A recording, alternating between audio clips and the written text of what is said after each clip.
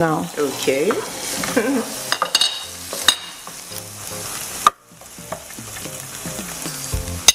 This is like 2 tablespoons of sesame. So it's like 1.5.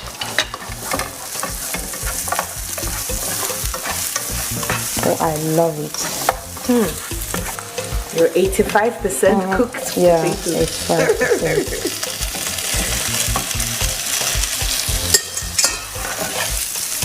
That's it now.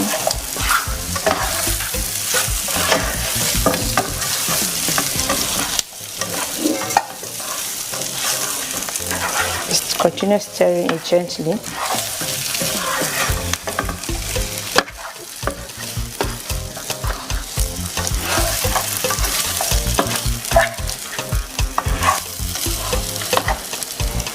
We give it like maybe a minute. This is our Chinese cabbage. We'll be laying it on the plate. We want to dish the food on top of it. So everything is set and done. We're going to be dishing the food. On our the potato on the Chinese cabbage. So we'll lay it one after the other. It doesn't matter the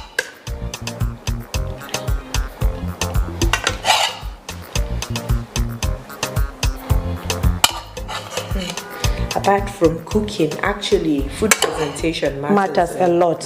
A lot.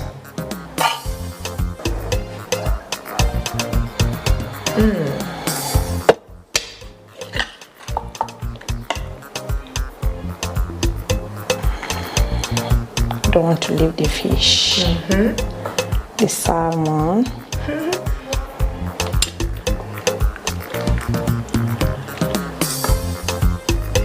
And the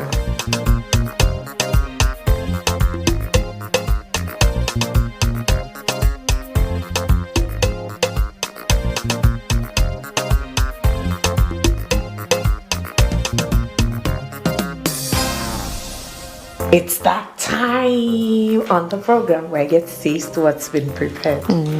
So, would you want me to serve you salad soon? of course, I don't want to scatter this beautiful arrangement.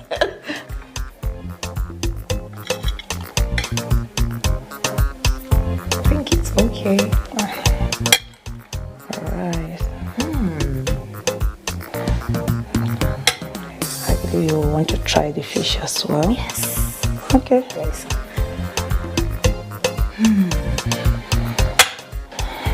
Here you go. Get to do the tasting. That's what differentiates you, my viewer, and from I. You get to see the procedure, yes, just like myself. But the tasting, I do it alone. So why don't you try it in your kitchen? Enjoy. Thank you. Here goes the salmon. Salmon. I love salmon. Very soft. Thank you very much. Oh, you're very welcome. You're very welcome. This fusion is epic. Thank you. Yeah. There is no hard or fast way to any particular cooking because cuisines keep evolving. New ones are created almost on a daily basis and chefs are taking up the challenge graciously. Chef Charity is not an exception, like we've seen in the Oceania and Nigeria fusion cuisine, which she tenaciously presented to you and I for our viewing pleasure. Don't go away.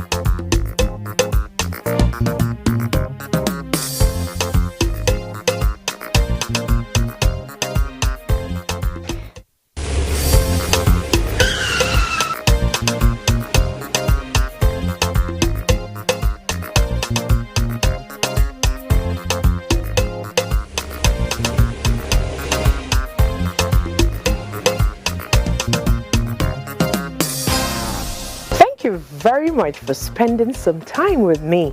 Join me same time next week, same station, for another beautiful package. It's going to be interesting.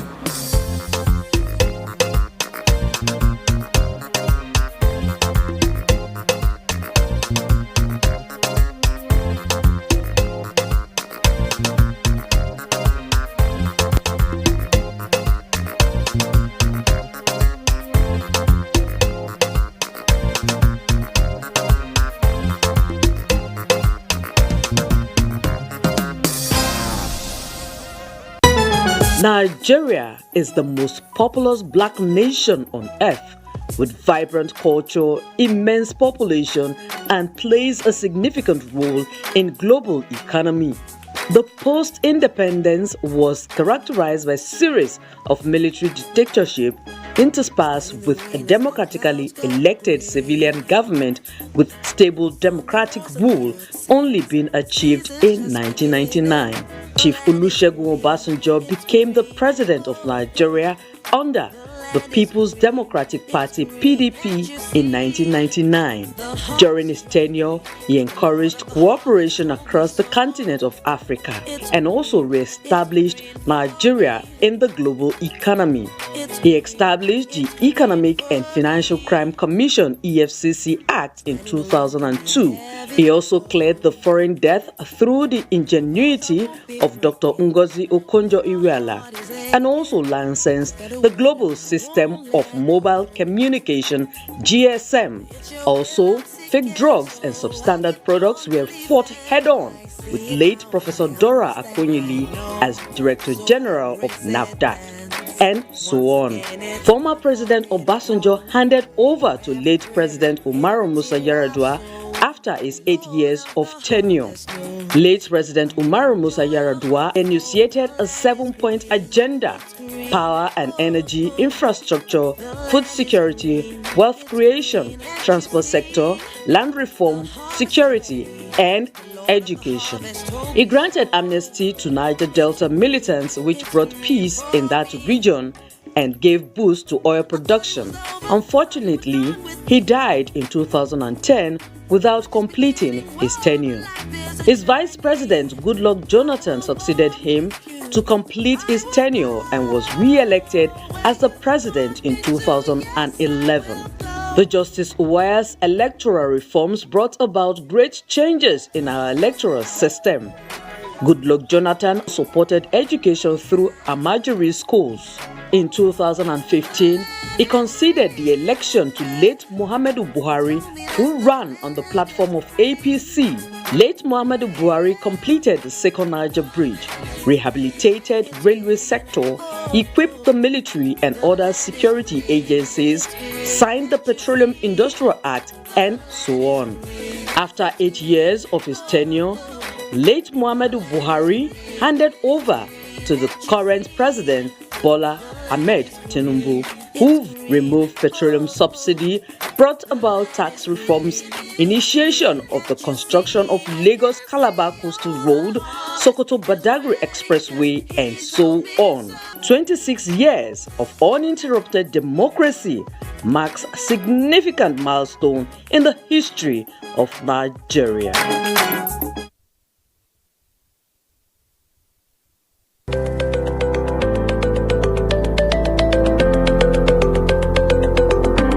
My name is Nando Jamda Muhammad Stedita Hussein Musa Roduna Joel Tinji Said Musa John. I'm a carpenter. I've been doing this for more than 8 years now. Ina sai da plantain na kai kimamin shekara 3. I've been selling my tomatoes for about 10 years now, and I do it for a better Nigeria. Ina wannan sana'ar lemu ne domin Najeriya ta ci gaba. Ina sa domin Najeriya ta kyau. And you can see how we are doing our small little work to make Nigeria great. As you can see, I'm a technician and I'm doing it to help myself and to help my generation. Ina zaune ne a Plateau na business. Kuma ina yin wannan domin ci gaban ƙasar Najeriya. For a better Nigeria. This message is from the National Orientation Agency.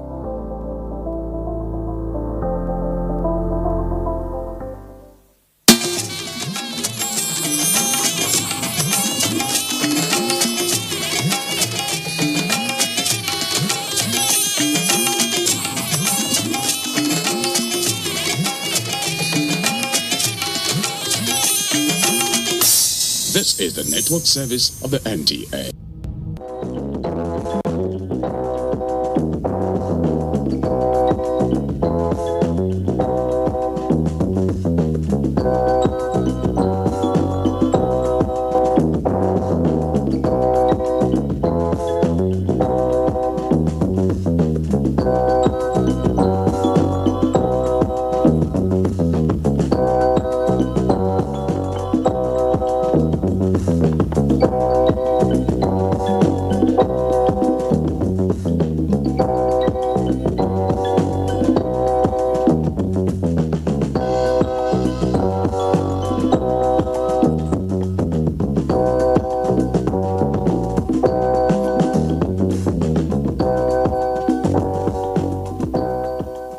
Wahi wanna hango. Wahi wanna hango.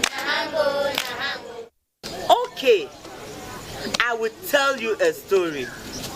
The title of my story is The Poor Orphan. Children, repeat after me. The Poor Orphan. Good.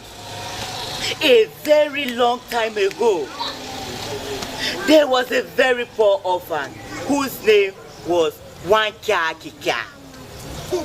She lived with her wicked auntie, who was named Wabe. Wankia Kika! Wankia Kika! Come. Come here, come here, stupid girl. Eh? Why is this compound like this? Eh? Mama, I'm washing the plate. You're washing which plate? The plate I asked you to wash. Since you're telling me you're washing the plate now. Eh? You, this girl, I will kill you in this house. I am going to kill you. You're just like your dead parents. I will deal with you in this house. Eh? Now listen to me. Look at me. Look at me. Idiot. Now listen to me. I am going to the market. And by the time I get back, what did I say? By the time I get back, make sure that this farm is, in fact, you see this farm at the back of the house, eh? That yam farm. In fact, weed everywhere. I don't want to see anything. What did I say? I don't see it. When you're done, make sure you wash that apple there. That one I soaked 2 weeks back. Did you hear me? Yes, Mama. After doing all those ones, make sure you fill this house with water. Did you hear me? Idiot, stop crying. Did I even do anything to you? Why are you crying? Oh yeah, leave. Leave this place. Get out. Go. Hey, this girl will not kill me. Wabe had 2 children, Willie and Jaja. Jaja! Willie, oh! Where are these my children now? Jaja! Oh, Mama! Come. Hey, Mama. Mama, Hey, I hope you are playing inside, eh? Yes, Mama. Mama, you look good this morning. Now it's because I want to go to the market, and you know I don't want to look bad now. What? You like chop? Don't worry, I will buy a question from you. Now when I'm coming back, I'll bring it for you guys. You know what I can do now. Okay, Mama is that I want. I'll bring it. No, I don't like. I don't want you people to fight. I'll bring everything for everybody. Okay, Mama. Thank you, Mama. Go inside. Okay, Mama. But don't come out till you hear my song. Don't come out till you hear my song. Go inside. And then when Kwabe returns from the market, she calls to her children alone in a song. Willie, come here. Jaja, you come here. Wankia Kika, stay back. Willie, come here. Jaja, you come here. Wankia Kika, stay back. Mama, welcome. Jaja. Willie, Mama, how are you? I hope Wankia Kika made your hair. Yes, Mama. It's looking good now. Mama, wait now. Buy for us now. I brought it. Oh yeah, take. No fight. Go inside and share it equally. Don't give that useless girl. Yeah, Mama. Give her, Mama. Thank you. I'm going to do with her in this house. She will even die and go and meet her parents. Idiot.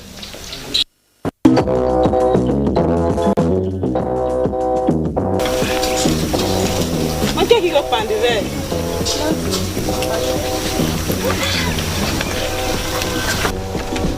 Sit down, no. Why is she looking like this? How is she looking now? Don't tell me that, Mama. JJ, I've been maltreating this girl. It's written all over her. Oh, thank you, Madam. Do right. Where you leave your house to come here and tell me how to maltreat my own stepdaughter, eh? Oh, if I don't tell you this now, I will not sleep. Just look at this girl. But is that what brought you to my house this evening? That is not what brought me, but it's also important. In fact, look at how I'm maltreating this girl. Your welcome has finished now. Oh yeah, come and start going to your house. I cannot even stay here in peace to watch that girl. Is it a crime that she lost her parents? How about you wanted that? Someone will give you something to your children. Leave my house. Wait, useless human. Look at, is this you that your marriage is good. Look at how you're looking. Just look at idiot. Wicked woman. You will die in pain. Amen. Go so that you will die in peace. Babe made one Kika work so hard. She worked tirelessly without food until evening when her dinner was served her on the ground. Oh, Grandma, that's wickedness. Yes. Not until one day when one Kika was going to the stream and then something happened.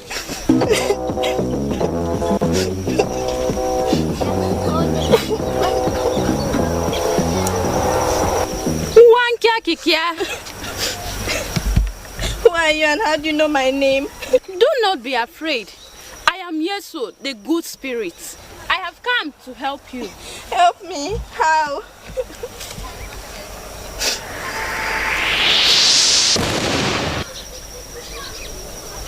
Take this. When you get home, lock the doors and windows. Be alone and then you will sing this song. Wamo vanengesha yamo terimo vanengesha yamo unsashi wala oti kumevalwana ona vidi nami yao. Take it. Now go to the stream and fish your water. As usual in the evening, when dinner was served, Willie and Jaja were given big portion of food in the plate, while one Kika was giving her food on the ground. Grandma, you mean they served her on the ground? Yes. One Kika. Oh, Mama. Come here, come. Come now, why didn't you eat this food, eh? Why didn't you eat this food? Why did you decide to just waste my food like this now? Why didn't you eat this food I served you? Mama, I'm not hungry. You have stolen all the food in the kitchen now. And you're not hungry. Oh, God. Come, Kika, who gave you this clothes? Eh? So you have started stealing clothes. I don't know. Kika. Mama. As from today, there is no food for you in this house, oh. No breakfast, no lunch, and no dinner. You will not eat this food, so I am not going to serve you again. Stupid girl. You want to waste my food? Idiot.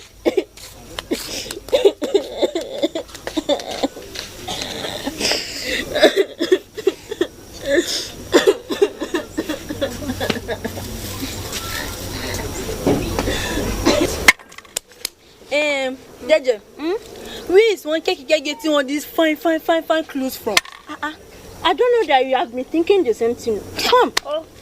Every time she comes back from the stream, she will enter her room, and the next thing, she will come out in new clothes. New clothes. My dear, do you know that she no longer come out for dinner? Maybe, maybe she get all these fine clothes on her way to the stream or in her room. So what do you suggest we do now? You suggest now, suggest. I think we should follow her secretly to the stream. No, follow her to the stream. You know that the stream is very dangerous. Mama warned us not to go there except on Kika that is allowed to go there. So what do you want us to do now? You know what we'll do? We'll follow her, peep through her window and watch before we know what to do next. What do you think? Are you sure?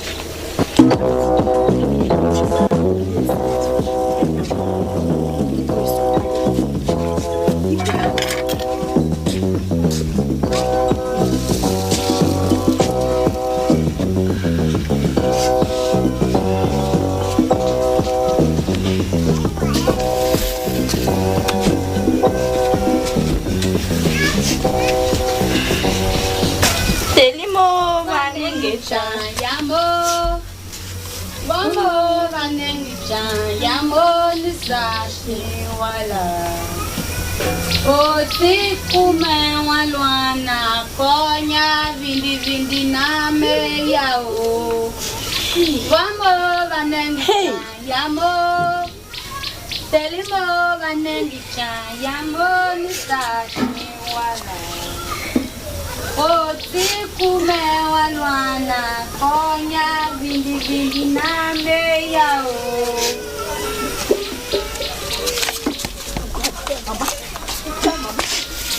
On the next day, as Kika went to the stream, they went into her room. Mama, it's about Wakakekao. What did she do? Mama, you know she has been wearing new and fine clothes. Yes, I'm aware. She doesn't come out to eat dinner. I know. Where is she getting all the clothes from? Mama will peep at her. So where?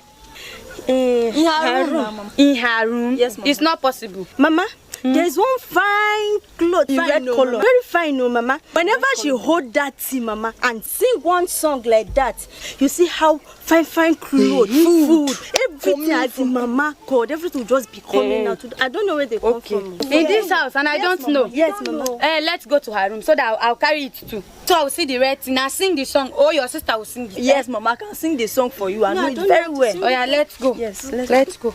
Let's go, take me there. Now sing the song for you. Remember where she gets it. Yes. Bring it out. Bring it here. Come here. Why? Look at it though. Let me see. Careful. No problem, Sing. You too sing.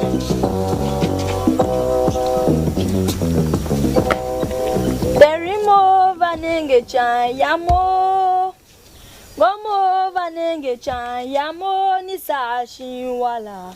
Oti kume walwana konya vindi vindi name yao. That's not how she sang it. So where are the good things? Okay, fine. It's okay. Repeat it again.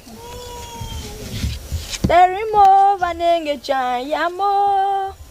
Gomo vanenge chayamo nisashi wala. Oti kume walwana konya.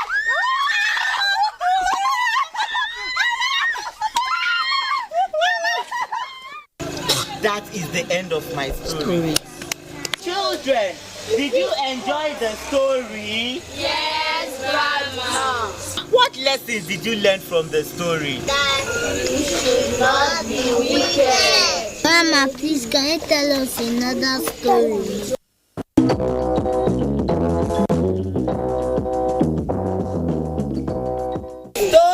Story. Once upon a time, there was a man whose name was Odumu.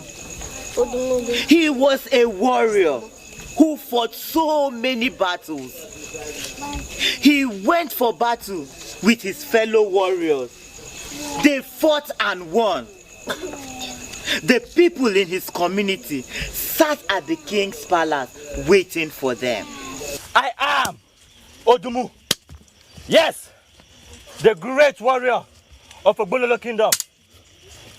Odum, you're right. Who has gone, fought, conquered, and came back without his back touching the ground. Hey! I know our noble king must have heard of our victory. Odum, you're right. We need to go and let him see us so that we can narrate our ordeal to him. Odum. Yes. After that, we can go see our wives. Then let's go ahead. Yes. Hey. I just put this first. Is that not Odumu? Hey! Who am I seeing? Yes! It's Odumu! I think he's worried though! Yes! Go! Odumu is back! Hey! What is the person from the king?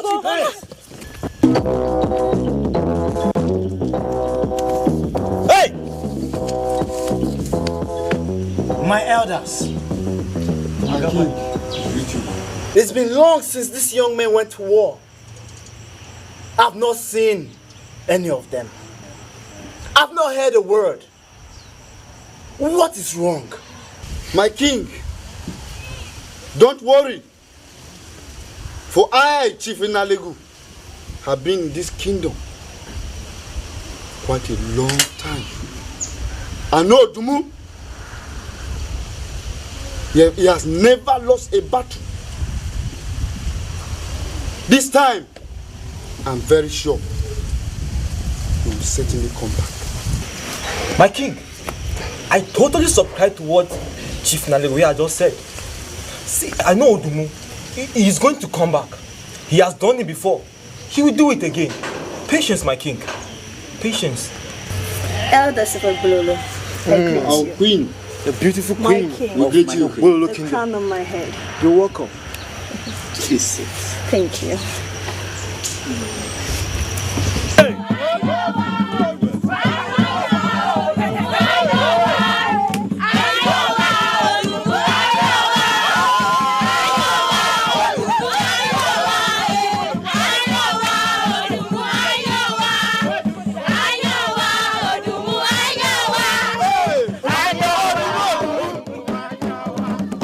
What is that noise that I'm hearing?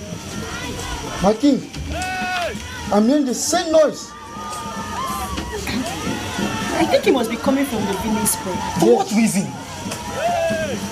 Guys, go and check where the noise is coming from.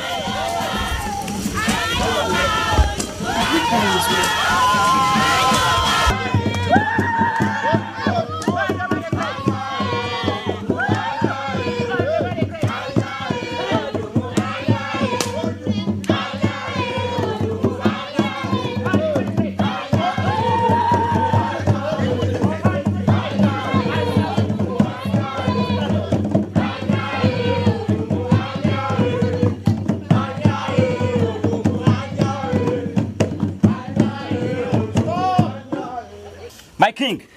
Odumu the Great. My chiefs. My queen. Welcome. Welcome. I knew you would go and come back victorious. Yes, my king. Our gods have always been with you. Yes, my king. You are a true son of your father. Stand up, Odumu. Thank you, my king. My king. We fought bravely, my king. But we lost most of our men at battle. The gods of our lands knew best, and they spared us our lives so we could come back and tell you once again of our victory at war. You've done very well, Odumu. Thank you, my king. We said we should come and give you this great news ourselves before heading home to see our wives who we've left for a very long time. And women. When you go, greet your wives for me. Yes, my king. Odumu, Yes, my chief. you are the true son of your father. May the gods of our land be with you. Thank you, my chief. Odumu, My chief. you've never failed us before. Go and greet your wife. Well done, Odumu. Well done. Thank you, my chief. Anya. Take my greetings to your wife, Otanya. Shoya, my queen. Go well. Thank you, my queen. Long live my elders. My queen. Odumu, go well. Go well. my Thank you. greetings to your wife. Show you hear, my king. Well, Yes, and my may the chief. gods of our land lead you. Sure. Thank you, my chiefs. Odumu the Great. Odumu the Great. Hey.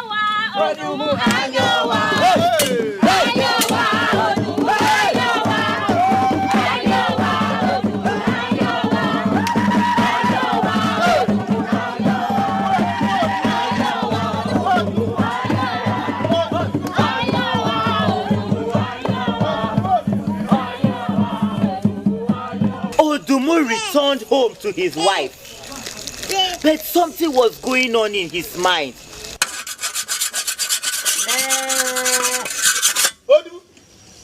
Odumu, my only friend. Agaba. Hey, Odumu. Agaba. Odumu. Agaba. Odumu. Hey. Odumu, I greet you. Agaba. The son of my great friend Oja. Odumu. Hey. Sit down, Agaba. Sit down. Thank you, Odumu. It's always nice to see you. It's been long, oh. It's been long. Odumu? Yes. Now that you are back from the war, how about what we discussed before you left for the war? Agaba. Yes. You know I tell you everything. You know that. I tell you the truth, Agaba. I don't know how to go about things, so I'm still thinking about it. Odumu? Yeah. You are still thinking? Yes, nah. I'm still thinking. Come. For how long do you want to remain thinking? For how long do you want to remain a warrior? Odumu, I don't like this. Agaba. Now that you are here, tell me, how do you want me to go about things? How? Now you are talking. Oh wait, are you the only one at home? Yes. My wife and my daughter, they went to the farm. I'm the only one at home. So, okay. If you say anything. If you will agree with me, let us kill the king. Calm down. You are a warrior. Don't give me that. You see, killing the king is the only way you can become the next king. Everyone in the Ogbululu community knows your capabilities. Don't give me that. Agaba. Odumu. Agaba. Hey! You are really a wise one. I've always been. Why haven't I thought of this for a very long time now? Hey, nice one. Yes. This my mouth always running like water. I was supposed to do something at home. I forgot. I just rushed to come and give you this message. But concerning what we just discussed, don't worry. Strategize your plans. I know what you can do. Let me be on my way now. Agaba. Odumu. My regards to your wife, My regards to your wife. Okay. Agaba. Hi. It's a very nice plan. Well, let me head and meet that woman before. Hi. Oh.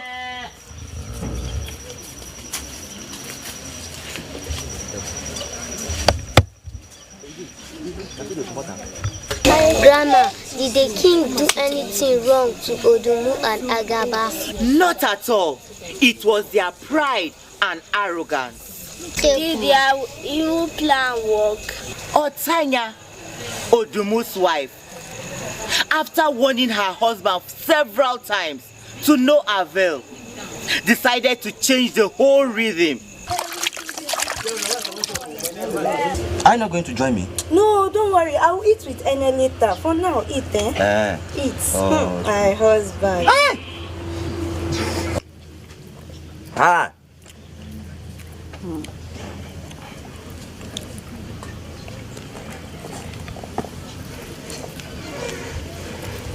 Hi. I bless the gods for giving me such a woman.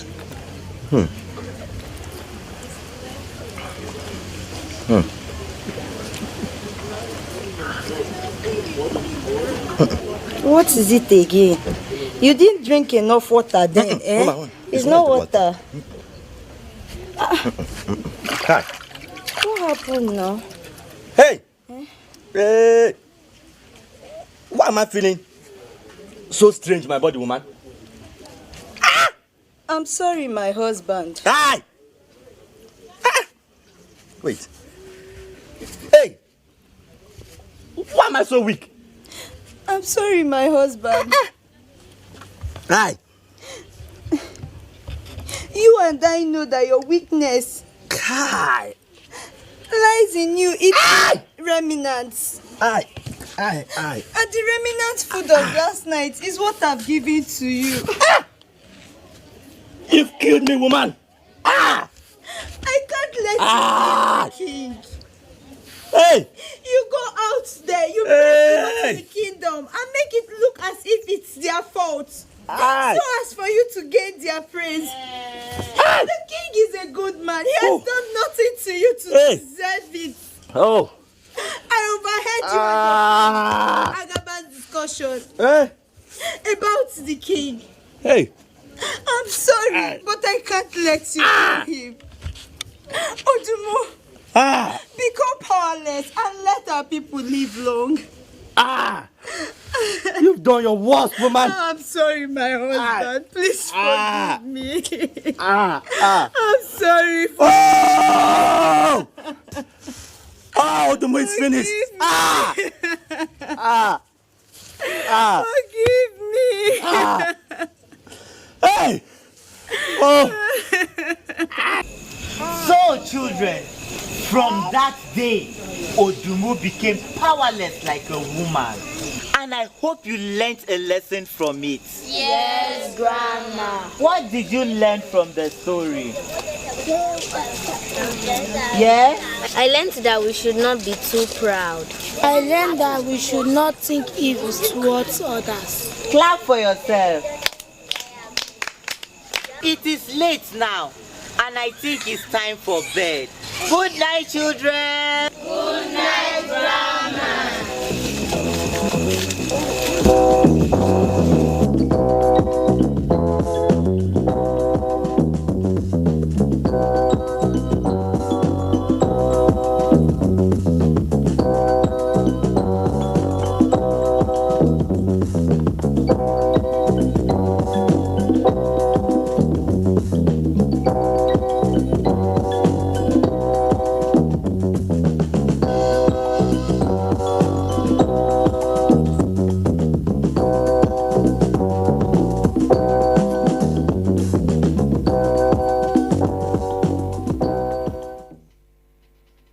Welcome to Eco Frontline on Africa's window to the world.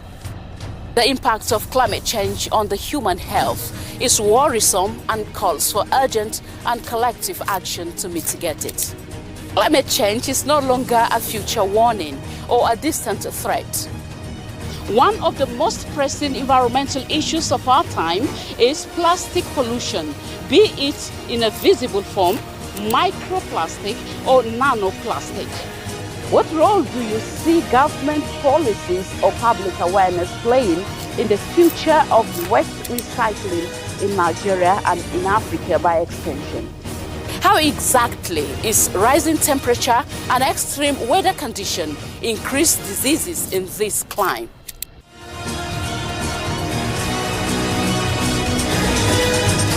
Please stay safe and healthy until we return.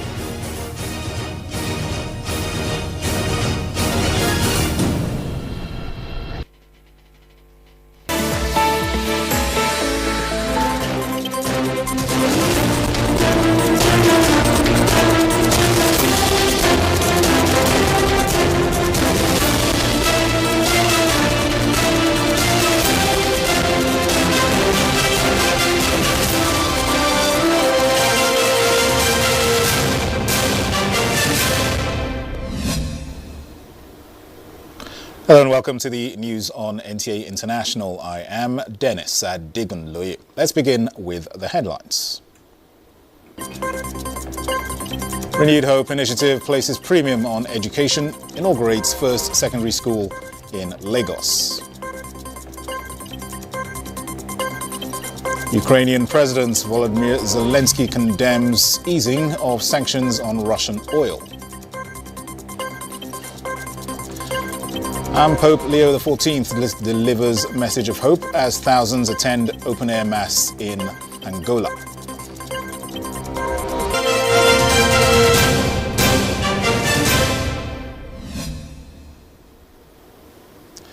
Ukrainian President Volodymyr Zelensky has condemned the easing of sanctions on Russian oil after the United States extended a waiver meant to soften surging energy prices driven by the Middle East war. He did not, however, mention the United States, but President Donald Trump's administration issued a month-long sanctions waiver allowing the sale of Russian oil and petroleum products that are at sea. The action was intended to bring down soaring energy prices, but the U.S. Treasury Department's extension came 2 days after Treasury Secretary Scott Bessent said that Washington would not renew the waiver. Mediation efforts have continued following high-level talks in Pakistan that failed to reach a deal. Iran says it would not reopen the crucial maritime trade route until the United States ended its blockade of Iranian ports. The Strait of Hormuz remained closed on Sunday in the standoff between Iran and the United States, with Iran's Speaker of Parliament, Mohammad Bagher Ghalibaf, signaling a final peace deal was far off despite movement in negotiations. A 2-week ceasefire is set to end on Wednesday unless it is renewed. US President Donald Trump said very good conversations were going on with Iran, but warned Tehran against trying to blackmail the United States. And now to global updates with Frama as our guide. Welcome to the global scene, where I will be taking you around the world. Our flight takes off from Bulgaria. Bulgaria held its 8th legislative election in 5 years, with ex-president Roman Radev's grouping tipped to win on a pledge to fight corruption. Hezbollah leader Naim Qassem said on Saturday that the ongoing 10-day truce with Israel cannot be one-sided, vowing that his fighters would respond to Israeli attacks on Lebanon. He said a ceasefire means a complete cessation of all hostilities. Because we do not trust this enemy, the resistance fighters will remain in their field with their hands on the trigger, and they will respond to violations accordingly, Qassem said in a statement read out on TV. There is no ceasefire from the side of the resistance only. It must be from both sides. The truce came days after Lebanon and Israel's ambassadors met in the U.S. Washington ahead of planned direct negotiations between the two countries, the first in decades. Qassem expressed gratitude to Iran for their support and assistance, saying the country kept the Strait of Hormuz closed until a truce was reached in Lebanon. Iran's military declared the Strait of Hormuz closed again on Saturday after a brief reopening in response to a U.S. blockade of its ports. Zimbabwe marked its 46th anniversary of independence on Saturday, with President Emerson Mnangagwa presiding over the military parade and other celebrations at Mufisa Stadium in Matabeleland Land South. Now, footage shows the national anthem ceremony at the start of the event, as well as Mnangagwa inspecting the parade from a military vehicle and delivering a speech. I extend greetings to you, my fellow countrymen and women, boys and girls, physically gathered here and at numerous centers across our beloved motherland, Zimbabwe, and those following the ceremony from the diaspora. Meanwhile, China puts humanoid robots against human runners in a half-marathon race in Beijing, showing off the speed and technological advancement of the new machines. Dozens, according to the local media. Finally, we have DJ Padre Guilherme, known for blending electronic music with messages of faith, hosted a tribute honoring the one-year anniversary since Pope Francis's death, drawing crowds in Argentina to a unique event that fused spirituality, music, and a call for peace. The father said it is necessary for people to realize that peace truly is a grace, but at the same time, it is very fragile. Enjoy this music by DJ Padre.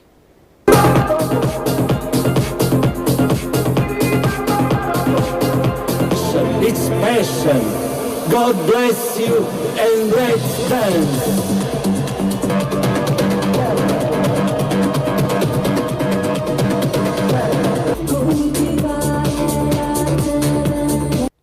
It's been my pleasure being your host. I am Frama Pani. See you next time. Many thanks, Frama. Let's go to Angola now, where tens of thousands of people attended a giant open-air mass by Pope Leo XIV outside the country's capital on Sunday, where he delivered a message of hope to the resource-rich country marked by poverty and inequality. Let's get details with Frama Pani.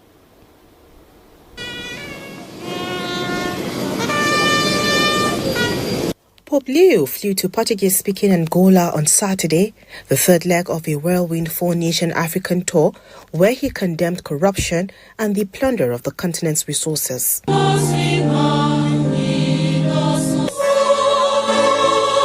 Around 100,000 people attended the pontiff's first mass in Angola at Quilamba, around 30 kilometers, that is 19 miles from Luanda, the Vatican said, citing local authorities.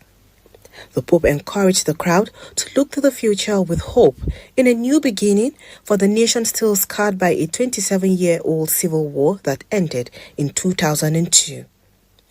It is possible to build a country where all divisions are overcome forever, where hatred and violence disappear, where the wound of corruption is healed by a new culture of justice and sharing, he said. After arriving on Saturday from Cameroon, Leo went straight into an event with Angolan President João Lourenço and other officials, where he spoke out against the suffering caused by poverty and the rampant exploitation of natural resources, continuing the assertive tone of his 11-day tour. Angola is one of Africa's top oil producers and is rich in resources such as diamonds. Frama Panyi, NTA News. Now, several people have been injured in a shooting at the University of Iowa early Sunday. Police say this happened after the Midwestern U.S. school issued an alert reporting gunshots in an area populated for nightlife. The United States, where firearms are made available readily, and is a serious matter every year, and the authorities confirmed victims in the incidents without providing additional details of casualties. Victims have been taken to area hospitals to be treated for various injuries. Catholics across the nation have marked Mother's Day with special Thanksgiving masses led by the Catholic Women Organization, in line with the Catholic Bishops' Conference of Nigeria directive, with a call for virtuous living. Omenka Amarachukwu reports.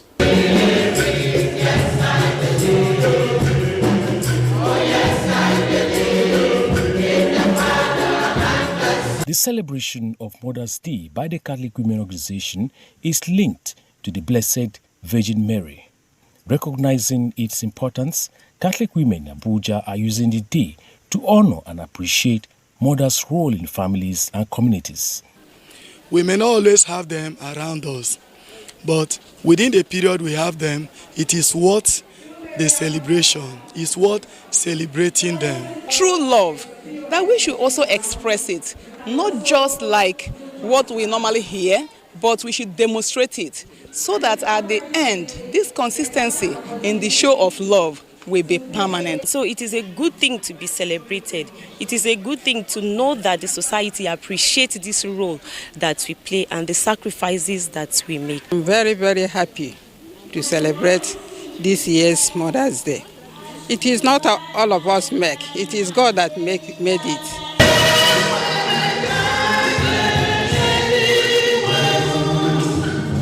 The women also used the day to seek unity, peace and blessing for humanity. In Abuja, Omenka Amarachukwu, NTA News. The Renewed Hope initiative will continue to accelerate action for Nigeria to attain the Sustainable Development Goals, especially on education, ahead of the 2030 target set by the United Nations. First Lady Oluremi Tinubu disclosed this after inaugurating the first secondary school established in Abaraje community under Igadog Ikotun Local Government Development Area of Lagos. Musa Toliat reports. Carnival-like atmosphere defines the inauguration of the first secondary school in Abaraje community by the First Lady, who was represented Senior Special Assistant to the President on Strategic Planning, Abdul Wahab Alawiye King, who represented the First Lady, says the newly inaugurated secondary school is one of the Renewed Hope Initiative-inspired projects and an intervention to take accessible quality secondary education to the doorsteps of residents in the community. The establishment of this school is not just a milestone in Lagos State. It is a significant contribution to the United Nations Sustainable Development Goal number 4, which aim to ensure inclusive and equitable quality education for all. Education is great equalizer. When we make it accessible, we reduce poverty, improve health outcomes, and foster peace. In a world that is rapidly evolving through technology and innovation, Governor Babajide Sanwo-Olu, who was represented, is taking the responsibility to equip the newly inaugurated secondary school with modern digital facilities. Abaraje Secondary School is the physical embodiment of your faith in a government that listens and a say that delivers. It is one of the important chapters in larger story of education transformation that this administration has been writing since 2019. Speaker, Lagos House of Assembly, Right Honorable Mudashiru Obasa stressed that the legacy education project undertaken by Honorable Kehinde Joseph is worthy of emulation for political office holders to prioritize pressing needs in their constituency. If you see somebody in the parliament boldly, lively, to take a further step in representing his people by putting this structure in place in the interest of his constituent, I think he has done tremendously well. From Ikotu to Abarote to Kebbi, the distance to the nearest secondary school is around 9 kilometers. So I will have 10 primary schools there. So that is a reason why we constructed that school, at least in order to bridge the gap between these people that are waiting to primary school and going to secondary school. The event, which dovetailed into a political gathering, attracted various APC Apex leaders, Governors Advisory Council members, members of the Lagos State House of Assembly, traditional rulers, and members of the All Progressives Congress across Alimosho local government area. In Lagos, Musa Tolian, NTA News. This is the news on NTA International. Let's take a break. More reports in a moment. Stay with us.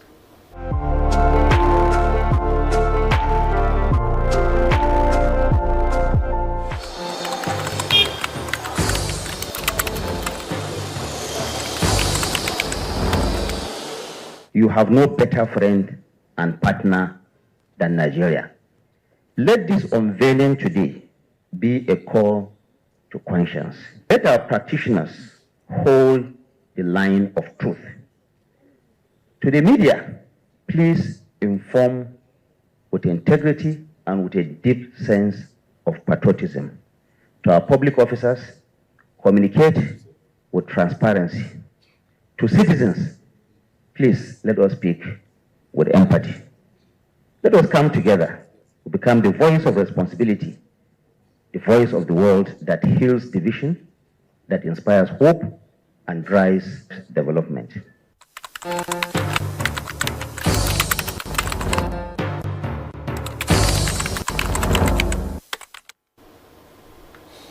Welcome back. Vice President Kashim Shettima is to declare open the 2026 Nigeria Public Relations with the theme Food Security in Nigeria. From policy paper plates, the imperative of public relations. Scheduled to take place in Kaduna State from April 19th to 25, 2026. In a statement by the Director Public Relations NIPR, Stanley Ogadigo, the Vice President will attend as special guest of honor. More than 2,000 professionals, policymakers, communication experts, international guests, and other stakeholders are expected to converge to deliberate on critical issues of national development. Speaking on the relevance of the theme, NIPR President Ike Neliaku says this year's NPRW focuses on a key sector of the nation's economy. He noted that the Vice President's participation underscores the federal government's commitment to repositioning agriculture as a vital instrument for social and economic security. Minister of State for Works, Bello Mohamed Goronyo, has called for sustained investments in military justice and the legal system as a critical component of Nigeria's national security architecture. He made the call while delivering remarks at a book presentation titled Military Law in Nigeria, a quick reference guide to practice and procedure, held in Sokoto State. As Nigeria continues to confront evolving security challenges, the importance of a well-defined and effectively implemented military legal frameworks remain paramount. Minister of State for Works, Bello Goronyo, who is also a legal practitioner, stressed that military law remains central to enhancing professionalism, discipline, and accountability within the armed force, noting that the book provides a practical and accessible guide for navigating military legal procedures, thereby enhancing institutional efficiency and adherence to the rule of law. The author decided to put these laws together so that it can serve as a recipe. While commending President Bola Ahmed Tinubu for prioritizing security and the rule of law, he urged members of the armed force, legal practitioners, academics, and policymakers to leverage the insights provided in the book to strengthen the administration of military justice and enforce institutional integrity. Really assist in finding out how the actual practice and procedure in military operations are supposed to be conducted in line with our extant laws. This gathering is not only a celebration of intellectual achievement, but also a recognition of a man whose contribution to the legal profession, public service, and development of our society have been both impactful and enduring. But today, we are being taken one step further into knowledge by an eminent professor who put this book in place. Also, our dear brother Moreno, for taking us into a new domain of knowledge.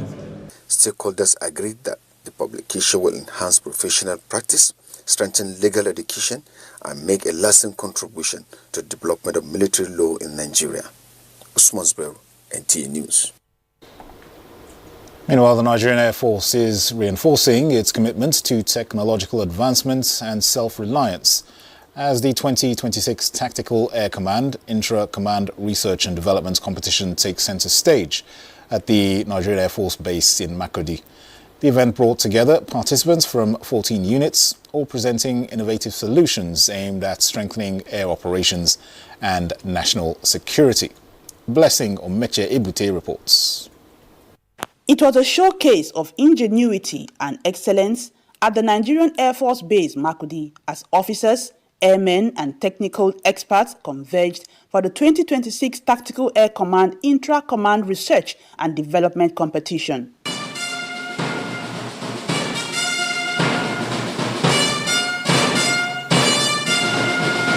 Air Officer Commanding Tactical Air Command Makurdi, Air Vice Marshal Michael Ikweme, highlighted the importance of research and innovation in enhancing aircraft serviceability and sustaining operational efficiency. This competition provides a structured and purposeful platform for harnessing the intellectual capacity within Tactical Air Command. It is designed to stimulate creative thinking, generate practical solutions to operational challenges, and foster collaboration among operators, engineers, and researchers. The competition featured intense PowerPoint presentations from the 14 participating units, each demonstrating creativity and technical expertise.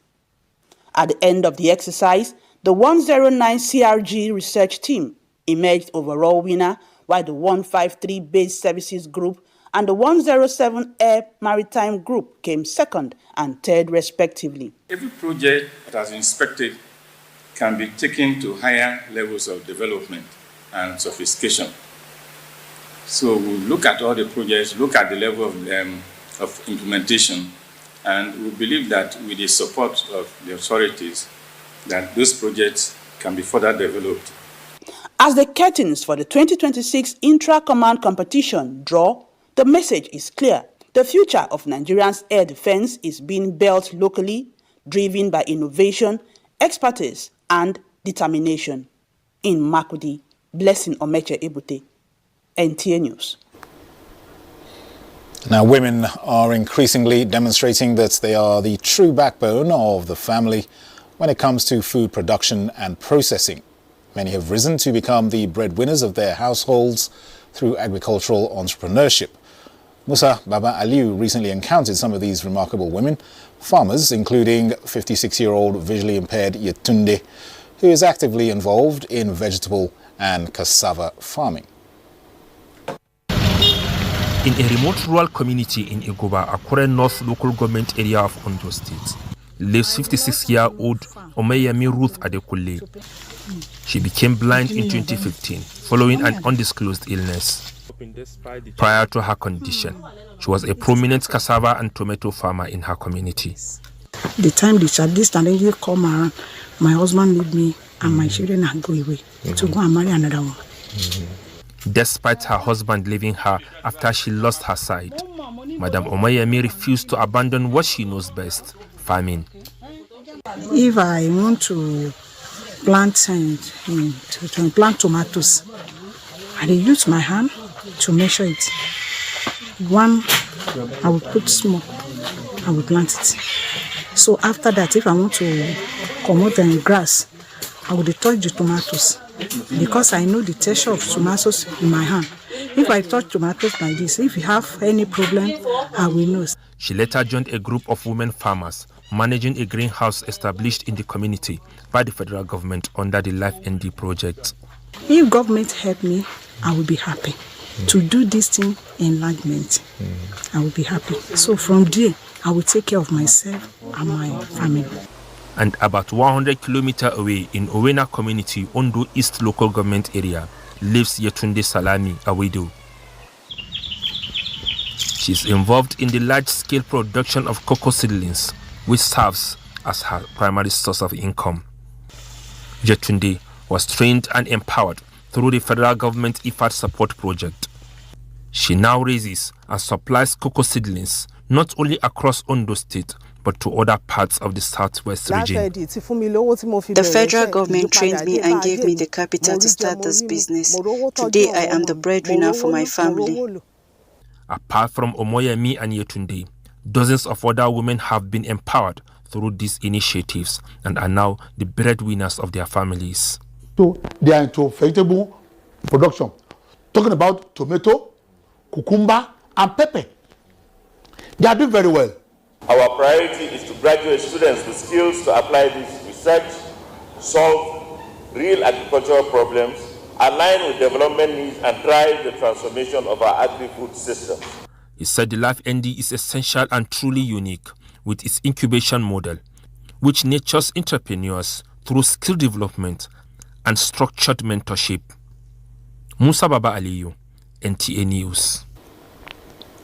In other news, a network of civil society organizations led by the Humanities, Welfare and Social Development Initiative has called for total support for the Independent National Electoral Commission, INEC, as it prepares for the 2027 general election. At a press briefing in Abuja, the group said instead of protests and agitations, what is required to ensure a free, fair and transparent electoral system is for all stakeholders to rally around the INEC leadership with open-minded suggestions on how to make the reforms better and work for the good of all Nigerians.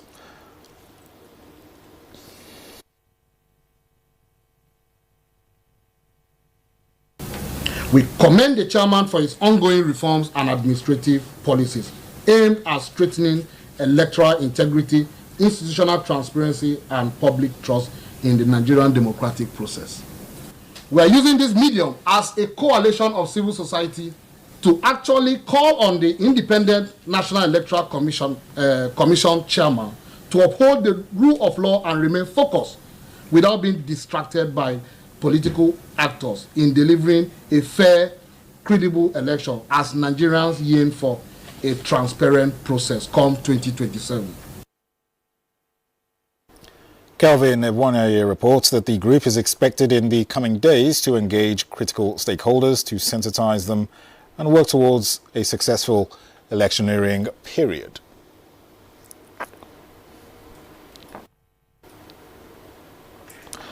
President Bola Tinubu has expressed sadness over the passing of Kano-born ace sports administrator and community leader Alhaji Ibrahim Galadima.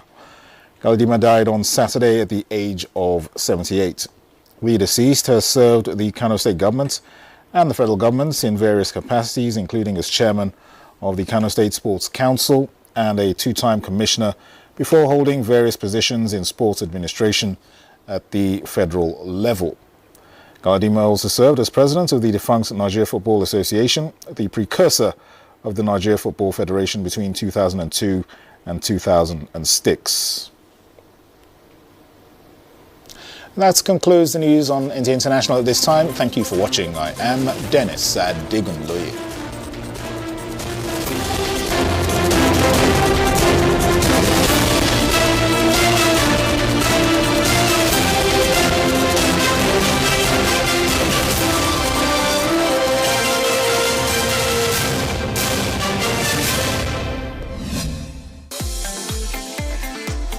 From dusk to dawn, 24 hours a day, NTA International is with you in your living room, office, everywhere and anywhere. we provide the company you desire in terms of balanced and up-to-date news, programs, and the best of entertainment. Tune in to DSTV channel 251, GoTV channel.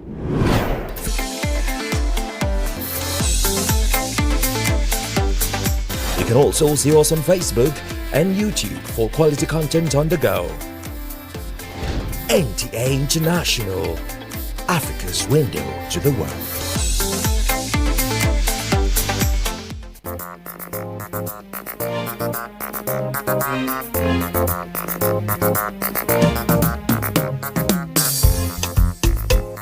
Welcome.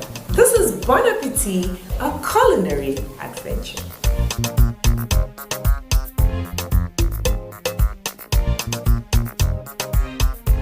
All of them are quite different and unique, especially when it comes to native foods and cultural delicacies.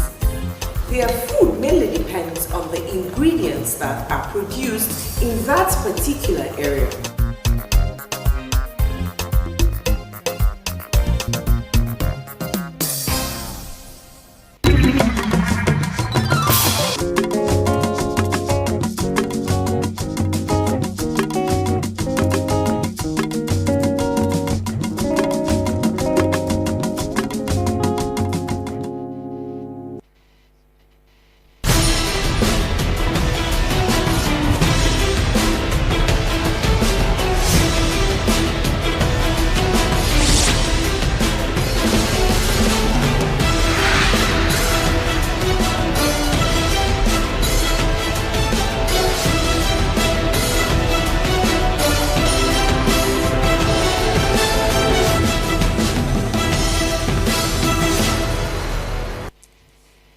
Hello out there, and we are glad you could join us on another episode of NIMASA This Week, your ultimate guide on all things maritime, both home and abroad.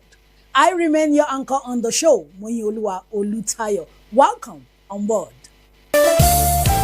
Introducing the new face of the Nigerian Maritime Administration and Safety Agency, NIMASA. We are charting the direction for our maritime and regulating the industry for a better, bigger, and more economically stable Nigeria. Evolved to serve you better. We are NIMASA. New face, rejuvenated service. NIMASA. Changing the tides in your favor.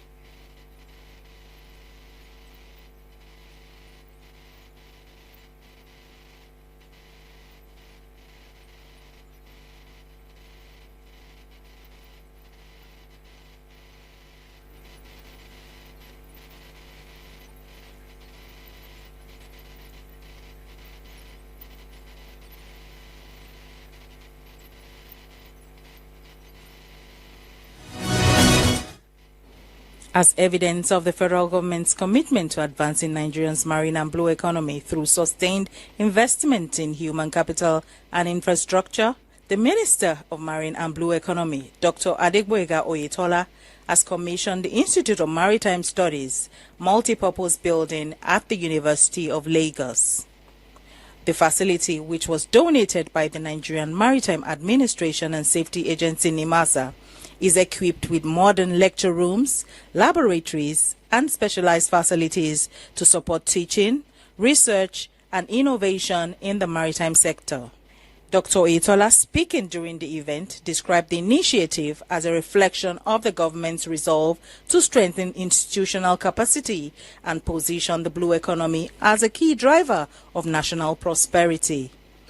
This auspicious occasion is a defining milestone in our collective resolve to strengthen institutional capacity, advance innovation, and deepen the human capital base required to position Nigeria's maritime and blue economy as a cornerstone of national prosperity.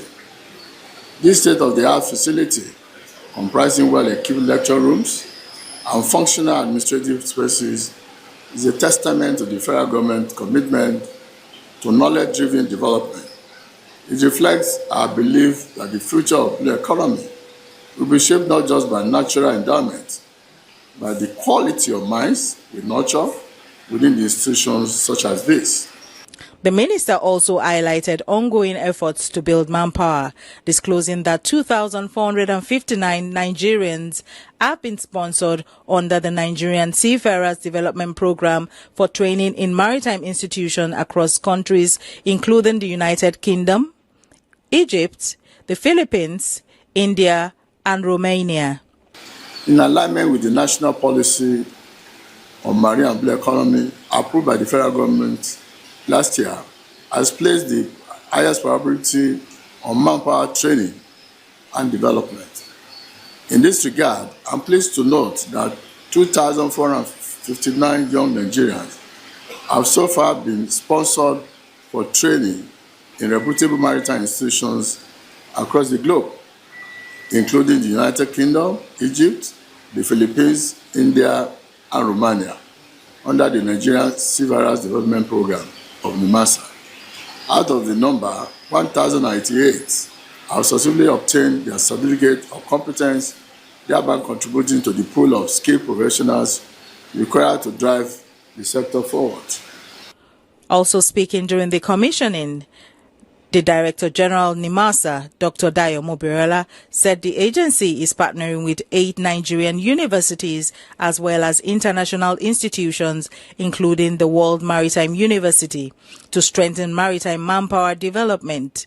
He stressed that building a skilled offshore workforce will enhance Nigeria's global competitiveness, reduce dependence on foreign expertise, and create sustainable employment opportunities. Dr. Mobirela noted that the NIMASA-UNILAG partnership will boost research, support data-driven policymaking, and produce industry-ready professionals to meet evolving demands in the maritime sector. As a maritime administration, we recognize the true strength of any sector lies not only in its infrastructure or policies, but in the quality, competence, and preparedness of its capacity building. In this regard, the agency has consistently fostered strategic relationship with educational institutions, including 8 universities across Nigeria, 2 international institutions, the World Maritime University and International Maritime Law Institutions, and several maritime institutions across Nigeria. On our part, the Vice-Chancellor of the University of Lagos, Professor Folashade Ogunshola, expressed optimism that the new facility would enhance teaching, research, and professional training in areas such as maritime law, shipping management, port operations, logistics, and maritime environmental studies. This building, which represents the first phase of the Institute of Maritime Studies complex, was donated by NIMASA. The Institute of Maritime Studies, University of Lagos, was established in 2013 in response to the call by NIMASA for developing maritime manpower in country and has evolved over time into a strong partnership to proffer contextual solutions to the problems of the blue economy. Since then, we have remained committed to building capacity not only for Nigeria, but the entire African continent. As at today, the Institute has graduated 2,000 students, and presently over 400 students have registered for this academic session. Also speaking, the Pro-Chancellor and Chairman of the Governing Council, Chief Wole Olanikbekun, SAN, commended the federal government for its support and pledged to universities' continued collaboration in advancing manpower development in the maritime sector. And when we talk about the ecosystem, and we relate it to marine and blue economy, where do you have it? University of Lagos. It's not by accident that we are located just by the lagoon. What we are doing here today is a milestone. We are taking another step forward in our quest to lift the University of Lagos beyond where we met it, to situate it at another level, and to make it far ahead of other universities in this country. I commend NIMASA for the timely and commendable execution of this directive. This intervention must also be viewed within the broader context of the federal government's ongoing reform, which are deliberately focused on building the capacity of our people as a foundation for sustainable economic growth. This institute represents a strategic investment in Nigeria's future. It strengthens the talent pipeline required to unlock the vast potentials and opportunities within the marine and blue economy, and position our young people to actively participate in the benefits and the benefit from the sector's growth. The event was attended by key stakeholders from the maritime sector and the academic community.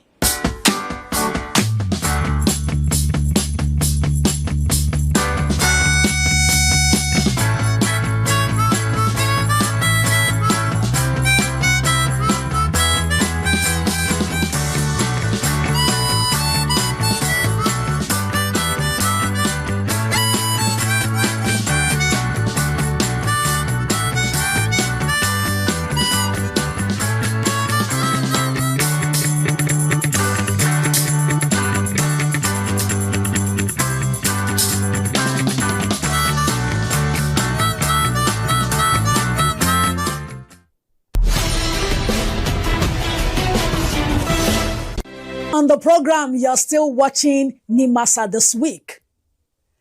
Nigerian Seafarers Development Program, NSDP, is a sponsored intervention program being implemented by the Nigerian Maritime Administration and Safety Agency, NIMASA, to grow capacity of young Nigerians to be certified as seafarers with global recognition and acceptance, thereby bridging the gap and also creating open doors for global employment opportunities. The NSDP officers from Romania who just finished their studies and acquired their certificate of competence recently visited the Director General of NIMASA, Dr. Dayo Mobiriola, at the NIMASA headquarters, Victoria Island, Lagos. Stay with us on the program as we bring you the full report. I'll be right back. The Director General of the Nigerian Maritime Administration and Safety Agency, Dr. Dayo Mobiriola, recently received a delegation of graduate officers under the Nigerian Seafarers Development Program who were in the agency to register their appreciation following their successful completion of their training. Receiving the cadet graduates, now certified officers, Dr. Mobiriola commended them for their resilience, exemplary conduct throughout the journey. He also encouraged them to continue demonstrating strong character and professionalism as they embark on their careers, urging them to serve as worthy ambassadors of Nigeria, NIMASA, and the African continent at large. So we are proud of you. We are proud of the fact that Nigerians are actually providing officers who will tomorrow take this country into a bigger space. We are proud that we are having our own that will be able to compete at any foreign level, any foreign countries, and rise to the top of their careers, to become captains, first officers, everything you want to be. God Almighty will make it happen for you. Yeah. But I also want to give you a word of advice. Like I said, nothing comes easy in this world. All right.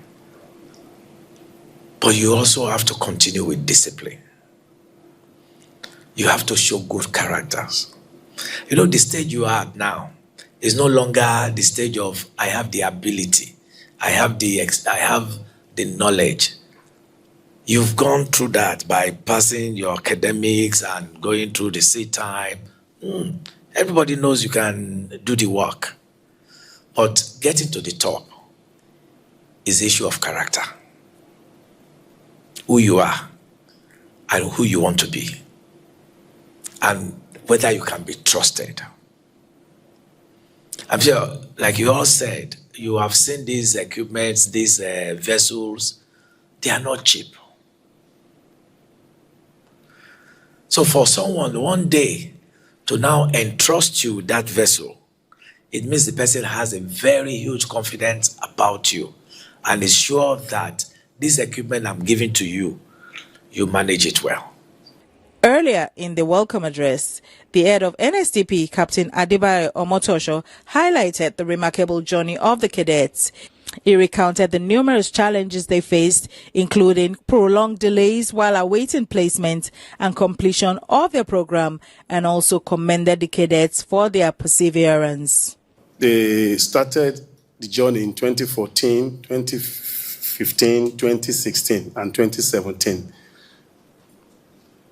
297 of them graduated with their degrees, both in nautical science and marine engineering. But because of the MOU, the agreement between NIMASA and the Romanian government, they were only meant to do the academics there. There was no plan for the C-time and the COC exams. So this kept them at home until in 2023/2024, during your management, when some of them were able to go to school. They were put into batches, and the first 50 of them were sent to Nigeria NLNG NSML. Speaking on behalf of his colleagues, one of the officers, Edet Utebe Michael, who is an engineering officer of the watch, expressed profound appreciation to the NIMASA management for addressing their prolonged challenges. He recounted that after graduating from Maritime Institution in Romania, they had remained without sea-time training and certification for about 8 years.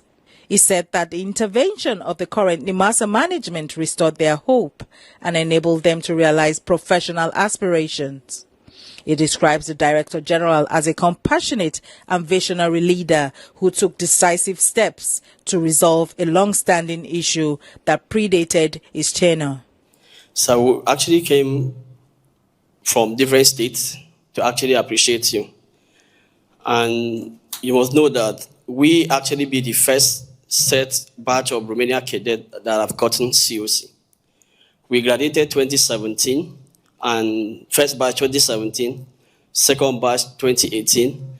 Now we have to go through the cadetship training with NSML, one of the best shipping company in the world, where we have to undergo, because we are the engineers, we understudy the engineers on watchkeeping, on main engine operation, and also the operation and maintenance of the auxiliary engines and auxiliary equipment. And this was a very good experience for us, being that we are so passionate about the career. As the director said, over 200 and something people that embarked on the program, many have given up on the program. But because we are passionate about the career, despite all odds, we still stick thick and tight that we want to continue with this career to the very end. It wasn't easy, but you came in and make our dream come true. The cadets who commenced their academic training under the NSDP scheme at Constanta Maritime University in Romania during the 2013 and 2014 academic session successfully completed their study in 2017.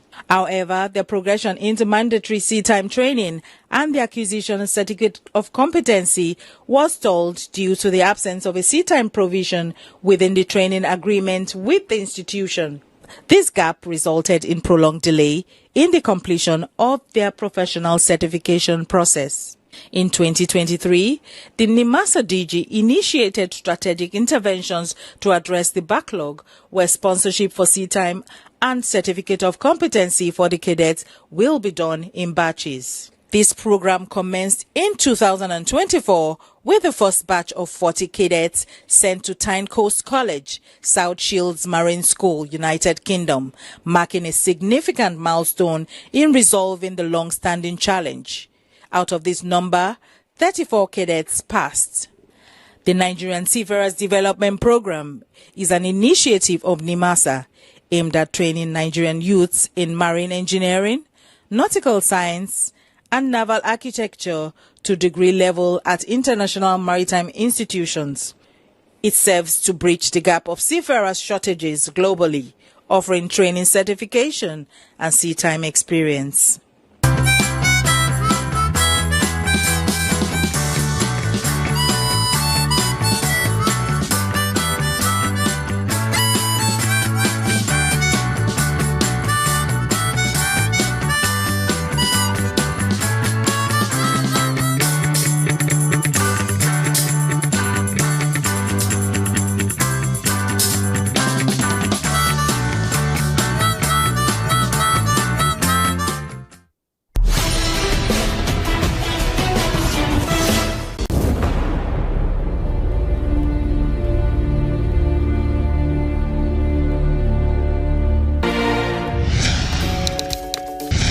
The Executive Director of Maritime Labour and Cabotage Services, Mr. Jibril Abba, recently led a delegation from the agency on an official tour of the APM terminals, Apapa, Lagos, as part of the ongoing efforts to strengthen collaborations within Nigeria's maritime sector.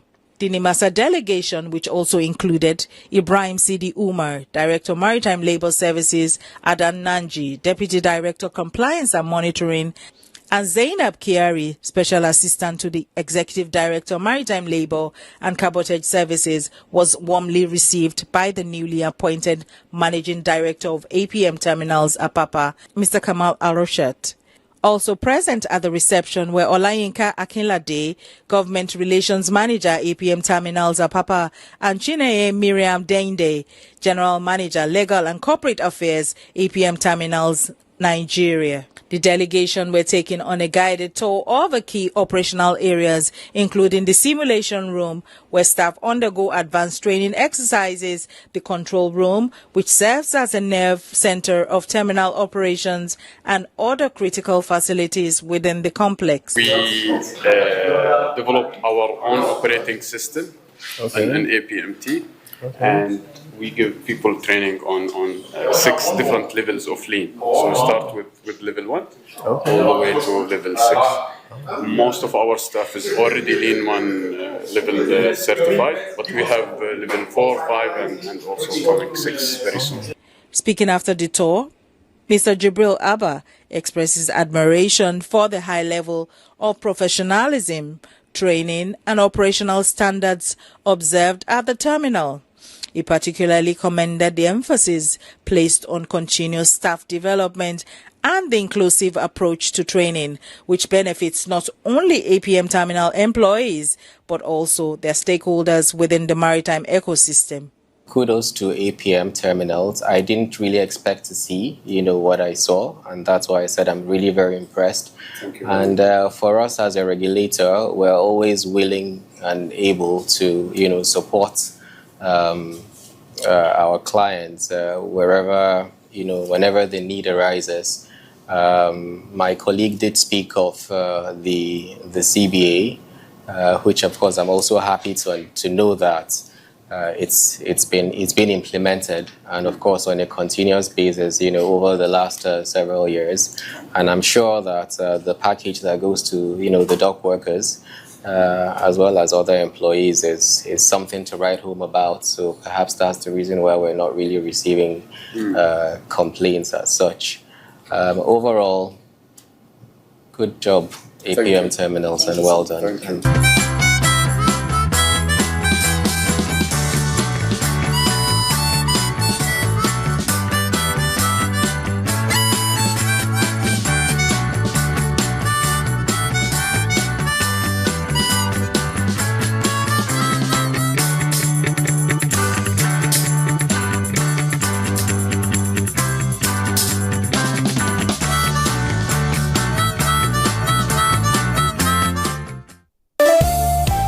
Introducing the new face of the Nigerian Maritime Administration and Safety Agency, NIMASA. We are charting the direction for a maritime and regulating the industry for a better, bigger, and more economically stable Nigeria. Evolved to serve you better. We are NIMASA. New face, rejuvenated service. NIMASA. changing the tides in your favor. Wow, wow, wow. We finally come to the end of another episode of Nimasa This Week. Thanks for watching. Stay connected with us on all our social media handles for more maritime stories and updates from the maritime world. Until we come your way again next week, I remain your anchor, Moyioluwa Olutayo. Bon voyage.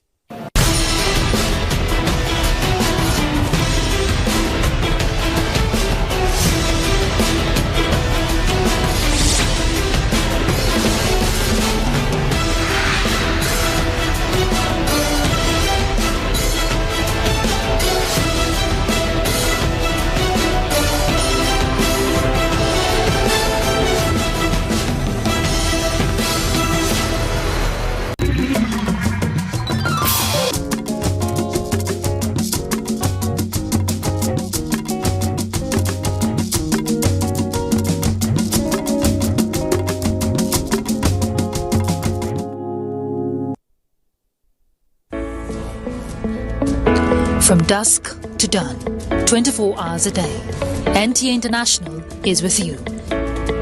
In your living room, office, and everywhere, anywhere. We provide a company you desire in terms of balanced and up-to-date news, programs, and the best of entertainment.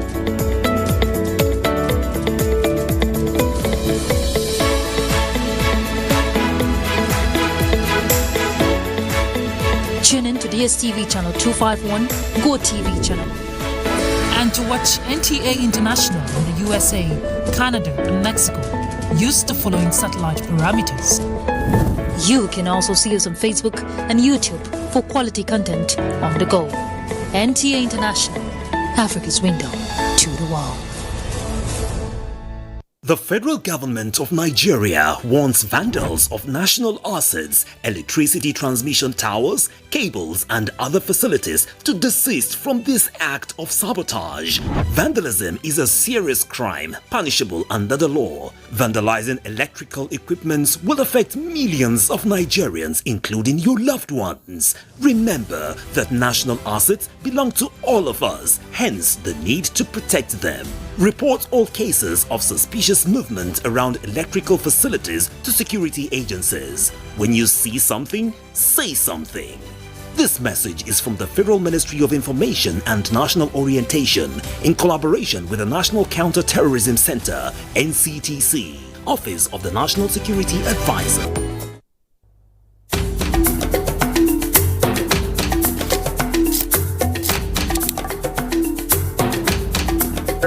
So it has become a full-fledged zoo and it serves so many purposes.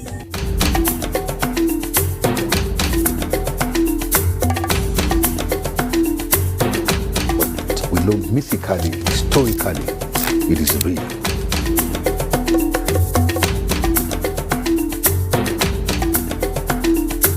Abuja is a unique mountain in this community.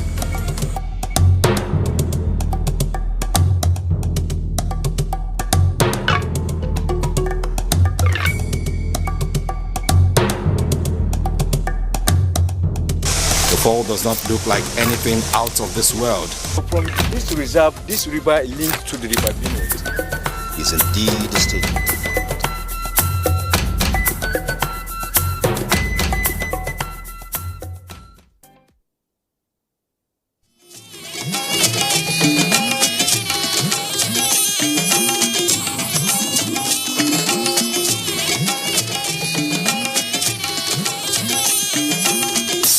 This is the network service of the NTA.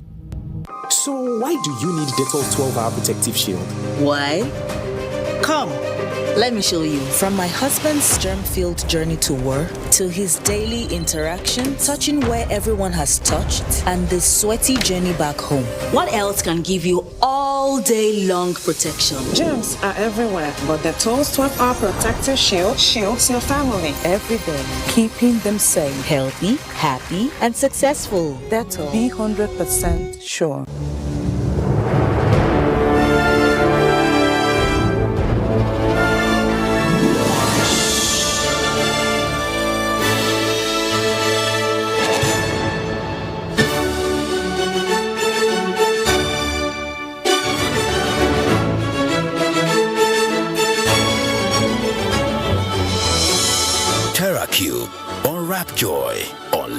taste.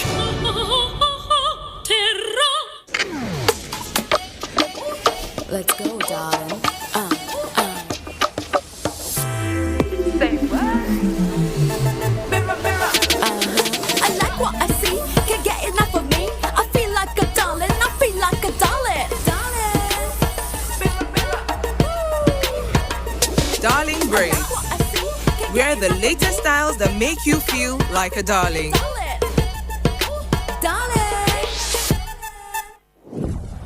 Game on. Get a chance to win prizes. The rules are simple. Register or log in to the 1xBet. Confirm your participation, place bets on sport, and receive promotional tickets. Get a free bets and weekly cashback. Take part in the prize drawings. Game on. Together in the game. Use promo code to get welcome bonus. NTA Television College Refills Jos, a media hub with the pedigree of training professionals and non-professionals in the field of broadcasting and beyond, invites aspiring broadcasters to register for our short courses for the second quarter of 2026. From 13th April to 10th July 2026, the training will commence as follows. New technologies, optic fiber, IP technologies, automation storage management and wireless technology. Foundation understanding of tax reform and practical application of reform strategies. Intermediate presentation techniques. Administration, a frontier of organizational success. Basic camera operation, audio engineering operation and maintenance, digital satellite, microwave and RF technologies, AI marketing, intermediate drama techniques. These courses are designed to equip participants with practical, market-ready skills in a competitive environment. The college also runs diploma and degree courses. For registration details, course schedule and more information, visit our website at www.ntatvc.edu.ng or call these following numbers: 0803-838-4343, 0806-980-9897. NTA TV College, your gateway to media excellence. Announcer Management.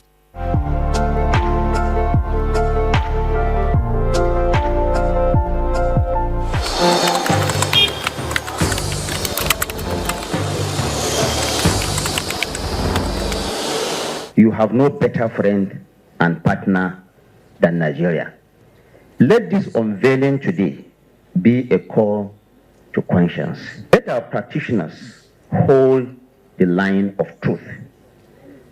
To the media, please inform with integrity and with a deep sense of patriotism. To our public officers, communicate with transparency. To citizens, please let us speak with empathy. Let us come together to become the voice of responsibility, the voice of the world that heals division, that inspires hope and drives development.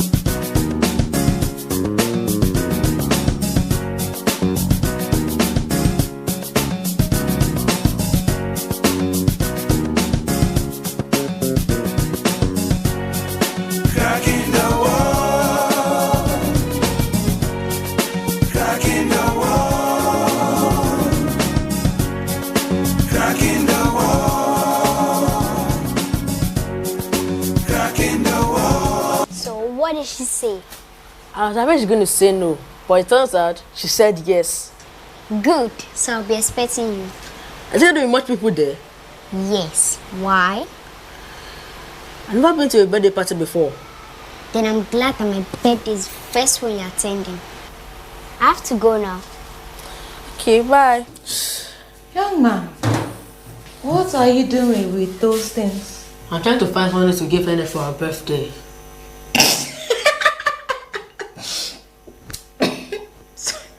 Oh, that's nice. Go ahead. Try and see if you can find something to give her. Go on. You're laughing at me. Me? Laughing at you. I just said you can go ahead and see if you can find something.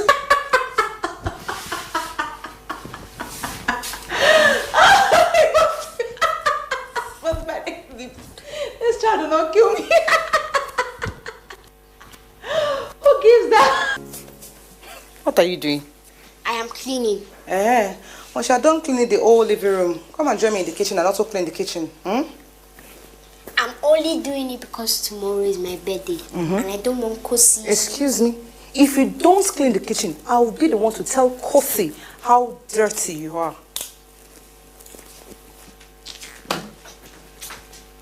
Your food? Yes, I am. Good. You know, I almost didn't want Ene to invite him. The way she's been talking about him lately, I've been wondering, and I'm like, what's going on? Well, unlike Ene, Kosi does not say a word. But once you mention Ene's name, my boy becomes jumpy all of a sudden. Could that mean that their boyfriend and girlfriend? No, not at all. See, first, I think they both know they are too young for that. Then secondly, we always educate Kosi on responsibility and priority. And he has never disappointed.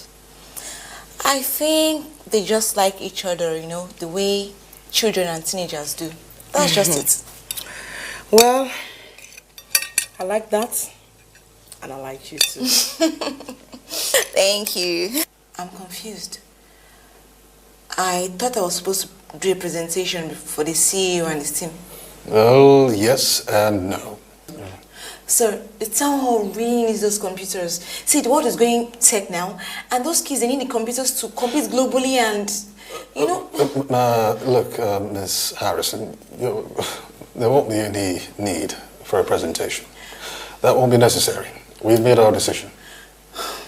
Sir, please, you know what? Let me just present it to you in person. Like, let me tell you what the plans are. We already have a firm on board to handle the capacity building, and we just need your firm to... You're on board. Huh?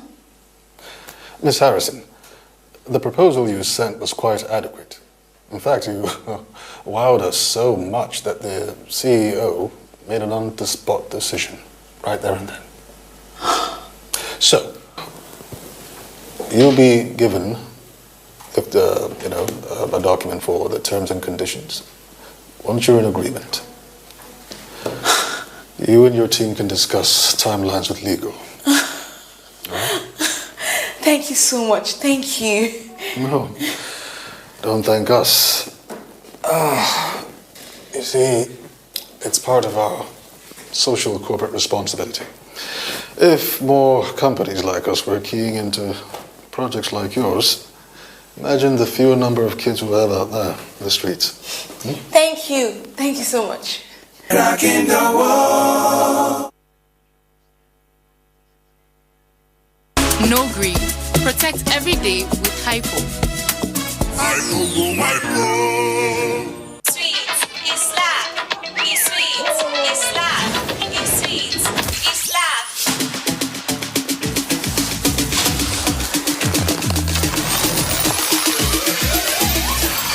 It's sweet, it's slap. It's sweet, it's slap. It's sweet, it's slap. It's sweet, it's slap. It's sweet, it's slap. It's sweet. Stretch, twist, and toss with Chupa Chups Belt and Bites. Breaking news. The home is under attack, but not for long, cause Hypo is here. Rocking the world.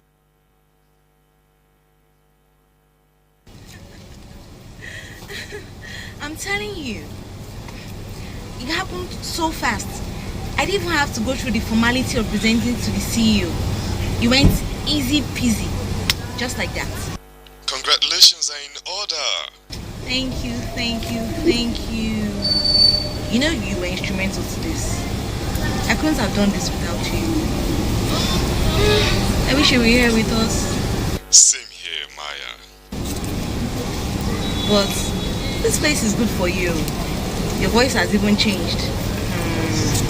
You now have a rich man's baritone. Oh, Maya. for how long? I'm not a rich man, oh. Yes. Well, you're right about that. I'm so happy for you. You deserve every success because you have worked so hard. Thank you, dear. Thank you, Maya. Back to why I called. I need a huge favor. Anything. Whatever you want, done. See, dude, I'm on the moon right now. If you want my kidney, I'ma give it to you. The favor is actually not for me, but a friend of mine. I'm not giving your friend my kidney.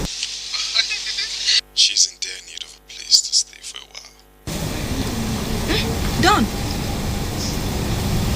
So,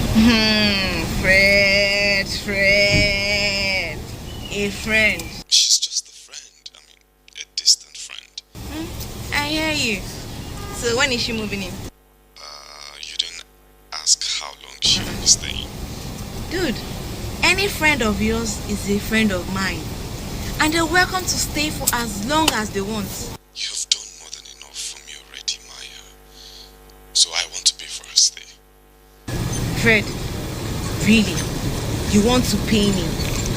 You're not serious. Thank you. Thank you, Maya. So can she come over tonight?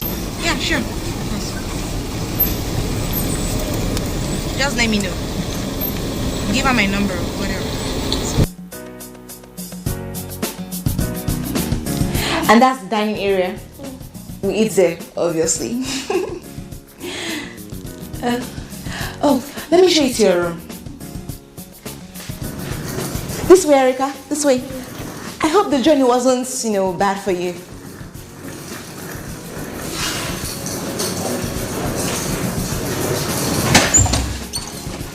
Sorry. And this is it. Oh, I'm so sorry. Fred's call came in quite late, and I've been so busy. I didn't have the time to clean up, make it all cozy for you and everything. But I can bring you sheets, and a broom, clean up a bit, make it all nice. Oh, this was Fred's former room before he left us for greener pastures. Well, I don't think I can be comfortable in this kind of room. Don't you have something else I can, check? No, Erica. This is the only available room. It's not a hotel. Well, I guess this will have to do. Okay then. I'll get the sheets. So, once again, you're welcome. I'll just get sheets and, broom, clean up.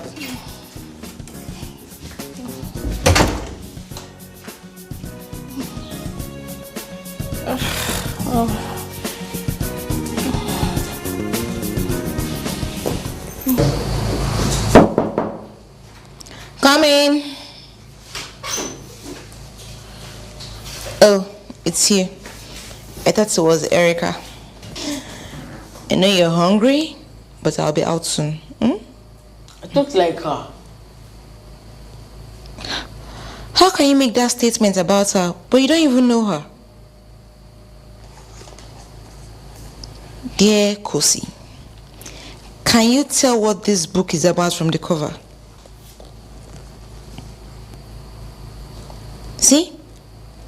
That statement is not a cliche. You can't judge a book by its cover. How would you feel if a new student drew same conclusions about you? No, Auntie. You won't like it, right?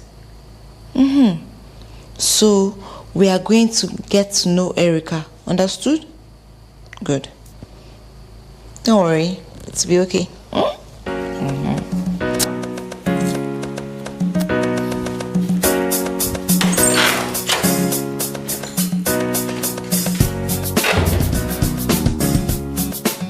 Hey! I knocked on your door earlier, but I remembered you were just settling in.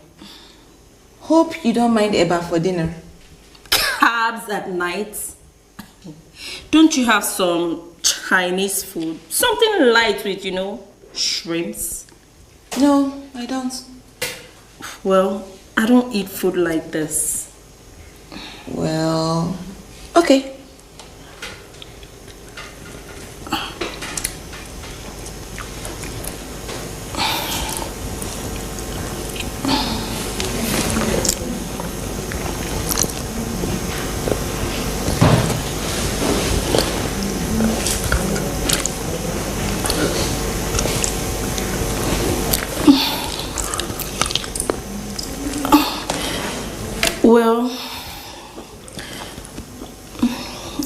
I was actually wondering if,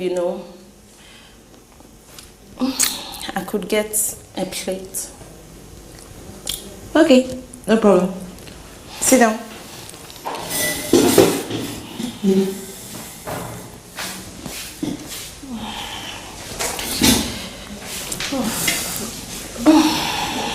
Crack in the wall.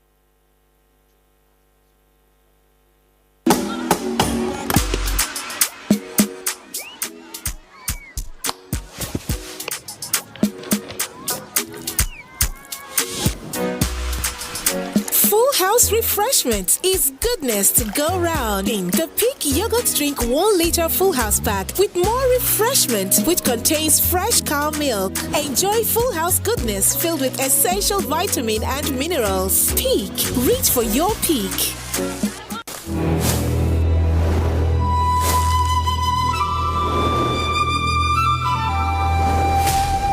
TerraQ, now available in crayfish.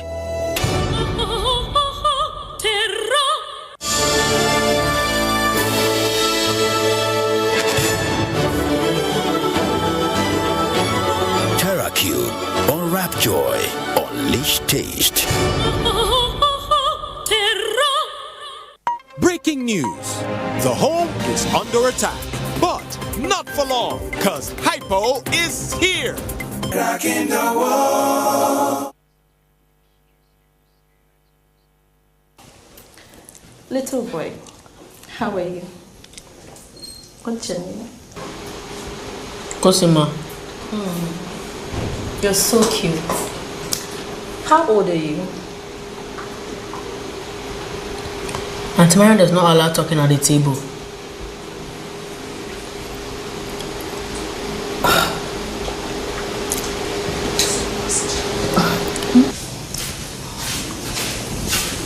Here you go. Oh, okay.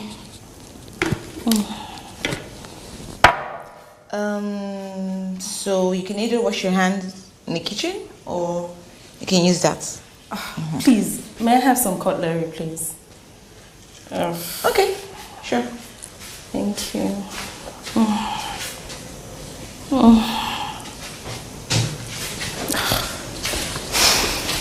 Here you go.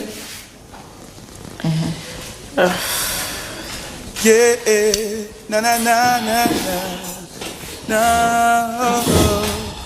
Crack in the wall. Life is full of ups and downs, tribulation everywhere, but there is her Father hopeless. If you can only believe, it might take some time, but you'll surely get there, my brother. You will surely get there, my friend. You will surely get there.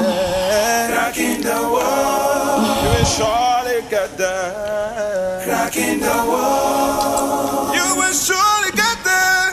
Crack in the wall. You will surely get there. Crack in the wall. We are living in a wicked world where people don't trust in each other. No reward for hard work. Would you like more eba? My brother, don't put your trust on There's man. more in the kitchen. Only put your trust on God. Then will your tomorrow be secure.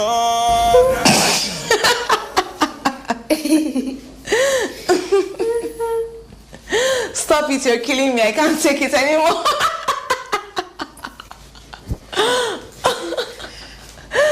Oh my.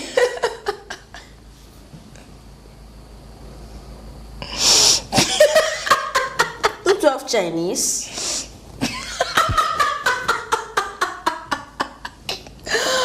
Oh, I can see that girl is going to be a handful. You know what? I need to call Fred and get more information about her because she's just unbelievable. My God. There was no okra and eba left in her plate. She ate it all. I guess she was just hungry. You know, people form a lot. Okay, I know I shouldn't do it because it's gossip, but please, can you do it one more time? Only God holds the future of air. There is a crack in your life. See, every crack in the wall. Na, na, na, na. Good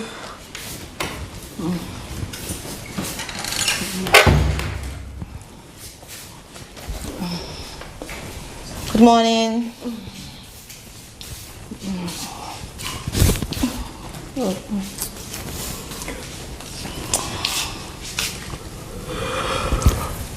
Please sit.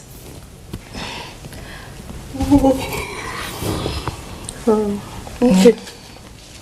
I apologize for waking you up early, but I have to get to work. I want you to have this. Okay. My landlord is quite particular about people sleeping over. So I'll need you to fill that, return it to me so I can email it to him. The community has rules. So you can say we have community and house rules. And I would love you to strictly adhere to them. Okay. You know, these rules are just for peaceful cohabitation. You know how these things go. Number one, the community frowns upon night crawling.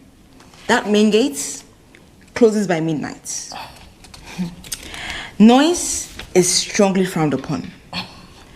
Banned substances are prohibited in this community, not allowed at all, not allowed. And for the house, alcoholic drinks are not allowed in public spaces, but you can drink in your room. Then smoking, strongly prohibited in this house, particularly because of Kosi, or you can say partly because of Kosi, the little boy. But smoking, not allowed here. And no loitering. You are expected to pull your weight, which means you need to clean up after yourself. And I think that's about it. Are you sure? Yes. If there's anything else I remember, I will tell you. Is this a house or a prison? Please fill that, and I'll get that from you when I get back from work. Please. So have a great day. There's food in the fridge, in the kitchen. Help yourself out. Okay. Bye.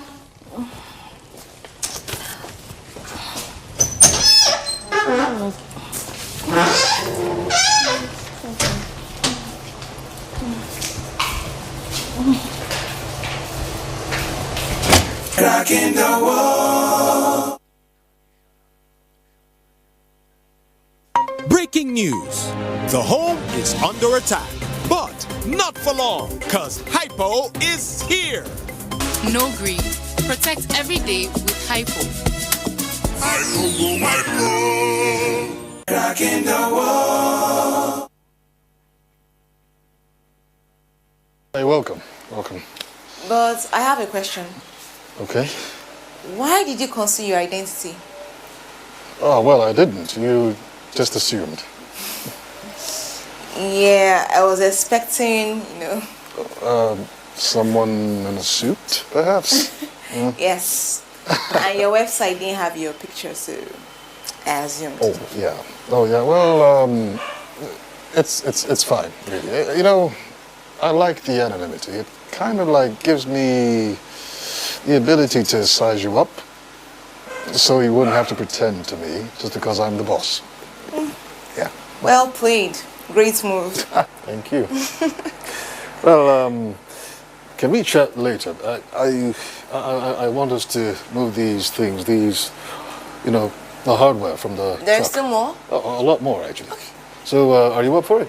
I'm pumped for it. Like, let's just go. Somebody help me! Hey, wait, please. I'm not here to make trouble, please. No. Just listen to me, please. Do you remember what happened last time I allowed you in, right? Just relax and listen.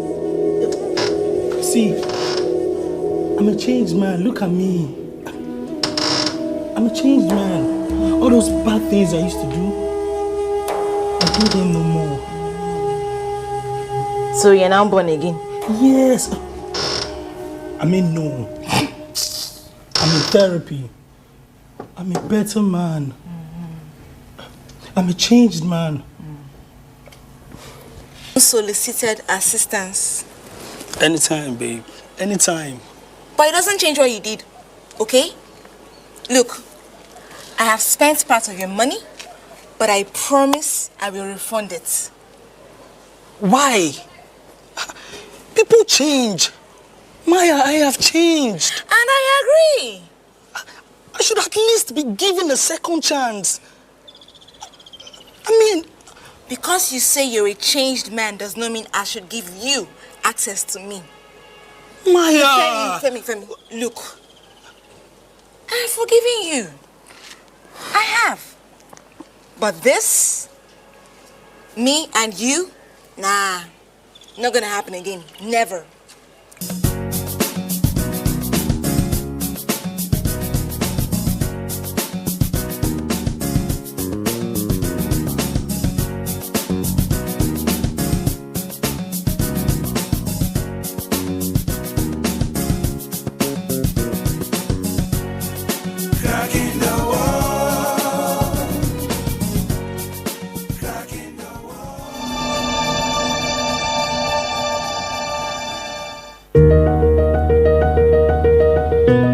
We believe say it is possible to live with each other in peace and with our environment. To begin to destroy the gift of animals, the gift of life when God give us, na bad thing, no. Now this plant where we dey talk and the animals, they keep us alive in one way or the other. It no make sense make we use our hand scatter all this fine thing make it finish. Let us collaborate hands together to protect our health and our own environment. When you see people, they just kill animals anyhow, make you go report them to the people when they take care of forest, when would they call forest guide. Make the animal dey their day, make we too they can pay.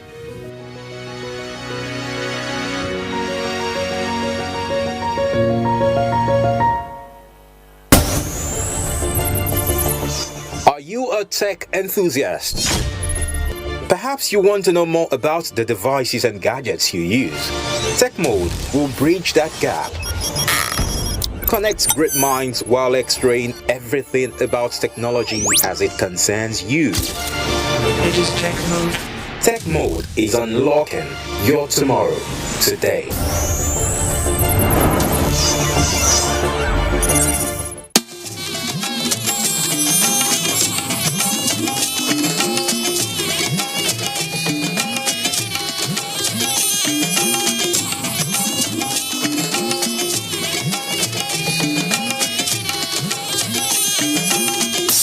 This is the network service of the NTA.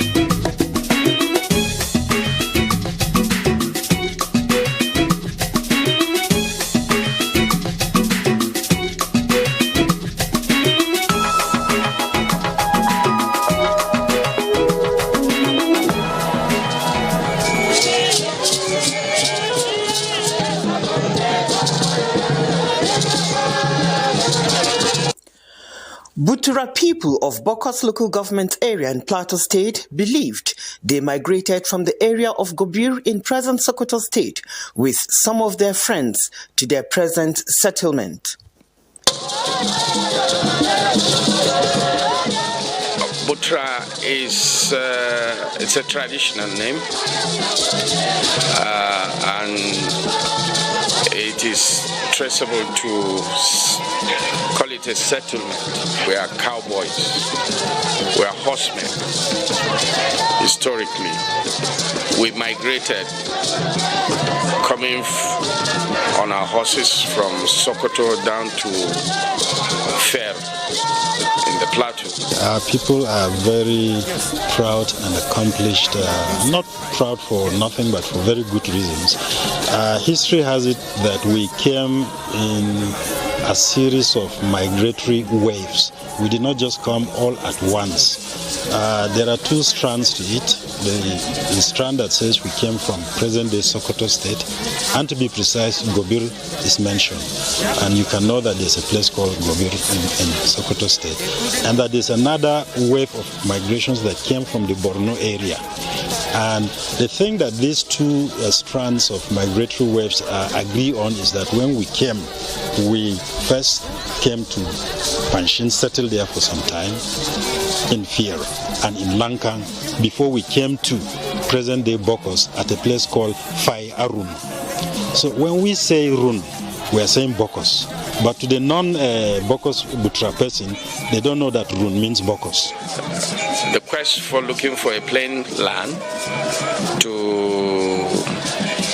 for easy grazing and also maintaining the horses. We found ourselves here, which is a plain land, as you can see. The topography depicts why horsemen will want to be here. The rocks, also a very good place for security and what have you. So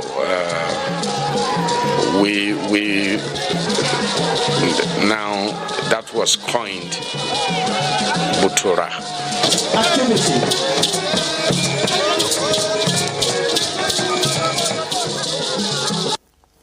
Butura people are proud of their heritage, resilient in their tradition, and united in their identity. As such, they have a vibrant cultural celebration that unfolds every year.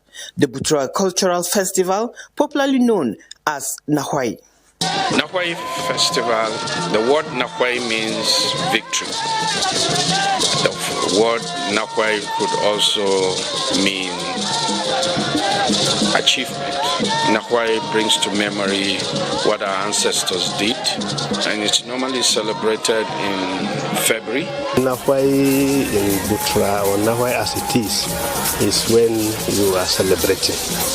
That's the summary of it, or that's the short form of it. But you celebrate when there is a reason.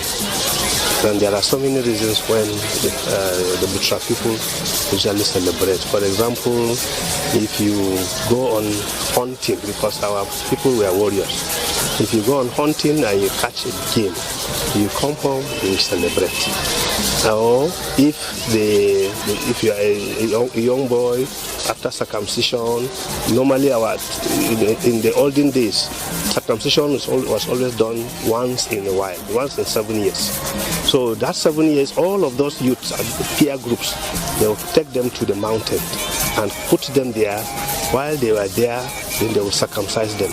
When it is time for them to come back, that is when that aspect of, because the mother who has not seen her child for a while will be happy to celebrate her child coming back, because not every child used to come back successful.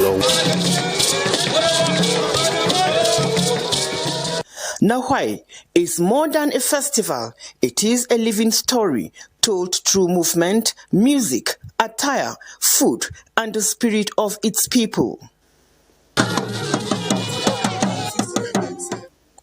The celebration begins with a grand procession from the chief's palace, led by the spiritual and custodian of the Butura people.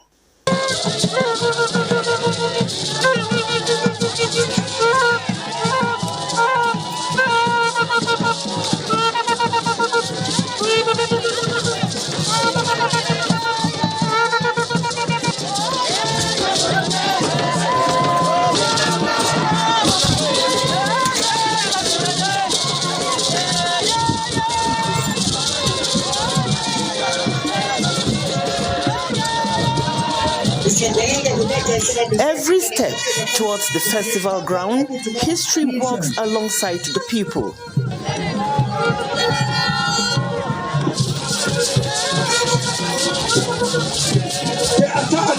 A great trend to the Bucha nation is here again today.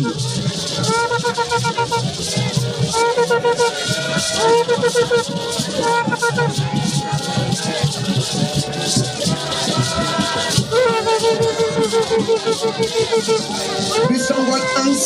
In the Bamatene Suma means can you take care? But then that's a Unatini. I have Samatene Suma once Unantala Ganga, Mama Sumantia. I want key, Amatene Suma means I want to get a Lolo Apple.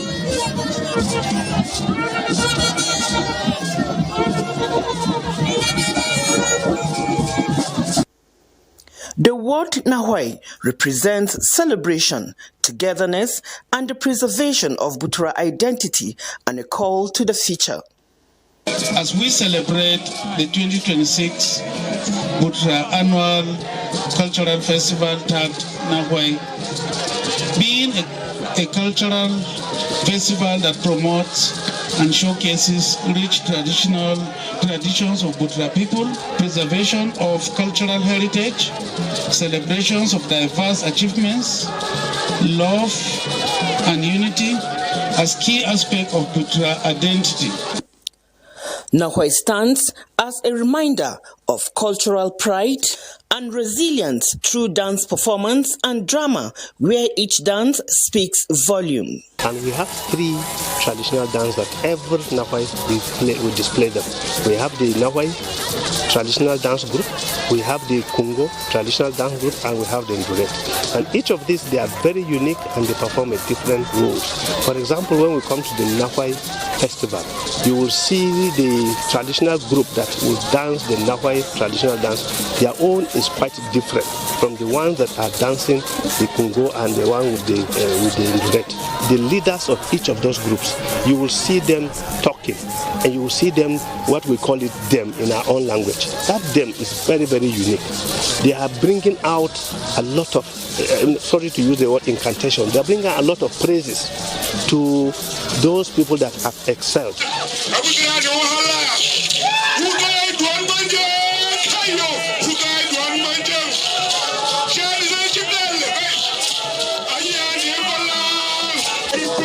When you catch meat, you celebrate. A true replica of what it used to be and what it is up till today. The gentlemen of the press, we know we have invited you, but please position yourself.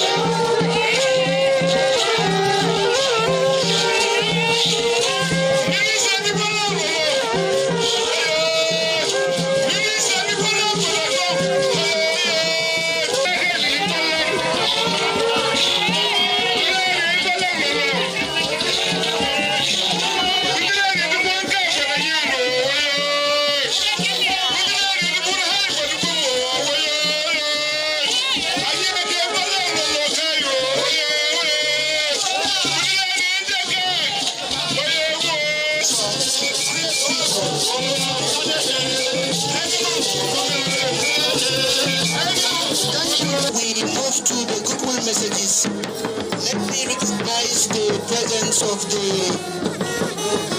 National Association of Procurator Students, NACS national body. They have been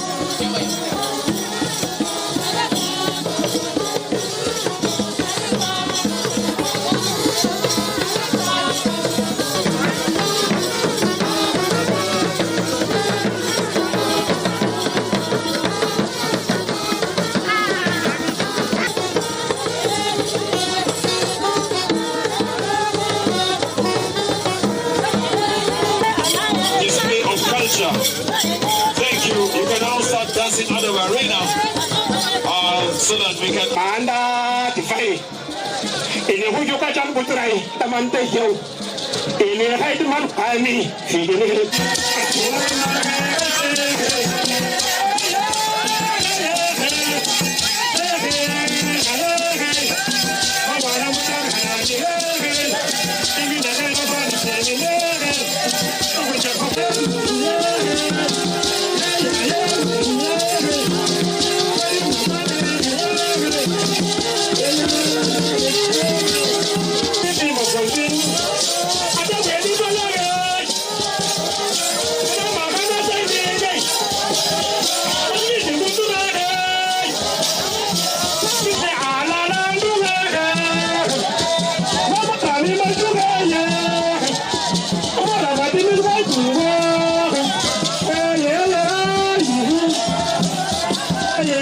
drama was to depict that event.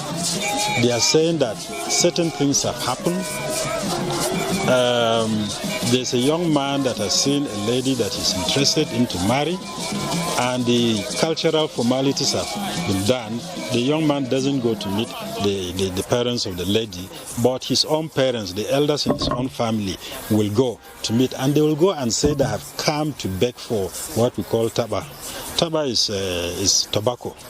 So our people used to consume tobacco too, in the way that they did, with the pipes. And so when that interest is expressed, the lady's family would listen carefully.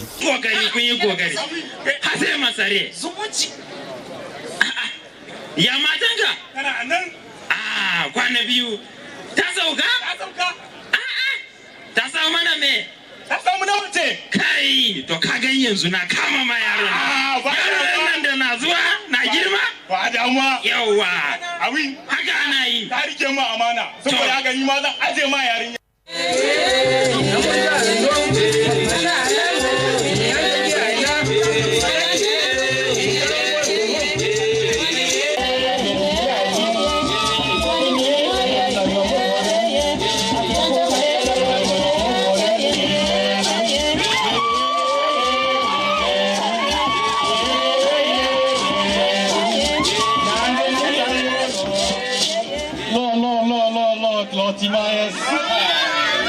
ya hanya na ji daji a cikina yau da na ganku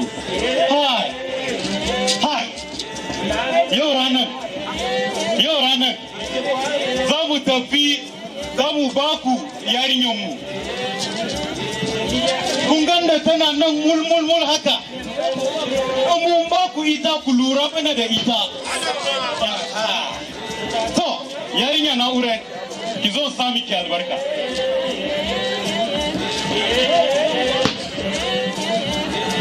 yarinya da za ki tafi kin san hali mai kyau da mu waye ki da shi ki je gidansu ki hali da kyau haka kina ji na yarinya na karin zon ji wai kin fara fita kina haka ba mu waye ki da shi ba kina ji to na sa miki albarka da za ki tafi Allah zai kiyaye miki hanya Allah zai sa ma'aifanki ki haifi yara da za su lura da ke kin lura da mu awwa to gashi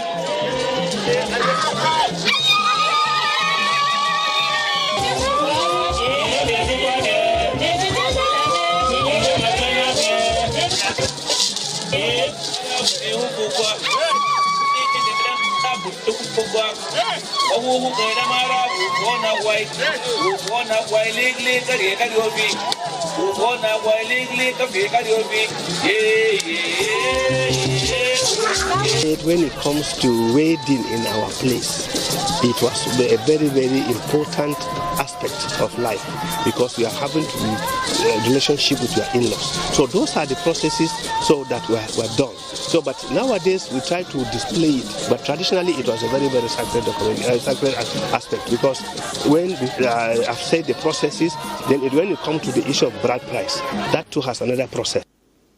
No cultural celebration is complete without the food, the taste of heritage, from locally prepared grains to richly spiced soups. Each dish tells a story of survival, agriculture, and tradition. Typical tradition of the Butra people, the soup is the one that is made from different kinds of soup ingredients. There's one that we pick from among the grasses in the open field. We call it ndafuash. The Washmaluman that we normally use hand, that traditionally to make. I have not seen a country or a tribe that uses hand to make a soup. In the case of Washmaluman, we have like 4 to 5 good ingredients that are not commonly used by any other country. We have, can I pick it? We have this. This is a seed from rosette. Rosette in yakwako. seed from rosette, or yakwa, or rama. They are specially prepared. They normally boil them, ferment it, allow it to like for some 3-4 days. Then there are some other ingredients they add to, particularly the dawa that they use for the wasmaluman. By the time you want to prepare the wasmaluman, you use the mia, which is in a stick form like this. You remove the bark, dry it. After drying it, you crush it to a powder form like this. This is the powder form of it. Then, by the time you do this, already you have the munjang, you have the wash. Then you have your tokansanyi. This one is obtained from the, how do you call it, stalk of maize and corn cobs. You just burn it. You use any perforated container and drain this thing. Then there is another special process of doing it in a powder form like this. We call it tokansanyi. After the dawa, tokansanyi, then the wash. Then we have gauta, and gauta is garden egg, right? You either use the dry or the fresh one. And normally not yellow, no, this one is the bitter one. So these three, the gauta, the toka, the wash, and this, they are 4. They are the main ingredients for the wasmaluman, that white soup that you saw. Normally what you do is you boil the gauta and the tokansanyi with a water, at least a cup of water. Then you put the toka to taste, because you have to taste, or else it will be too much. Once it's too much, it will change the whole texture of the soup. The gauta is the same. Depending on your taste, you put as much as you want. You taste it first. Then you now crush the what do you call it? After boiling it, at least a cup of water is enough. Then you boil it. After boiling it, you allow it to cool small, such that your hand can, it will not burn your hand. After cooling it down, now what you now do is you cream it. It is clockwise. You beat it clockwise.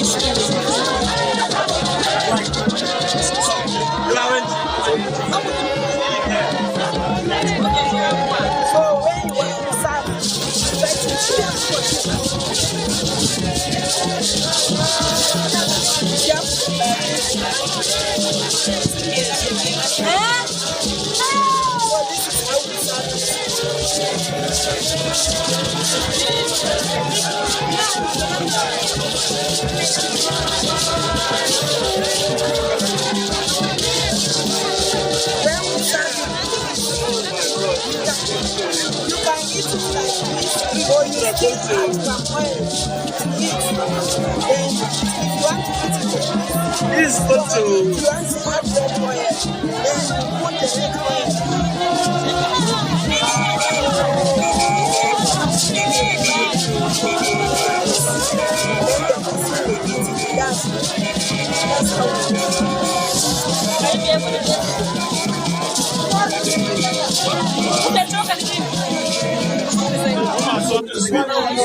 Any other food,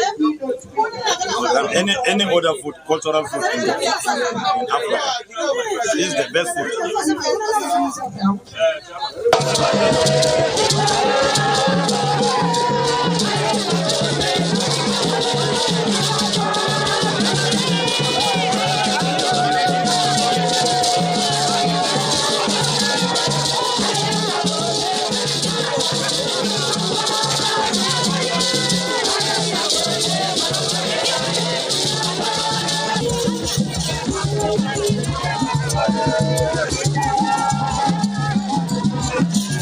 The Nahwai Festival also welcomes royal fathers from neighboring cultures, strengthening inter-community unity. The spirit of Nahwai lives in the heart of every Butura sons and daughters through a special prayer led by the chief custodian of culture and tradition. Butura, you will not answer to any voice, but the altar of the Lord. And so, no enchantment or divination against any Butura son and daughter will prosper. No one shall prosper. The land shall answer to you. In the land, in the farm produce, in mining, whatever you lay your hand to do, the Lord shall profit. The Lord shall yield you to profit.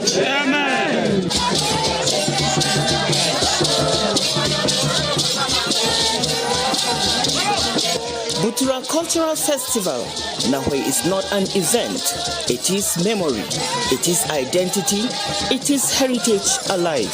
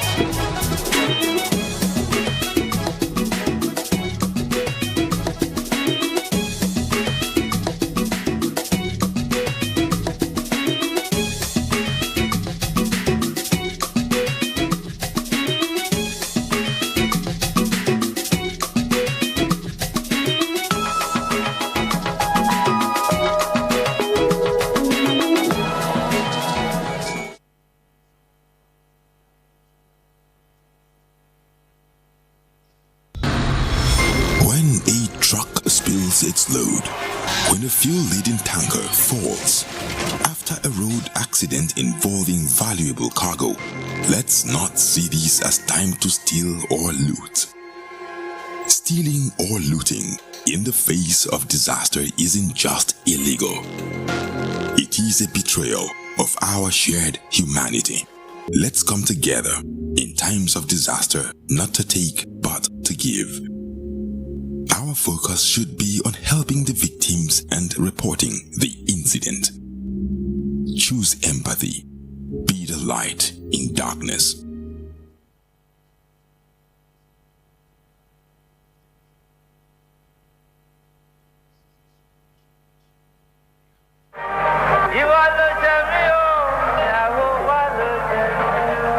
In Nigeria, the beat is modern music. It's the heartbeat of a nation. From the swing of highlights in the 50s and 60s to the hypnotic grooves of Juju and Afrobeats, Nigerian music has always echoed the spirit of its people. If you fight and run away, me and you go fight again. If you run to blow your horn, me and you go stand again.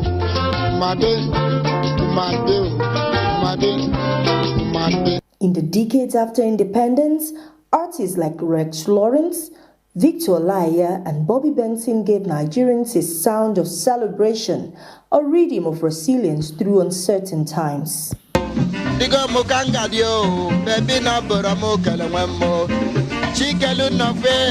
Then came a revolutionary song. Fela Aníkúlá Kuti turned music into a weapon. Afrobeat became his protest. With blazing horns, pounding drums, and stirring lyrics, he challenged injustice fearlessly. I go someplace, I sleep the place, I sing a song, I sing a lago, a lago. Them vex, complain, them say oh God. Afrobeat was more than a genre, it was a movement. King Sunny Ade and Ebenezer Obey serenaded the soul. Their juju music was joy in motion. In every melody, Nigerian music offered what the people needed most: a reason to smile, a reason to dance. P-Square gave us unforgettable anthems. The band took Afrobeats to the UK charts. Tupa's African Queen became a love letter to the continent, and Asha gave soul a new Nigerian voice. Light up the earth, you light up my life. The only one I ever see with a smile so bright. And just yesterday, you came around my way. You changed my whole scenery. Nigerian music was now ready for the world. Out on the street, so hurry up, I have to go. Looking round, you see all the people making faces. Today, the world dances to our beats.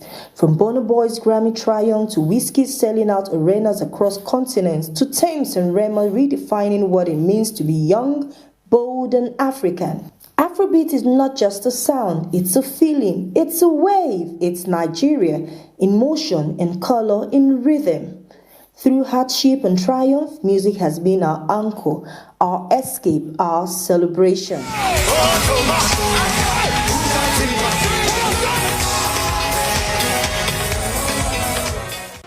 Long before the beam of satellites, the variety of streamers, the bustling markets of Idumota, Iweka and Asaba production centers, there was the Nigerian Television Authority, Nigeria's first and finest window to the world.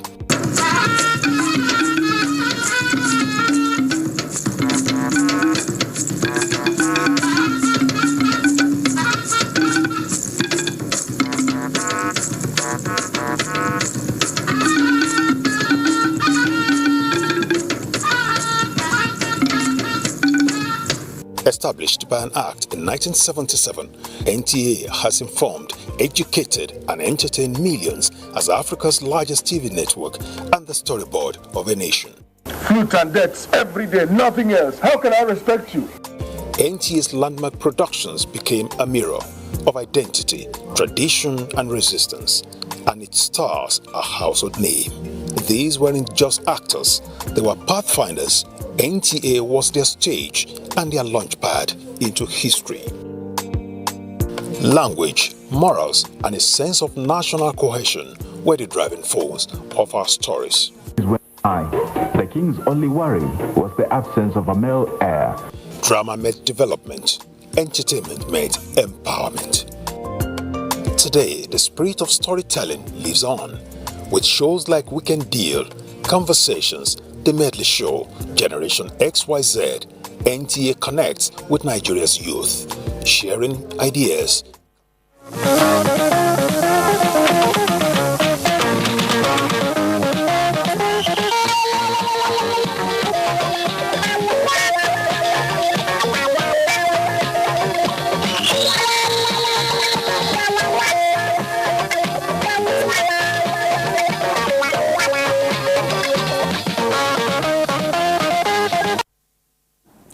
Hello Nigeria and welcome to Newsline. I'm Elizabeth Omori. It's always a pleasure to light up your screen and bring you stories that touch the heart. From the social scene to the very fabric of our homes and the patterns that shape our beliefs, attitudes and daily living. Tonight we bring you a special feature on living alone. Most people do not plan to be alone, but when life takes that turn and you find yourself living solo for a long time, what happens next? Does solitude bring strength or silent struggles? The answers may surprise you. Stay with us. Then the power of a signature.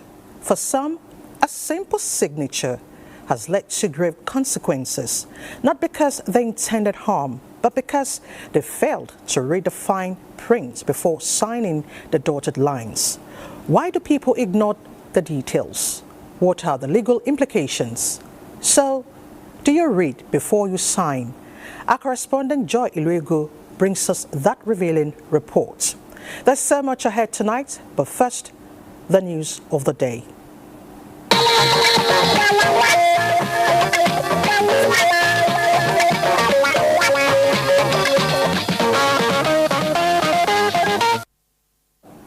Now the news. The Federal Minister of Finance refutes media reports alleging hidden spending and diversion of Federation revenue, saying such claims misrepresent the latest Nigeria development update by the World Bank. The ministry notes that the interpretation reflects a misunderstanding of Nigeria's fiscal system. It clarifies that fact deductions referenced in the report cover statutory transfers, savings and investments, security expenditures, cost of collection charges, refunds to MDAs, and transfers benefiting subnational governments. These, it stresses, are legitimate fiscal flows, not leakages or missing funds. The ministry also faults the selective use of outdated data, pointing to reforms introduced in early 2026, including an executive order to safeguard petroleum revenue remittances. The World Bank projects that these measures will enhance and promote transparency as well as raise distributable revenues by about 0.4% of the GDP annually. Overall, the World Bank report presents a positive outlook, highlighting broader economic growth, declining inflation, stronger external reserves, and improved debt indicators. The federal government reaffirms its commitment to fiscal transparency and urges responsible reporting to sustain confidence in ongoing reforms. Now to politics. The Governing All Progressives Congress APC FCT chapter inaugurates its new leadership for a term of 3 years during a rescheduled Congress for the Federal Capital Territory and some states in the country. Political correspondent Abubakar Kwanga brings us details. The Governing All Progressives Congress APC FCT chapter has held its Congress where members of the FCT Working Committee emerged. The exercise, which drew delegates from across the 6 area councils of the FCT, had in attendance security agents and representatives of the nation's electoral body INEC to observe and provide security during the event. It is all of us that were on this race that won the seat, and I'm expecting them to extend their hands to me as their brother so that we can work together to rebuild APC in FCT. I'm going to leverage on all my experience to give him all the support that he requires to put this party in the right perspective. It's not going to be business as usual. We will take stage as much as the men will always push us, we'll always stand there. The new leadership promised to close ranks with other stakeholders of the party to expand membership through e-registration and prepare hard ahead of all future elections in the FCT and Nigeria. In Abuja, Abubakar Akwanga, NTA News. Talking security, the Alumni Association of the National Institute is calling for a major overhaul of Nigeria's policing system, advocating a decentralized, intelligence-driven and community-based approach as most sustainable solution to the country's worsening insecurity. Security correspondent Francis Form reports that this was the resolution at the 46th Annual General Meeting and National Colloquium of the association. Not just assume that state police must inexorably be abused by governors. Deliberations at the colloquium highlighted that Nigeria's policing challenges are deeply rooted in structural, institutional, and governance issues, with community trust and intelligence gathering identified as critical pillar for success. Policing will become more effective under a regime of state police. There will be better or greater evidence of transparency and accountability. When there is effective policing, most of the narratives about our country will go down. The conversation is no longer whether reforms are necessary, but how they should be designed, structured, and implemented in a manner that strengthens national unity. If you want to reposition the police, let all the basics be supplied. The forum concluded that a balanced, multi-layered policing system offers the most viable path forward, combining legal, operational, and socio-economic reforms. Francis from NTA News. And from security, we move to education. The Joint Admissions and Matriculation Board, JAMB, releases the results of candidates who sat for the 2026 Unified Tertiary Matriculation Examination on April 17 and 18. The board, in a statement by its public communication advisor, Dr. Fabian Benjamin, says a total of 1,264,940 results are now available for candidates to access. The board had earlier released 632,752 results of candidates who sat for the examination on April 16, first batch. JAMB, however, reiterates the board's commitment to ensuring transparency, credibility, and technology-driven examination process nationwide. In other news, Catholics across the nation marked Mother's Day with special Thanksgiving masses led by the Catholic Women Organization. Messages hinged on peace, forgiveness, and family values. Omen Kamara Chuku visited some churches. The celebration of Mother's Day by the Catholic Women Organization is linked to the Blessed Virgin Mary. Recognizing its importance, Catholic women in Abuja are using the day to honor and appreciate mothers' role in families and communities. We may not always have them around us, but within the period we have them, it is what the celebration is, what celebrating them. True love, that we should also express it, not just like what we normally hear, but we should demonstrate it so that at the end, this consistency in the show of love will be permanent. So it is a good thing to be celebrated. It is a good thing to know that the society appreciates this role that we play and the sacrifices that we make. I'm very, very happy to celebrate this year's Mother's Day. It is not all of us make, it is God that made it. The women also used the day to seek unity, peace and blessing for humanity. In Abuja, Umeka Marchuku, NTA News. Now, the passing of the monarch of Okpobo Kingdom, King Dandison Jajak, cast a deep silence over the entire kingdom. After 16 days of traditional rites, the people gathered to lay his remains to rest. In what can be best described as a carnival of culture and honor, the people of the ancient Okpobo Kingdom rolled out the drums to show the world how blessed they are to be led by the king, the treaty king and Amanyanabo of Okpobo. Osinachi Samuel takes us through the event.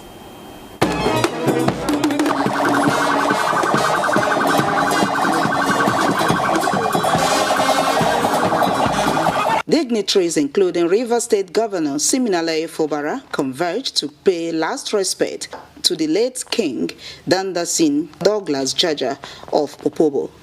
He lives a very peaceful life, even when we're battling for who becomes the king, who doesn't be the king. For 20-something years, he kept his cool. The kingdom was peaceful. I describe him as a man of class and dignity. The ceremony reflects the status of a man born into the Jaja royal lineage in 1947 and inherited a throne with long history rooted in leadership and diplomacy.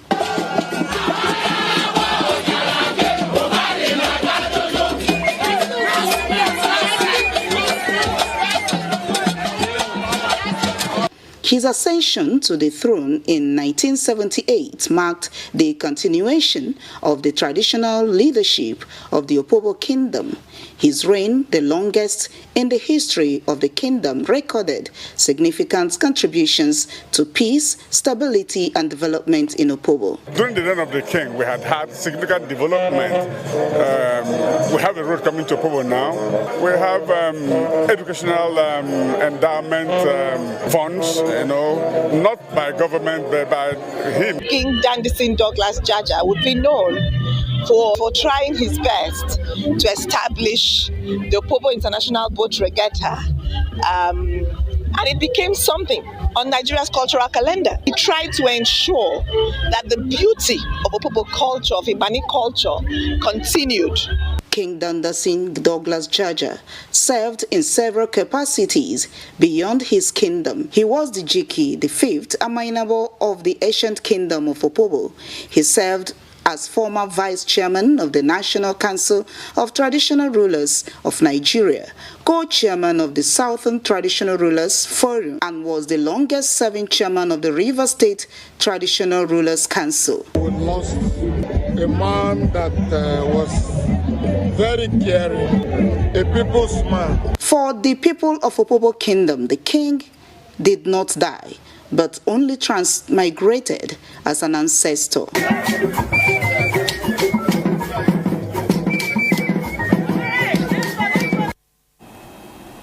And President Bola Tinubu expresses sadness over the passing of Kano-born ace sports administrator and community leader Ibrahim Galadima, who passed on at 78.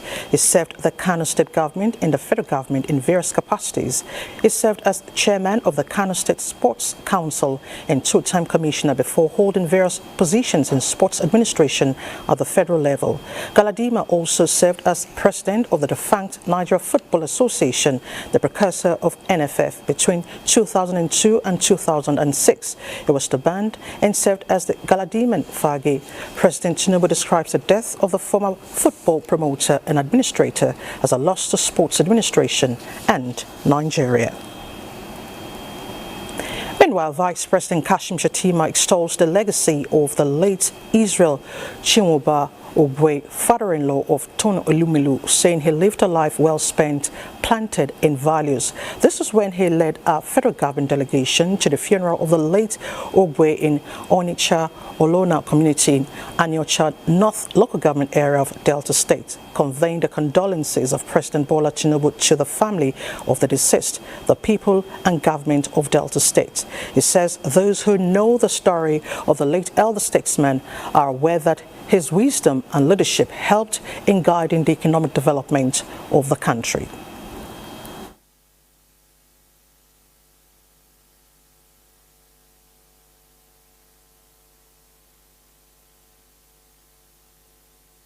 We honor the life he lived and the examples he set. Let me also take a moment to acknowledge the grace of longevity that surrounds this family. Yes, Mama Susan Elumelu, a daughter of Delta, as well as of Jos Plateau State. He speaks impeccable Hausa. As he approaches her remarkable milestone, we are reminded that God, in his wisdom, has blessed his family richly. Vice President Kashim Shettima also paid a condolence visit to the Lumelu family country home, where he was conferred with the traditional title of Odoziani I of Aniocha, a revered honor bestowed on distinguished personalities in recognition of their service, leadership and contributions to the development of the community. And Abuja Dabiri Erewa, Chairman CEO Nigerians in Diaspora Commission NETCOM, expresses shock over the sudden death of Dr. Uzoma Onwabani, a US-based physician on a medical mission to Abia State. Dabiri Erewa describes her death as a huge loss to the family and Nigeria as a whole. The NETCOM boss says late Dr. Onwabani was a very passionate and dedicated member of the Association of Nigerian Physicians in Americas, also eager to give back through medical missions and outreaches. She prays God to grant her soul eternal rest.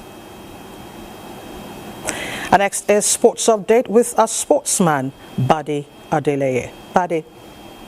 Many thanks, Elizabeth. Let's begin with match day 35 of the Nigeria Premier Football League, as Enugu Rangers reclaimed the top spot after a 2-1 victory against Enyimba, as they now lead the table with 1 point on superior goal difference over Rivers United, who were beaten 2-1 by Kano Pillars to derail their title charge. Elsewhere, Abia Warriors continue their push for continental football after securing a crucial 2-1 victory against Ikorodu Sete. Shooting Stars of Ibadan are back in contention for top 4 finish after grabbing a 2-1 away win over El Kanemi Warriors. In Ikene, Remo Stars continue their battle for survival with a vital 3-0 victory against Niger Tornadoes. Now to the English Premier League, as Manchester City defeated Arsenal 2-1 at the Etihad on Sunday, and what could be a title decider. Erling Haaland's 65th minute goal gave City the victory after Ryan Cherki's 16th minute opener was cancelled by Kai Havertz in the 18th minute. Arsenal lead with 3 points, having played a game more than Man City. At Villa Park, Tammy Abraham scored a 93rd minute winner to help Aston Villa boost their Champions League qualification hopes with a thrilling 4-3 win over Sunderland. At the Hill Dickinson Stadium, Virgil van Dijk scored a late winner as Liverpool secured a crucial victory against Everton in the Merseyside derby to boost their European qualification hopes, while Nottingham Forest moved 4 points above the relegation zone with a convincing 4-1 win over relegation-bound Burnley, with Morgan Gibbs-White scoring a hat-trick. From England to Germany, as Bayern Munich have clinched the Bundesliga title for the 35th time after coming from behind to beat Stuttgart 4-2 in a thrilling encounter at the Allianz Arena. The Bavarians, who have lost just once this season, needed a point to clinch the crown after nearest challengers Borussia Dortmund suffered a defeat at Hoffenheim on Sunday night. Well, that's it on sports tonight. Let's return to Elizabeth, and I wonder she didn't ask me about Arsenal today. No, let's leave them alone today. Thank you, Vadi, for the updates. Now let's take a quick look at the weather picture for tomorrow, Monday. Monday morning will begin with relatively calm conditions across the country, with cloudy skies covering the southern half of the country to mostly sunny conditions across the northern states. However, we can't completely rule out some light rainfall to kick off the day, as an overnight system brings thunderstorms to parts of Niger and Kwara states. And as the day progresses, the late afternoon will see an increase in convective activities, as thunderstorms are expected to develop in the southeast, the southwest, and the coastal areas. And this should also extend to parts of Benue, Kogi, and Kwara states. Meanwhile, a few areas, including Taraba, the Federal Capital Territory, Nasarawa, and Niger, will experience thunder without rain. And that's the weather update for Monday. We'll join us again.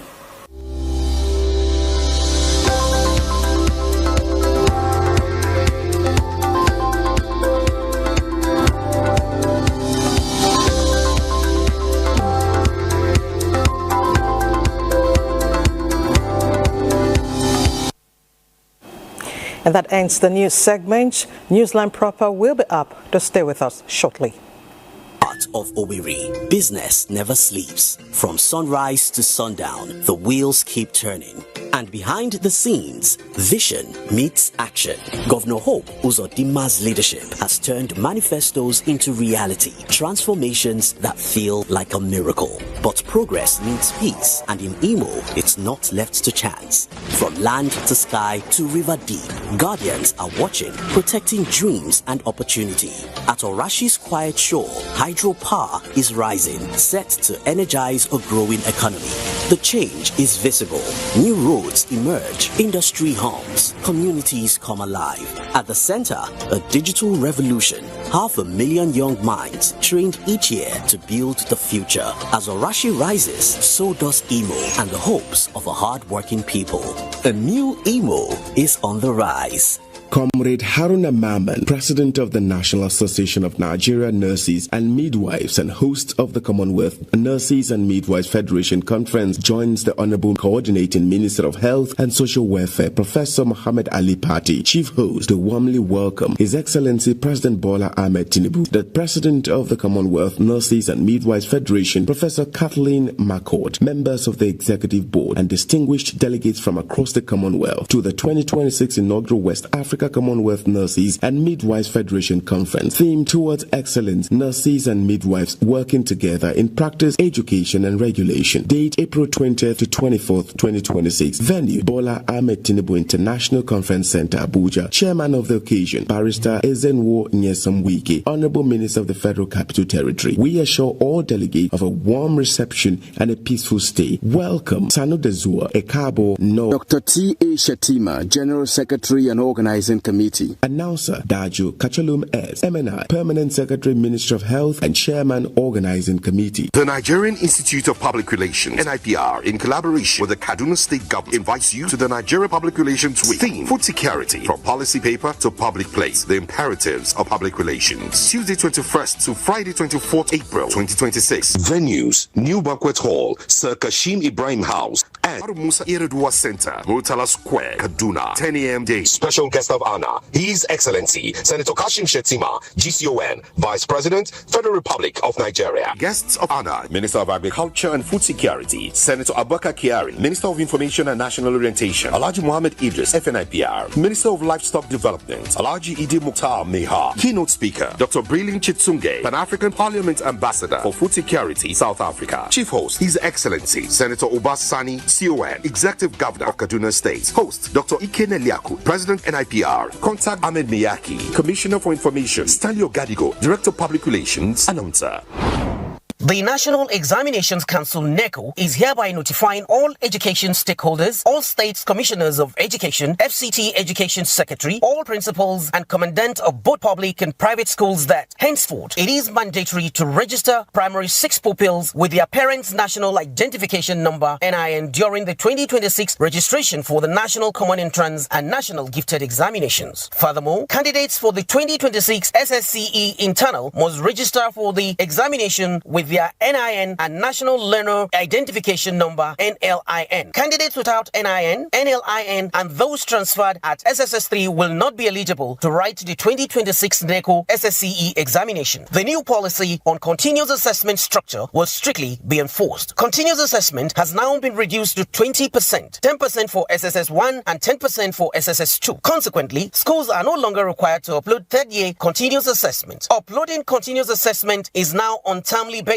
for SSS1 and SSS2. First term continuous assessment to be uploaded every January, second term and third term in April and August respectively. Strict adherence to these timelines is very crucial. These policies are aimed at promoting academic continuity, enhancing effective monitoring of learners, and strengthening the integrity of the Senior School Certificate Examinations, SSCE. NECO, redefining the future of the Nigerian child through quality assessment. Professor Anthony Ibrahim Wishishi, Registrar Chief Executive, NECO, announcer.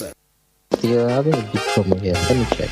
With purchases of the 10 million naira, you receive a free medical checkup. There's one more thing. Dining coupon from Istanbul Cafe and Restaurant. Sir, just a moment. You also receive complimentary facial cosmetic treatment. Also, a luxury cutlery set for your home. One final thing. Because your purchase is 10 million naira and above, you also qualify for our car prize draw. Wow. Only came here to buy furniture. Vento Furniture. Hello, Nigerians. Your dream of owning a home is closer than ever. With Amrif, you can secure mortgage at a fixed rate of 9.75% per annum, repayable over up to 20 years. Contribute 10% of the property value as your deposit. Visit www.mreif.com.ng today to sign up or walk into any of the participating banks. This fund is managed by ARM Investment Managers.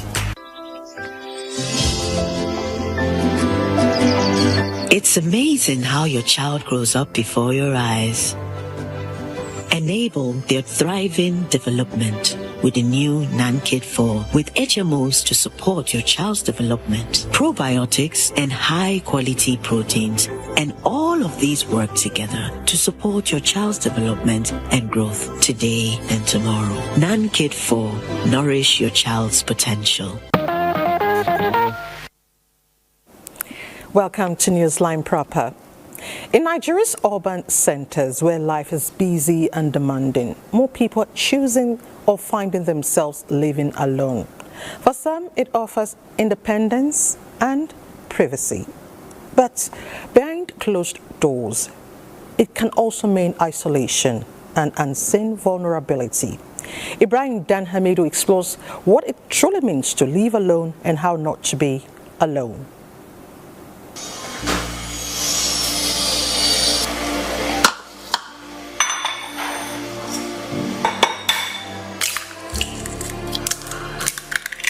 How many people live unseen?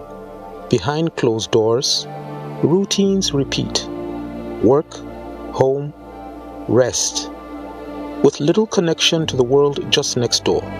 People should be able to reach out to people and say, this is what is wrong with me, this is where I am, this is what is going on with me at every given time, so that the other party is able to say, okay, let me show some concern, let me spare a thought for this other person. In many neighborhoods, proximity does not always mean connection.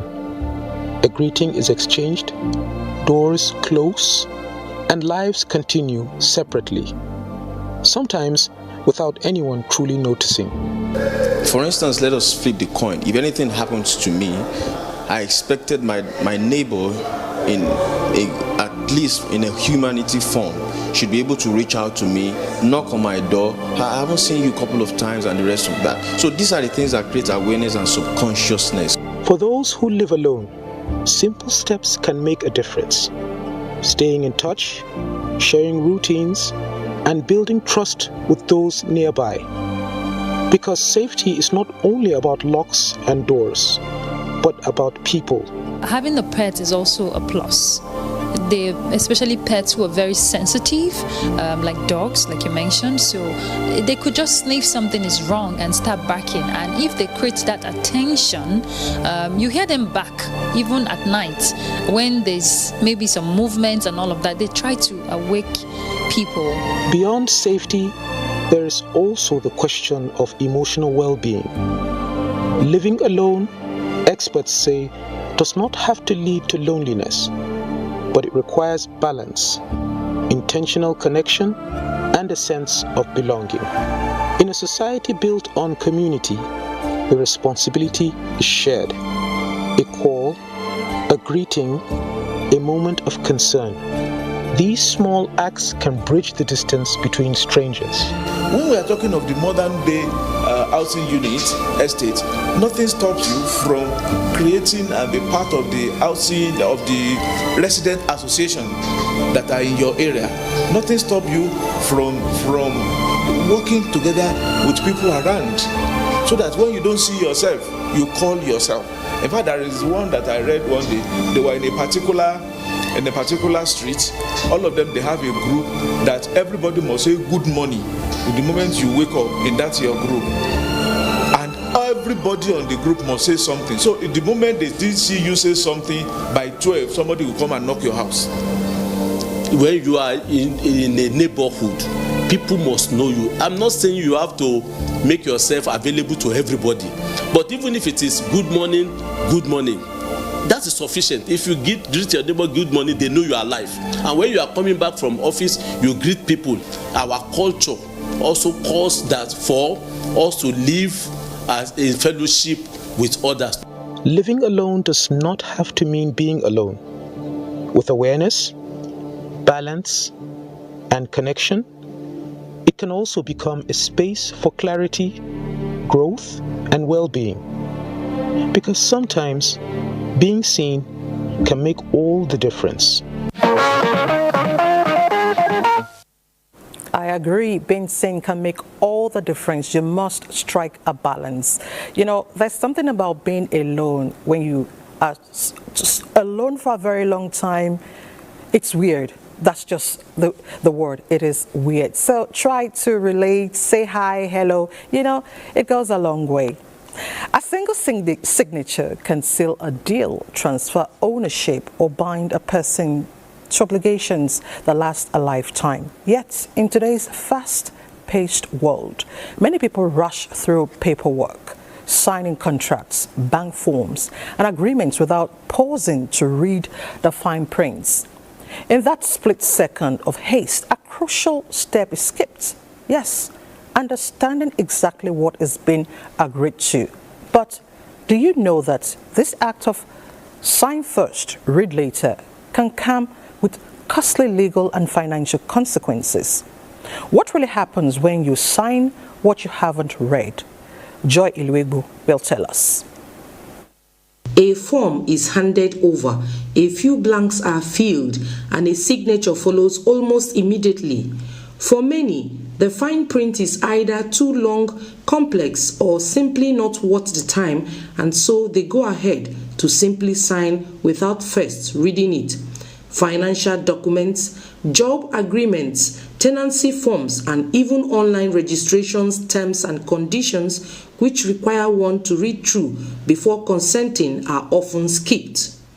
Most times I read the instructions, but when it's much and I don't have the time to do that, I will just have to ask.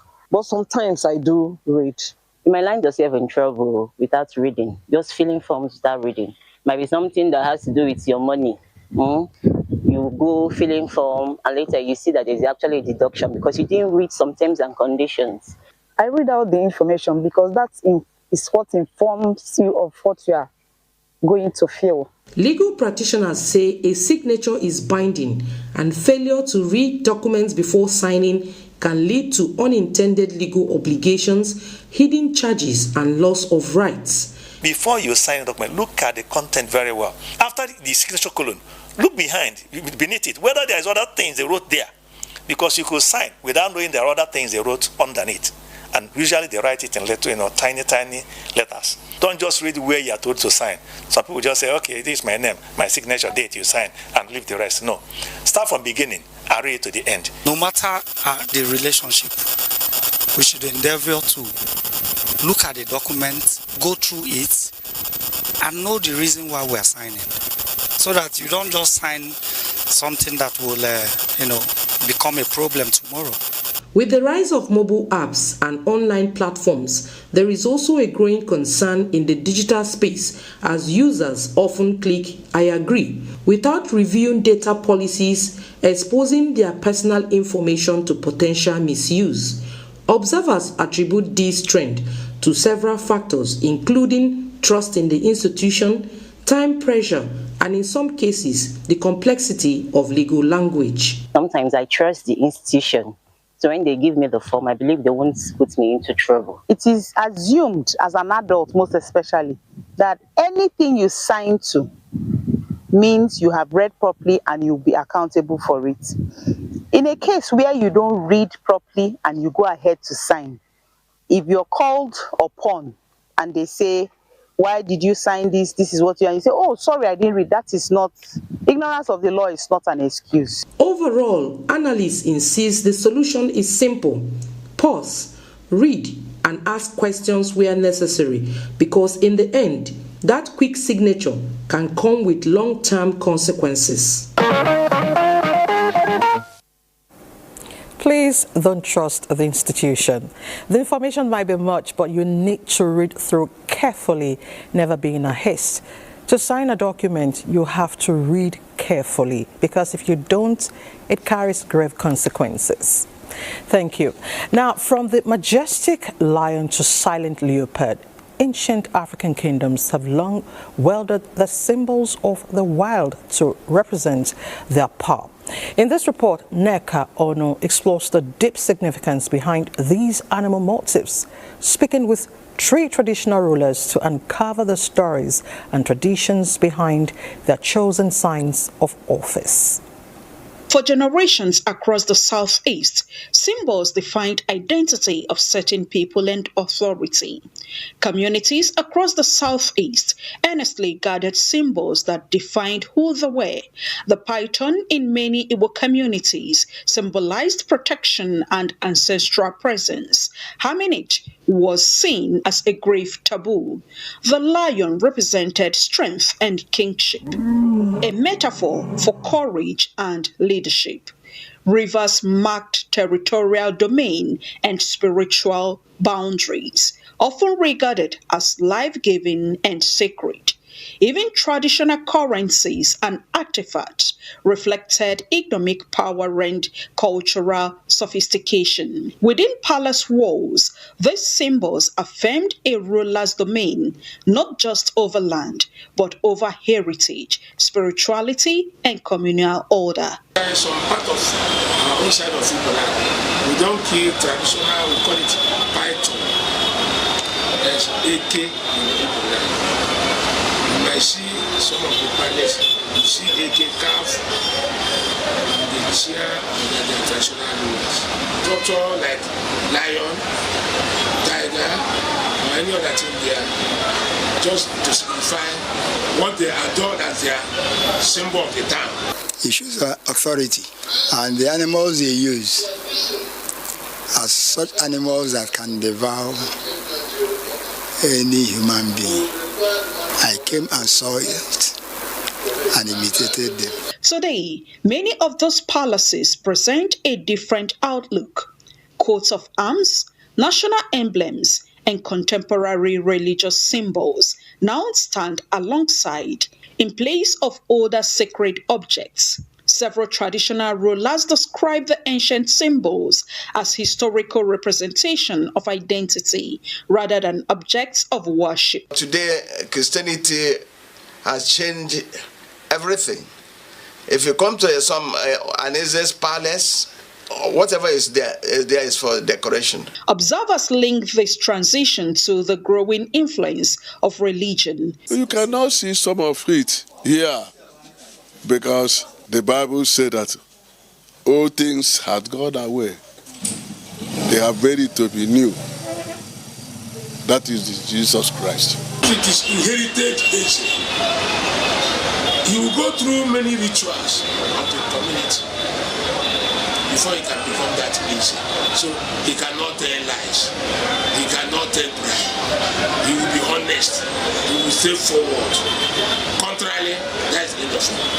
But it's not now like nowadays. As time unfolds, the question lingers: can tradition and faith coexist, or will one gradually replace the other?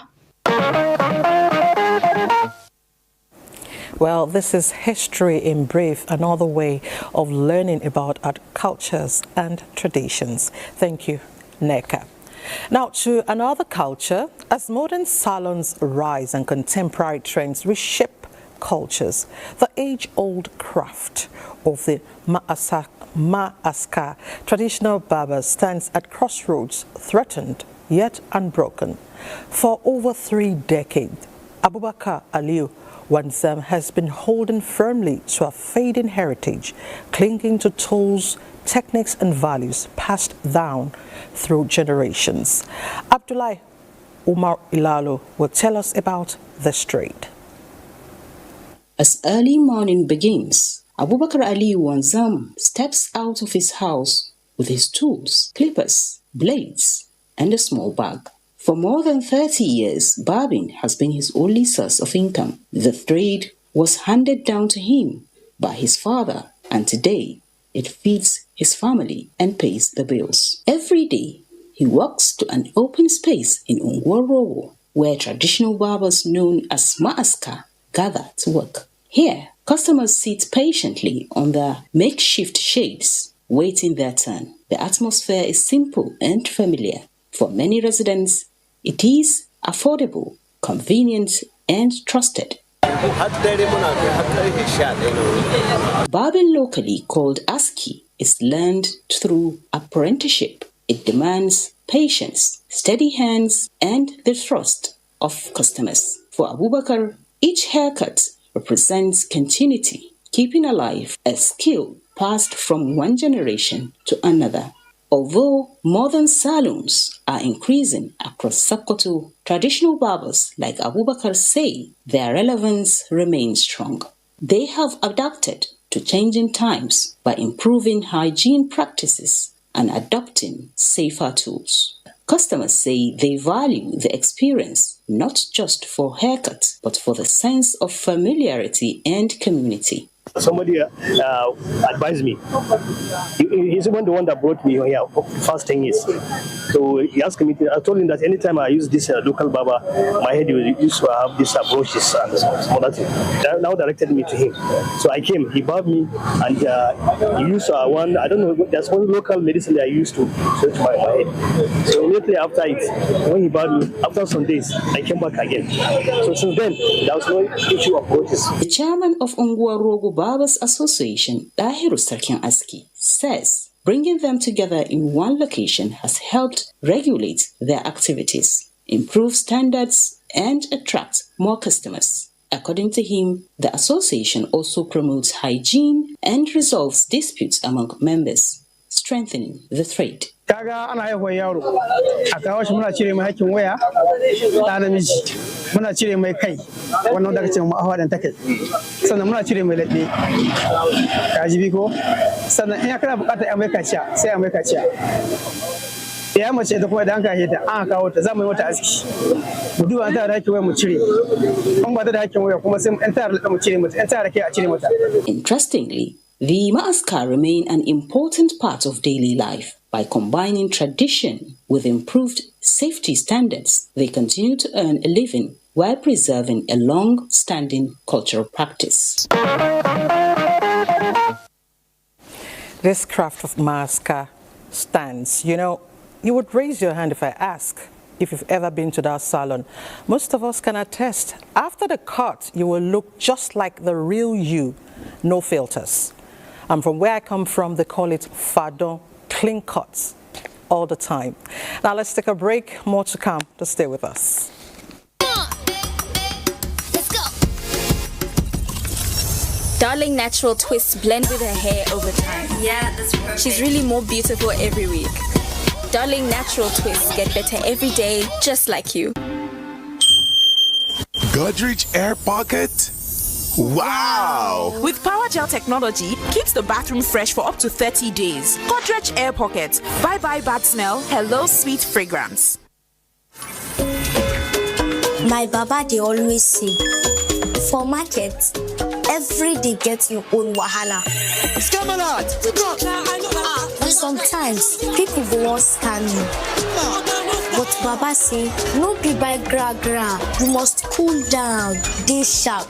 Because with OPay payment, your money go enter sharp, no story. But inside market, anything fit happen. One day, we no see phone again. My Baba remember OPay USSD lock, dial *955*131#. Baba press am, lock account. From market woman to driver, from small boy to big man. Now OPay, they protect people like us. My Baba fit sell, press phone, collect POS, and still they teach me price. And when they don't tire, go just tap OPay night guard. We no fear for this our hustle life. Now OPay be the people payment shield.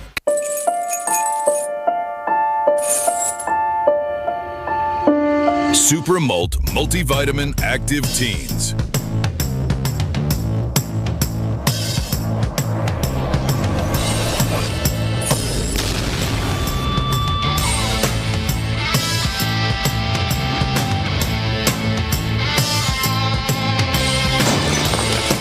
Super Malt Multivitamin Active Teens. Shine on. You make choices every day. Your essential routine shouldn't be one of them. Start with Nivea Men Deep Body Lotion with Max Tech, powered by Black Carbon, that gives you 48 hours moisture.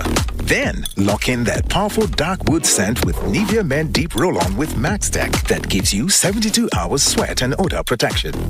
Skin is for playing it smart. Nivea is for skin.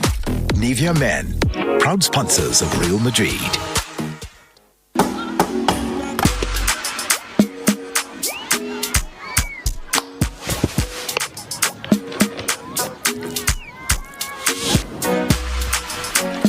House refreshment is goodness to go round. In the Peak Yogurt Drink 1 liter Full House pack with more refreshment, which contains fresh cow milk. Enjoy Full House goodness filled with essential vitamin and minerals. Peak, reach for your peak.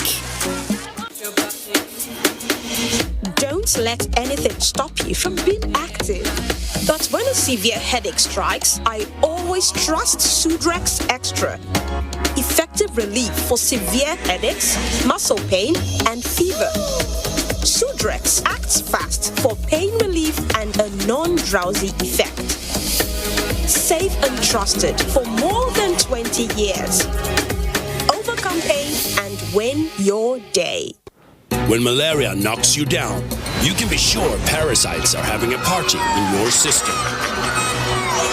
Welcome to our new kingdom, guys! Comel, an effective weapon against malaria.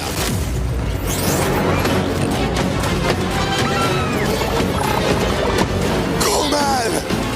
Attacking the parasite army directly to give you express relief and get you back on your feet effectively. Comel on. Malaria gone.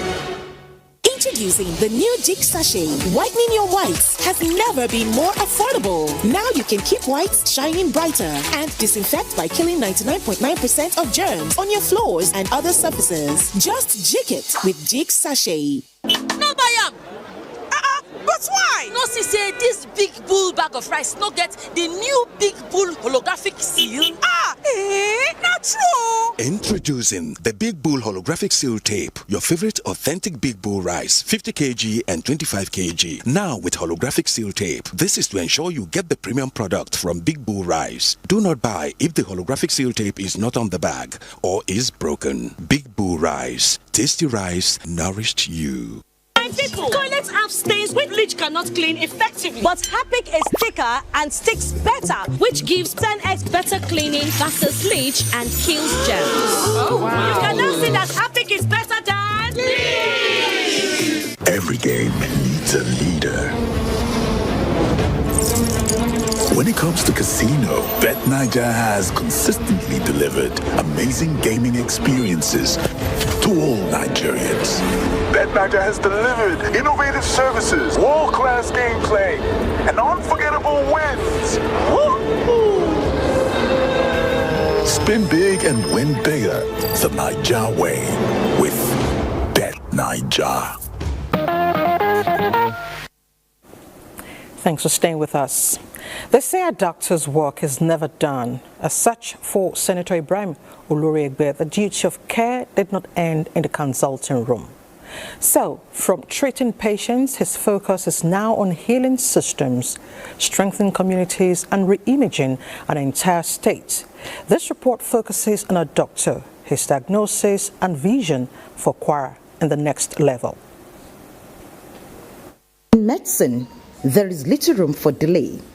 Every second matters because a life is often on the line. For years, that sense of urgency defined the word of Senator Ibrahim Oloriegbe. But over time, his perspective began to shift. Beyond the walls of the clinic, he saw a deeper challenge, one that could not be treated with prescription alone. He began to see the system itself as the patient. That was the turning point. His decision to step into public service and into the hallowed chambers of the National Assembly as a senator. This experience is over spreading almost 4 decades. Has given me the opportunity to have quite a number of skill, expertise, capacity, and capability, which I've demonstrated in terms of the positions I've held, both while I was in private as well as in our community, but more importantly, the one known to the public that is relevant is my service in the last 4 years that I spent in the Senate. While at the National Assembly, Senator Oloriegbe served his constituents with distinction. His brilliance showed not just in the bills he initiated, but in the lives he touched. He facilitated the establishment of many life-changing projects across the Kwara Central Senatorial District. Many of the community indigenous have been employed here. The transformer provided by Senator Oloriegbe is of great benefits. Persuaded by Kwarans, especially members of his immediate constituency, Senator Oloriegbe responded to the call to enter the race for the state's highest office, the governorship. I'm convinced that the next chapter of Kwara State requires tested judgment, disciplined governance, and a leader who's ready to serve from the very first day.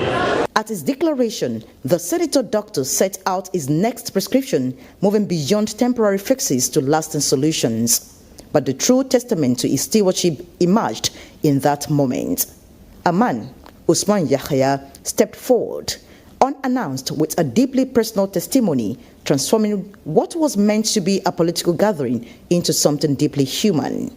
Usman Yahya recounted the journey of his 30-year-old son, Muhammad Awal Dayo Yahya, who lives with Down syndrome.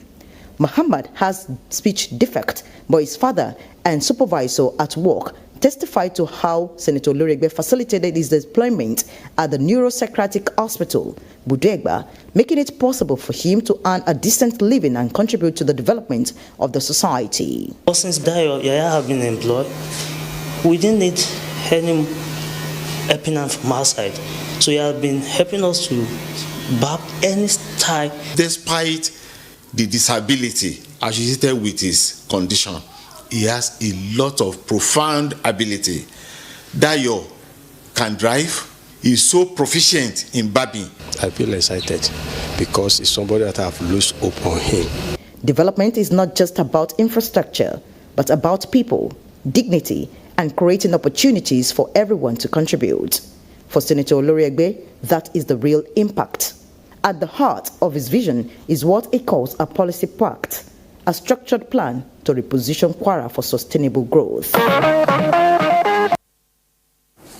Impacting life is another way of promoting development. So make a change where you are. More grace to the Senator. Now, IHS TAR's investments in digital innovation and technology entrepreneurship across Nigeria have continued to yield positive results, with the unveiling of 19 additional startups providing solutions across critical sectors of the economy. The emerging businesses were showcased at the maiden edition of Demo Day 10 powered by IHS and the Ilorin Innovation Hub held in the Kwara State capital. The Ilorin Innovation Hub, a partnership between the Kwara State government and IHS Nigeria, has in the past year built a thriving digital ecosystem supporting youth-driven innovation and technology. At an event themed The Convergence, the hub showcases 19 emerging startups that complete its accelerator and innovation programs.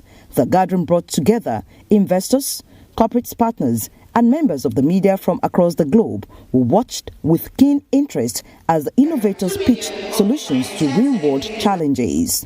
The startups presented groundbreaking ideas spanning energy, agriculture, health tech, logistics, and digital services, all poised for growth with the right investment and support. My team and I firsthand witnessed the lack of visibility that businesses have before, during, and after supplies, especially diesel supplies. We decided to do something about it, even though we benefited from the shortfalls in the beginning and the short supplies, but that's how we created Gauge. We can help them save around $1,500 per month, per year on energy. So that's a return of 3 times of the cost in the first year. So a typical business being a restaurant or a bank or a pharmacy, they can make massive savings with our product. The pitches you saw today were the top applications that were reviewed and assessed, and quite a number of them went through incubation programs, pre-incubation programs to get them to this point. IHS Nigeria and the Kwara State government view innovation and digital technology as powerful drivers of economic growth and sustainable development. Their partnership focuses on expanding access to digital knowledge and infrastructure. Already, the collaboration is yielding results capable of transforming Kwara State and contributing to Nigeria's broader economic growth. We're showcasing the work that they've done in the past few months, and we're also looking at our journey so far with the state government in the aspiration to deepen talent, to create our innovative businesses, to transform our communities, and to change lives generally across the communities where we operate. Many of these young people never had any of this type of opportunities before. So beyond just bringing investors from both sides, there's going to be a lot of support. Obviously, they're going to get more exposure. Our partners, IHS Towers, for one, are already internally as themselves trying to create opportunities where some of these startups can actually offer their solutions to them first. They're solving real problems. And if those problems can scale, then they're helping their communities, they're helping businesses at large. The Ilorin Innovation Hub Demo Day is expected to unlock funding opportunities, foster strategic partnerships, and boost visibility for high-growth startups. Now let's talk love. In Borno State, duty bowed briefly to the lights, and the weight of leadership gave way to the warmth of family as new unions were sealed. Within this rare moment, the children of Borno State Governor Babagana Umar Zulum stepped into a new beginning where 2 lives became one. Mohamed Goni tells us how 4 children of the governor took bold steps. From the early hours, the Maiduguri Central Mosque overflowed with dignitaries who gathered to witness what many described as a historic convergence of Nigeria's political and social elites.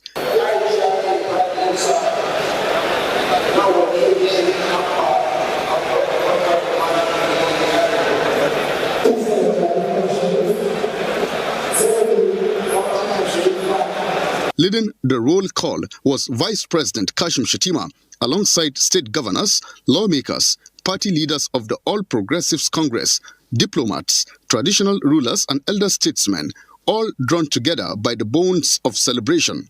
4 unions, each unique yet equally symbolic, were solemnized in accordance with Islamic rites. Umar Babagana Umara exchanged vows with Fatima Sharif Azaki, while Abba Abubakar Umara was joined with Fatima Ibrahim Musa. In the same spirit, Mamman Babagana Umara married Yagana Mustafa Ali Busuguma, and Aisha Babagana Umara found her partner in Muhammad Idi Bardi. Each ceremony reflected religion and traditions, with prominent figures standing in as guardians, reinforcing the communal essence of marriage. A modest yet symbolic dowry of 12 gold coins was paid for each bride. With the solemn rites concluded, the celebration shifted to the Government House Multipurpose Hall as guests were treated to a vibrant reception filled with laughter, reunions, and shared joy.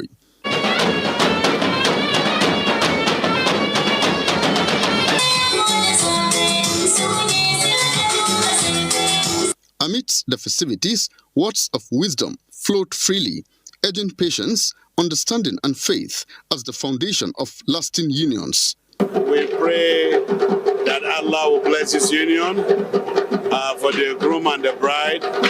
This is a special moment for them. Today, by God's grace, they have started another journey.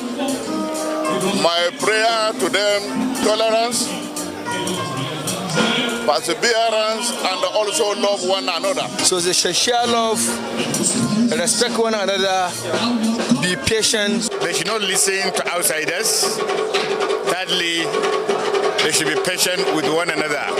We pray to Allah to bless their marriage and to guide them to a very successful marital life. It is my sincere prayer that Almighty Allah will bless the marriage and then give them more offspring and then make this marriage a blessed one. But I would like to advise the newly married couples to be patient with one another, to be very prayerful, and then not to allow third party into their relationship.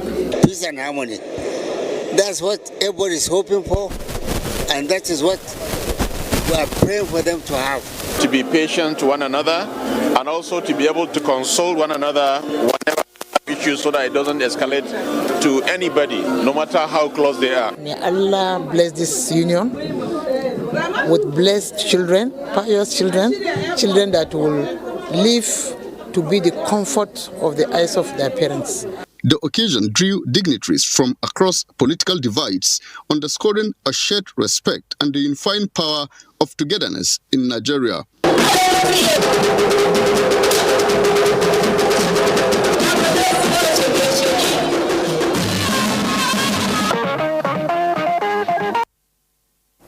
Congratulations to the couples and the families. Still talking love, when love called, Opo answered with drums, colors, and celebration. At the country home of Chief Fidelis and Dr. Chioma Aunze in Ogene Village in Anambra State, 2 hearts became one. We are talking about the union of Millicent Aunze and Raymond Okoye. Chinyere Fesi Okoye brings us highlights of a love story that lit up Ogene Village. It was a gathering of well-wishers, particularly the academic community, for the wedding of the second daughter of Dr. Chioma Aunze, rector of Federal Polytechnic, Oko.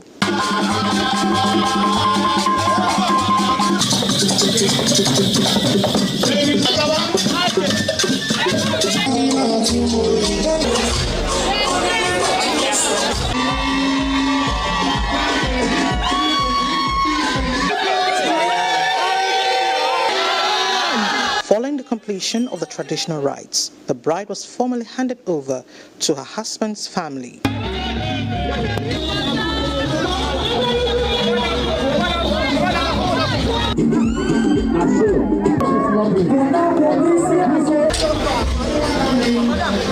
A The ceremony continued at the church for the holy solemnization, where the couple exchanged vows.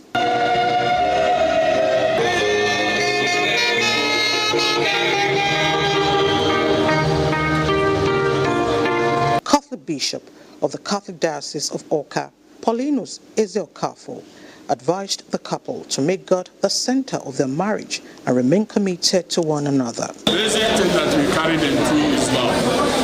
And because where there is love, there is the way to live life. Tolerate each other because we are all from the different backgrounds. For one to succeed on this project, one has to work very hard and pray very hard. The couple signed the marriage certificate, sealing their union in accordance with the doctrine of the church. With the church ceremony concluded, attention shifted to the reception venue. The newlyweds, Mr. and Mrs. Raymond Okoye, made their entrance alongside members of the bridal train, welcomed by an array of guests and dignitaries.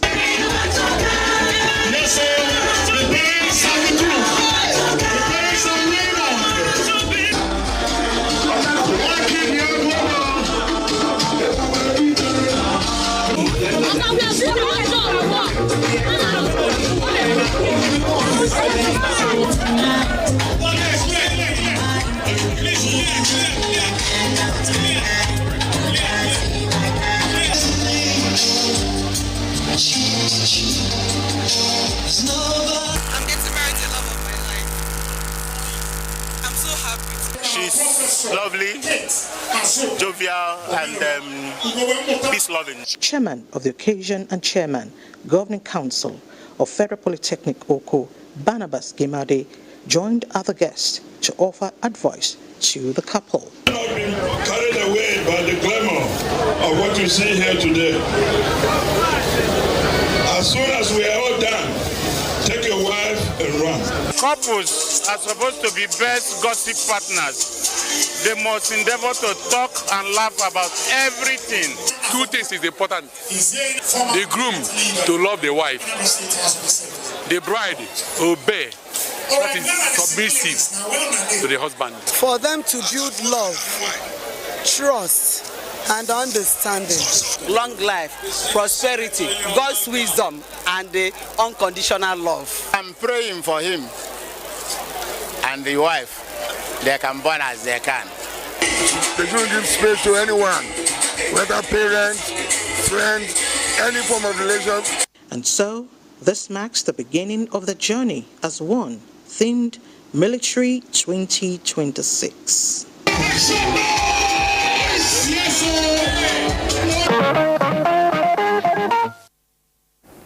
Congratulations to the couple, and may they remain in love. Our social diary is still sizzling from the airwaves to the altar. It's been a remarkable journey of purpose, passion, and profound impact for a man whose voice once informed the public and whose calling went on to transform lives. Reverend Adebi Christopher Alabi clocked 70 recently and bowed out of active pastoral service in grand style. Kemi Oshin has highlights of the celebration of a life devoted to faith, service, and excellence. At 70, many slowed down, but for B. Alabi, a cleric and former broadcaster, the milestone is a celebration of age, impact, influence, and an enduring legacy. From the newsroom to the sanctuary, the septuagenarian describes his life as a journey of dedication, discipline, and deep faith. I am today. I believe NTA had a great influence because NTA brought me up.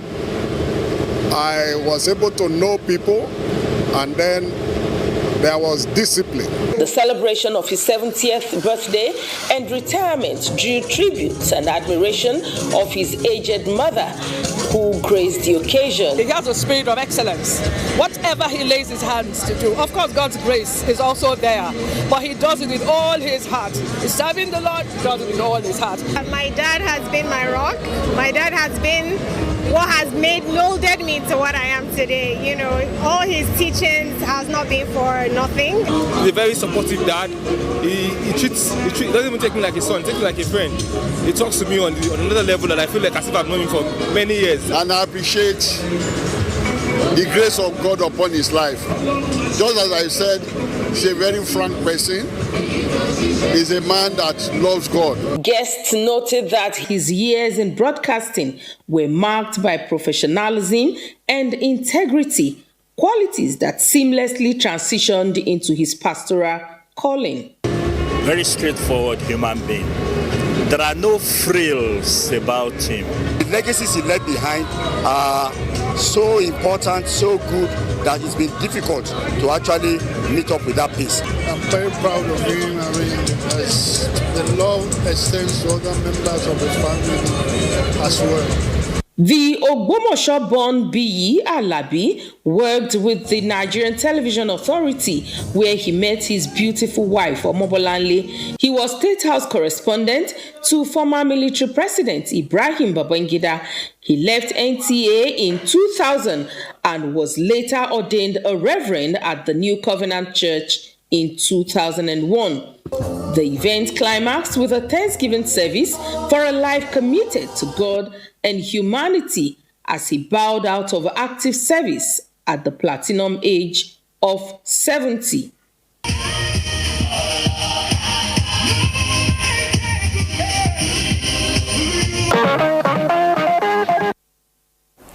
Congratulations to Reverend Adebi. And just so you know, good things happen at the NTA. Let's take another break. More to come. Toilets have stains which bleach cannot clean effectively. But Harpic is thicker and sticks better, which gives 10x better cleaning versus bleach and kills germs. Oh, wow. You can now see that Harpic is better than bleach.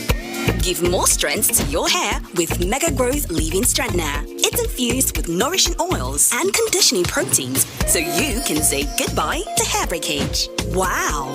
Mega Growth Leave-In Strengthener. Deep press, deep press, deep press, deep press, deep press, deep press, deep press. Guys, food is ready.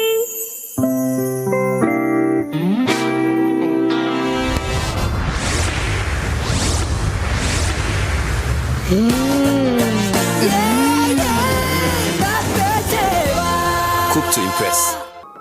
So why do you need Dettol 12-hour protective shield? Why? Well, yeah, come and see.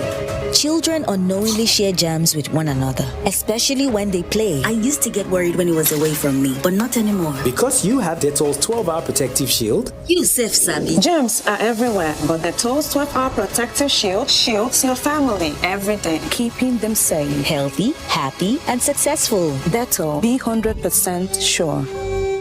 The world needs moms.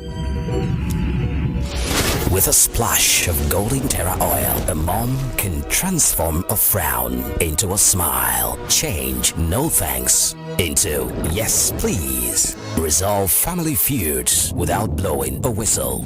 Providing tasty family meals is all that matters. Where there are moms, there is love. Golden Terra Oil, pour pure love. Some occasions are classic. Some, on the other hand, demand color and flavor. Introducing Chelsea new orange and strawberry flavors.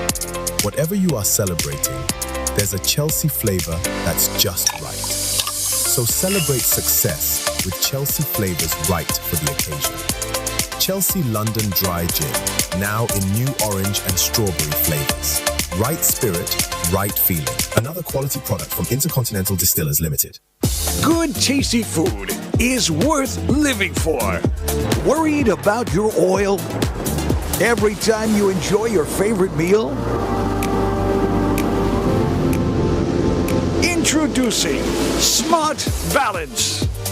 Smart Balance Rice Bran Oil is rich in Gamma Original. Golden Terra Smart Balance Oil reduces bad cholesterol. Alright everyone, no put your ears, make we talk. Time don't reach to rearrange the sounds to give us small wisdom. Sounds might be fresh now, but you know, I beg no be so. Before twice so. Ever heard of Colgate, the #1 oral care brand in the world? Colgate Maximum Cavity Protection unlocks 24 hours cavity defense. The formula boosts with calcium for lifelong smiles. Mom, it's your time to brush. No more cover mouth. Because with Colgate, that's who do ya got with your smile. Colgate for 24 hours maximum cavity protection. Shield your families from germs. When Dettol is a part of every household bucket, then you and your family can stay protected from up to 100 illness-causing germs. Everyday use of Dettol keeps my loved ones protected. Once upon a time, there was a land plagued by blandness. Food had lost its flavor and there was nothing left to savor. Just then, the tastemaker arrives to restore taste to this land of blandness. All she did was sprinkle, stir, and serve. And from that day on, they knew one truth. All they need is sprinkle, stir, serve. Tastemaker. Every game needs a leader. When it comes to casino, BetNiger has consistently delivered amazing gaming experiences to all Nigerians. BetNiger has delivered innovative services, world-class gameplay, and unforgettable wins. Woo-hoo! Spin big and win bigger the Niger way with BetNiger. It's good to know you're still there. For many young footballers across communities in Kano State, the pitch became a pathway to opportunities as the Staron Community Development Foundation organized a grassroots sporting tournament that rewards talent, hard work, teamwork, and hope. Aside the prizes won by champions, the initiative offered youths a platform to showcase their abilities, build discipline, and strengthen bonds among communities within the Kano Central Senatorial District. Elizabeth Yila Lamido was there for Newsline. Founded to strengthen grassroots communities, the Staron Community Development Foundation is leveraging sports as a structured avenue for youth engagement, discipline, and positive social development. As part of this effort, the foundation organized a tournament featuring 16 teams from 15 local government areas in Kano Central. Each team received 200,000 naira, while Gwale emerged winner with 5 million naira, followed by Nasarawa with 3 million naira, and Dala local government with 1 million naira. We truly appreciate the opportunity of Staron have given us, and we're so grateful to be the first in the competition. I've gained the best player of the tournament and I'm very excited to be part of it, and I have a direct ticket to Nigeria under 17. I'm very happy to that. Founder of the foundation, Abubakar Sadiq Umar, said the initiative is aimed at motivating youths, discovering talents, and creating opportunities for growth. We have embarked on the scouting program, which is to tease out the talents, the skillful players, those that are blessed to be a blessing, and showcase them to Africa and the world. Beyond sports, the Staron Community Development Foundation has implemented humanitarian projects across northern Nigeria, including water access, electricity support, and healthcare interventions as part of its broader development drive. Thank you, Elizabeth. Kaduna State is home to several landmarks linked to the colonial administration of Lord Frederick Lugard, from the former residence associated with him, now serving as a government facility, to bridges and public spaces that stand bear his name. These structures reflect a significant part of Nigeria's colonial history. Our correspondent examines these landmarks and reports on their historical relevance to the Kaduna, a city rich in history and administrative heritage, still echoes the footsteps of Frederick Lord Lugard, a man seen as a central figure in Nigeria's colonial history. Lugard himself was in Nigeria in the 19th century, in the late 1890s. He led the several conquests, several campaigns to conquer states in the Nigerian region. the conquest of Bida in 1897 and in 1899 itself, and then the conquest of Sokoto, all merged into one. So they built it 1947 and they named it after Lord Frederick Lugard. 1970, 71, 72, we use it as one of our training ground. We that serve the North Central State Government. I can remember I did the clerical training in that very particular building in one of the hall as a clerical assistant in training.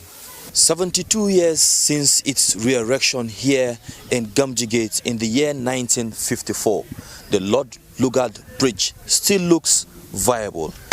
But of course, it requires a little touch for one to be able to cross to the other side, although its historical landmark remains. The bridge stands as an architectural structure and a reminder of Kaduna's colonial past, blending history with modern-day leisure. Historians note that Lord Lugard's administrative policies laid the foundation for governance structures still visible in Nigeria today. The emirate concerning the northern Nigeria, they have their own separate area. And then the British Parliament use the other part as their own office. So that's why it is called Lord Lugard. However, his legacies remain a subject of mixed reaction, viewed by some as unfair and by others as a symbol of colonial rule. Because of the economic factors the British were looking for, that was why the capital of northern Nigeria was moved from Zungeru to Kaduna State. So Lord Lugard, he moved all the administrative capitals to Kaduna State, including his men. Interestingly, these landmarks are appreciated as relics of history and part of daily life routes, traversed institutions engaged and spaces enjoyed. They serve as constant reminder of a past that continues to influence the present.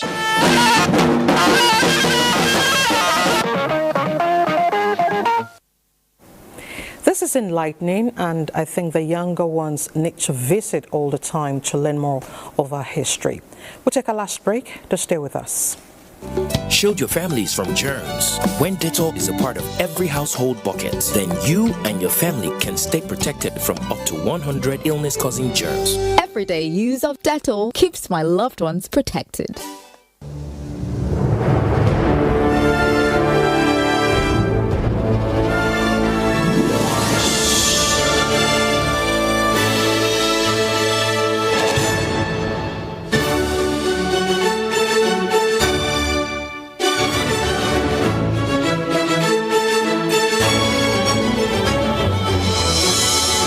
Cube, unwrap joy, unleash taste.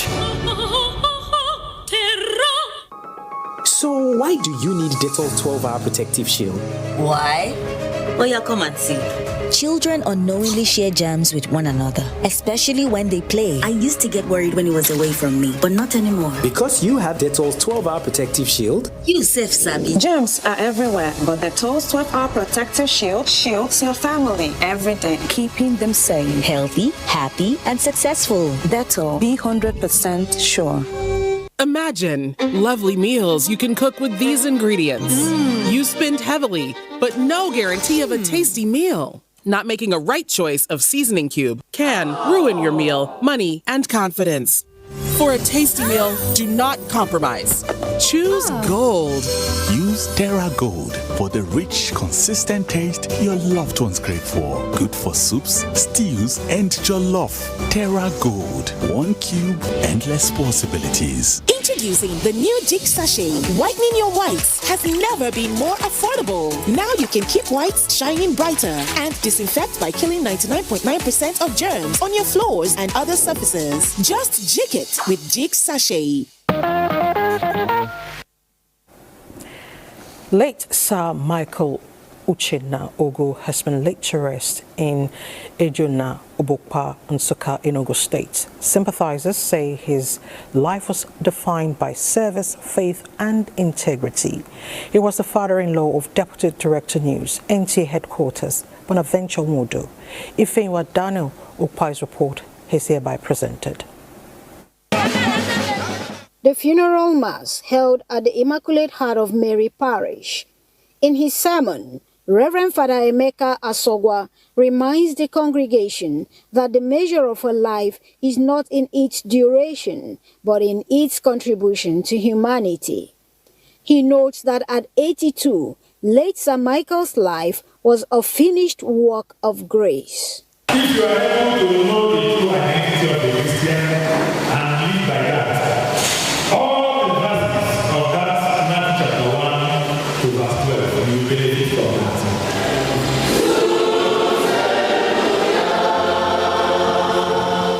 As the remains of the deceased were lowered into the earth, tears flowed for the loss of a patriarch and that of gratitude for a life well lived.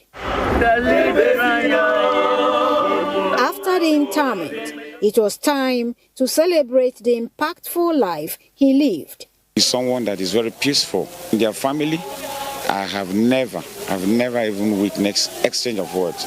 The same thing with him and my mom. My dad is my gist mate. My dad is my advisor. He has always been there. He's a loving daddy. Friends, in-laws, and associates from across the country were on ground to pay their last respects. Very humble, very intelligent, very accommodating, God-fearing. Let them keep united and move. The sky is their limit. Great man, he's a hero, he's an icon. I'm proud to call him my father. Since I lost my dad, he has been a dad to me. He's the best father-in-law in the world. Since the children have no father on this earth, let Jesus Christ be their father. A humble, a philanthropist, somebody that will like to help at any time. Sir Michael Uchenna Ugu was a pillar of the Obokba community. Little wonder he was elected the traditional ruler of the community before his demise.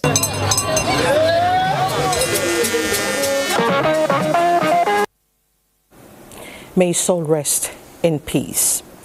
The atmosphere was thick with emotions in the quiet town of Ifete-Dunu, Kofia local government area of Anambra State, when late Frank Ejike Onwora, former Deputy Commandant, Federal Fire Service Asokoro, was laid to rest. Daniel Ukpai reports. Family members and sympathizers gathered to pay their last respects to a man many describe as a pillar of his community.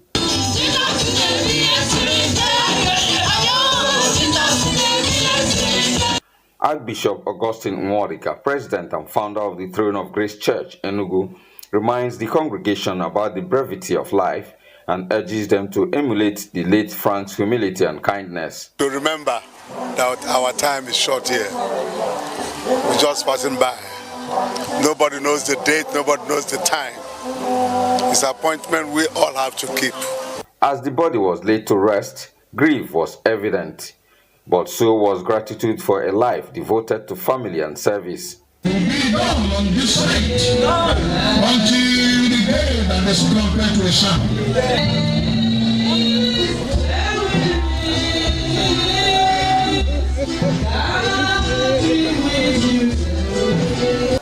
The deputy controller, you can call him area commander, but to me he was my dad.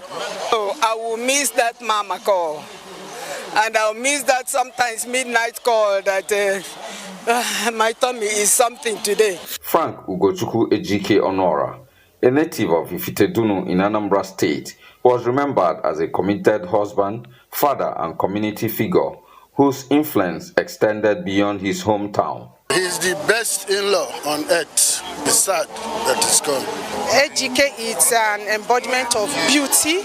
When I say beauty, in heart, to his family, to colleagues, friends, and his children. I've known Frank for up to close to over 10 years. He's a very dedicated man, and we saw him slip away when the sickness was, and I saw how resilient my sister was, and there's nothing we can say, but we thank God for his life. He is survived by his wife, Obiageli Onora, a former staff of Nigerian Television Authority, children, in-laws, and other relatives.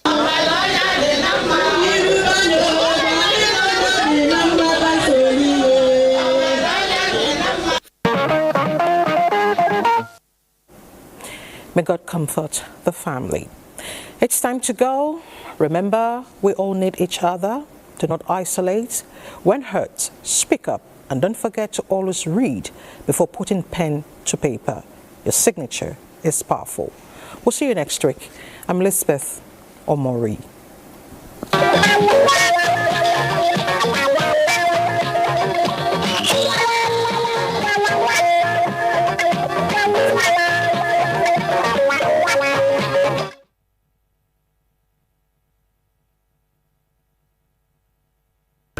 So piece together your time wisely.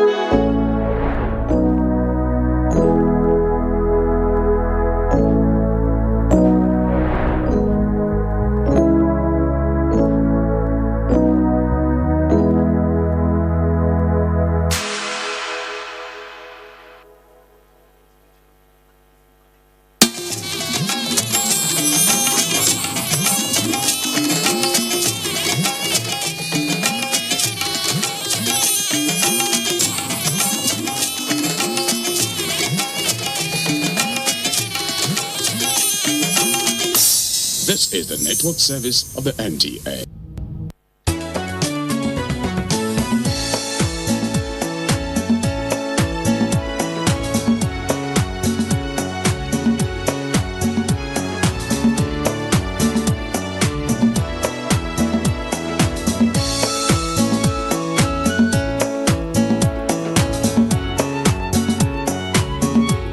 The confidence is there.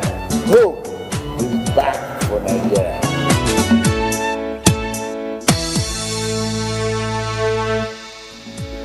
Nigeria, no longer content with promises, we are delivering progress, President Tinubu declares. And what next after presidential assent to the 2026 appropriation bill? Hello and welcome to the executive recap. We're highlighting the presidential activities in a significant week of the 2026 fiscal calendar. Fresh perspectives on the budget signing is on the lineup. Just stay with us. I am Musbal and Wahab.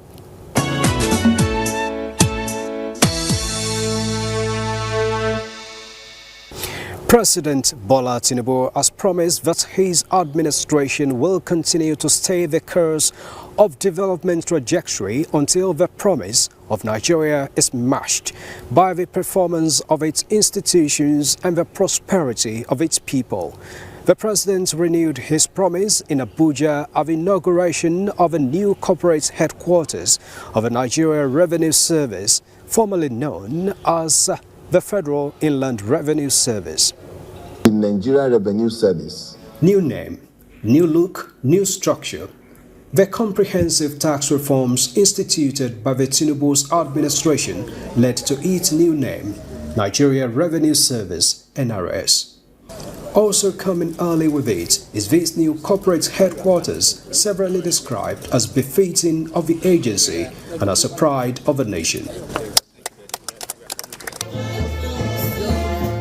This 600-seater capacity auditorium is part of a 16-floor, 3-tower building with offices and other facilities. Please be seated. Thank you. The building, started about 22 years ago, is finally delivered in 30 months under this current administration. The completion of this building at this moment is not by chance. It is a statement that Nigeria is no longer content with promises. We are delivering progress. History will not judge us by what we say, but by what we build, by the institutions we strengthen, and the discipline we sustain. The feat is another source of pride for the president that his reforms are working. He believes no serious nation can achieve lasting prosperity on a weak and fragmented revenue system. Having chosen the path of reforms and progress, President Tinubu says his government will remain steadfast in delivering not just the gains of the reforms, but also institutions that meet the demands of reform and the expectations of the Nigerian people. And to the Nigerian Revenue Service, it must embody this new ethos. It must not only collect revenue, it must build trust. It must ensure fairness. It must demonstrate that government can be accountable, efficient, responsive. It must become a model institution that earns confidence at home and respect abroad. President, if you've not taken that... The executive chairman of the NRS demonstrated his ability at crunching numbers, juxtaposing the current situation of the reforms with what would have been without the bold decisions of the administration. At price of $120 per barrel, our subsidy budget today will have been between 38 to 58 trillion per annum. If you not remove subsidy. With your policy, we have zero budget for that today. May 2023, when you assume office, the total money available for the Federation was 711 billion. By September 2025, it was 3.6 trillion. That is 400%. The data that has been real out there shows clearly that the reform is working. Nigeria today is able, even with the closure of the Hormuz Strait that would have brought fuel to Nigeria, Nigeria is still having fuel. Nobody has noticed that since you came on board, we have not had 2, 3 to 5 kilometers of fuel line, of vehicles lining up to buy petrol. This headquarters, in its permanence, suggests a system that intends to endure. Endurance, however, will depend less on the structure we commission today and more on the discipline that guides its operation. The leaders here believe that this new environment will contribute to strengthen efficiency in revenue generation and utilization for national growth and development.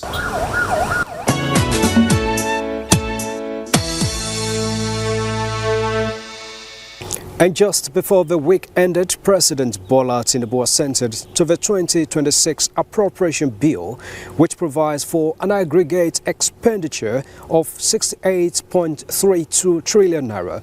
He also signed the bill extending the implementation period of the 2025 budget from March 31, 2026 to June 30, 2026. The 68.32 trillion naira budget for this year earmarked 4.799 trillion naira for statutory transfers and 15.8 trillion naira for debt service. It allocates 15.4 trillion naira to recurrent expenditure and 32.2 trillion naira to the Development Fund for Capital Expenditure. With capital expenditure accounting for about 50%, the 2026 budget underscores the administration's continued commitment to economic stability, national security, infrastructure development, and inclusive growth. The allocations reflect a strategic balance between statutory obligation, debt servicing, recurrent expenditure, and capital investments, critical to driving productivity and improving the quality of life for Nigerians.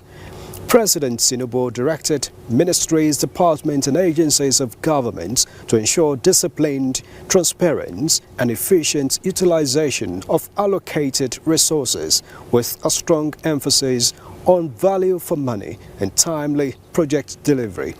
He commended the leadership and members of the National Assembly for their diligence, cooperation, and patriotism in expeditiously considering and passing the budget.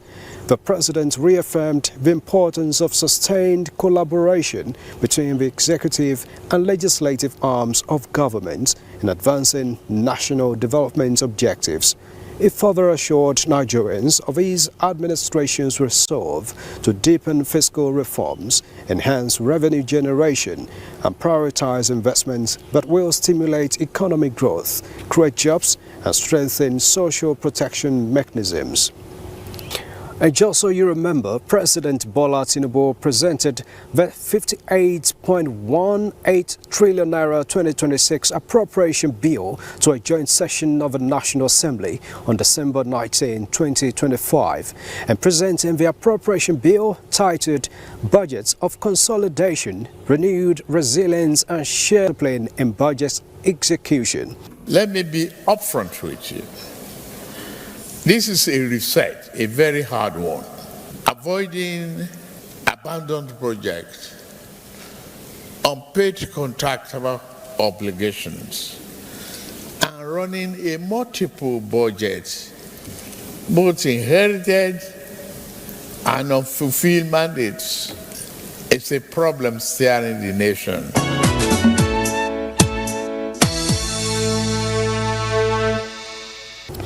And now joining us to get some perspectives to this signing of the 2026 budget is Special Advisor to the President on Economic Matters, Tope Fashua. Thank you so much for joining us.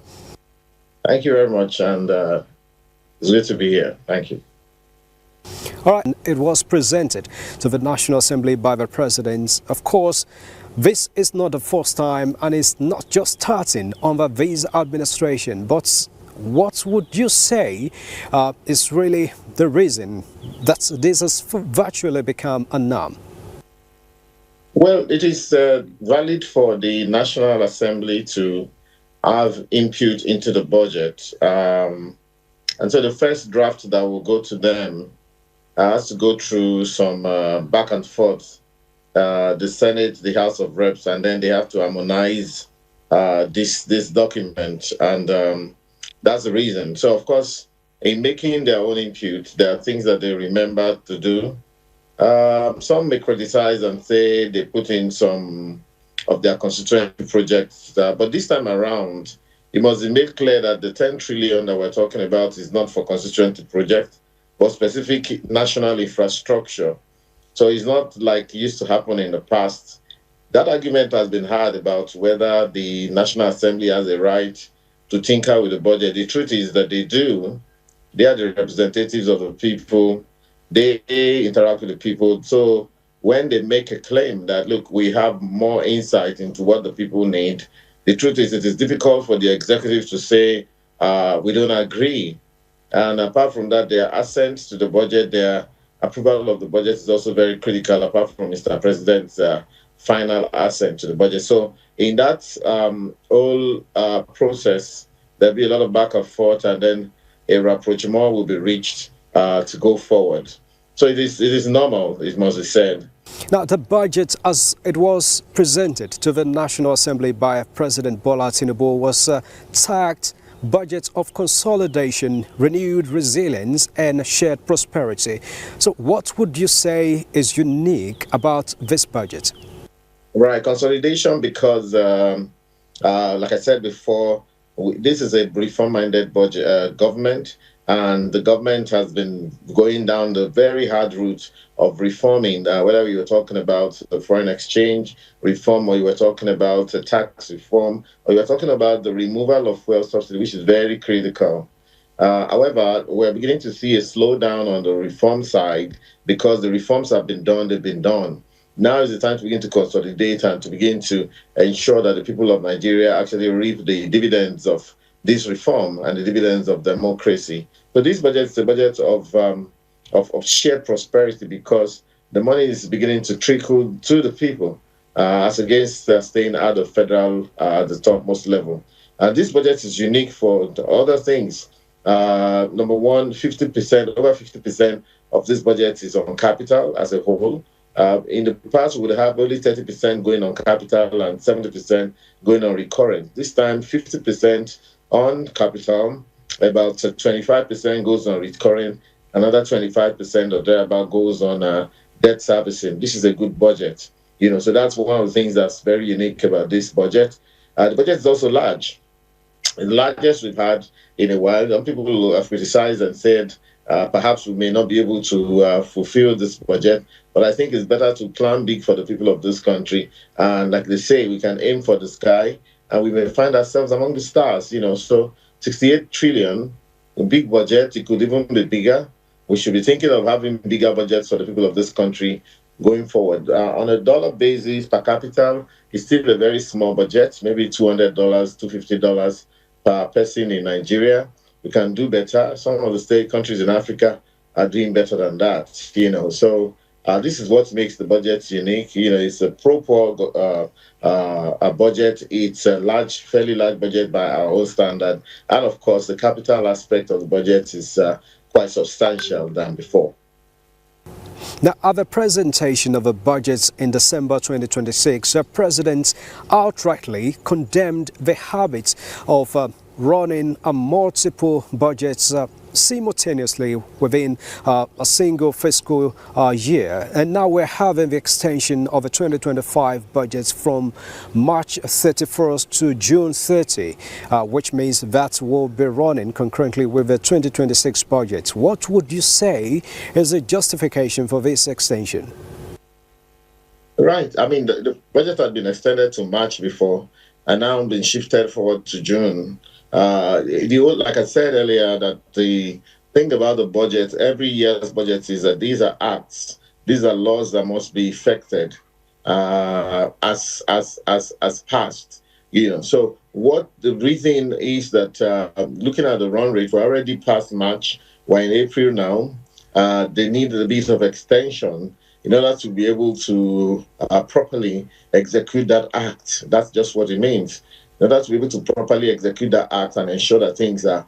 you remember last year, by the time Mr. President took the bill for the termination of 2023 and 2024 budget, that last year was a very experimental year budget-wise for Nigeria, because some of the reforms came together at a certain point in time and made it difficult for the 2025 capital aspect to be affected.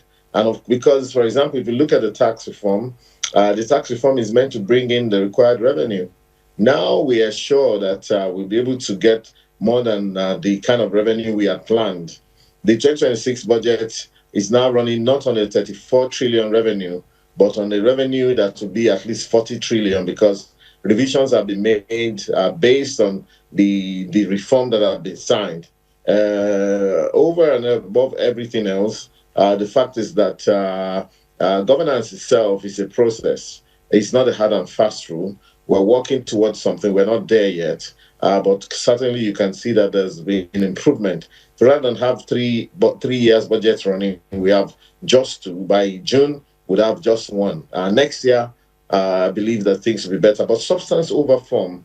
I say that the budget itself, the budget is made for man and not man for budget.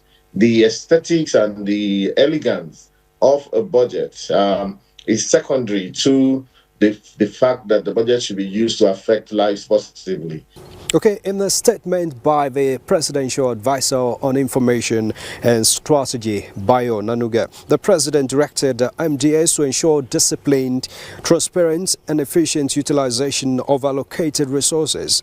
Now, we know what that means and how significant it is, but what measure would you say the President or the government has put in place to ensure this transparency?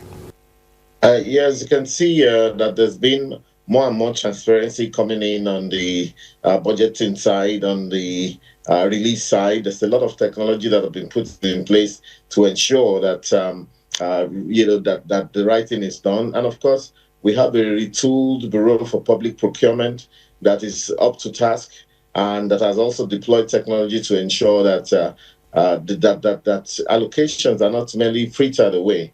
Equally, on the budgeting side, some more innovations are coming in to ensure that we move away from the envelope-based budget where MDAs are just merely asked every year to bring what it is they want to spend on. A lot more scrutiny is going in that area. And the statement of Mr. President is also very, very catalytic as a reminder to all heads of MDAs that they are being watched and that the scrutiny will be put on all of their actions and their spendings. Over and above everything else, the people of Nigeria are also concerned. So there's when you have comments going on social media, scrutiny going on everything. These days, every head of MDA is realizing that, look, nothing is hidden forever. It's just the modern world and the world that we live in. So the combination of actions, repositioning of the civil service, repositioning of the budget system, the use of technology and artificial intelligence, and of course, the participation of the people of Nigeria through social and other media. This Mr. President's admonition is actually taken very serious, and that we have better management of finance in this country. Tope Fashua, Special Advisor to the President on Economic Matters. We really appreciate your time on this program. Thank you.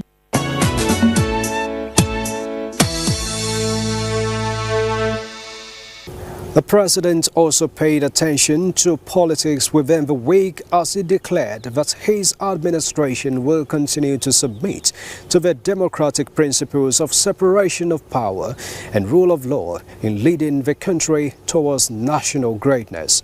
The President made the commitment when he addressed the coordinators of the Renewed Hope ambassadors of the State House. Governor Hope Uzodimma, as the Director General, led leaders and coordinators of the Renewed Hope ambassadors to the State House. It was for a meeting with the Renewed Hope Crusader-in-Chief. May we please be seated? After some months of setting up the substructure of the All Progressives Congress, APC, the hierarchy of the Renewed Hope ambassadors would give progress reports of the assignments as foot soldiers. And every community reached, the vision of Renewed Hope is being translated from policy into presence, from message into meaning, and from leadership at the center into belief at the grassroots. To where people who are running away, you confront them. And you are delivering. The best way to provide leaders is when it is tough. It is only the tough that will get going. We are lucky to have you at this stage of our national development. You are one president like no other, one that has prepared for this job over a period of time, someone who has sat down and meticulously prepared his vision and mission. The feedback of the ambassadors was also as good as self-appraisal. Leaders of the organ observed on the propagation of the successes already recorded by the policies and programs of the current administration. More than 1 million people from northern Nigeria have been enrolled into Tibet program. They have been paid 25,000 monthly. And when we're talking about skill-based education in Nigeria, who are the beneficiaries? Northern Nigeria. Where are the ministers? Why are they not speaking? Why are the head of agencies? Why are they not speaking? People have to take responsibility, Mr. President. We are the foot soldiers, the commanders, and we are virtually ready, battle ready, Your Excellency, to face whoever and deliver on this. And I urge the state ambassadors that you work with the party at the state level so that the party and the Renew Hope ambassadors will work in sync with the purpose of educating the people, at the same time also working towards the election 2027. Now, more than ever, they say they are ready to scale up in showcasing the gains of the administration's reforms. And President Bola Tinubu promises never to disappoint them in building a country of Nigerians' desire with adherence to the rule of law. We cannot submit to disobedience of a lawful order of the court. We must embrace the judiciary, whether it favors us or it doesn't.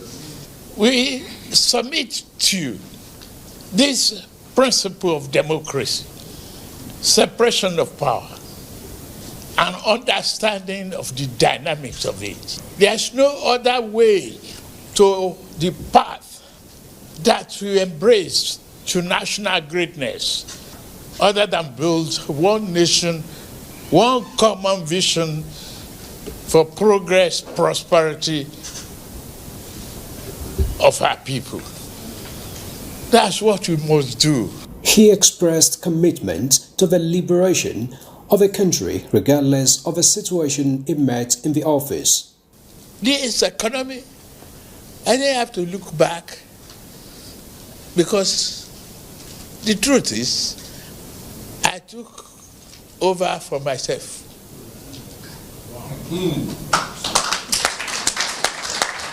The late Buhari is me. He was a partner. And if I took over from him, is that not from myself? So, if something is wrong, fine.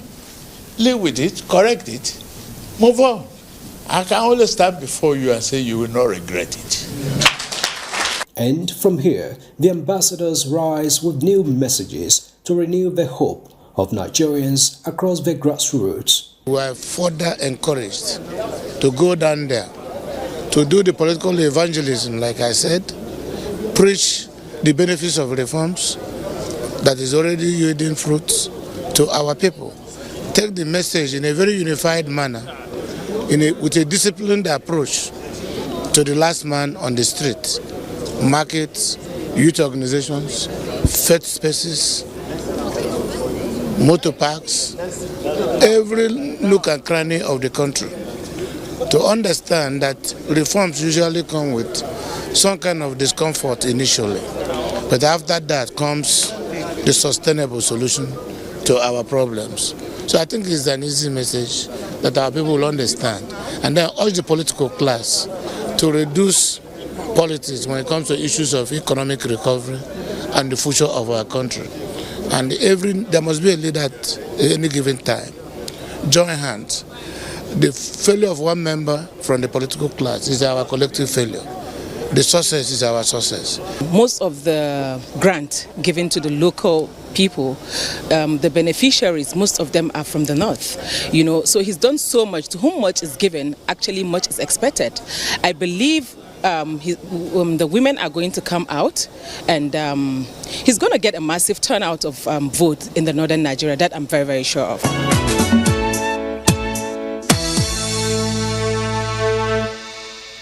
And that has been it on Executive Recap for the week. Thank you so much for being part of it. Join us again next week for another edition of the program.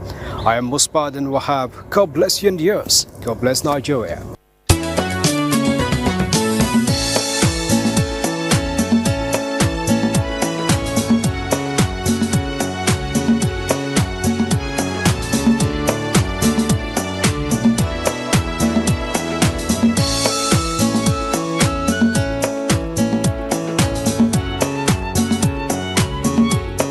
Confidence is there. Hope is back for Nigeria.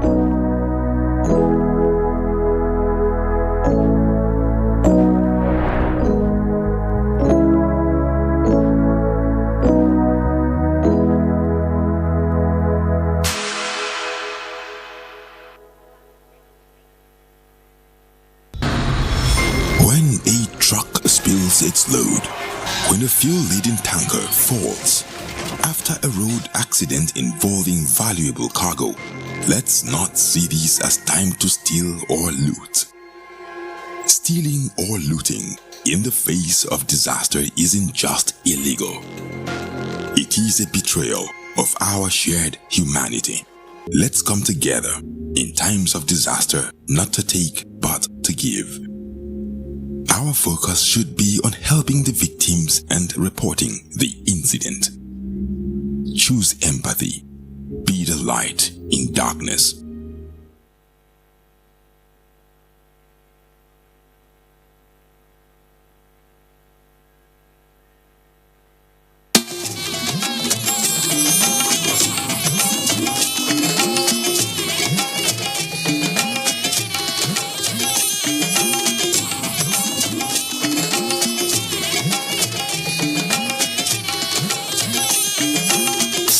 This is the network service of the NTA.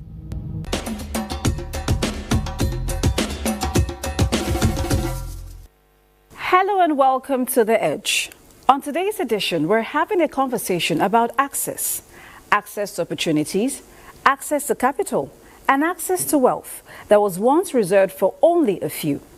My guest is a technology entrepreneur who is rethinking how Nigerians participate in wealth creation, not by speculation, but by structure. He is Mayowa Adeosun, founder of Acetrix, a platform democratizing real estate investments in Nigeria, and co-founder of Sycamore, which provides funding access to individuals and businesses.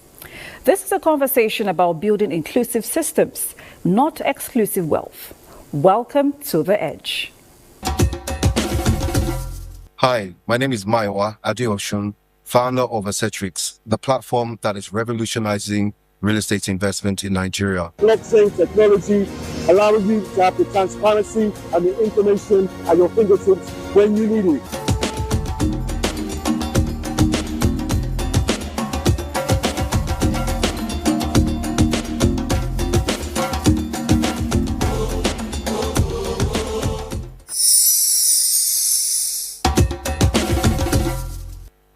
Every powerful idea starts with a gap, something that works for a few but fails for many. In Nigeria, real estate has traditionally been capital intensive, opaque, and inaccessible to the average person. Acetrix was created to change that narrative, breaking down real estate investment into accessible, transparent, and structured opportunities that everyday Nigerians can participate in. Let's listen to Mayowa as he shares the ideas with us. The idea of Acetrix essentially came when I was observing the real estate market. I was actually at a point where, I was transitioning in place of stay, and I was just like every other Nigerian looking at where to rent, where to look, where to live.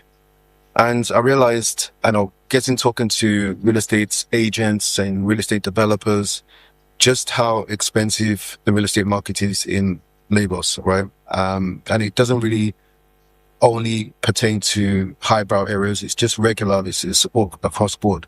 So I was just thinking to myself, in the same way that we democratized financial accessibility in Sycamore, how could we, potentially democratize real estate participation? And that's where the idea was really born. And, I took the learnings and the experience that I gained building capital flows in Sycamore and, building that trust and that transparency, that platform. And I applied it to Acetrix, and that's how it was born. Even till now, it still gives me goosebumps, right? Because everyone would love to say that, they had this perfect vision. They knew that how they would make money. And it's all good in theory, but in practice, it can be very challenging. And Acetrix, we've had enormous luck. We've been very privileged and we're very blessed. But what we're trying to achieve is still very big, and we still have a long way to go, but we're on that pathway. And so discovering the potential is something that we learned as we started the journey, not necessarily at the beginning. At the beginning, it was very uncertain, and I only started with a thread of an idea that I just, continued to pull at, and eventually it blossomed into a new startup. One thing that I've learned is that people there's an emotional connection to real estate. People honestly want to be able to own real estate, or even have a sense of ownership. But the challenge is, both locally and in the diaspora, is that trust has been completely destroyed based on the agency risk that currently exists. So before now, if you wanted to make real estate investments and you were living in the diaspora, one of the ways you would do it is you would send money to maybe a relative or to a friend, and while that has had its benefits, it also has a lot of downside risk. We've heard stories about how money has gone missing, how money's been misappropriated. Even if the money does get to the developer, there's developers who end up, using the money for different reasons. So Assetrix essentially is bringing some uniformity, bringing the infrastructure that investors can leverage on to achieve their goals in real estate. And we're also bringing down the barrier of entry. So regular Nigerians, both locally and in the diaspora, can actually now participate in very profitable real estate ventures. And that's what we're very proud of. Interestingly, we started off with just the idea of, okay, let's have somewhere that we can just do fractional real estate investment, right? But then as we explore that concept, we realized that it's not enough to just do the fractional real estate investment. You actually have to build the entire infrastructure from the beginning to the end. Because right now, the ecosystem, while there are a lot of players in the real estate space, and we need to actually still continue to collaborate to achieve the greater goal, but there's still a lot of gaps in the ecosystem. So for us to actually effectively do what we set out to do, we had to end up building, the infrastructural pipelines, regulations, some regulatory dashboards, so that regulators can see how transactions are taking place and see the compliance and the due diligence that we've put in place. Right, and then for investors, we also need to consider how they, have a particular set of needs. They want to be able to monitor the investments. They want to be able to monitor the milestones. So we need to build all of that as well. So it's more than just originally a fractional real estate investment where you just bring money and we'll give you a return. We actually had to build all of the different layers vertically, so that way investors can really enjoy, investors, developers, and regulators can enjoy the platform as a standalone. A clear example of how problems birth their own solutions. This is still The Edge, and it's time for our Money Minute, where we break down how the money actually works. Money Minute is up next.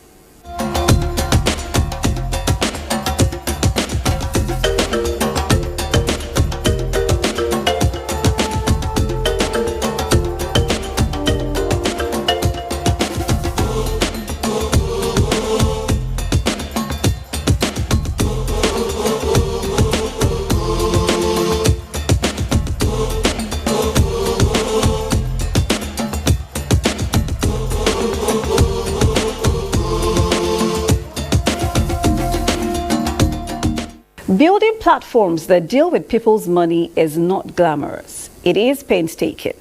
Behind Assetrix is the hard work of structuring compliant investment vehicles, building investor confidence, navigating regulations, and educating users who are cautious, and rightly so.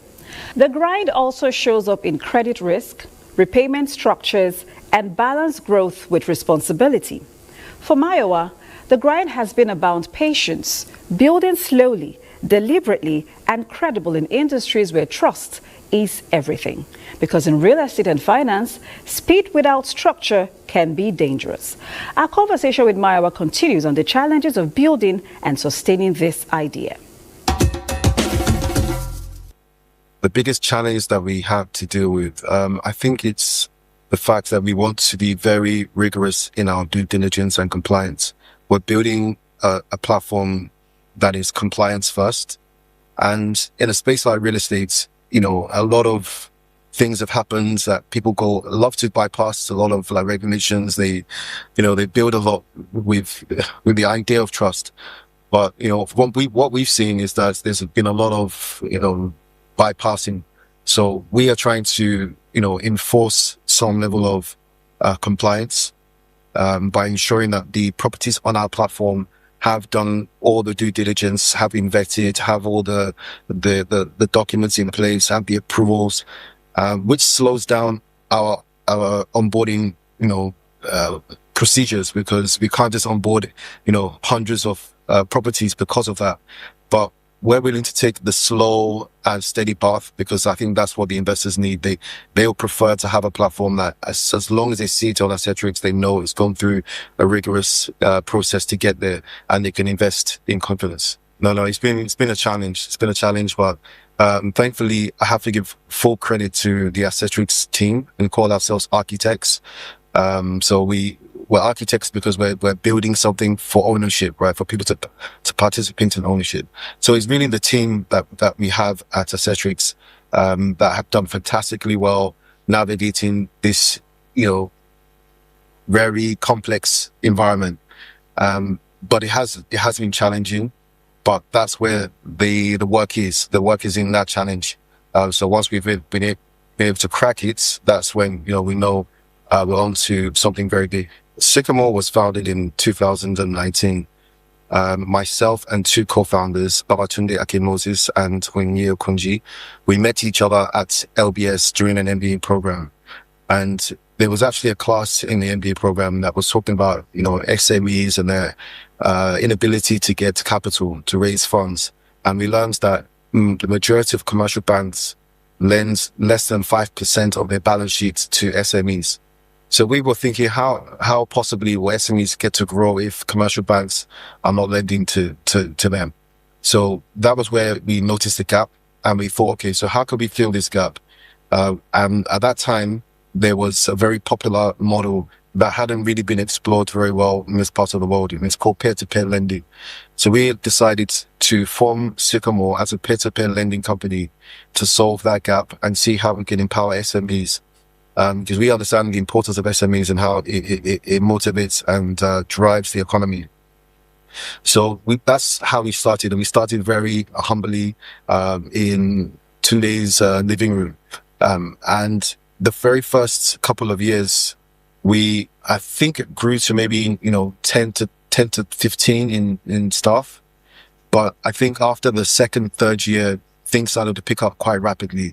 We saw growth, we saw expansion, and now, to my knowledge, we've dispersed around 40 billion in loans from 2019 to 2025, and majority of that has come in the last 2 to 3 years. So it just also shows, you know, if you stick at something long enough and you have a very good value proposition, you can see a lot of growth, and it's not going to be linear. It can be exponential. When you really work hard. One of the early mistakes that we made, I think every founder makes this mistake, because you're so excited about the problem you're trying to solve, and you're excited about growing a team, that sometimes you are very quick to hire. Right? You're just trying to hire anyone who can, you know, solve that problem for you. And I would say that can be a very big mistake. I've learned from that, you know, many times. And even though you have a pressing need, you have to be able to balance that pressing need with the long-term consequences of bringing in someone who doesn't fit the culture of, you know, what you're trying to build. So that has been one of the lessons that I've learned. And as a leader, as an executive, one of the most important things that you can do is building that culture, building that team. And that's one of the primary responsibilities beyond even just the business activities, is, you know, being a steward of the company and ensuring culture and the innovation and collaboration is at its best. You know, trust takes a lot of time to build, and you have to start off gradually. So as you're starting off gradually and you're building trust, you know, you're layering on top of that by delivering and by executing on your promise. So I think that's one of the things that we've done at Sycamore, and also what we're doing at Cedric. We're trying to, continue to layer on the trust that we've built by executing and delivering consistently, and really just, giving opportunities for, listening and hearing and interacting with our stakeholders. Like later on today, for example, I have a stakeholder session with the real estate developers. We want to learn and listen to their pain points and continue to make sure that we're building with them in mind. So that's how we build trust, when they know that we have them in mind and that we're listening and that we're applying those lessons. Never underestimate the power of pushing. Speaking of pushing, it's time for our Edge Quote, that segment of the program where we bring you words to push you further into living that idea. Here is our Edge Quote for today.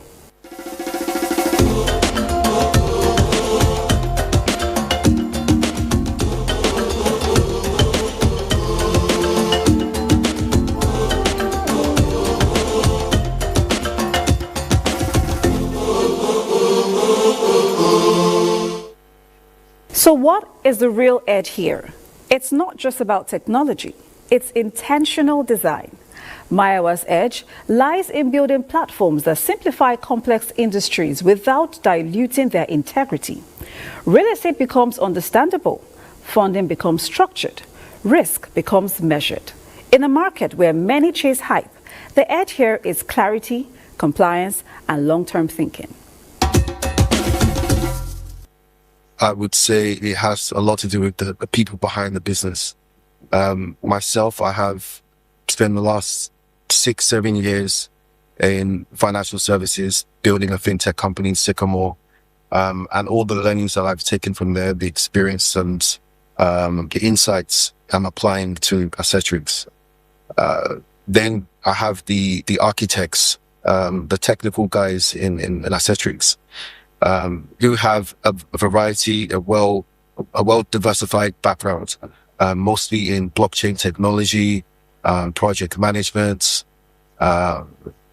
community engagement. So there's a lot of different players in our Cedric's that adds incredible value, that makes us stand out and gives us that edge. And I think what the main edge that we have is our ability to just, understand our customer. Right, to understand our customer, to engage with our customer. I think that's what's going to give us the edge going forward as we expand and we grow. Integrity for me is just knowing that you have to see the bigger picture, right? And I think I learned that early in my career when I was working as an insurance underwriter. And a lot of my superiors at that time were people of great integrity, and they kind of explained it to me, just, you have to see the bigger picture. It's not about today, your name and your brand travels far beyond, what today can see. So that's the way that we build.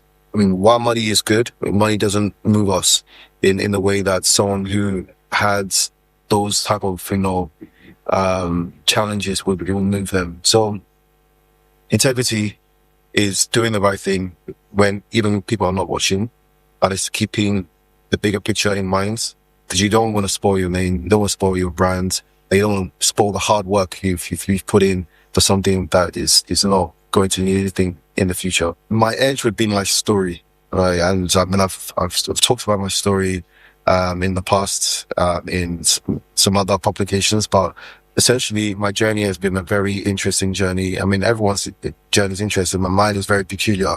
I returned to Nigeria in 2011. Before then, I had never been in Nigeria before. I was born and raised in the UK. When I came to Nigeria, I didn't know anyone. Right? I didn't know anyone. I started working in lead assurance. I was a customer service representative. Which I now look back as a blessing, because what it really showed me was I was front facing. I was facing the customer. I understood what customers needed, and I took a lot of that learnings and I applied it. I improved my capacity. I continued to learn and continue to explore ideas and concepts, and it was a gradual journey. And over the next 15 years, I am here where I am today. So that's what gives me the edge. I think everybody should learn from, not necessarily thinking obstacles and challenges in the past is bad, right? I think sometimes you can take learnings from those obstacles and from those challenges and from those frustrations and apply them in a way that can be very creative and give you the edge in today's society. Today's Edge tip is for investors, founders, and professionals. You need to know what to do and how to do it to get the results. Here is where you get it. Edge tip is up next.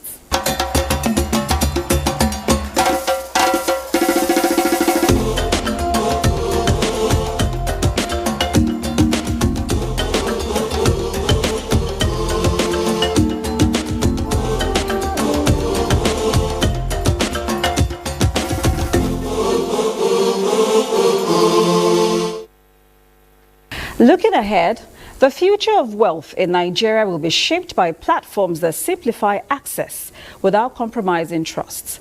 As more Nigerians seek alternative investment paths and smarter funding models, systems like Assetrix and Sycamore point to a future where participation is broader and more intentional. The next phase of growth won't just be digital, it will be representative. Mayawa tells us about it in the concluding part of our conversation. I think fintech is approaching maturity. And I say approaching maturity because there are several fintechs out there. And I think the main opportunity for fintechs is to not only speak to the middle class and to the upper class, but also to try and bring in people who have not been captured, who still need financial services today.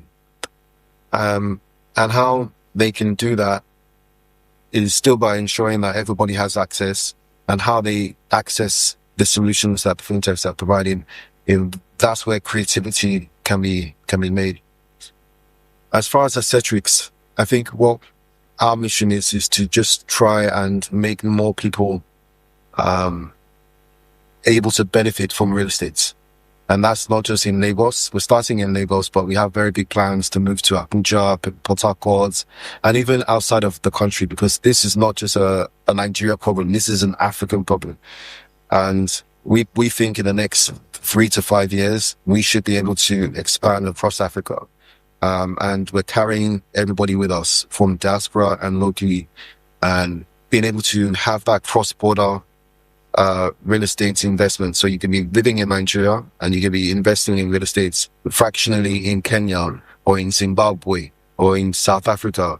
And you can just diversify your portfolio that way. You don't need to be a HNI or high net worth individual to do that. You can have, access at a very affordable rate. And that's what most Africans want worldwide. So that's what we're going to provide them. What we're doing is right now we're starting with the websites. We have a web app. But eventually we'll move to a mobile app, because I think more people have mobile phones in their hands. They might not have a laptop, but they have a mobile device. So we'll move to mobile in the near future. But in terms of the solution, what we want to be able to do is, instead of putting your funds in another fintech app that's giving you a return, we want to create more than just a return in terms of financial return. There should be some sort of tangible benefit, right? So by investing in Assetrix, in the real estate properties that we have, fractionally, what you're also doing is that you're empowering yourself to take advantage of the financial opportunities. And what do I mean by that? Real estate has always been the biggest wealth creator known to man. That's one. And two, when you invest in real estate, you now actually invest in a collateral that's or an asset that can be used as a collateral. So we imagine a future whereby you have tokens in a real estate project that you can use as a collateral, that you can go and get more capital from somewhere else, right? So you put your 5 million naira into real estate, and then you go to a fintech or a financial partner, and you get another capital of 4 million or 4.5 million on that. So essentially you have a pool of 9.5 per se. So that's how the very wealthy have done it. And that's now how the average person can achieve that too. I think my legacy would be, don't be afraid of the unknown. Don't be frightened. Explore your talents, explore your skill sets, and build relationships, because you're going to need them along the journey. So my legacy, I think, is representative of that. And I also want people to just be, open-minded to building things that the world really needs and that really adds value and has a positive impact. And it shouldn't really only be about financial. There should be some level of, impacts that goes beyond finances, as you build. So that's the legacy I want to leave. And I believe the next generation can do more. And I pray that they do more in their turn. Amazing journey on the show today. It's almost a wrap on today's edition. But before we go, here is how to connect with us.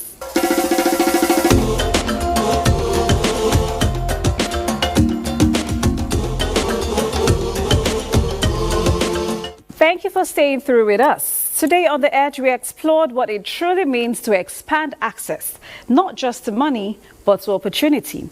My guest, Mayowa Adeosun, reminds us that wealth creation is evolving, and the smartest systems are the ones that bring more people along. That's all on The Edge today, but I will be back next week with another inspiring story. But until then, you stay bold, stay inspired, and stay on the edge. My name is Tochi Eputa. Take care and see you next time.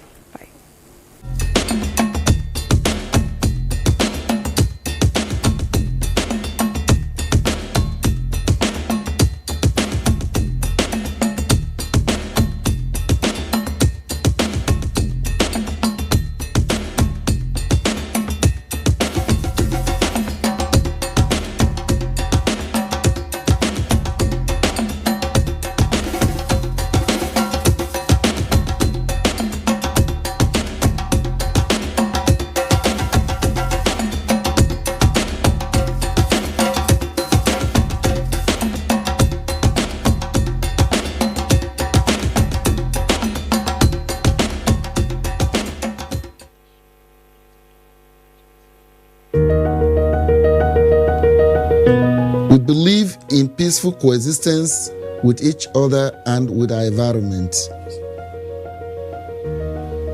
We believe that it is wrong to destroy our biodiversity, which is God's gift to us. We all depend on the beautiful animals and plants that keep our planet alive. And it is morally wrong to drive our wildlife to extinction or destroy protected forest. So please help protect our health and our environment. Report wildlife crime and say no to illegal bushmeat. Keep them wide and keep us safe. And keep us safe.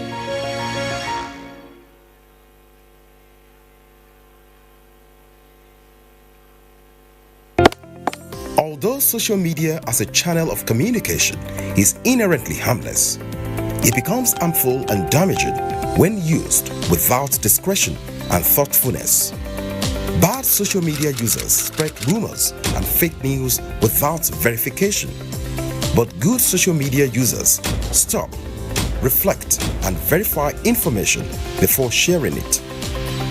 Be a good social media user. Stop the spread of fake news. Verify the authenticity of your source and use social media responsibly for a better Nigeria. This message is brought to you by the Nigerian Television Authority, NTA, in collaboration with the National Orientation Agency.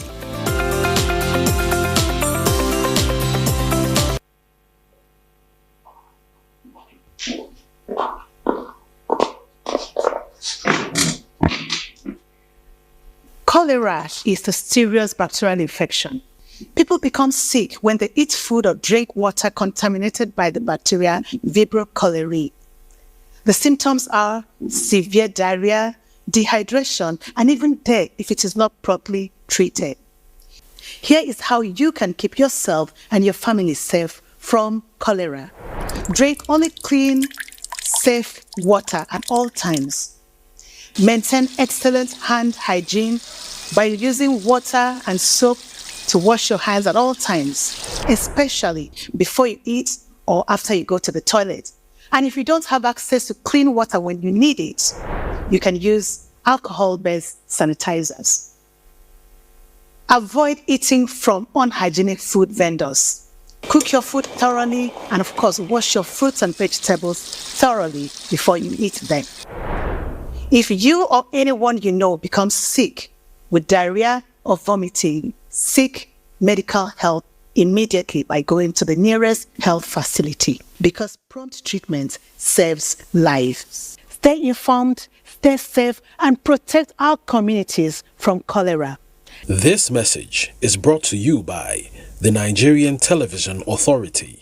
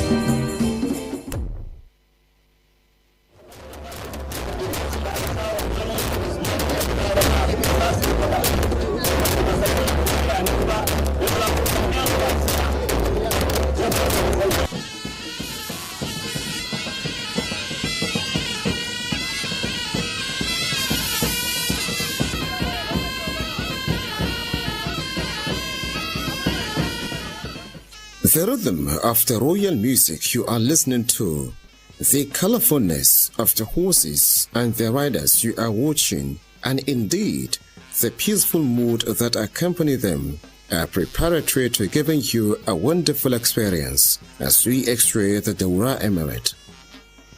The Emirate has its headquarters in Daura, a local government area in Katsina State, northwestern Nigeria.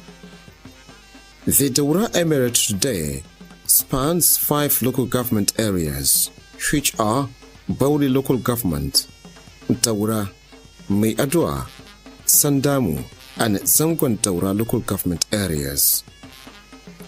The history of traditional rulership in Daura could be categorized into different phases.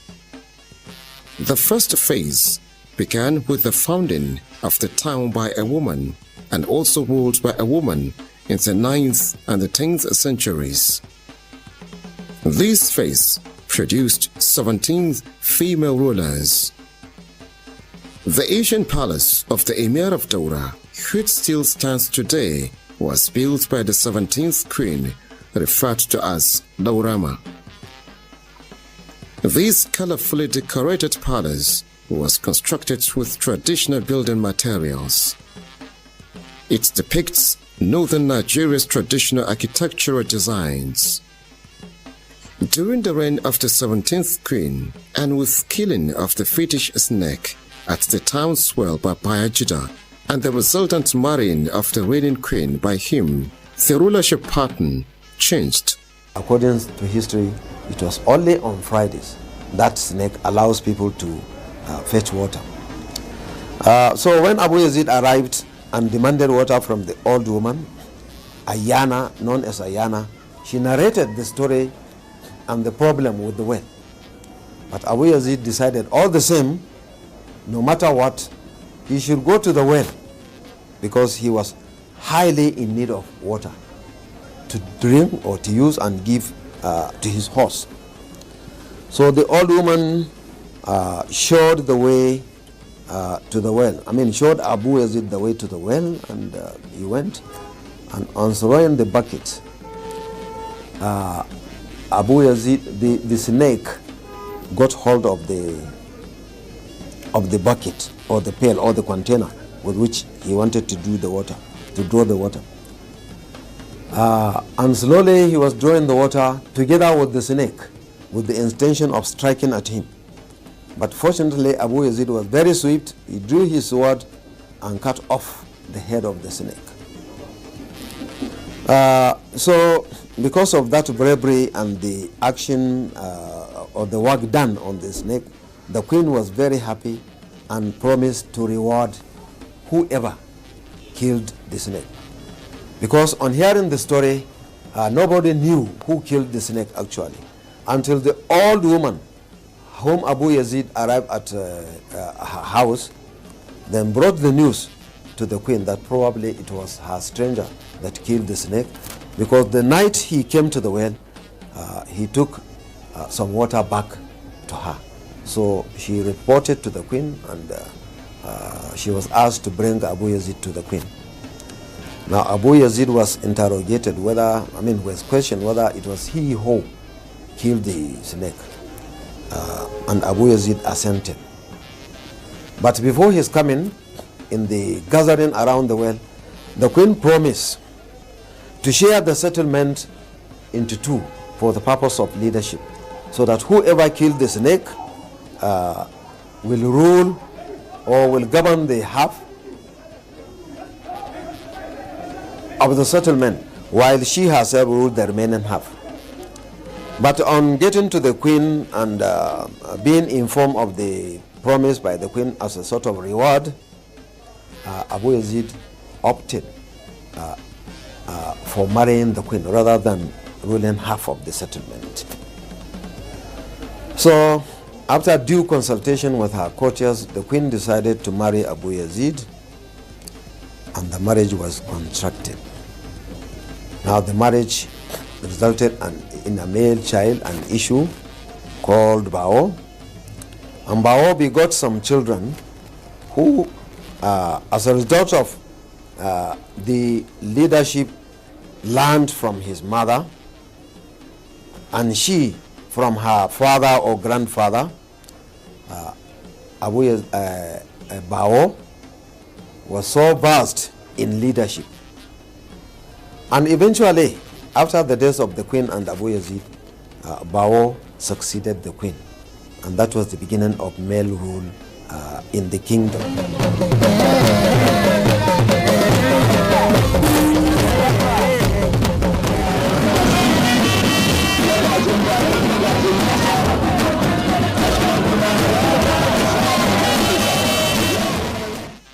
The kingdom continued to produce Hausa rulers until 1806, when the traditional rulership was taken over by the Fulanis as a result of the success of the Holy War. From 1806 to 1906, Daura produced 9 Fulani emirs. While the Fulani emirs ruled Daura, rival Hausa emirs reigned at Zangon Daura. The return of Sarki Musa as the emir of Daura, who was the 57th Hausa ruler by the colonial masters, ended the rulership of the Fulanis in Daura. While maintaining the emirate rule, he was succeeded by the 58th Hausa ruler and 84th in the lineup of rulers of Daura, Sarki Abdul Rahman. He reigned from 1911 to 1966. His successor was Sarki Muhammad Bashar, who was the emir of Daura from 1966 to 2007. The present emir of Daura is Umar Farooq Umar. He became the emir of Daura on 18th February 2007.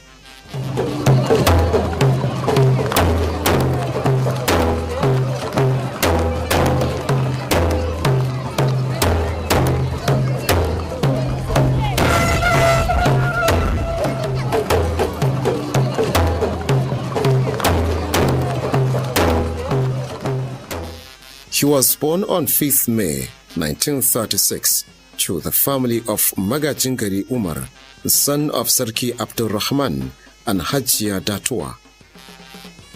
He attended elementary school at Zangu and Bauri. He was adult education officer in Bauri and later in Zangu. Umar Faruk Umar was a member Kaduna State House of Assembly then between 1979 and 1983. Between 1988 to 1990, he was chairman, Katsina Youth Council.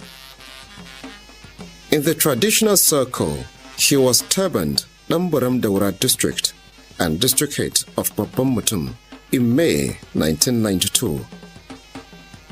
He was later made the district head of Bauri in January 2006 before becoming an emir in 2007.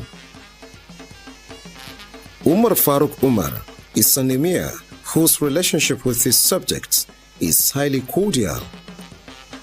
He is an emir who cares so much about the welfare of the common man. If we treat our subjects who Allah has entrusted in our hands justly, the Almighty will grant us paradise. Because of that,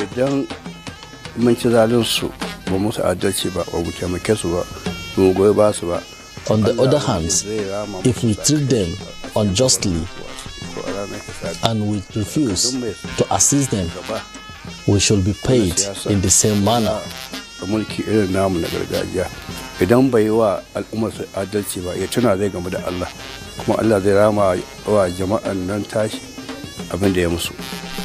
So, every leader must ensure he is just in dealing with his subjects.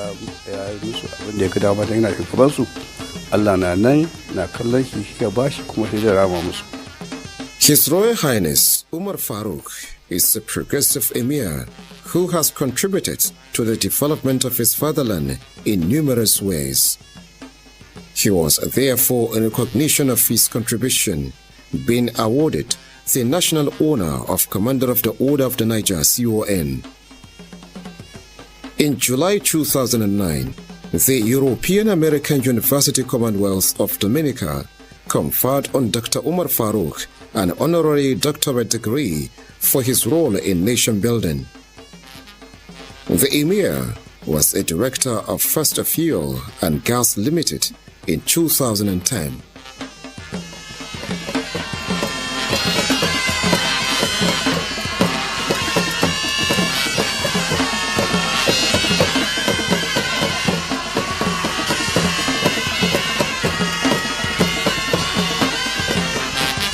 Dr. Umar Faruk Umar is an emir who is of outstanding qualities. This is acknowledged as he does his best in ensuring that his emirate grows. In the area of works, and if you look at the gates, there was nothing like that before he came in. You see, there are standard gates in the 4 gates leading to the town. They are all constructed by him. If you go to Kusugu, our historic well, you will see the renovation there. Before there was nothing, only a hut. So a lot of work in the area of construction and the buildings. Let's come to the area of, say, education. This man is very serious about education. He has sponsored teachers, paying them salaries for children who are deficient in any of the subjects, say like math or English. He has opened classes in all of the secondary schools with teachers who are bringing in those students with the deficiency, and then they are training them there, prepare them for their work and the NECO. The first time when he came, I think he expanded the emirate. We had about 10 district heads, and due to population increase based on the census figures, we were able to add 6 more district heads and about 75 village area heads. So that shows a very big expansion of the emirate.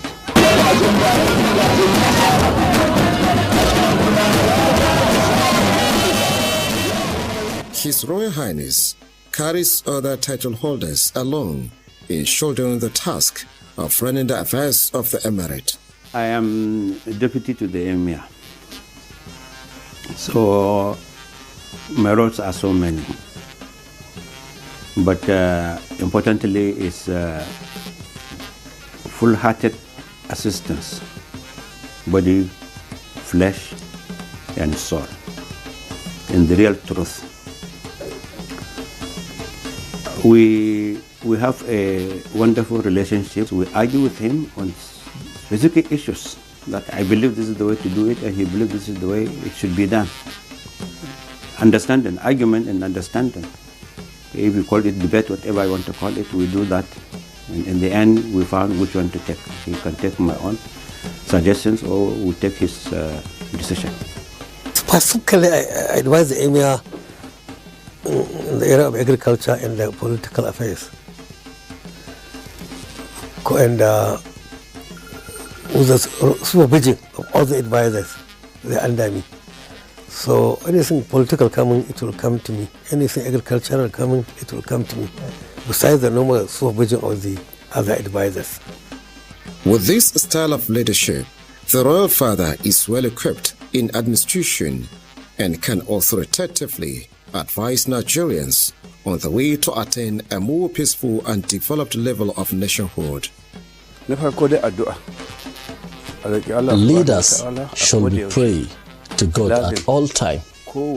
Both leaders and followers ought to pray for peaceful coexistence, not only in Nigeria, but the world at large.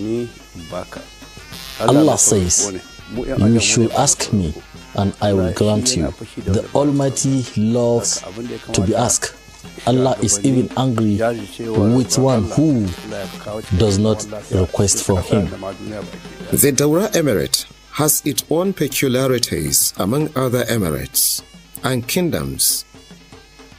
For the fact that the first ruler of Daura was a female, the culture of recognizing the position of female title holders in the emirate has been passed from generation to generation. Although, with the coming of Bayajida and handover of power to men, and men becoming the rulers, the position of Magajia is highly revered in the Daura Emirate. She is today seen as representing the Queen. In her honor, during both Islamic and cultural celebrations, such as Eid al-Fitr, Eid al-Adha, Salah celebrations and Salah Ghani celebrations, Durbar ensure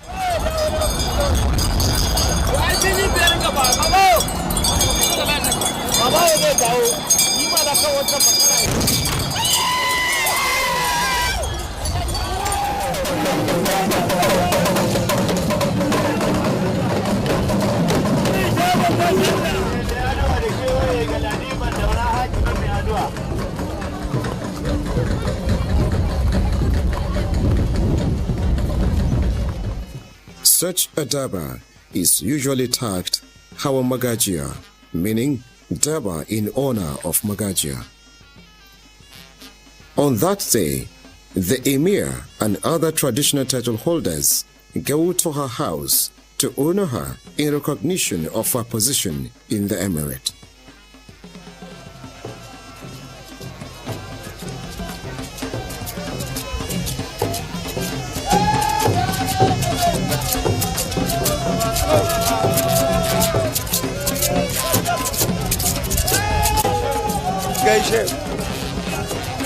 In her house, she and her subordinate female title holders pay homage to the Emir joyfully.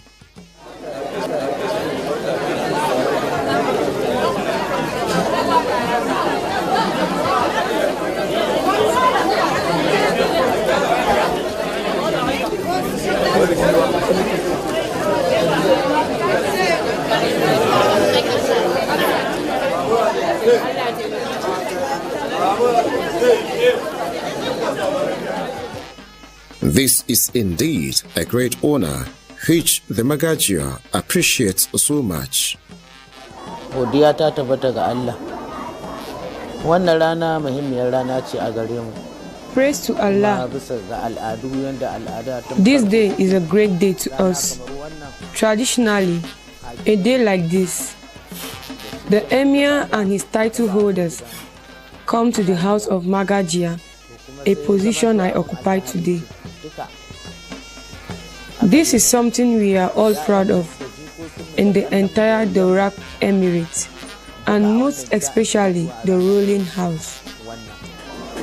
Saboda haka mu muhimmiyar rana ce a gurin mu musamman ma gidan sarautar Daura. This is indeed a joyful moment. We pray for long life, good health, and lasting peace in the Emirates and the country at large. Allah kuma ya sabka mana da alheri, Allah ya ba mu lafiya, ya bai shugaban kasar mu lafiya tare da zama lafiya. Once the Emir and his team leave the house of the Magagia, a colorful Daba procession headed by the Emir follows. They go round some streets of Daura town and back to the palace square, where the Emir on his horse receives homages paid him by district heads and other traditional title holders and members of their entourage, team by team.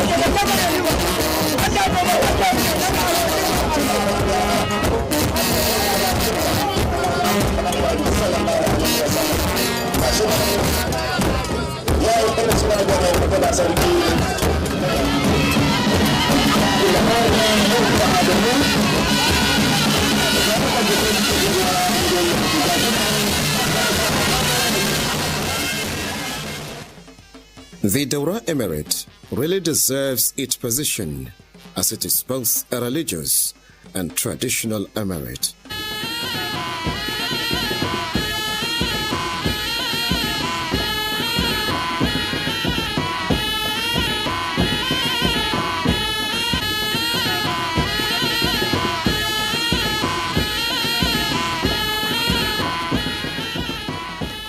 A trip to Daura at any time will avail one the opportunity to come face to face with the well that leads to a turning point in the history of Daura, and of course, the roots of the Hausa states, the Kusugu well.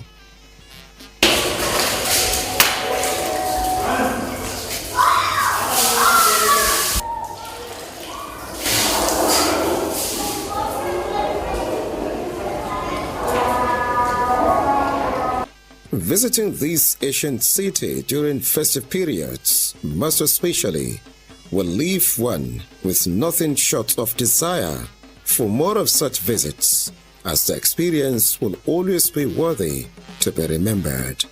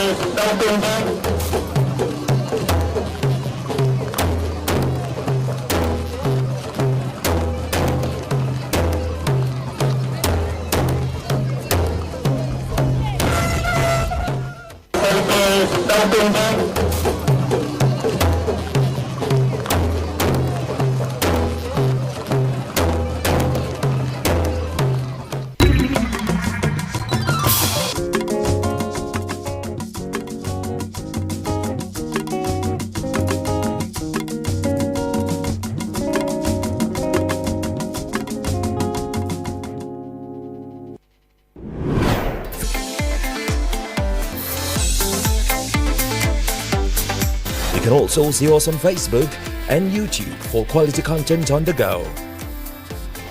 NTA International, Africa's window to the world. Of the Owambo people.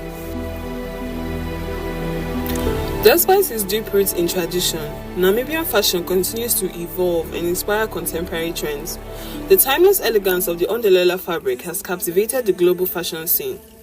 From haute couture runway to street style, as Namibian designers draw inspiration from their cultural heritage, the Ondelela fabric continues to make its mark on the world stage, bridging the gap between tradition and modernity. In conclusion, the Namibian traditional fashion and the Ondelela fabric are more than just clothing. They are a celebration of culture, identity, and craftsmanship. As we honor the rich heritage of the Namibia, let us continue to embrace the beauty and diversity of traditional fashion, ensuring that the legacy of the Ondelela fabric lives on for generations to come.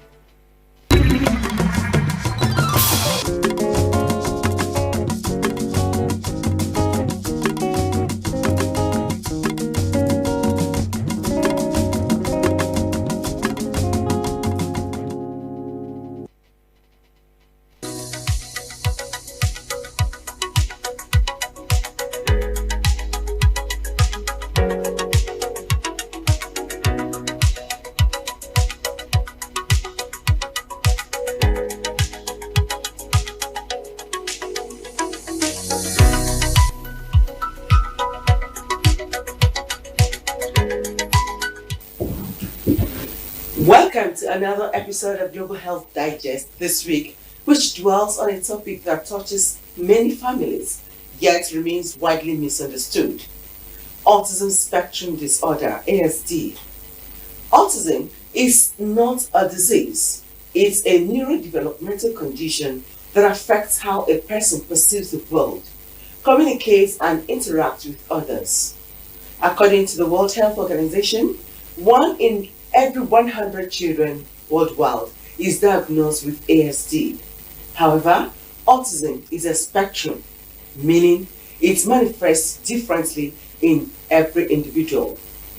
What then does it mean for a child diagnosed with autism spectrum disorder? And most importantly, how can society support and harness the abundant potential in children on the spectrum?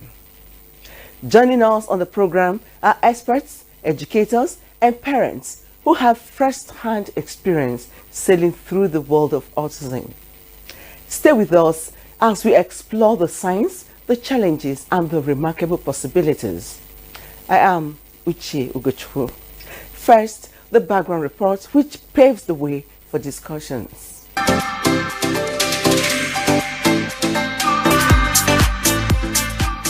Autism spectrum disorder is a neurodevelopmental disorder characterized by repetitive, restricted, and inflexible patterns of behavior, interests, and activities, as well as difficulties in social interaction, social communication. Autism can be diagnosed at any age as it tells of a developmental disorder. This is because symptoms generally appear in the first 2 years of life. Autism is a spectrum, meaning it manifests in various ways, with severity and support needs varying widely across different autistic people. Some autistic people are non-verbal, while others have proficient spoken language. Yet, the precise cause of autism is unknown in most individual cases. Boys are mostly diagnosed than girls.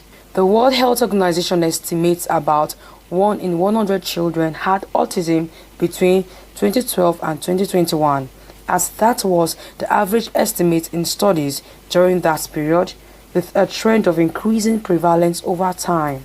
Autism's history has stretched over a century, being subject to various treatments, pathologized and viewed as beneficial parts of human neurodiversity.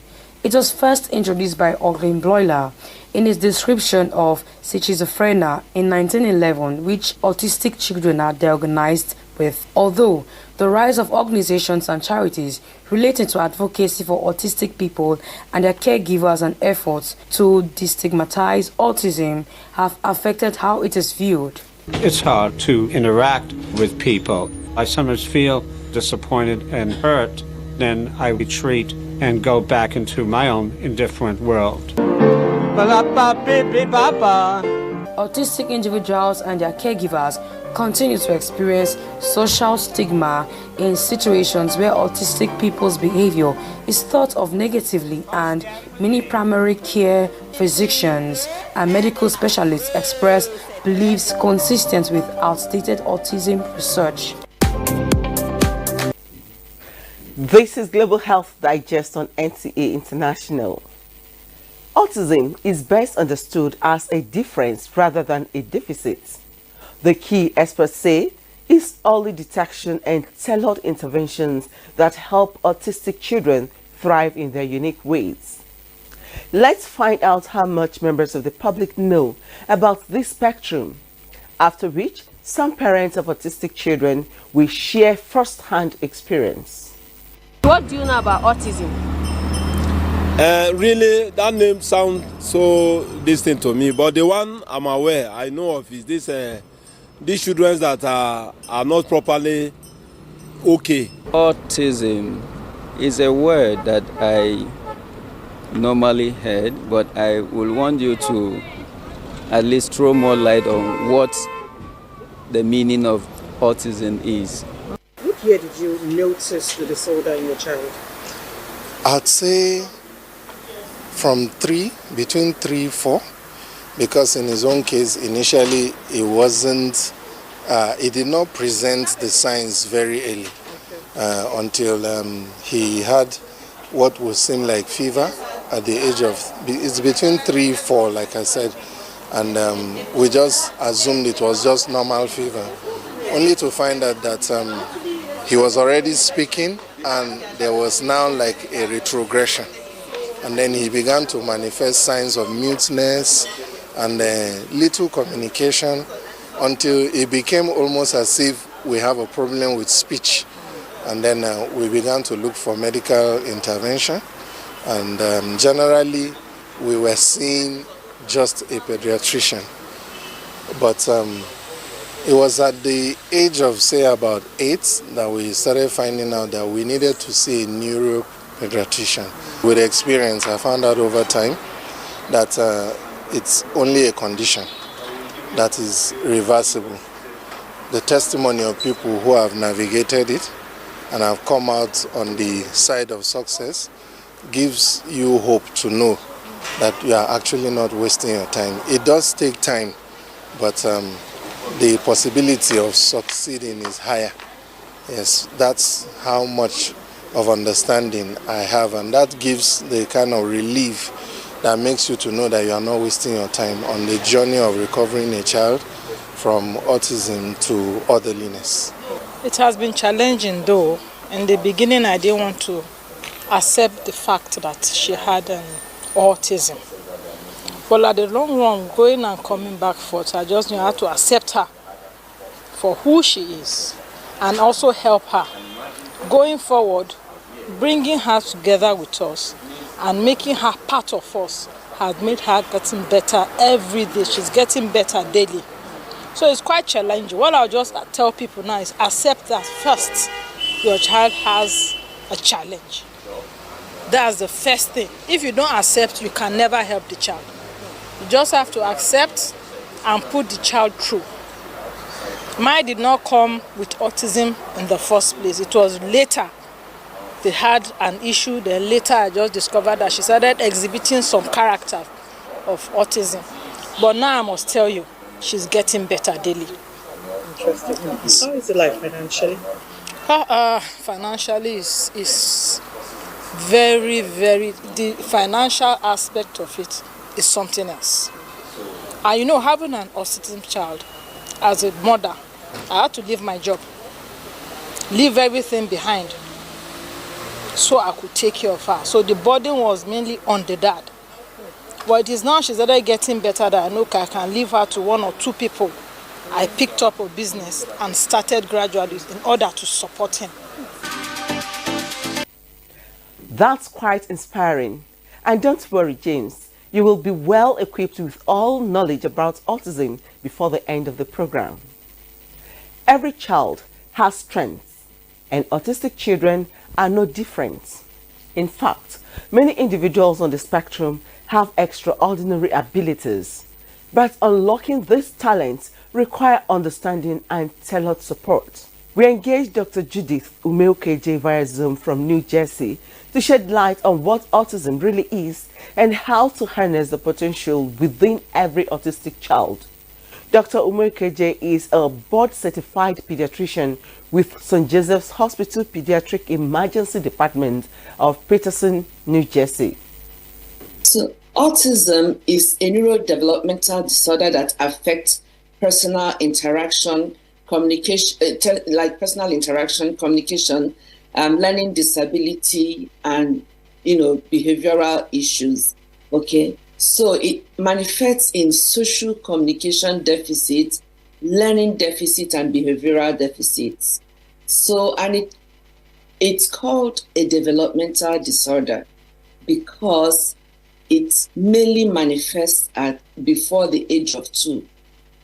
Okay, but it can be diagnosed at any age. There is no known cause of autism, but it is speculated that there could be genetic or environmental issues. Genetic issues like Rett syndrome, which is commoner in girls, and Fragile X syndrome, which is commoner in boys. And there are environmental factors like viral infections, medications, or disease conditions that could have occurred during pregnancy in mothers. It is still all these are still being studied. There is no hard and fast rule about autism. However, risk factors suspected are 1, the child's sex. It's commoner in boys than in girls. And then there are various factors here. Or rather, when you break down races, blacks, Hispanics, Asians, whites, they have different prevalences. It's less common in white people than blacks, and then more in Hispanics, and then Asian than Pacific Islanders. Diseases in the brain, brain tumors that you may not even know, even benign brain tumors, like tuberous sclerosis has benign brain tumor, but these kids may tend to have autism. Extreme prematurity in babies born less than 26 weeks tend to have autism. It's a neurodevelopmental disorder, so the nervous system is involved, and also development. Okay, the parent's age, just like everything, it's good to have your babies young. If you don't have them young, there's a higher risk of having this problem.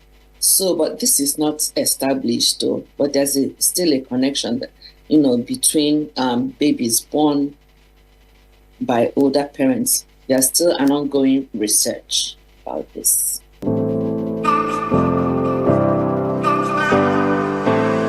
So for you to know their potentials, you have to know what problems they have. The problems they can have what we call dyspraxia, that is difficulty in performing coordinated movements. They have sensory issues like touch, light, sound, texture. That's why they can't eat certain food. Some clothing you put on them, they go crazy about it.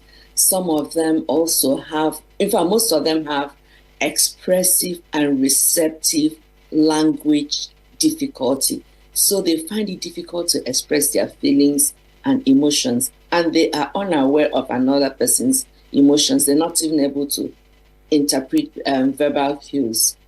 There is pragmatic and semantic difficulties. They do not understand abstract reasoning or abstract context. So they only understand things in concrete terms.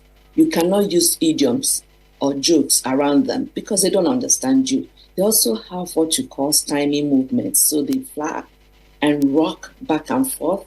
If you see them, they make repetitive movements. Also, they fixate on objects or activities with abnormal intensity. They resist change. They are averse to change, okay? And they resist cuddling. They like playing alone. They are unable to carry on conversation or keep it going.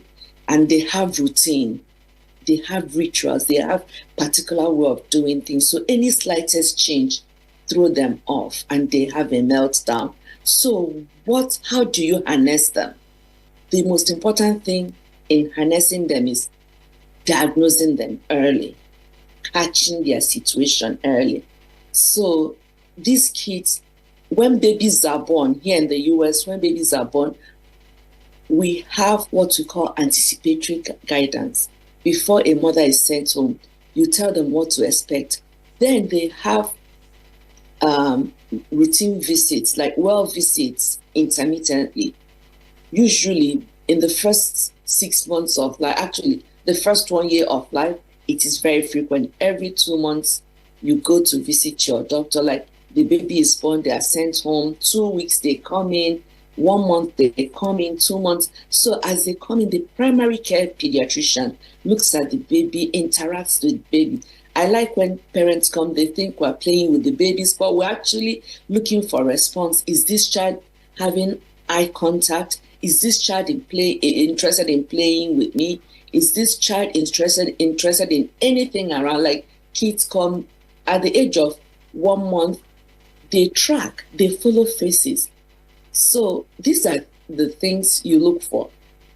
As a child is developing, you look at the child's milestones. Failure to meet any milestone is a red flag. So the most important thing to do at this point is you refer the child to maybe a pediatric psychiatrist, developmental pediatrician. Like for us, we like a child that is less than 2 years, you want to send the child to developmental pediatrics so they take care of this child. Also, you can send them to the neurologist. There are tests that are done to make sure that the child doesn't even have any other problem, like hearing tests. Once you test these things, you're able to understand that, okay, the child does not have any deficit. So it's something that you call like a team management. We have early intervention programs for preschoolers. There are other therapies given to these kids so that you can harness what they have. Starting early intervention program and starting interventions as early as you notice condition really helps. We have multiple programs done. We have the behavioral and communication therapy. There are educational therapies. Also, one thing that is very important is family therapy. Because this child comes from a family and they require more attention. An autistic child can break a family. So family therapy is very important. Occupational therapy and medication for other mental comorbidities like anxiety, sleep disturbance, and depression. Also, they tend to have gastrointestinal issues like constipation and something we call encopresis, whereby they may not be able to polytrain early. So many subspecialties are involved in managing these children. Another thing is transitioning to adulthood also is a problem, and you need to help these kids, like the girls when they start puberty, even the boys Also, the boys, when the testosterone kicks in, some of them get very aggressive. But with therapy, you can tone these things down. They are human beings, like people with this autism. We call them, we describe them as people who are neurodivergent. The so-called normal people who don't have autism are called neuroaffirmative. So you and I are called neuroaffirmative. To get the best from them, you have to remember respect. You have to respect these people. They deserve respect to help them manifest the best in them. You help them develop along the line of their own interest. You don't force them to become neuroaffirmative. Thank you, Dr. Umekeje, for your insights.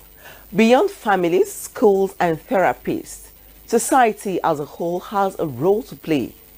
How do we create a world where autistic children grow into empowered autistic adults?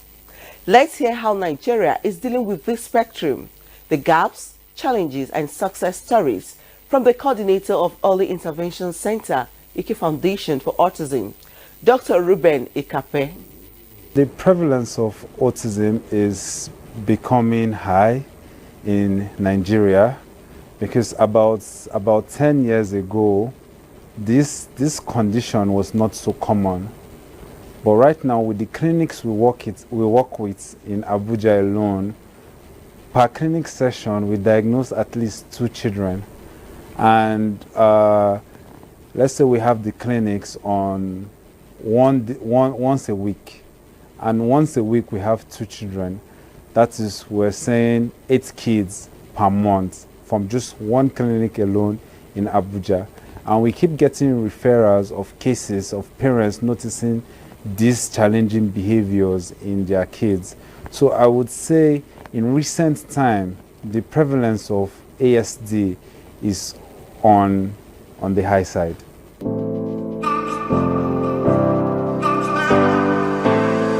In the olden days, I would refer to those days as olden days. A lot of parents are in denial. That is, they don't accept the fact that their child, they don't accept the diagnosis. So when their child is being diagnosed, instead of them to seek care, they just hide the child away from the public. So there was a case we handled recently where this child was already 6 years old and the child has not gone out of the house for over 2 years. And the reason the parents gave was that the child will embarrass me when they go out. And when we did our assessment, we found that this child was not even the extreme end of the spectrum, but the mild end of the spectrum, which meant that with just little care, this child could maximize the potential in the society. So to answer the question, what we do to make sure these kids can maximize their potential, we offer different types of therapy, ranging from cognitive therapy, behavioral therapy, occupational therapy, speech therapy, and even sensory integration therapy. So this is a holistic approach that we use to work on these kids so that they can be fully integrated back in the society, in the sense that even if the child is on the spectrum, you don't need to identify that by their behavior or by their deficits in social interaction or their deficits in communication. Obviously, the speech therapy cater for the communication aspects, occupational therapy cater for the self-help aspects.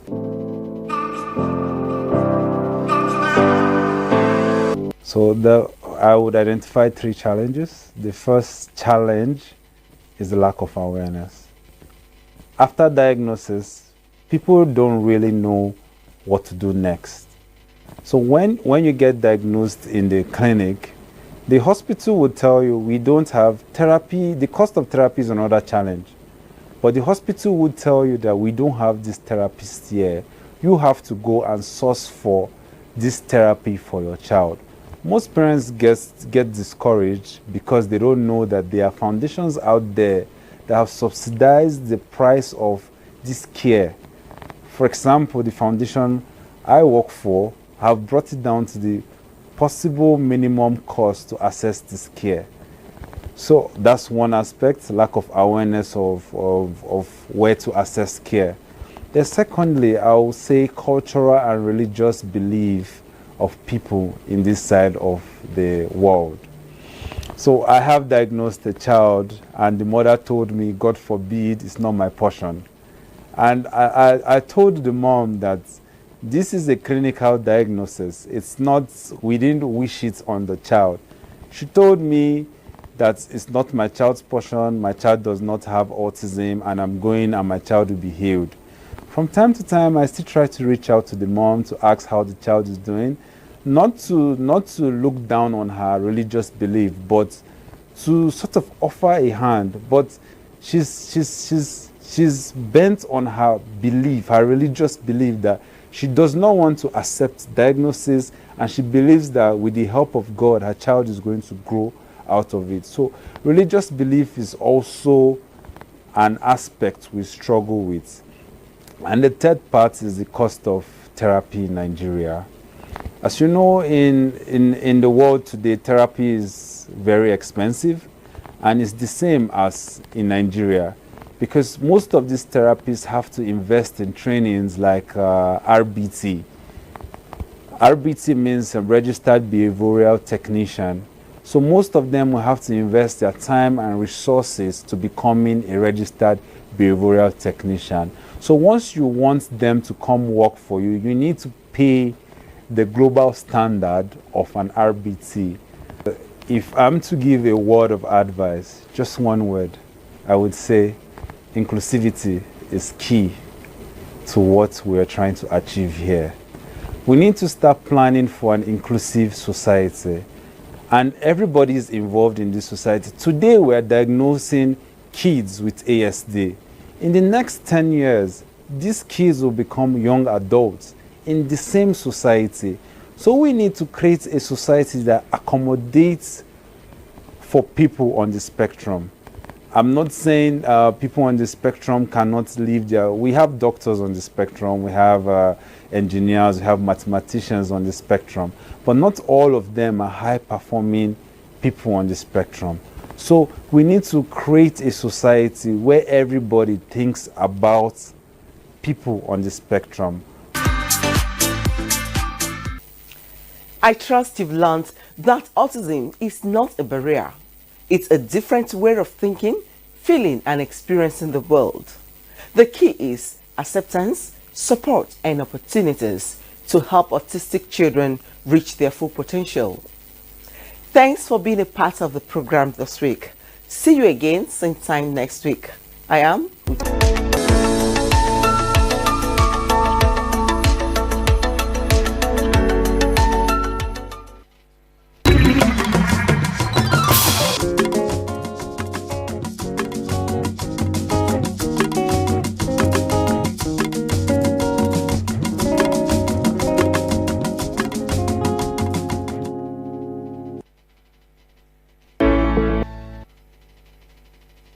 The federal government of Nigeria warns vandals of national assets, electricity transmission towers, cables, and other facilities to desist from this act of sabotage. Vandalism is a serious crime punishable under the law. Vandalizing electrical equipment will affect millions of Nigerians, including your loved ones. Remember that national assets belong to all of us, hence the need to protect them. Report all cases of suspicious movement around electrical facilities to security agencies. When you see something, say something. This message is from the Federal Ministry of Information and National Orientation in collaboration with the National Counter-Terrorism Center, NCTC, Office of the National Security Advisor. Nigeria means a lot to me. And Nigeria means peaceful cohesion. My country. We continue to pray, and then hopefully we will come to understand that unity of purpose, unity of living together. Our ethnic beliefs and background and culture is our strength. Ever since the amalgamation period of 1914 to date, about 109 years ago, the people of Nigeria live very peacefully with one another. I think diversity helps a lot to enhance robust development in Nigeria. All over the country, you have so many ethnic groups, over 250. That is enough to tell you that this is a blessed country, and that God has kept together as one indivisible entity.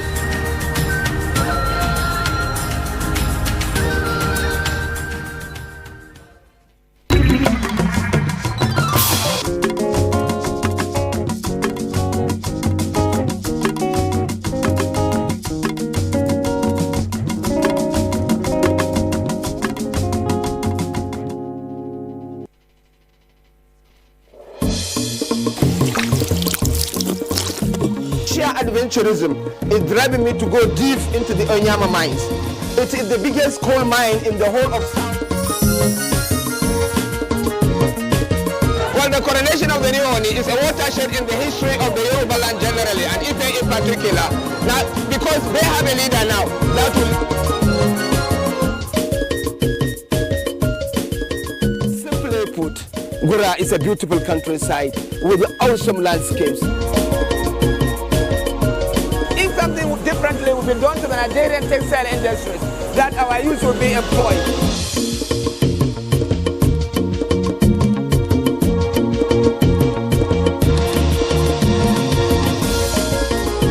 Many people that attend the church here can tell you. Service in Holy Arosa is evening. We are taking a canoe tour of the communities on the bank of River Niger in Kesu.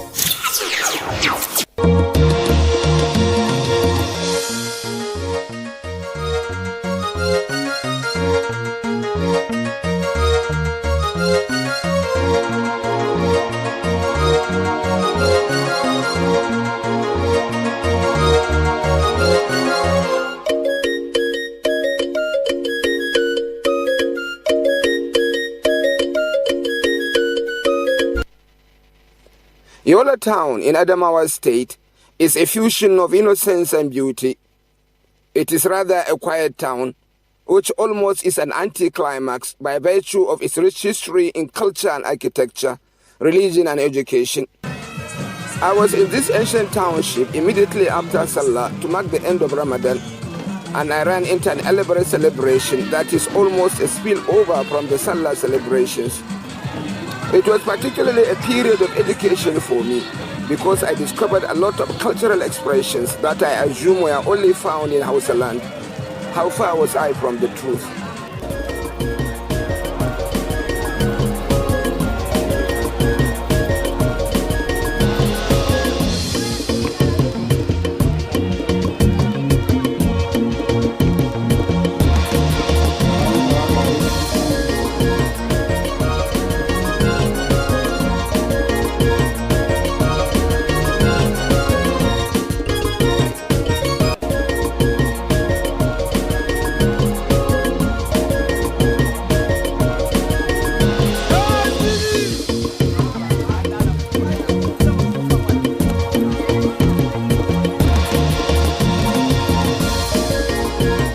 This patently Fulani township must have developed certain cultural attributes from its long history of relations with the Hausa and the Kanuri, which in turn may have basis in the Fulani jihads of the 19th century.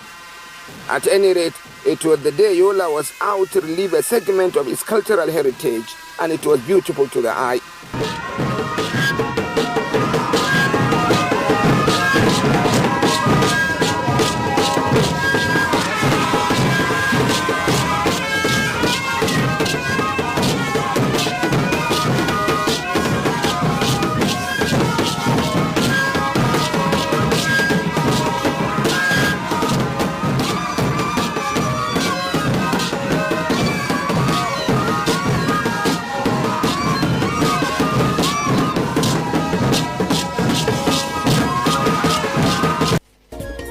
Yola town do have a welcoming aura.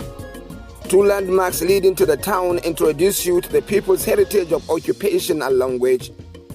There is this imposing pillar hosting a milk calabash and a ladles.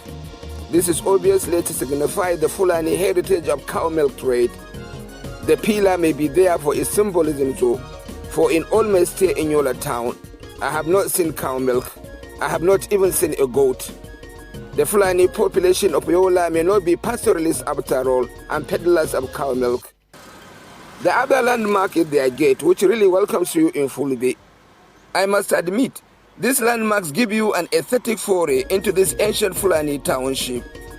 The town is the seat of the Fombina Emirate, an ancient traditional stool of which Lamido is the head. There is no missing the aesthetics of the palace. It stands unique. I could only capture the face of the palazzo.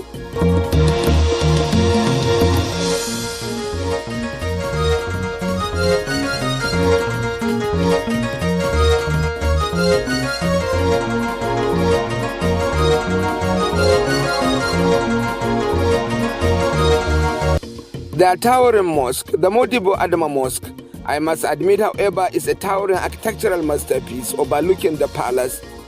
It has been there for close to 200 years, and it holds great cultural and historical significance across all Muslim communities in Nigeria and the world. I arrived Yola on a Friday, so I had a chance to see worshippers troop into this magnificent edifice. It is, in the word of our researcher, a reflection of the growth and devotion of the local Muslim community over the last 2 centuries. The interior of the mosque accommodates upward of 5,000 worshippers. The figure can almost be doubled when put together with its terraces. On this day, worshippers included the former Vice President and Wazir of Adamawa, Atiku Abubakar. It is a great sight to see worshippers come out of this mosque after the Friday prayers. It is a picture of unity in faith. The goodwill between them is sincere and heartwarming. Almost by serendipity, I run into Dr. Umar Buba Bindir, who guides me through my cultural exploration in Yola. Bindir is an intellectual, a technocrat, a man of culture, and the son of the soil, and the Grand Mufti of Adamawa. We have done a lot of work together on culture and education, and today in his ancestral home is at the center of a major cultural event as a traditional title holder of the Grand Mufti. You talk of serendipity. Bindir has an assuming lifestyle, and I ran into him in pleasant exchanges of goodwill and banters with these people after the prayers. From there, I know my story is told.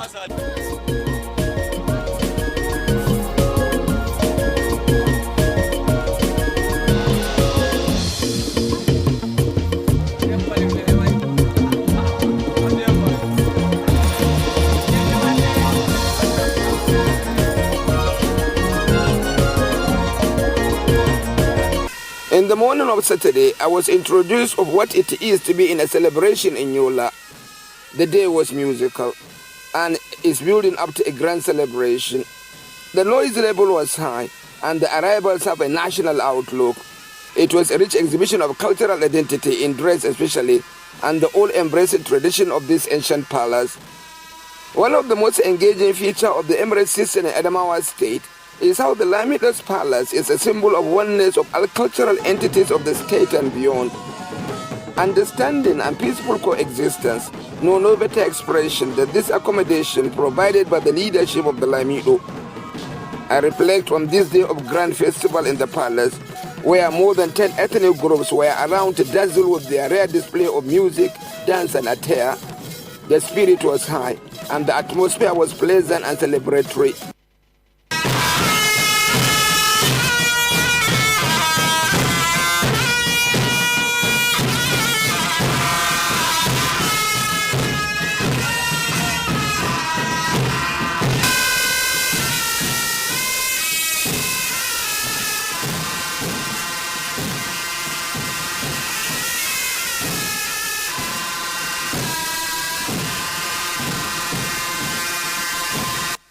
I am not a critic of indigenous music. In fact, I know next to nothing about its history and evolution. But some key aspects I find here in Yola led me into a comparative analysis, but it is by no means academic. In these court musicians, the music they play can be found a semblance in areas once inhabited by Kanambarna Empire, some major chiefdoms in present-day Borno and Yobe State. I can clearly identify the Ganga Kula, for example, of the big drum. By implication, It points a long history of cultural relations between Fombina Emirate and the areas of the old Kanem Borno through trade, religion, intermarriages, and scholarship.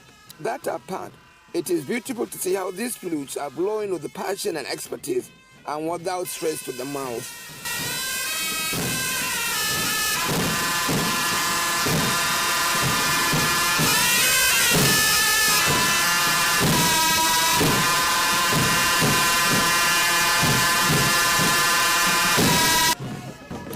I also find a refined picture in the identities of the music of ethnic entities of Adamawa State.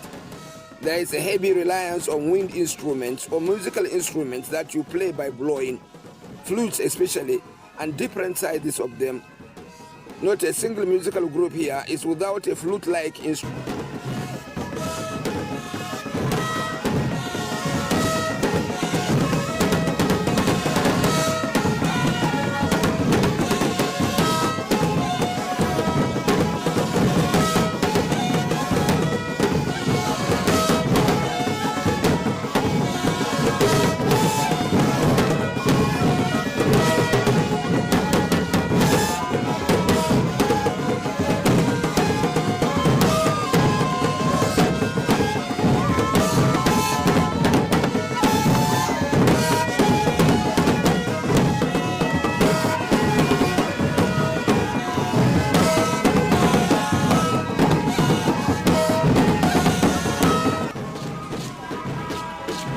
This musical group are a celebration of ceremonial attires in music. It is beautiful what they wear in their heads, their necks, their arms, and their waist and knees. Even so, their delivery of music and that cultural essence, you go home with it in your head.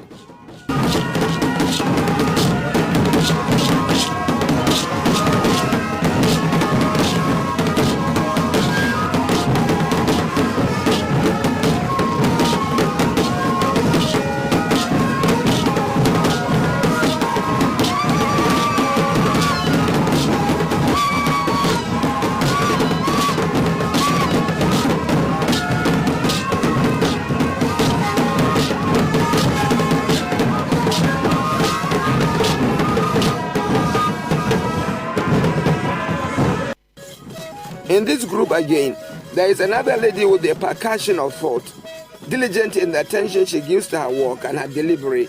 Again, the flutes here are dominant and resonant.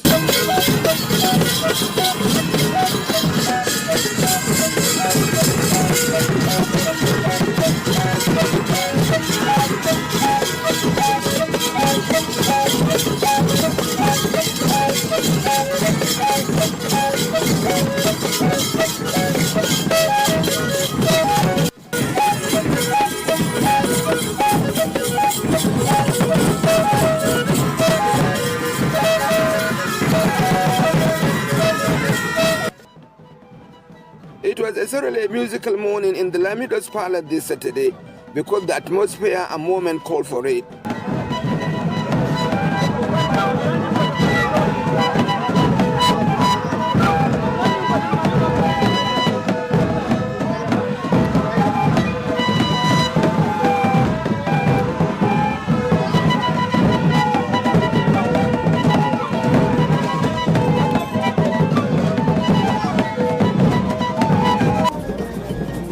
The morning was about going out of the hands of this group from Numan. They arrived early, but some of their musical instruments were yet to. I was enthralled by their costumes nonetheless. They don't have to beat a drum. Their costume atoned for their absence of performance. These performances are back after another round of celebration in Yola that began with the Salah to mark the end of Ramadan. The conclusion of the event sees this beautiful procession out of Lamidos Palace to the open country of Yola, where thousands stand out to watch.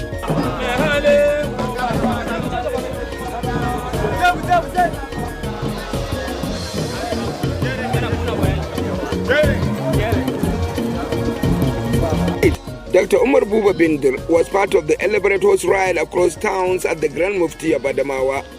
He is the first to be so appointed. Apparently, the Lamido of Adamawa is resolved in harnessing his intellectual depth and outreach to promote social cohesion, harmony, and peace across his land. For us, when we take taking this responsibility is that you are carrying the image of the Lamido. So you have to be committed. You have to be a person of respect. You must maintain a reasonable amount of intellect. You have to be patient, and you have to be progressive. And so all the characters that is expected of the Lamido, you're borrowing it on the narrow function that you have been assigned. Again, host culture must be something from being an emirate richly shared with the states in Hausaland and the old Kanem Borno. It was a clearly restless Saturday in Yola, and horses were a major component of the festival. In ornamental celebrations, the horses can be a spectacle. I followed the horse rides across different sections of Yola town and how the town stand up to pay homage.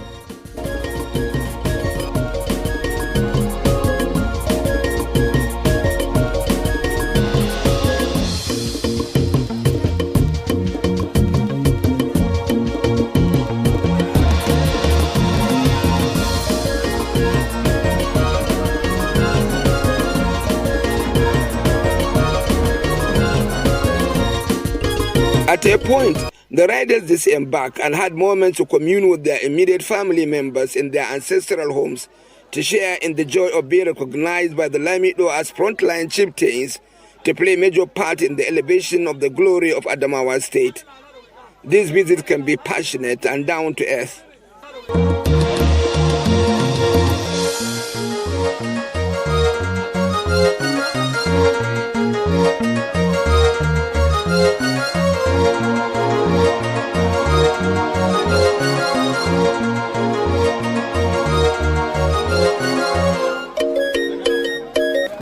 It was in late evening that the real horsemanship heritage of the people of Ovina Emirate was tested. It was a real horsemanship standoff.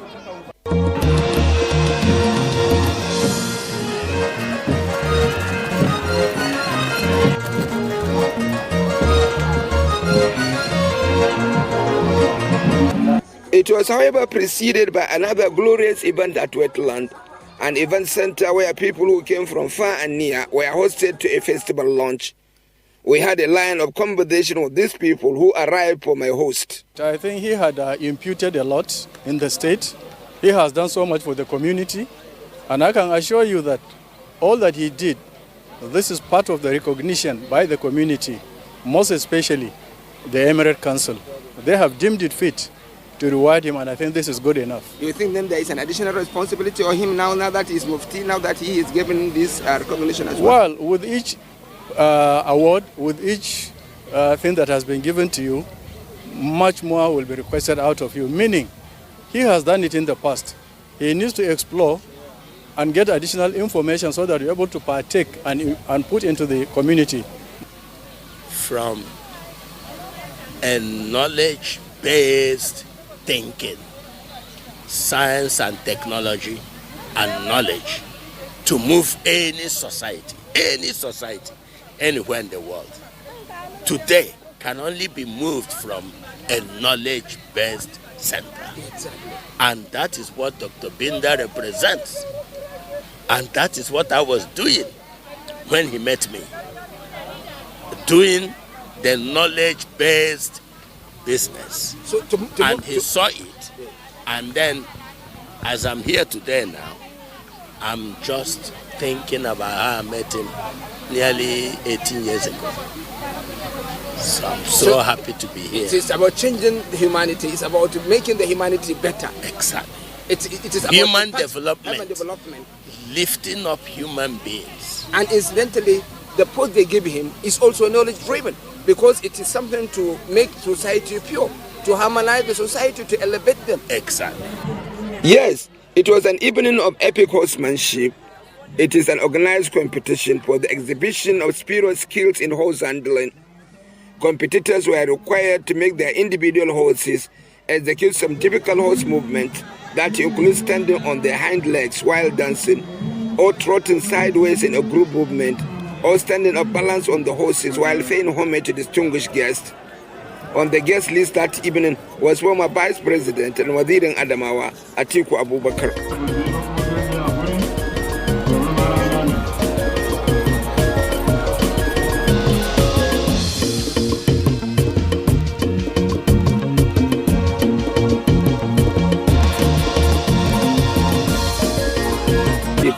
excellent displays of rare horsemanship.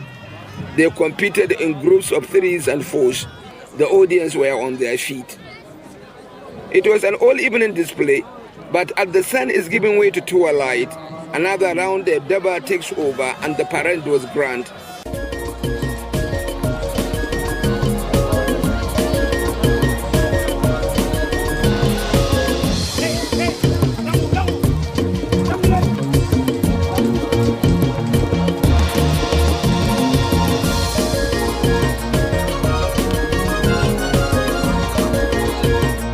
This Daba marked the end of a thoroughly entertaining day in Yola and to leave behind dreams and memories. At any point in your life, these type of things, when they happen to you, is a very, very rare privilege. It was a huge experience for me as a local man, selected by His Royal Highness to handle this senior traditional title responsibility. And to see the old, the young, the big, the small, the men, women, girls and boys trooping out in their thousands just to honor you was very overwhelming.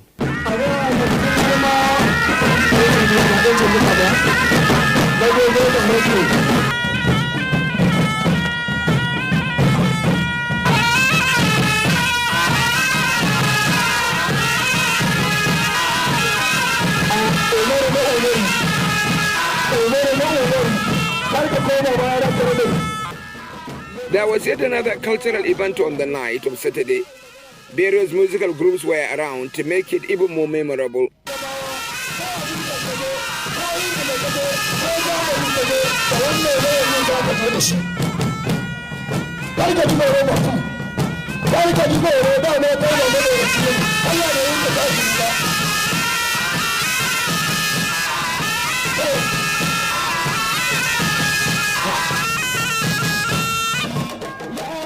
There was a major shift from the music in the palace, and this one, the medium in this night group, is mostly Hausa and reflects a traditional Hausa musical group of various shades, especially Kotso and Ganga.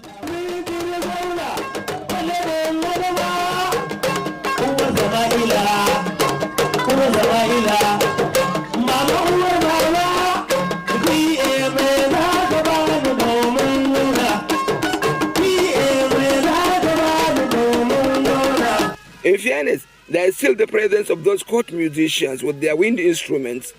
I believe it is an amazing spectacle to see them at the top of their art. Adamawa as a regional entity is not new to choral music. Again, perhaps another case of borrowing from Hausa land. At any rate, all of the choral music here is sung in Hausa. There is in fact a massive invasion of Hausa culture among this predominantly Fulani community, not only in the music and dance, but in the language and dressing they do as well.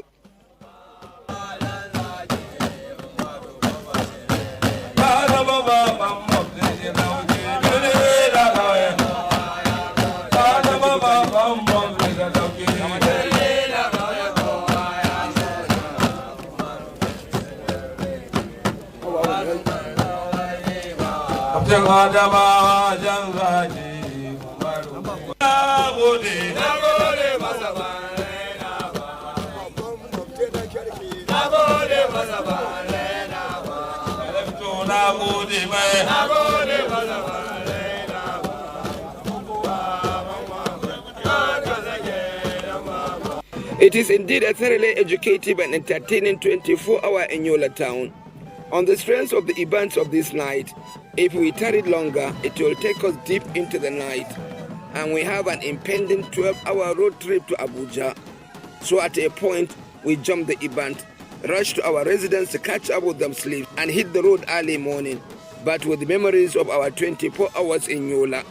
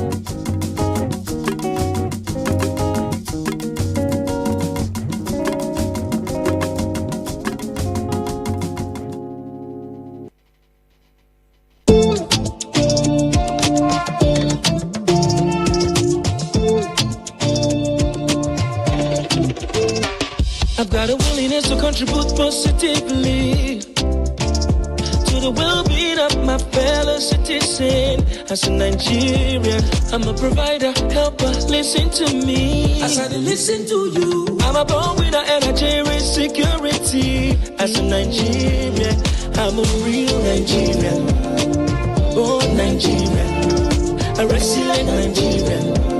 I live by the citizens' code. I'm a real Nigerian, accountable Nigerian, a caring Nigerian. I live by the citizens' code. Green, white, green, oh I pledge my dear country. I'm embodied with observance and courtesy. There is nothing in this world above me, if no be God. Pushing against all odds till my goals are attained. Nigerian spirit, Nigerian dream. Nigerian spirit, Nigerian dream. I know if you forget Nigerian promise to be. I am reliable. Oh, I know I'm responsible for my actions. I am strong, healthy. Can't you see I am blessed? I'm a real Nigerian, born Nigerian, a resilient Nigerian. I live by the citizens' code. I'm a real Nigerian, accountable Nigerian, a caring Nigerian. I live by the citizens' code. I'm a real Nigerian, born Nigerian, a resilient Nigerian. I live by the citizens' code. I'm a real Nigerian, accountable Nigerian, a caring Nigerian. I live by the citizens' code. I'm a real Nigerian, accountable Nigerian, a caring Nigerian. I live by the citizens' code. I'm a real Nigerian, accountable Nigerian, a caring Nigerian. I live by the citizens' code. Moving Nigeria to greatness.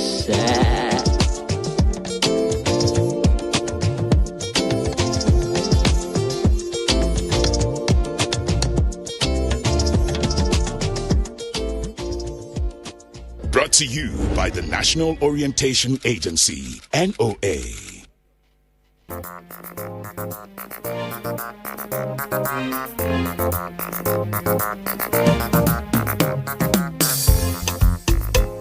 Welcome. This is Bon Appetit, a culinary adventure.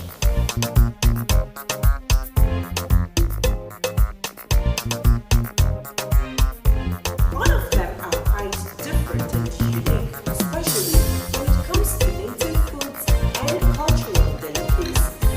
Their food mainly depends on the ingredients that are produced in that particular area.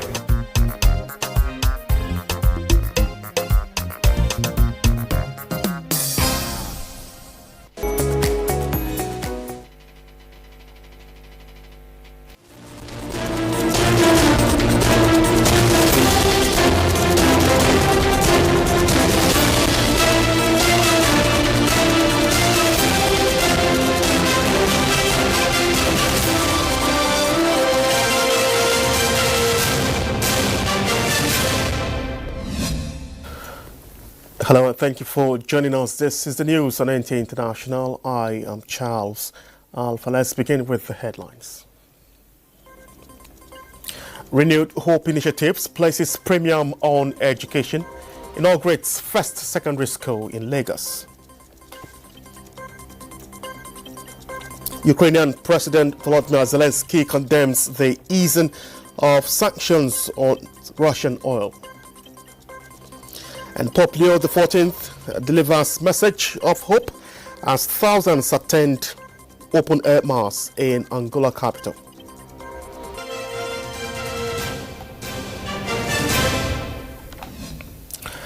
Ukrainian President Volodymyr Zelensky has condemned the easing of sanctions on Russian oil after the United States extended a waiver meant to soften surging energy prices driven by the Middle East war. He did not, however, mention the United States, but President Donald Trump's administration issued a month-long sanctions waiver allowing the sale of Russian oil and petroleum products that are at sea. The action was intended to bring down soaring energy prices, but the U.S. Treasury Department's extension came 2 days after Treasury Secretary Scott Bessent said that Washington would not renew the waiver. Now to global updates. Now let's hear from Frama Pine. Welcome to the global scene, where I will be taking you around the world. Our flight takes off from Bulgaria. Bulgaria held its 8th legislative election in 5 years, with ex-president Roman Radev's grouping tipped to win on a pledge to... And Hezbollah leader Naim Qassem said on Saturday that the ongoing 10-day truce with Israel cannot be one-sided, vowing that his fighters would respond to Israeli attacks on Lebanon. He said a ceasefire means a complete cessation of all hostilities. Because we do not trust this enemy, the resistance fighters will remain in their field with their hands on the trigger, and they will respond to violations accordingly, Qassem said in a statement read out on TV. There is no ceasefire from the side of the resistance only. It must be from both sides. The truce came days after Lebanon and Israel's ambassadors met in the U.S. Washington ahead of planned direct negotiations between the two countries, the first in decades. Qassem expressed gratitude to Iran for their support and assistance, saying the country kept the Strait of Hormuz closed until a truce was reached in Lebanon. Iran's military declared the Strait of Hormuz closed again on Saturday after a brief reopening in response to a U.S. blockade of its ports. Zimbabwe marked its 46th anniversary of independence on Saturday, with President Emerson Mnangagwa presiding over the military parade and other celebrations at Mufisa Stadium in Matabeleland South. Now, footage shows the national anthem ceremony at the start of the event, as well as Mnangagwa inspecting the parade from a military vehicle and delivering a speech. I extend greetings to you, my fellow countrymen and women, boys and girls, physically gathered here and at numerous centers across our beloved motherland, Zimbabwe, and those following the ceremony from the diaspora.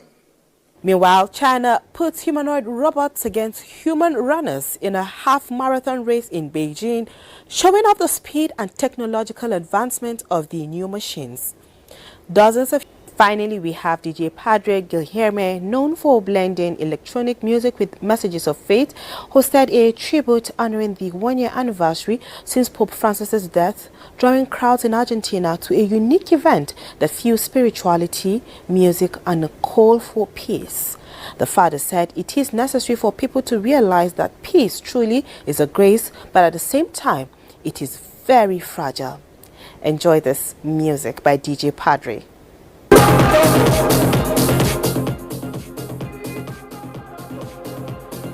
It's passion. God bless you and great strength.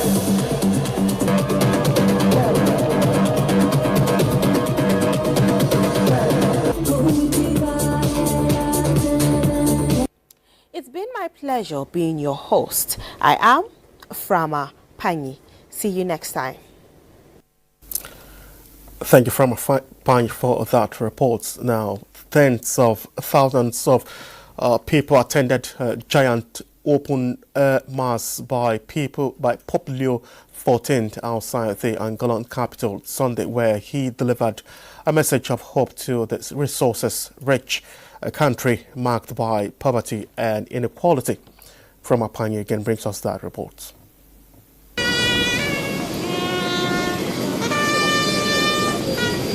Pope Leo flew to Portuguese-speaking Angola on Saturday, the third leg of a whirlwind four-nation African tour, where he condemned corruption and the plunder of the continent's resources.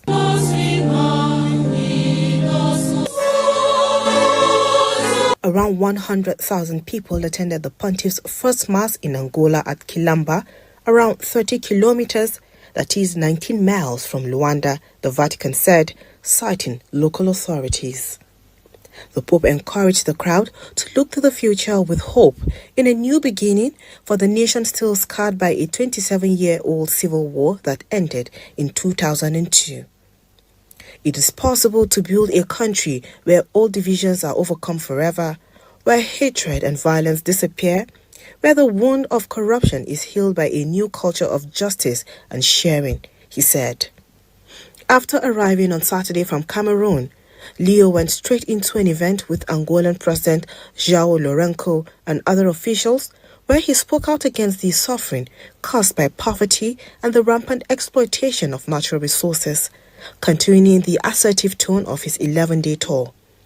Angola is one of Africa's top oil producers and is rich in resources such as diamonds. Frama Panyi, NTA News. Multiple people have been injured in a shooting at the University of Iowa early Sunday. Police says this happened after the midterm Western U.S. school issued an alert reporting a gunshot in an area popular for nightlife. The United States, where firearms are readily available, has a long history of gun violence that kills thousands of people every year. The University of Iowa said there were confirmed victims in the incident without providing additional details of casualties. Victims have been taken to area hospitals to be treated for wounds suffered in the shootings. The Minister of Defense, Christopher Musa, has led a high-level Nigerian delegation to productive bilateral talks with the Turkish Minister of Defense at the Antalya Diplomacy Forum 2026. The meeting reaffirmed long-standing and mutually beneficial relationship between Nigeria and Turkey and produced a series of practical outcome-driven agreements aimed at strengthening Nigeria's defense capabilities and supporting the renewed hope agenda of President Bola Ahmed Tinubu. Key outcomes and areas of cooperation include training and capacity development, defense, industry and technology transfer, operational support and equipment, border and internal security, disarmament and rehabilitation, air force and aviation support, naval cooperation as well as infrastructure and implementation.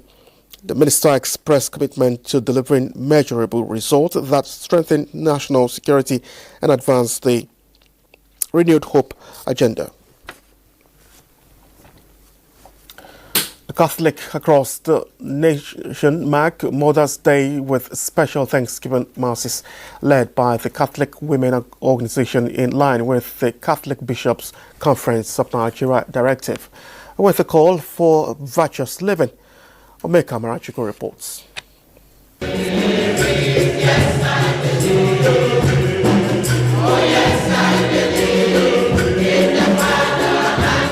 The celebration of Mother's Day by the Catholic Women Organization is linked to the Blessed Virgin Mary. Recognizing its importance, Catholic women in Abuja are using the day to honor and appreciate mothers' role in families and communities. We may not always have them around us, but within the period we have them, it is worth the celebration, it's worth celebrating them. True love, that we should also express it, not just like what we normally hear, but we should demonstrate it so that at the end, this consistency in the show of love will be permanent. So it is a good thing to be celebrated. It is a good thing to know that the society appreciates this role that we play and the sacrifices that we make. I'm very, very happy to celebrate this year's Mother's Day. It is not all of us make, it is God that made it.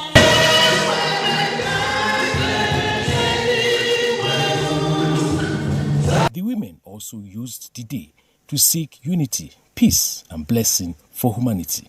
In Abuja, Omeka Marachiko, NTA News. The Renewed Hope Initiative will continue to accelerate action for Nigeria to attain the Sustainable Development Goals, especially on education. Ahead of the 2030 target set by the United Nations, First Lady Senator Oluremi Tinubu disclosed this after inaugurating the first secondary school established in Abaranje community under Igando Ikotun Local Council Development Area of Lagos. Musa Toliat reports. Carnival-like atmosphere defines the inauguration of the first secondary school in Abuja community by the First Lady, who was represented Senior Special Assistant to the President on Strategic Planning, Abdul Wahab Alawiye King, who represented the First Lady, says the newly inaugurated secondary school is one of the Renewed Hope Initiative inspired projects and an intervention to take accessible quality secondary education to the doorsteps of residents in the community. The establishment of this school is not just a milestone in Lagos State. It is a significant contribution to the United Nations Sustainable Development Goal number 4, which aim to ensure inclusive and equitable quality education for all. Education is great equalizer. When we make it accessible, we reduce poverty, improve health outcomes, and foster peace. In a world that is rapidly evolving through technology and innovation, Governor Babajide Sanwo-Olu, who was represented, is taking the responsibility to equip the newly inaugurated secondary school with modern digital facilities. Abuja Secondary School is the physical embodiment of your faith in a government that listens and a say that delivers. It is one of the important chapters in larger story of education transformation that this administration has been writing since 2019. Speaker, Lagos House of Assembly, Right Honorable Mudashiru Obasa stressed that the legacy education project undertaken by Honorable Kehinde Joseph is worthy of emulation for political office holders to prioritize pressing needs in their constituency. If you see somebody in the parliament boldly, lively, to take a further step in representing his people by putting this structure in place in the interest of his constituent, I think he has done tremendously well. From Ikotun to Abalete to Kerubi, the distance to the nearest secondary school is around 9 kilometers. So I will have 10 primary schools there. So that is a reason why we constructed that school, at least in order to bridge the gap between those people that are waiting to primary school and going to secondary school. The event, which dovetailed into a political gathering, attracted various APC Apex leaders, Governors Advisory Council members, members of the Lagos State House of Assembly, traditional rulers, and members of the All Progressives Congress across Alimosho local government area. In Lagos, Musa Toliat, NTA News. You are still watching the news on NTA International. We will be back with more reports. Please stay with us.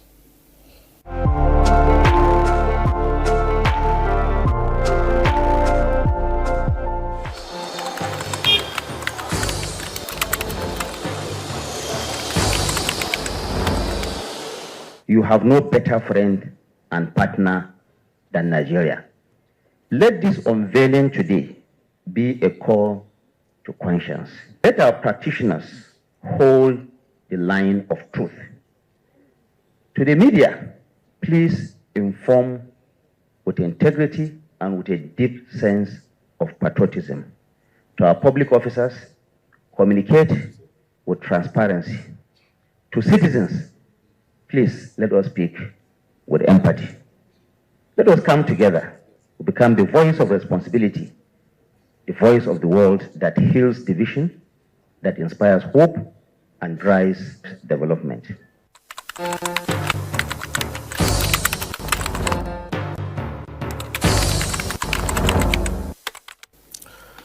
Vice President Kashim Shettima is to declare open 2026 Nigerian Public Relations Week, put together by the Nigerian Institute of Public Relations with the theme Food Security in Nigeria.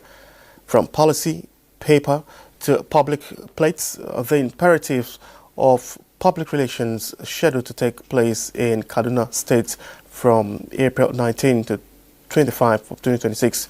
In a statement by Director of Public Relations, NIPR Stanley Ogadigo, the Vice President will attend as special guests of honor, and more than 2,000 professionals, policymakers, communication experts, international guests and other stakeholders are expected to deliberate on critical issues of national development. Speaking on the relevance of the theme, NIPR President Ike Nelaku says this year's program focuses on a key sector of the nation's economy. He noted that the Vice President's participation underscores the federal government's commitment to repositioning agriculture as a vital instrument for social and economic security.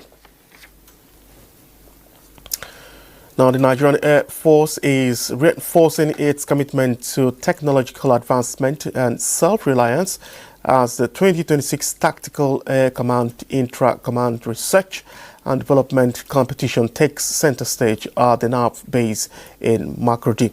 The event brought together participants from 14 units, all representing innovative solutions aimed at strengthening air operations and national security. Blessing Omeche, Ebute reports.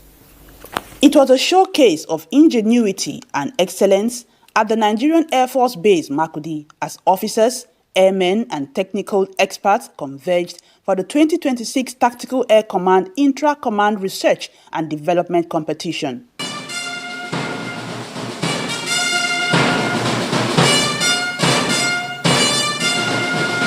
Air Officer Commanding Tactical Air Command Makurdi, Air Vice Marshal Michael Ikweme, highlighted the importance of research and innovation in enhancing aircraft serviceability and sustaining operational efficiency. This competition provides a structured and purposeful platform for harnessing the intellectual capacity within Tactical Air Command. It is designed to stimulate creative thinking, generate practical solutions to operational challenges, and foster collaboration among operators, engineers, and researchers. The competition featured intense PowerPoint presentations from the 14 participating units, each demonstrating creativity and technical expertise. At the end of the exercise, the 109 CRG research team emerged overall winner, while the 153 Base Services Group and the 107 Air Maritime Group came second and third respectively. Every project that has been inspected can be taken to higher levels of development and sophistication. So we look at all the projects, look at the level of implementation, and we believe that with the support of the authorities, that those projects can be further developed. As the curtains for the 2026 Intra-Command competition draw, the message is clear. The future of Nigeria's air defense is being built locally, driven by innovation, expertise, and determination. In Makurdi, Blessing Omeche Ebute, NTA News. 4 days of anxiety over the abducted passengers of Benue Link's transport have ended in relief as Governor Hyacinth Ali received the 13 rescue victims at Government House, Makurdi. The governor commended the efforts of security agencies for ensuring the safe return of the abductees, whose ordeal on the Makurdi to road had drawn widespread concern. Elias Etiap reports. The rescued passengers were kidnapped on Wednesday night, being 15th April 2026 along Makurdi-Otukpo Road, 8 of whom were JAMB candidates traveling to go and write their examinations. We were taken into the bush, like several tortures, like daily. It was a daily routine. Around 4 a.m. in the morning, they woke us up to go and drink water. And this water I'm talking about is like a lake. Governor Hyacinth Ali, who received the rescued victims, appreciated the efforts and determination of the police and other security agencies in ensuring their return. The governor also directed the Ministry of Health and Human Services to ensure that the rescued victims received immediate medical attention at the Benue State University Teaching Hospital and urged communities to continue to support security agencies with useful and timely information.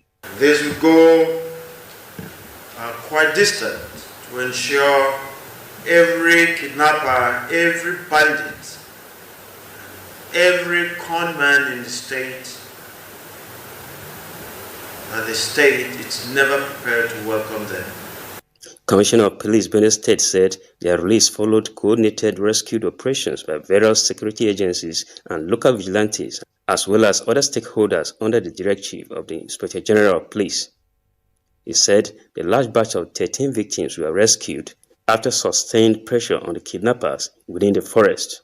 We will not tolerate any undesirable element inhabiting any farmland or any forest and using the place to come and terrorize the community. The CP said 7 suspects in connection with the case have been arrested, while investigations are still ongoing to unravel more information. In Makudi, Elias, ATF, NTA News. Women are increasingly demonstrating that they are the true backbone of the family when it comes to food production and processing. Many have risen to become the breadwinner of their households through agricultural entrepreneurship. Musa Babali recently encountered some of these remarkable women farmers, including a 56-year-old visually impaired Yetunde, who is actively involved in vegetable and cassava farming. In a remote rural community in Igoba, Akure North local government area of Ondo State, lives 56-year-old Omeyemi Ruth Adekunle. She became blind in 2015 following an undisclosed illness. Prior to her condition, she was a prominent cassava and tomato farmer in her community. The time this challenge come around, my husband leave me and my children are go away to go and marry another one. Despite her husband leaving her after she lost her sight, Madam Omayemi refused to abandon what she knows best, farming. If I want to plant to plant tomatoes, I use my hand to measure it. One, I will put small, I will plant it. So after that, if I want to come out in grass, I will touch the tomatoes because I know the texture of tomatoes in my hand. If I touch tomatoes like this, if you have any problem, I will know. She later joined a group of women farmers managing a greenhouse established in the community by the federal government under the Life ND project. If government help me, I will be happy to do this thing enlargement. I will be happy. So from there, I will take care of myself and my family. And about 100 kilometers away in Owena community, Ondo East local government area, lives Yetunde Salami, a widow. She is involved in the large-scale production of cocoa seedlings, which serves as her primary source of income. Yetunde was trained and empowered through the federal government IFAD support project. She now raises and supplies cocoa seedlings not only across Ondo State, but to other parts of the southwest region. The federal government trained me and gave me the capital to start this business. Today, I am the breadwinner for my family. Apart from Omoyemi and Yetunde, dozens of other women have been empowered through these initiatives and are now the breadwinners of their families. So they are into vegetable production, talking about tomato, cucumber, and pepper. They are doing very well. A lot of youth restiveness in the Niger Delta region. With the commencement of the project in the 9 states, we succeeded in also dousing this and giving hopes to the youth and the women of the region that government is available and ready to see to their welfare and to ensure that likely they make something meaningful out of their livelihood.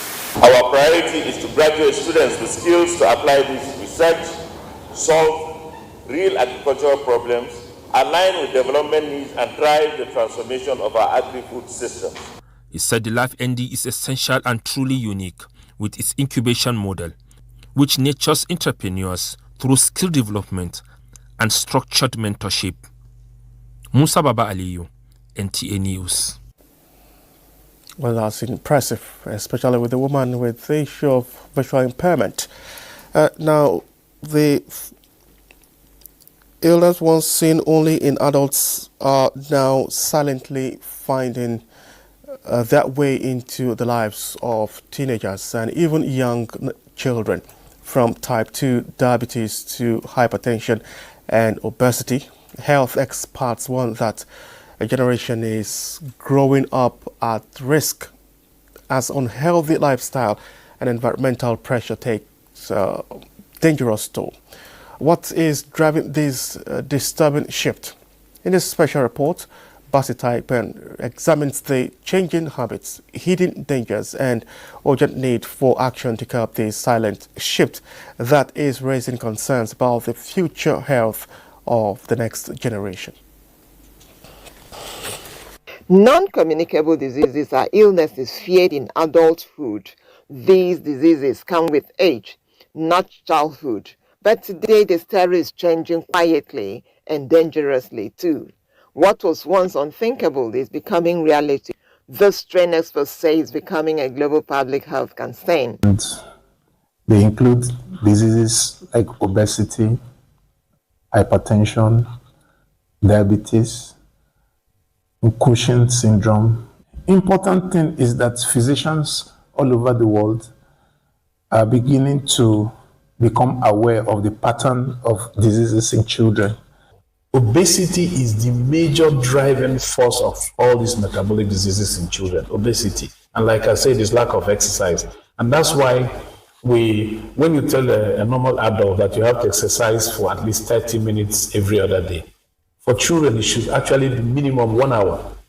Medical professionals attribute the rise to change in lifestyles among children and teenagers, just as poor diet, high consumption of processed foods, sugary drinks, and limited physical activity and reduced outdoor activities have also contributed to the growing burden. So the emphasis should be on early diagnosis. And for you to diagnose it early, you must have a high index of suspicion. And that's why what you are doing is important now to create awareness that these kind of things, though before now it used to be very common in adults and very rare in children, but we are seeing changing patterns now. However, the intake of balanced diet, regular physical activity, routine health checks have the capacity to raise awareness among parents and schools on the risks associated with unhealthy lifestyle. We must be factual about fast food. We must be factual about the sugar intake of intakes of our children. We must be factual about things that are happening around us. Our children, particularly between 0 and age 5, must be immunized. As the lines between adult and childhood illnesses continue to blur, the consensus is that urgent preventive measures are needed to ensure that children grow into healthy adults. So, protecting children's health today is an investment in the nation's future. Basi Taikman, NTA News. We'll take another breather. More reports ahead. Please stay with us. Welcome back. To reduce death and prevent aspirations from being cut short by substance abuse, key actors in the fight against drug abuse emphasize that addiction should not be as a family secret, but recognized as a medical and social crisis that demands bold and decisive action. Elizabeth Mori, who was at a forum on reclaiming the narrative of hope, reports. An estimated 360 million people worldwide use drugs, with abuse and trafficking posing serious threats to public health and security. World Drug Report 2025 by UNODC reveals that the global drug problem is intensifying, marked by unprecedented levels of production, trafficking, and consumption. One of such efforts to reduce the menace is this gathering of experts, youths, and parents with different tales. Dr. Adekunle Adeshino is an advocate. He speaks on recovery and breaking the silence in homes. We have about 3 million that needs treatment and rehabilitation. And all the rehabilitation centers we have in Nigeria, as at the last check, we don't have up to 10,000 bed spaces. So treatment is grossly inadequate. And that is why prevention in this case is better, is cheaper. The role of the family is to give support and comfort to the individual that is afflicted, and that begins with having a listening ear. Other concerned players note that identifying triggers early will help promote family stability to prevent relapse and reduce the prevalence of addiction. When you take substance, it doesn't go to any part of your body.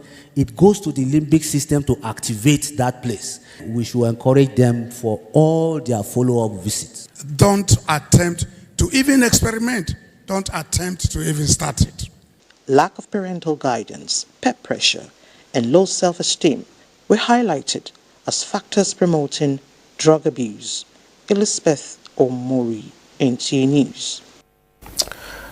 Katsina State's Primary Health Care Development Agency has confirmed cases of diphtheria, Lassa fever, and meningitis in 13 local government areas of the state. The agency disclosed this during a stakeholders' engagement aimed at sensitizing the public on the dangers, prevention, and management of the disease. Awal Hali reports.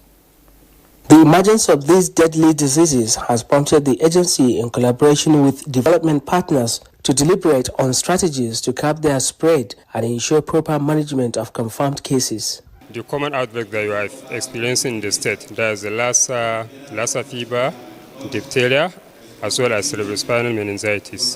So the essence is to come together, enlighten ourselves, and remind ourselves, educate ourselves on how to tackle these outbreaks. 13 out of the 34 local government areas have recorded cases of the diseases, underscoring the need for stakeholders' engagement to sensitize the public on the looming danger. Inviting them to come to the meeting is very important. So they are all here in attendance. We discuss fruitfully, and I assure you we are going to achieve our objectives. While appealing for support, the agency has called on members of the public to adhere strictly to basic hygiene practices and promptly report suspected cases to the nearest health facility for appropriate action. In Katsina, Awal Halliru, NTA News. The Nigerian Society of Engineers have emphasized the need to advance the interests of engineers while ensuring strict regulations of engineering practice across the country. This was the focus of a public lecture held in Abuja, theme advancing the interests and regulating the practice of engineering professionals. Calvin Ehunai reports. The event brought together engineering professionals, academics, policymakers and students to discuss the critical role of engineering in national development and infrastructure sustainability. Facilitated by the NSC Maitama branch, as the 11th Engineer Otis Anyanji Distinguished Lecture Series, speakers highlighted the importance of ethical practice, continuous professional development, and adherence to global engineering standards.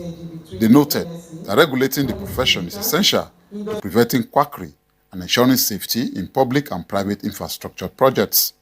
They also stressed the need for collaboration between regulatory bodies and engineering institutions to improve compliance with existing laws governing the profession.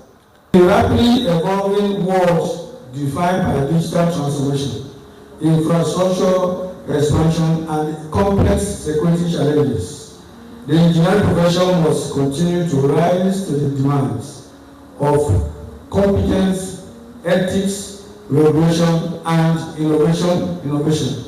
Engineering today is not only about systems and structures. It is about trust, responsibility, and national reliability. Otis Anyanji is one of the founding fathers of the Maitama branch and former president of the Nigerian Society of Engineers. In Abuja, Kelvin Ewonwaye, NTA News. The Governing All Progressives Congress APC FCT chapter has inaugurated its new leadership for a tenure of 3 years during a rescheduled Congress for the Federal Capital Territory and some states in the country. Our political correspondent Abubakar Akwanga reports. The Governing All Progressives Congress APC FCT chapter has held its Congress where members of the FCT Working Committee emerged through a transparent process. The exercise, which drew delegates from across the 6 area councils of the FCT, had in attendance security agents and representatives of the nation's electoral body INEC to observe and provide security during the events. It is all of us that were on this race that won the seat, and I'm expecting them to extend their hands to me as their brother, so that we can work together to rebuild APC in FCT. I'm going to leverage on all my experience to give him all the support that he requires to put this party in the right perspective. As he clearly stated in the course of his remarks here, that FCT has suffered a lot of setback, and we are with him to put the APC in the right course. It's not going to be business as usual. We will take stage as much as the men will always push us, will always stand there. The new leadership promised to close ranks with other stakeholders of the party to expand membership through e-registration and prepare hard ahead of all future elections in the FCT and Nigeria. In Abuja, Abubakar Akwanga, NTA News. A coalition of youth groups in Nasarawa State says the reforms of the federal government have impacted hundreds of youth in the state, calling on youths to support the present administration. Aliu Tijani reports. Youth in Nasarawa State are counting their gains under the Renewed Hope administration, particularly the impact of student loan, micro loan to entrepreneurs, among other interventions. Converge on Lafia under the banner of National Youth Council of Nigeria in the state. The youth call for consolidation of the reforms for sustainable growth and development of the country. On the 2027 general election, the youth urged their counterparts in the state not to allow themselves to be used by selfish politicians on sentiment of ethnicity or religion, but should vote competency and continuity. Nasarawa youths drum support for the re-election of President Bola Tinubu and converse support for Governor Sule's preferred governorship aspirant ahead of party primaries. He possesses the vision, capacity, and empathy to build upon existing foundations and usher in an era of even greater prosperity and development for all. Therefore, the coalition of youth groups in Nasarawa State, which is a conglomeration of about 26 youth groups across tribes and religions, unequivocally endorses Senator Ahmad Wadada Aliyu for the APC gubernatorial tickets. In Lafia, Aliu Tijani, NTA News. A network of civil society organizations led by the Humanities, Welfare and Social Development Initiative has called for total support for the Independent National Electoral Commission, INEC, as it prepares for the 2027 general elections. At a press briefing in Abuja, the group said instead of protests and agitations, what is required to ensure a free, fair and transparent electoral system is for all stakeholders to rally around the INEC leadership with open-minded suggestions on how to make the reforms better and work for the good of all Nigerians. We commend the chairman for his ongoing reforms and administrative policies aimed at strengthening electoral integrity, institutional transparency, and public trust in the Nigerian democratic process.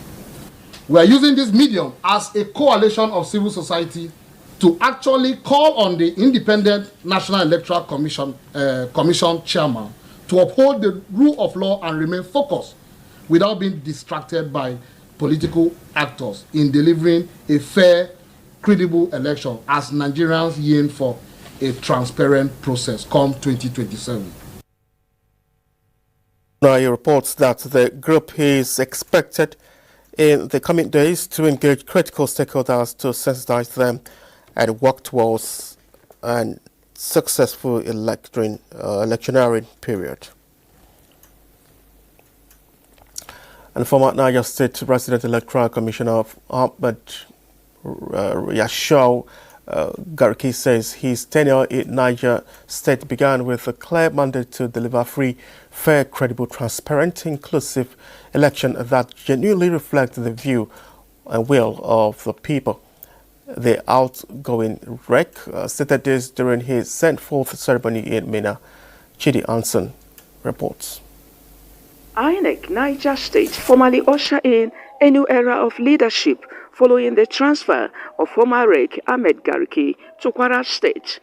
The popular saying that the good that men do lives with them was demonstrated as practical example at the sent-forth ceremony of the outgoing rec as he was honored by all. In his farewell speech, he says collective achievements of the Commission were made possible through teamwork and unwavering professionalism, balanced interaction with all stakeholders, and a level playing field for all actors as an umpire. He charged the staff to extend same cooperation and synergy to the new rec.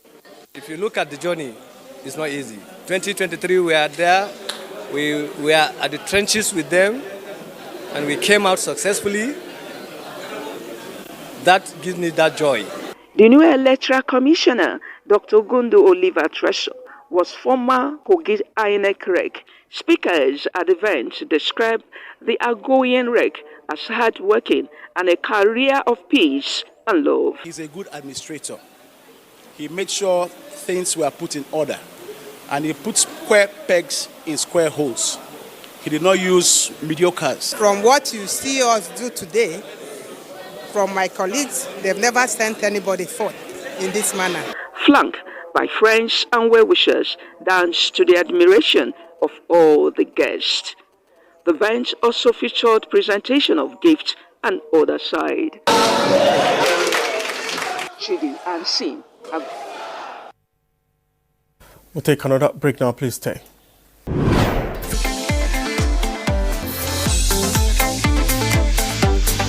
You can also see us on Facebook and YouTube for quality content on the go. NTA International, Africa's window to the world.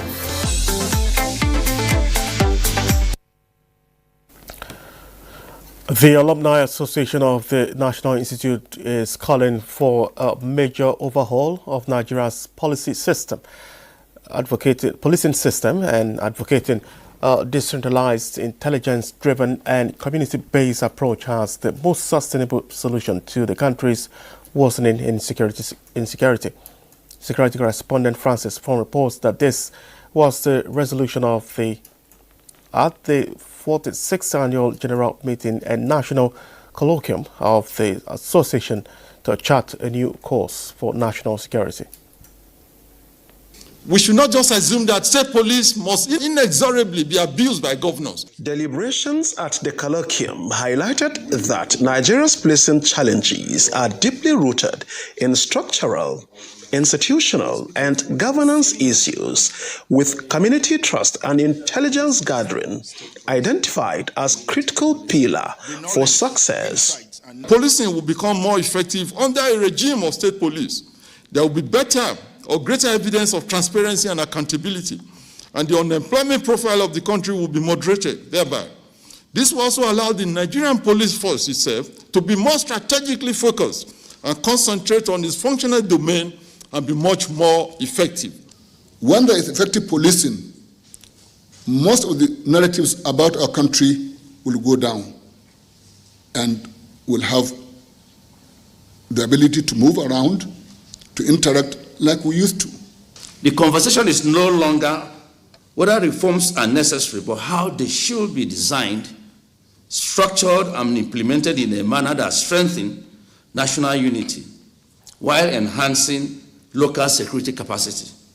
The forum concluded that a balanced, multi-layered policing system offers the most viable path forward, combining legal, operational, and socio-economic reforms. If you want to reposition the police, let all the basics be supplied. With the theme, State Police and Community Policing, Challenges, Options and Opportunities, the high-level gathering brought together key stakeholders, including representatives of federal institutions, security agencies, and state governments. Francis from NTA News. Understanding geodiversity is vital to Nigeria's sustainable development and cultural preservation. Geoscientists are now calling for urgent action to protect the country's geopolitical, geological heritage as a key part of its national identity and economic future. Lydia Sampson reports. Professor Omar Rahman, a revered geologist whose influence spans generations, is being celebrated at 80 with a distinguished lecture highlighting both his legacy and enduring relevance to Nigeria's scientific community. Someone who has in his mind, in his heart, in his behavior, and in his consciousness, every time, the betterment of others. I am a recipient of that. The event, jointly organized by the Petroleum Technology Development Fund, Nigeria Association of Petroleum Explorationists, and the Nigerian Mining Geosciences Society, brought together industry leaders, academies, and former students whose careers bear the imprint of Rahman's mentorship. Over the decades, he has shaped minds, influenced institutions, and contributed meaningfully to the development of Nigeria's energy sector. Beyond his academic brilliance, speakers painted a portrait of a humble teacher, a nation builder, a passionate advocate for sustainable resource management. For many, Professor Rahman is not just a scholar, but a compass guiding Nigeria's exploration sector with integrity and vision, as his work continues to shape policy, inspire curiosity, and deepen understanding of the earth beneath Nigeria's feet. In Abuja, Lydia Sampson, NTA News. Chairman and Chief Executive Officer Nigerians in Diaspora Commission, Abike Dabiri Irewa, has expressed shock over the sudden death of Dr. Uzoma Nwabani as US-based physician on a medical mission in Abia State. Dabiri Irewa, in her statement issued by Abdul Rahman Balogun, Director of Media, Public Relations and Protocols, described her death as a huge loss to the family and Nigeria as a whole. The Nidcom said that late Dr.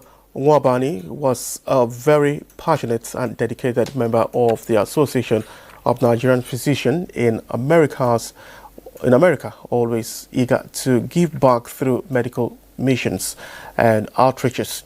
She prayed unto God to give her family, friends, and members the fortitude to bear the irreplaceable loss and grant her soul eternal rest.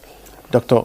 Uzoma Nwabani, a US-based Nigerian physician, was in Abia State for a medical mission organized by ANPA, that is the NPA, as a way of giving back to the country. President Bola Tinubu has expressed sadness over the passing of Kano-born A's sports administrator and community leader Alhaji Ibrahim Galadima. Galadima died on Saturday at the age of 78.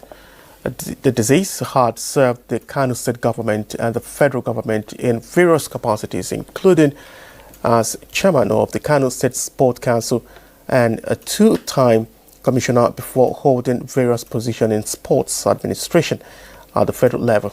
Galadima also served as president of the defunct Nigerian Football Association, NFA, and the precursor of the Nigerian Football Federation between 2002 and 2006. Since leaving active service, Galadima was Taban and served as the Galadima Fage, the community head of his Fage community in Kano State. A statement signed by the Special Advisor to the President on Information and Strategy, Bayo Nanuga.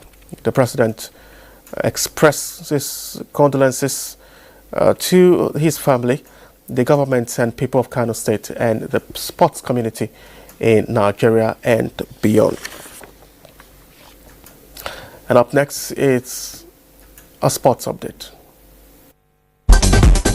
Nigeria's emerging cycling sensation Godwin Grace Osaretin delivered a brilliant performance to claim victory in Stage 5 of the Tour du Burkina Faso, further underlining her growing reputation as one of Africa's brightest young prospects.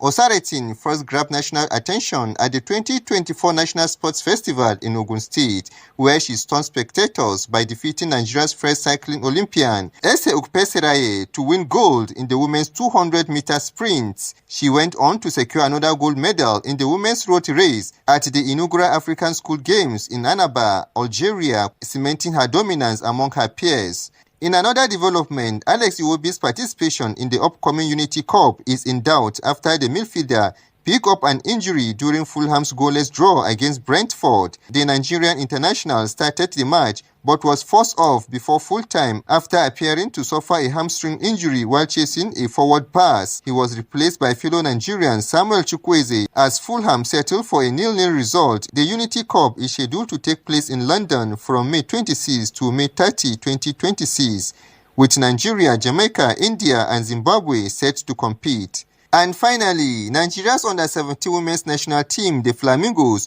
will face Guinea in the second round of the FIFA Under-17 Women's World Cup qualifiers as they are joining to secure a place on the global stage gathers momentum. The Guinean side heads into the tie full of confidence after a dominant 8-2 aggregate victory over Niger. The Flamingos, who finished third at the 2022 FIFA Under-17 Women's World Cup, will be aiming to build on their growing reputation as a powerhouse in women's youth football. The first leg of the encounter is slated for the weekend of May 22nd and 24th. With sport update, Suleiman Musa, NTA News.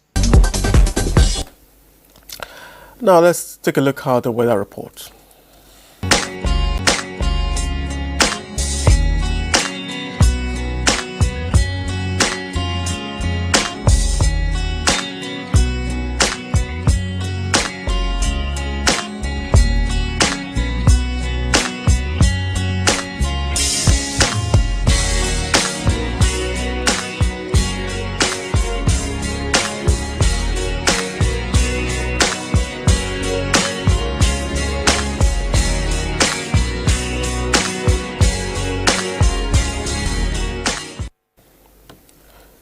And that is it on the news. Many thanks for watching. I am Charles Alpha.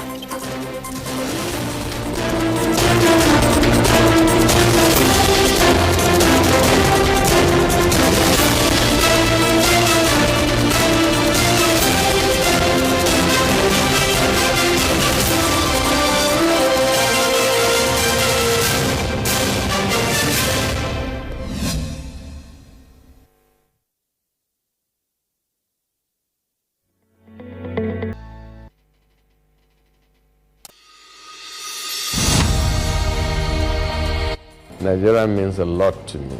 And Nigeria means peaceful.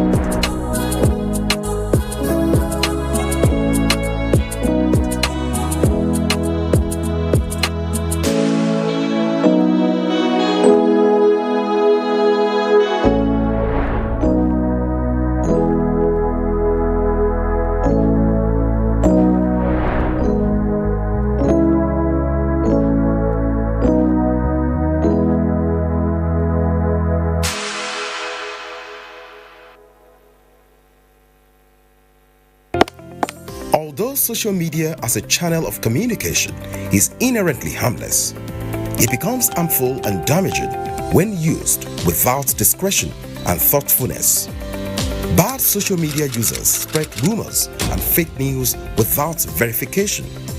But good social media users stop, reflect, and verify information before sharing it. Be a good social media user. Stop the spread of fake news. Verify the authenticity of your source and use social media responsibly for a better Nigeria. This message is brought to you by the Nigerian Television Authority, NTA, in collaboration with the National Orientation Agency.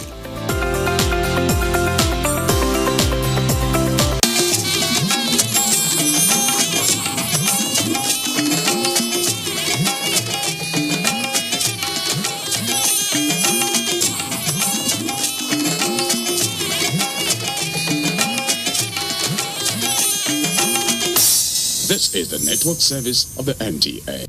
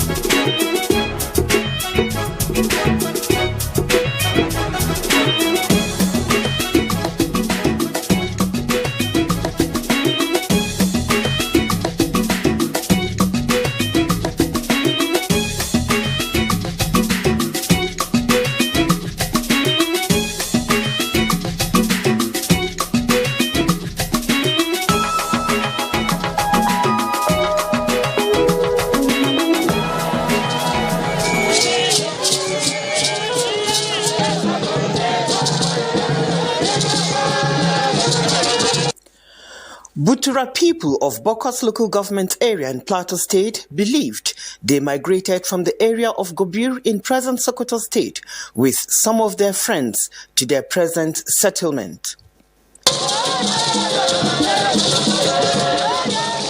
Butra is it's a traditional name and it is traceable to call it a settlement. We are cowboys, we are horsemen. Historically, we migrated coming on our horses from Sokoto down to Fair in the plateau. People are very proud and accomplished, not proud for nothing but for very good reasons. History has it that we came in a series of migratory waves. We did not just come all at once. There are two strands to it.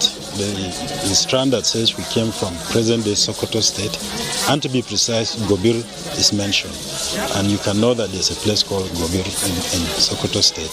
And that there's another wave of migrations that came from the Borno area. And the thing that these two strands of migratory waves agree on is that when we came, we first came to Panshin, settled there for some time, in Fier and in Lankang, before we came to present-day Bokos at a place called Fai Arun. So when we say Run, we are saying Bokos. But to the non-Bokos Butra person, they don't know that Run means Bokos. The quest for looking for a plain land for easy grazing and also maintaining the horses. We found ourselves here, which is a plain land, as you can see. The topography depicts why horsemen will want to be here. The rocks, also a very good place for security and what have you. So we now that was coined Butura.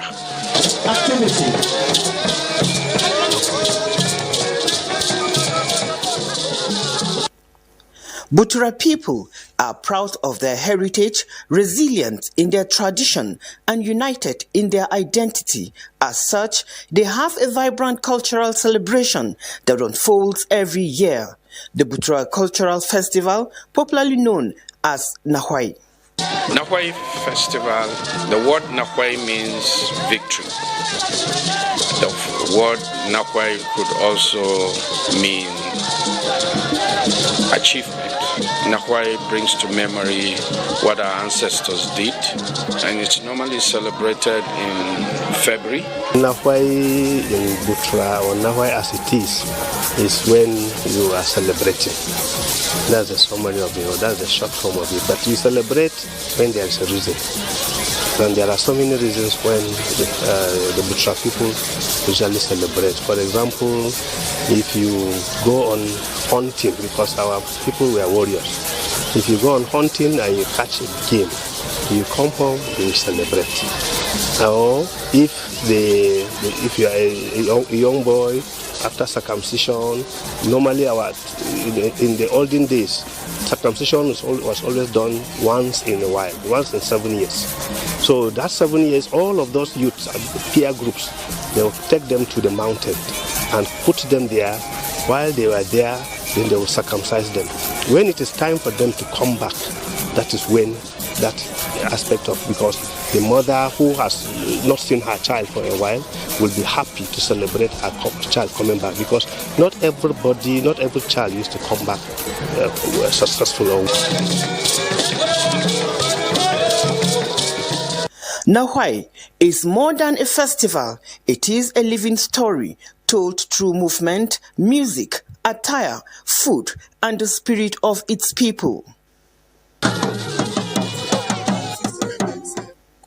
The celebration begins with a grand procession from the chief's palace, led by the spiritual and custodian of the Butura people.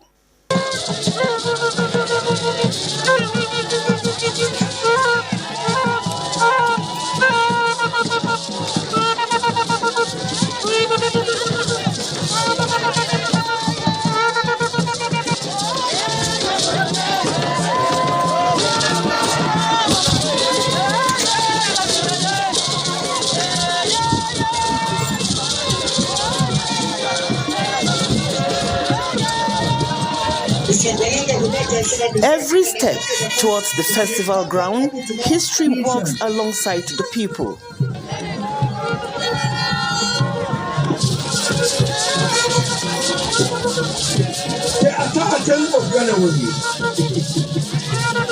A great trend to the Butra nation is here again today.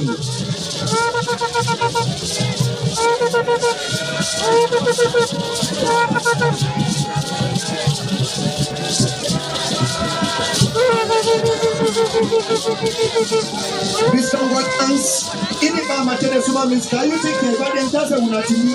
I have matene suma once unantana ganga mama sukulantia. Awonki amatene suma means aworonye le lolo akule.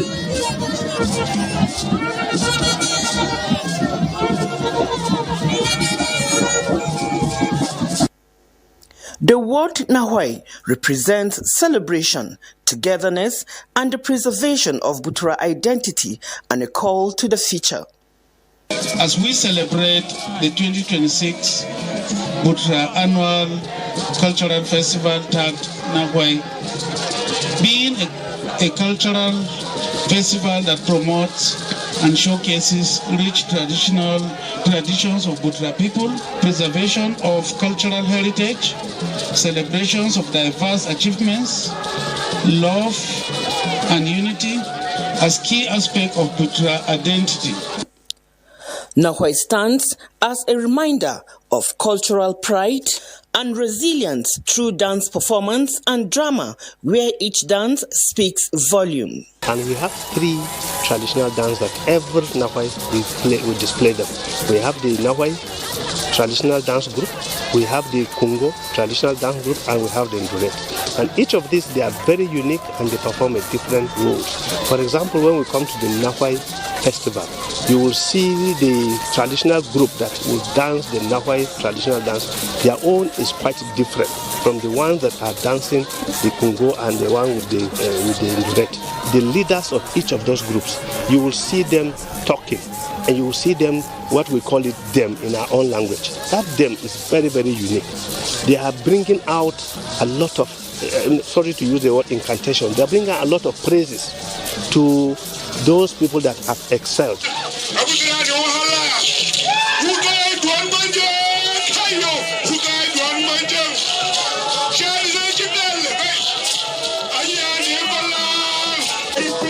When you catch meat, you celebrate. A true replica of what it used to be and what it is up till today. The gentlemen of the press, we know we have invited you, but please position yourself.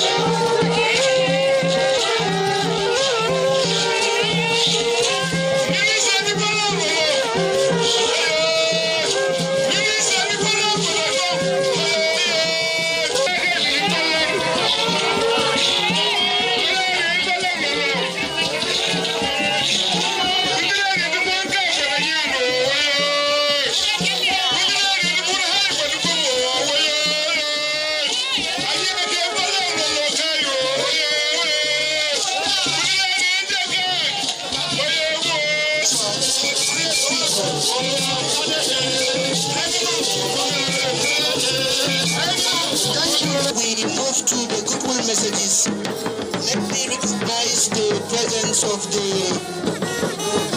National Association of Procurator Students, NACS national body. They have been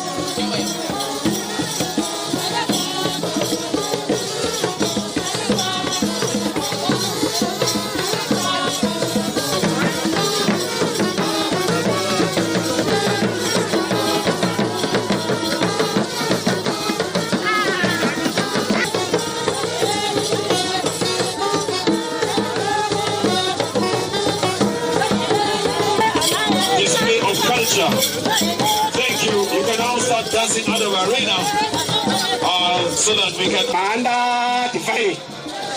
Ini huju kacang putrai taman tehyo. Ini hai teman kami.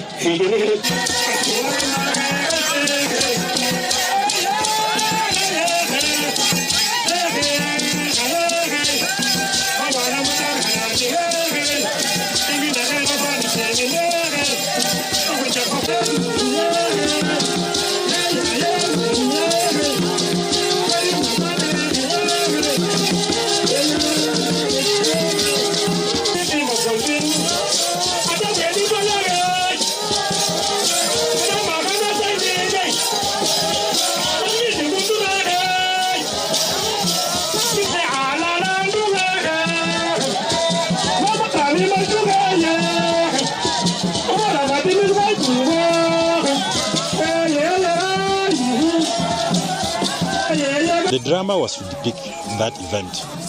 They are saying that certain things have happened. There's a young man that has seen a lady that he's interested in to marry, and the cultural formalities have been done. The young man doesn't go to meet the parents of the lady, but his own parents, the elders in his own family, will go to meet, and they will go and say they have come to beg for what we call taba. Taba is tobacco. So our people used to consume tobacco too, in the way that they did, with the pipes. And so when that interest is expressed, the lady's family would listen carefully.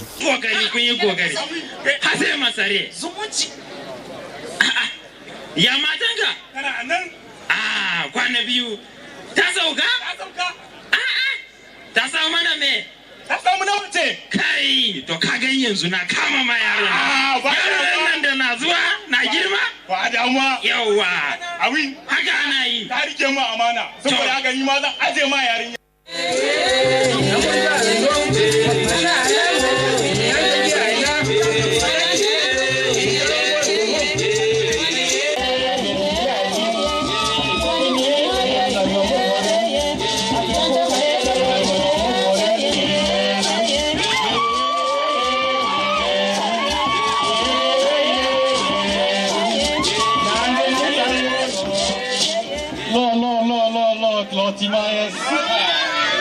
ya hanya na ji daji a cikina yau da na gan ku yau ranar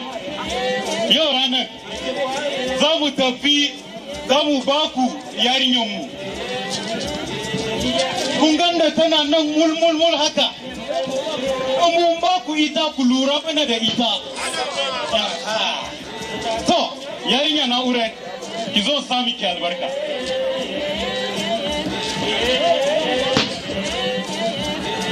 yarinya da za ki tafi kin san hali mai kyau da mu waye ki da shi ki je gidansu ki yi hali da kyau haka kina ji na yarinya na karin zon ji wai kin fara fita kina haka ba mu waye ki da shi ba kina ji to na sa miki albarka da za ki tafi Allah zai kiyaye miki hanya Allah zai sa ma'aifanki ki haifi yara da za su lura da ke kin lura da mu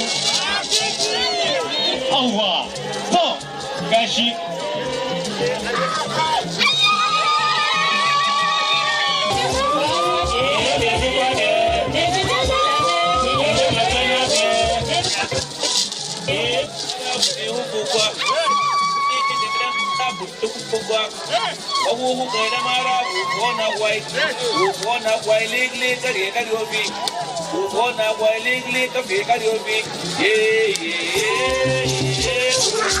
When it comes to wedding in our place, it was a very, very important aspect of life because we are having to be a relationship with your in-laws. So those are the processes so that were done. So, but nowadays we try to display it, but traditionally it was a very, very sacred aspect because when I've said the processes, then when you come to the issue of bride price, that too has another process.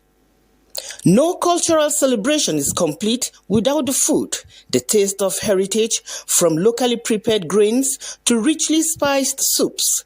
Each dish tells a story of survival, agriculture, and tradition.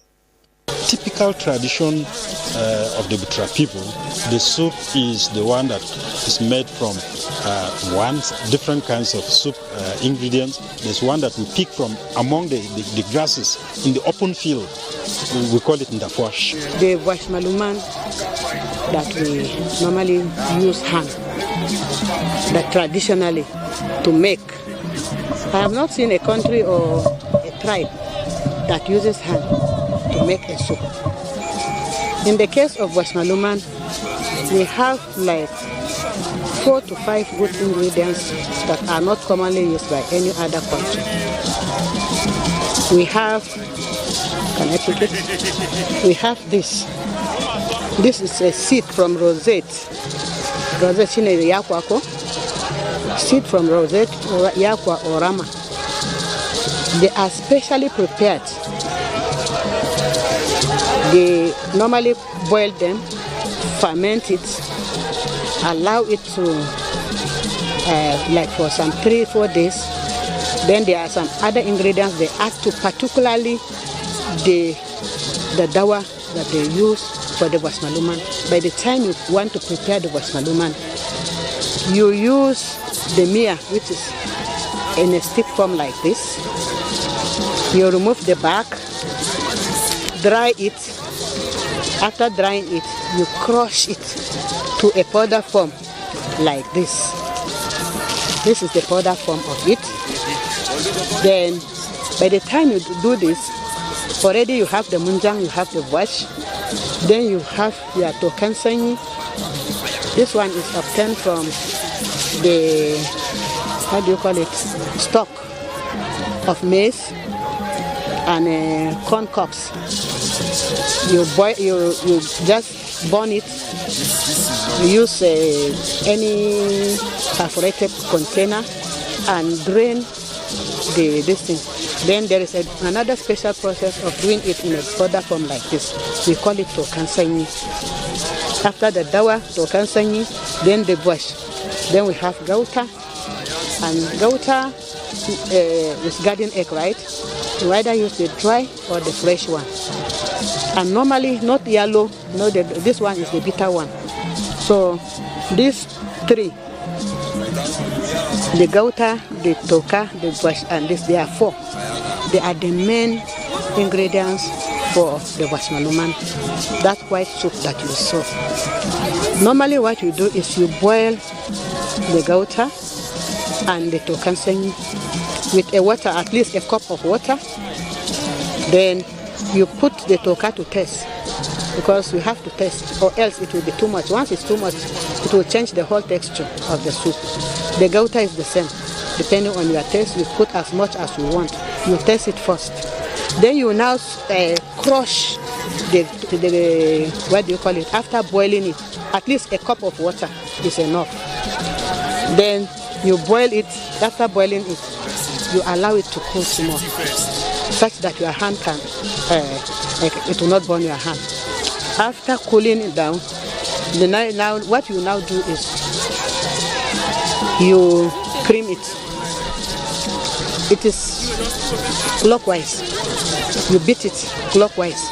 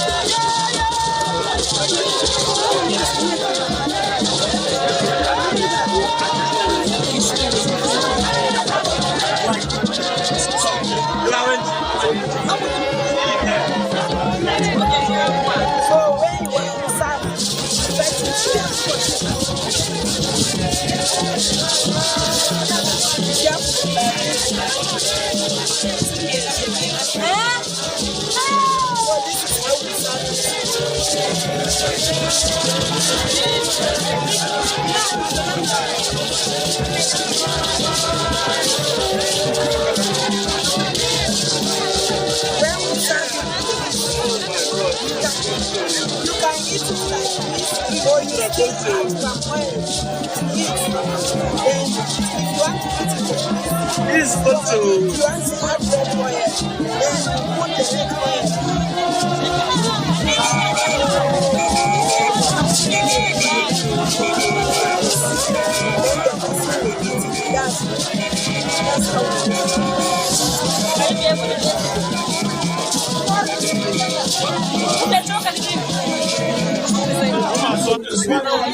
Any other food, any other food, cultural food in Africa. This is the best food.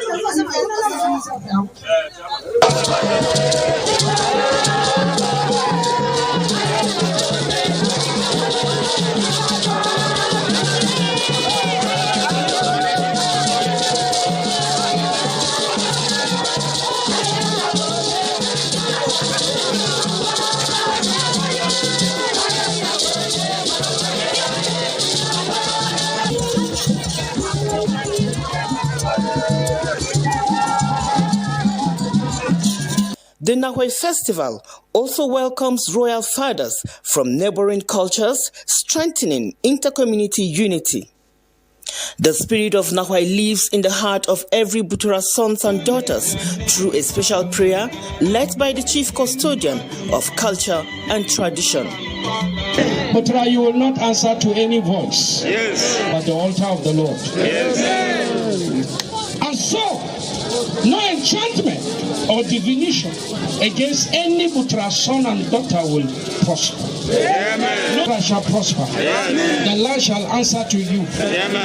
In the land, in the farm produce, in mining, whatever you lay your hand to do, the Lord shall profit. The Lord shall yield you to profit.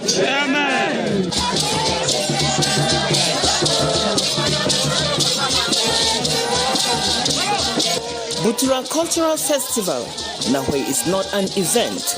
It is memory, it is identity, it is heritage alive.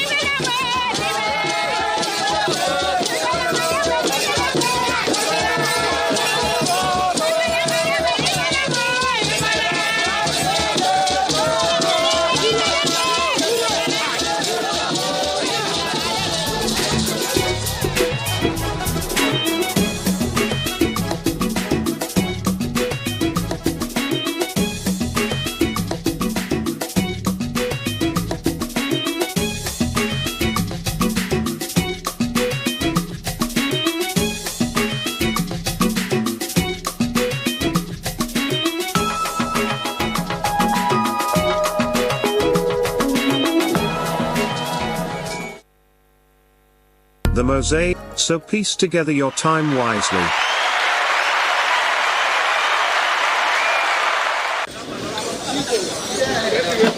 Welcome to Nigeria, where dreams are big and the spirit is bigger. Young people are chasing opportunities, facing challenges, and looking for economic independence.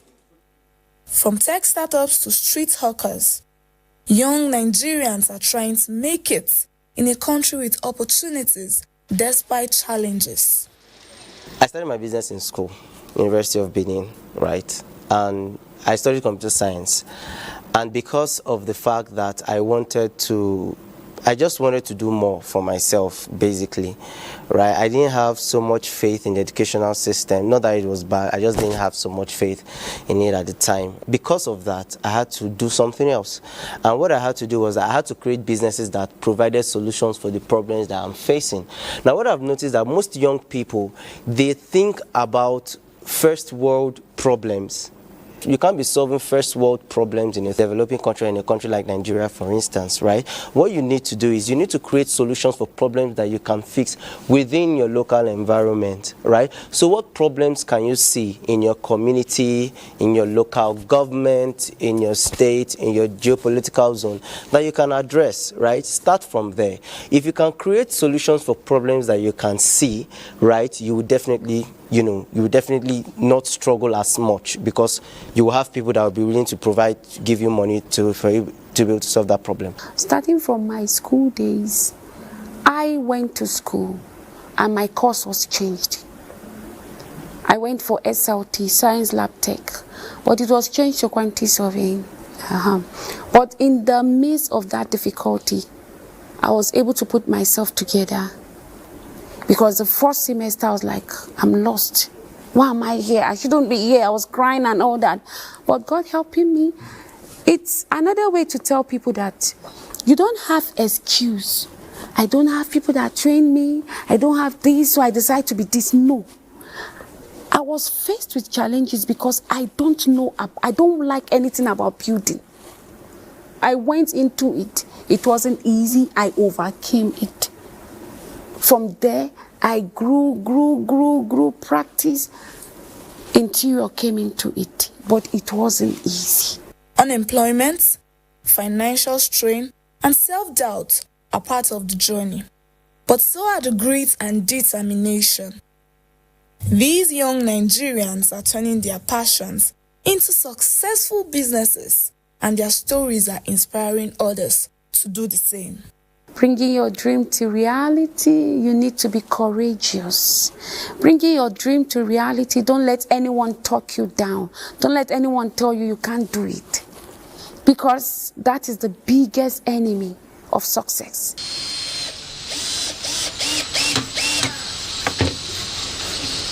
The biggest thing I understand entrepreneurs, and something that I've come to realize, that Nigeria has over 200 million people. Right? So what it specifically means is that Nigeria is a game of numbers. For instance, if 1,000 people are paying you 1,000 naira every week, do you know how much that is? That's a lot of money. So imagine you create a solution that is affordable, that people can key into on a weekly, on a monthly basis. Because of the sheer numbers of people that we have in the country, if you do a numbers game, you will be able to succeed. So even if we are still thinking, we all know that, okay, the Nigerian business today or the Nigerian economy may not be so encouraging, right? We all know that it's going to get better. It's definitely going to get better. So we do what we can now to, help us get to where we want to be.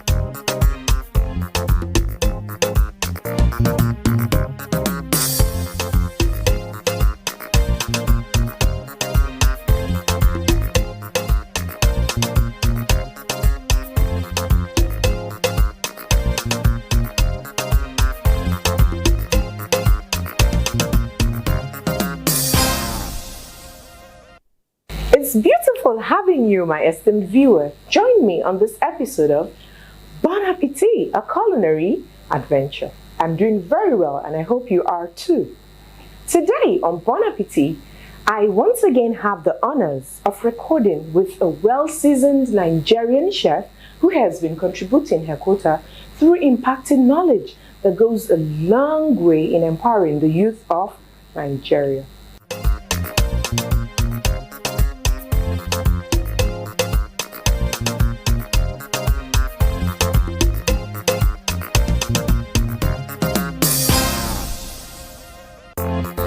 Rice is one of the most commonly eaten grains. Over half of the world's population relies on rice as a staple food.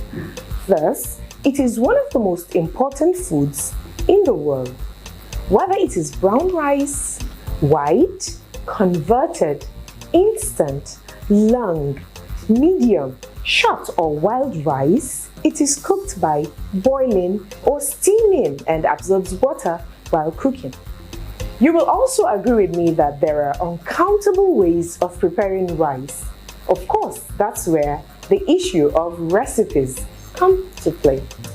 It's always a pleasure having you on the program, Chef Fatima. Yes, you can say that and say that again because I can't always wait to get to the kitchen and start doing what I can do best. And today, our viewers watching us all over the world, you have a lot to learn. So today we are having pineapple special fried rice. Yes, pineapple special fried rice. Meaning pineapple should be the main thing, should be the main focus. Now that sounds interesting. Let's stay tuned as Chef Fatima will wow you in just a moment.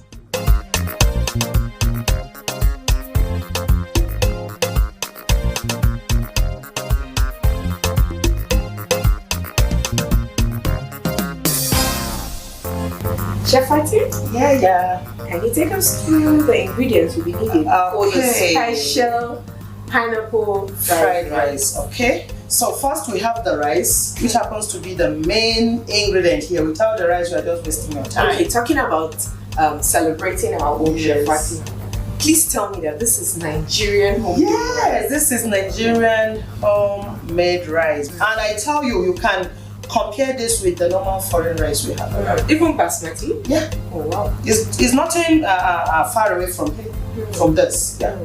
Okay, so aside the rice, then we have the green jalapeno. We have the chopped onion. That is our normal red onion. Then we also have the red bell pepper. We have the green bell pepper. We have the fresh carrot also chopped. Then we have the spring onion chopped as well. We have the sweet corn because it's a little bit sweet because of the pineapple. So you have to bring in a lot of ingredients together just to infuse different types of flavors. You also have the green pea. Then of course you have the shrimps, which makes it actually special. We have the shrimps. Instead of using the little one, I prefer using the jumbo shrimps because I want to see it being pronounced inside the food. Then you have that's a major source of protein here. Yes, major source of protein. And you know this jumbo shrimps, you can get them in riverine area. Of course. Yes. Calabar, Lagos, for example. Yes. You also have the margarine, which is one of the ingredient that also infuse a lot of flavors. You have the seasoning. This seasoning can be any seasoning of your choice. Then we have the cumin. Cumin is one of our special ingredients here because it gives you that unique flavor. Then we have the garlic. The garlic powder is what I'm using here, but you can as well use the fresh garlic. Anyone you have at your disposal. Chef Fatima, there's something that I noticed. Okay. In most cases, when people are making fried rice, they like to introduce a bit of saffron, so it gives it the color. Yes. Are you nonchalant about the color? No. It depends on the kind of rice dishes we are making. You know, each rice dishes should have their own set of ingredients you use. Don't just assume because I cook my rice, I use saffron or I use garlic, you to jump into garlic. Yes, let it be specified that okay, this particular dish, these are the major ingredients we need for it. Okay. Then we have the white onion. We have what we call CFC. This actually gives you that unique taste. This gives you that signature. So, and of course we have the pineapple here.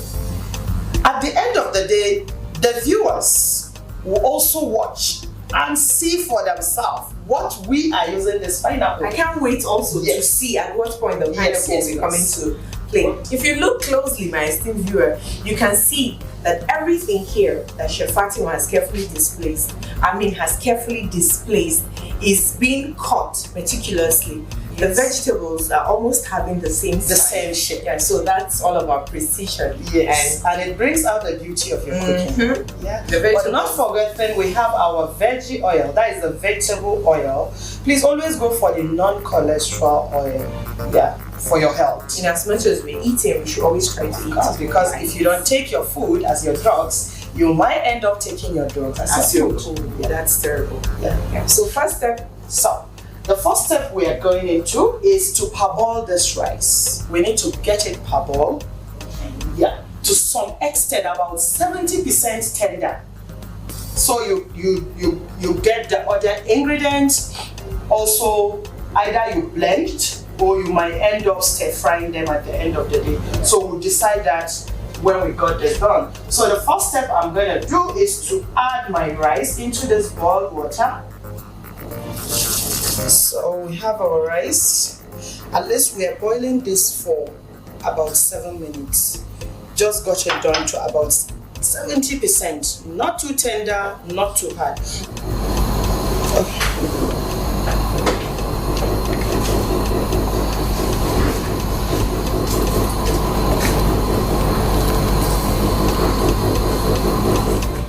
I think we got this rice tender enough. Yeah. Can you see the rice? Yes. So I think at this point we can strain the rice and wash it off for that preparation. So can I have the strainer? I'll pick the rice, then you help me. Okay, beautiful. No problem. Okay. So let's turn it. Well done, Chef. Thank you. So I'm straining it here. So while I strain, then you on the tap so we can get it washed at the same time. Can you see? Oh God, look at the rice.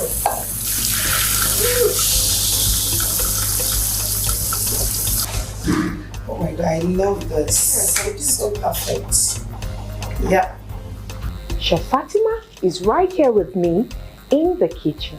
But to look at her profile will hurt no one. So, my new follower, take a sneak peek. As for my older follower, let me refresh your memory about my guest chef.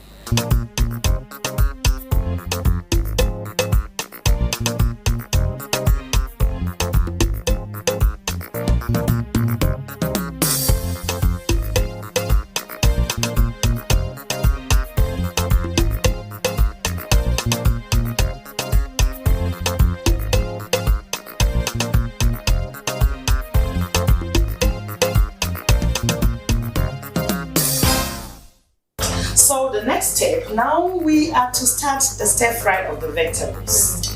Yes, okay, let's get this covered. Yeah, and possibly shift it. So the first thing that goes into the pot is our vegetable oil. Alright, Chef Fati, as an expert that you are, what's the portion of oil that should go with whatever portion of rice it is? Okay, like the rice we are having today, I'm preparing about 300 grams of rice. Then I'm using about 2 tablespoons of oil, which is about 30 ml. Then the margarine, cooking margarine, is about just a tablespoon too as well, which is about 15 ml. What's the whole idea? The whole idea is just to get that proportion intact, as in just to get it right.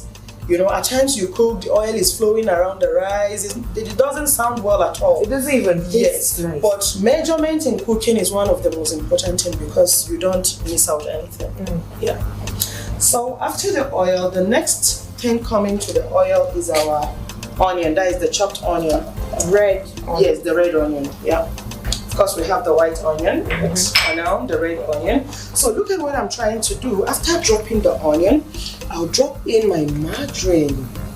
Yeah, so the flavor of the margarine, the oil infuse, including the onion, and gives you a perfect flavor. So you just try to stir this around.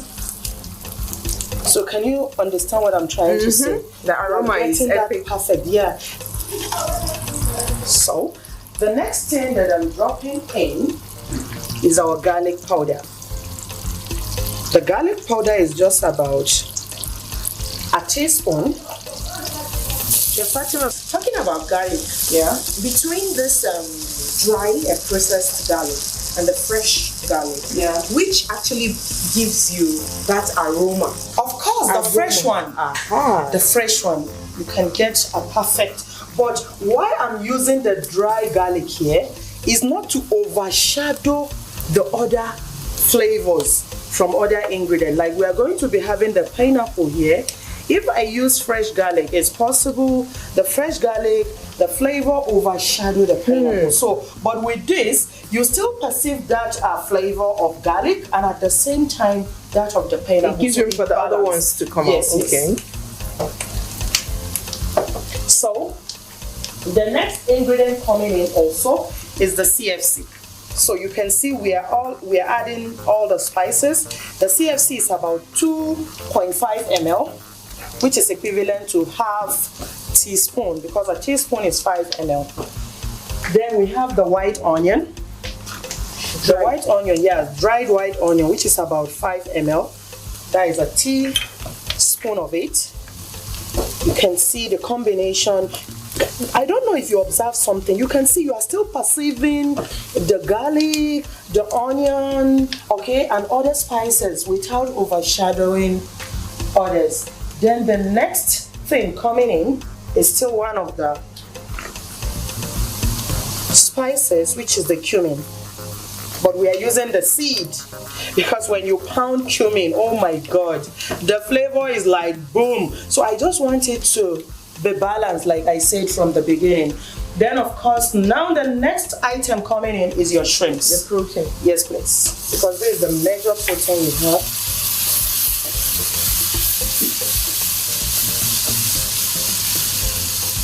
Then a quick one, we just add seasoning to spice it up. Mixed seasoning? Yes, please. You can use any seasoning of your choice. You don't have a specific seasoning. You can just stir fry this. Oh my God. Yep. So you stir fry this for about 2 minutes before adding the rice itself, because the rice is coming back to this. Other vegetables, I'm still going to take my time to stir fry them separately, because I don't want to lose the color. The sauce is getting thick. Yes, please. Why? Because, you know, we have the garlic, the spices, and also the onion. They have blended together, and at the end of the day, while you keep frying, you got this. I love the golden brown color. Yeah. It's time for us to add the rice, because we are still going to stir fry the rice and then get that perfect look. You can see I'm not bringing in the vegetables for now, because I actually want the vegetable to still look fresh, and we are to... There should be a bit of crunch. Right? Yes. So we either stir fry the vegetables. Please allow me to saute. Yeah. Wow. I really want to learn this. Yeah, it's simple to learn. I doubt it. Really? This takes some You're thinking not throwing your rice on the floor at the end of the day. No, it can't happen that way. Just be courageous. Yeah. I just feel, yes, I can do this. Practice. And you discover that even the rice cooks itself without you stressing yourself. So myself, oh my God, look at the shrimps. Wow. It's bold. Yeah. So we got this perfect. You don't need too much seasoning to get this done. With little seasoning, oh my God, you have that perfect and originality. That is what we are looking for. Besides, also, there's always room to correct. Yeah, and also eating healthy. So at times, salt is just meant to correct the taste. Yes. So you watch out for everything before you now drop in the salt. Which that's if you really need it. Yeah. So on this note, I'm going to allow this to simmer. So we are going to drop a little bit of stock. So I have some seafood stock. I'm going to drop a little bit of seafood stock while we allow it to simmer for just about 5 minutes. While it's simmering, we are to work on our vegetable. Remember I said we are stir frying the vegetables.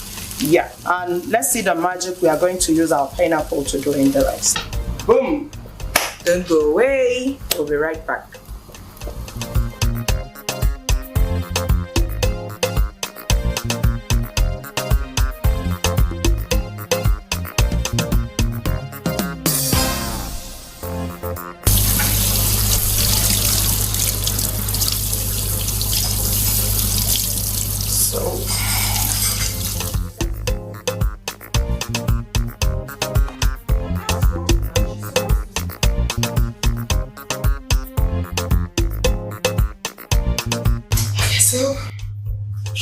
doing a chef? Yeah, you know, the main menu, it's named what? Pineapple fried rice. So now we need to cut this pineapple cut into cubes. Yeah. Okay.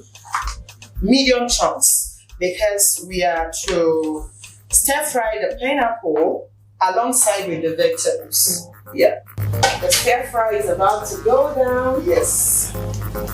So I'm going to be using some margarine as well as little veggie oil for the stir fry. Yeah. Okay, so having the veggie oil, the next thing you add your margarine. Look at this. Just try and get it melted.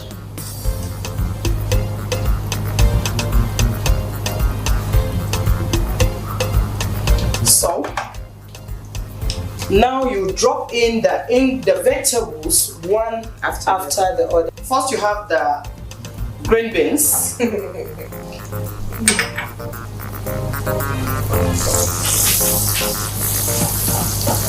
You know, when you cook the vegetable directly on the food, you lose the color. That's what you said. Yeah. There's always something to learn on this program. Yes. So now you have your green jalapeno. The next one is carrots. So you can prepare this on a very low heat, since they are vegetables, so you can still retain the color and also texture. A bit of crunchiness. Yes, please. Then the next item coming in is our pineapple. Chopping the chopping board. Remember that lemon green chopping board is meant for what? Fruits. Oh really? Yeah. Oh wow. It's meant for fruits. But a lot of people don't know, because every single chopping board you cited has its own use. Like the red one is meant for red meats. Yes, the green is meant for vegetables. While lemon green is for what? For fruits. Interesting. So you add the pineapple, you can see that flavor. Yeah, from the pineapple will start dropping. They blend together with this vegetable. Then the next item is your sweet corn.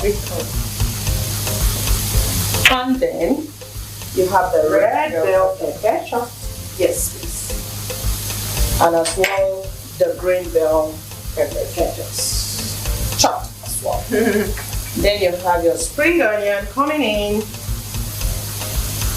Yep. This indeed is a very flavorful meal. Yes. And of course, your green pea. You drop. You can see the ratio of the vegetable to the food itself is almost same. Now we are to add a little bit of seasoning, about a 2.5 ml. Don't allow the seasoning to overshadow the sweetness from here. Now you have your white onion, the dry white onion, and of course, the secret ingredient, which is the CFC coming in. So let's quickly stir fry this as well. Oh, yeah, I really want to learn this app. You say you really want to learn this? Oh my God. To learn it. So, look at this. Oh my God. By and large, a typical stir fry is supposed to take how long to prepare? Just 1 to 3 minutes, you're good to go. Wow. Yeah. So this is ready. Yes, please. On this note, voila! Oh my God. I can't wait to taste this. So we have this rice. Set. Gorgeous. Yeah. So now all the vegetables are coming in. Oh wow. Yeah. Look at this. So you can see we still retain the freshness. Yeah. And the flavor is intact. 100%. This is colorful. Yeah. The shrimps.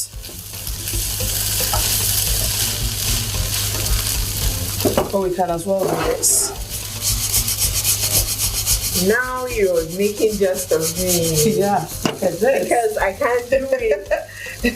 You want to try it? It's actually heavy, but when you're used to it, you don't longer feel the wait. Yeah, good to go. Up next is garnishing and presentation. All right, let's do it. And guess what? You know, the presentation is something amazing. Yeah, it's not a usual one, no. But please, I urge each and everyone watching us right now can also venture into that. Yeah. All right, stay tuned. Bye.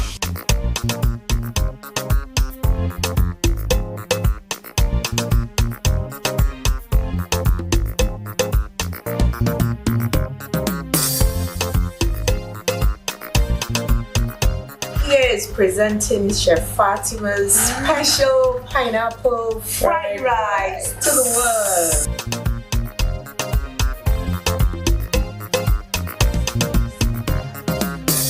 It's time to eat.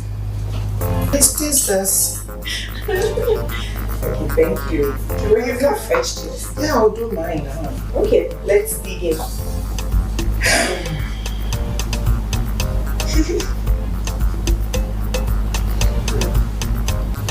This is really nice. Just you watching me from home can figure out the vegetables, the crunchiness, the seasoning, yeah, and all the condiments you use are mild. Nothing, you know, overshadows. Everything is kind of pronounced. Yes, honestly. From the taste of the shrimps, crunchy. Yeah. You know, it's sucked in all the flavor. Very well. And the spices. You can feel really the spices on the shrimps. I wouldn't say this is sweet and sour because we didn't. It's in between. Yes, but because of the that pineapple, sweetness, you can taste it. Yes. Well done, Chef. Thank you so much. This is highly impressive. If you follow this program from the start to finish, and you're a woman who wants to be, even men, we have many male chefs and food enthusiasts. If you're someone who really likes to try your hands on new things, after all, when you talk about rice, it is a staple in Nigeria. I want to believe that you would want to try this out in your own kitchen. Thank you very much, Chef Fatima, for your time out, you know, to appear on this program. Bon appetit, a culinary adventure. You watch it from home? Cheers.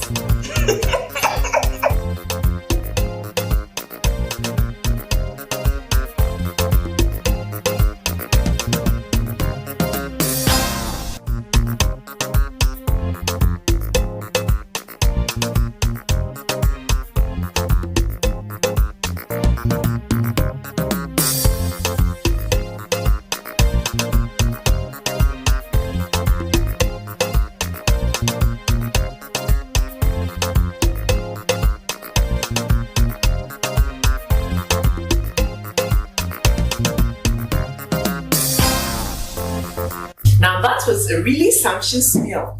It is okay to use any type of rice when cooking. We are currently reaching you from Chef Fatima's Culinary Academy. And having tried Chef Fatima's recipe today, I believe that you are game and ready to explore even more interesting rice recipes going forward. Now that's the spirit. And guess what? We are here. The right plug-in will be serving it like hot for your viewing pleasure. Thanks for staying tuned. See you God's willing next week, same time, same station. Please keep staying safe. Keep your comments and suggestions coming as always. I'm Saratu, say truly, say bye for now.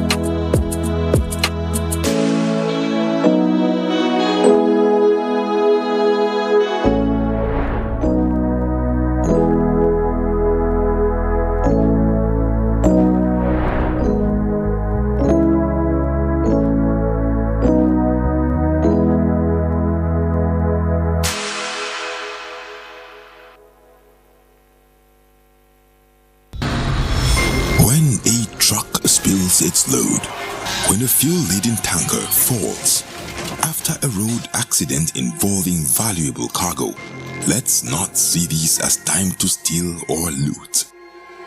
Stealing or looting in the face of disaster isn't just illegal.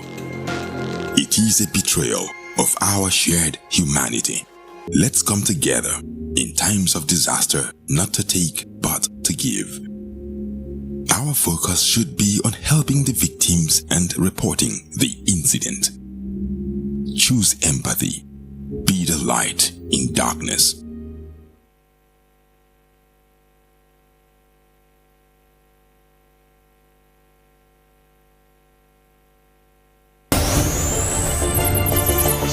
Are you a tech enthusiast? Perhaps you want to know more about the devices and gadgets you use. Tech Mode will bridge that gap. Connect great minds while extraying everything about technology as it concerns you. It is Tech Mode. Tech Mode is unlocking your tomorrow today.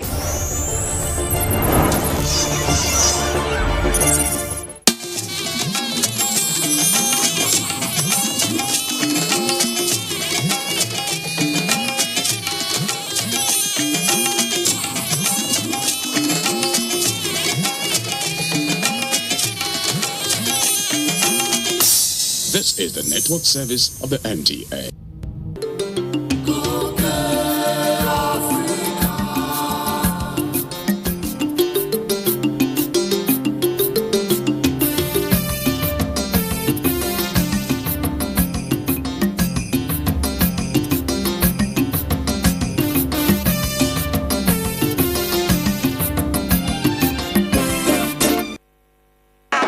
It's a beautiful morning here in Ilorin. I'm so excited because today is the morning of the Grand Durbar.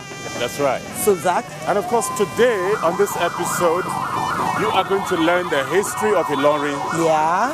Ilorin is a historical city, an ancient city with a lot of history. And the beautiful thing is their Durbar is kind of a little bit different. It has a twist to it. And today, you're going to be witnessing the twist to Ilorin Durbar.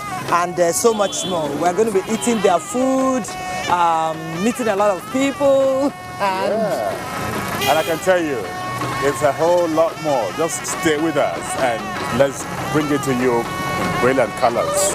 And as you can see, over there you see the military people, they're on guard, making sure everything works safely today. People are going to be at their best behavior no matter how excited they get. And for you fashion enthusiasts, how do you like my hijab? I'm trying to dress like people from here. And I really like it because it's very comfortable. All right, so see you on a rebound. We're going to take a walk right back into the palace and see how the preparation is coming up. This is still Goge Africa. Don't you go away. Stay with us.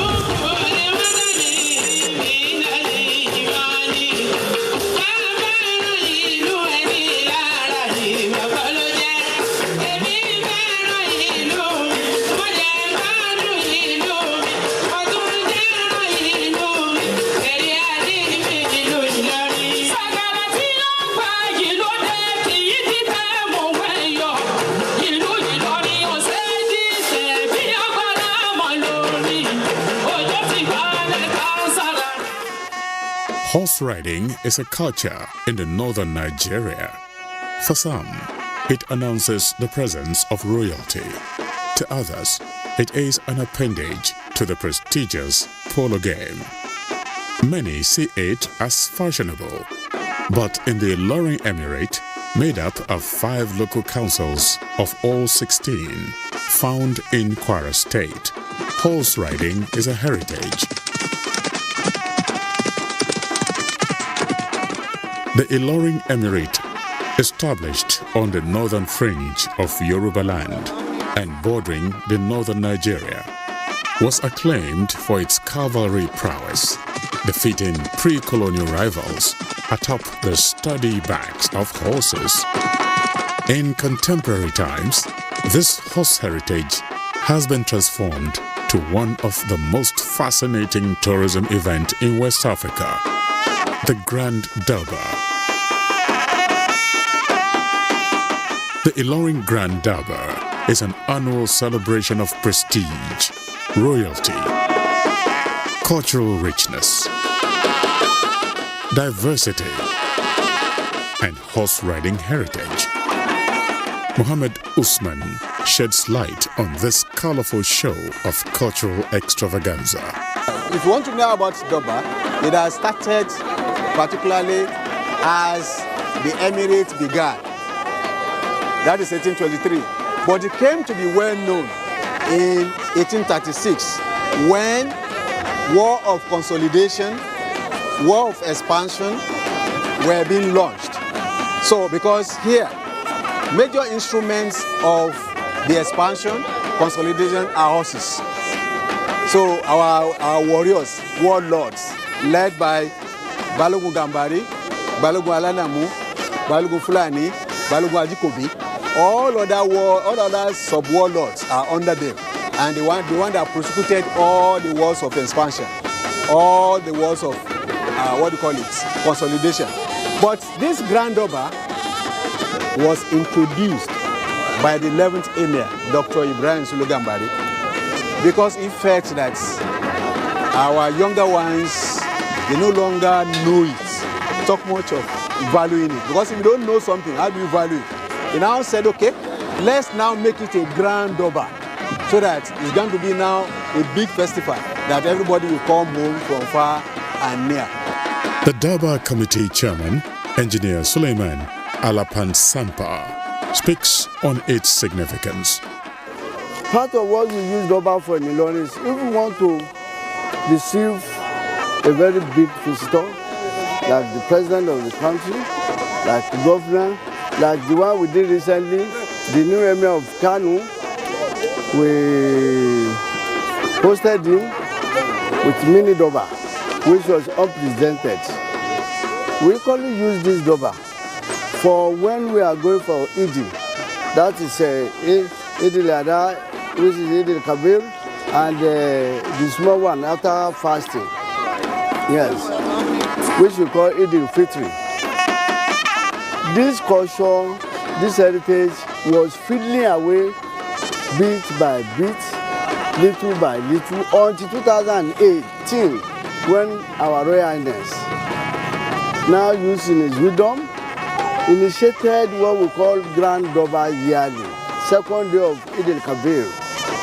With that is where we now bring in all the indigenous here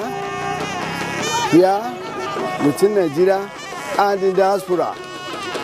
With all the friends of Ilorin, you see them, they are here, they will come down, we celebrate together, we love ourselves, we try to let everybody know that we have culture and heritage. If we go around now, you see our artifacts, you see our museum, you see what our olden days people, what they wear, what they eat, the way they appear, the way they do, and everything about us, all centered on the Islamic injunction. I'm very interested in this wrapper. It looks like it's made here, right? Yes. Okay. This is made in Ilorin. What is it called locally? It is called Sanya. Sanya. We call this Sanya. Sanya. And Sanya, it is a cloth that a bride that go for Arabic education we use during our wedding, just to showcase that yes, Arabic lecture here in Ilorin is part of our culture. Okay. Because we value Arabic language. All right. We value anything about Arabic. So once a bride is enabled to go to that particular training, during her marriage ceremony, she must put this on. So we call this Asha Wolima. Asha Wolima. Yes. Wolima means Islamic reception. lantern. It is used to brighten the room. Can you see it as it was? Is it as it is rather? You see it? These are ancient one we use here in Ilorin town. Gone are the days. This is not used to drink water. This is not used to drink water, but just to decorate the cupboard given to the groom and the bridegroom during wedding ceremony. So that's how it is. We still have some others here.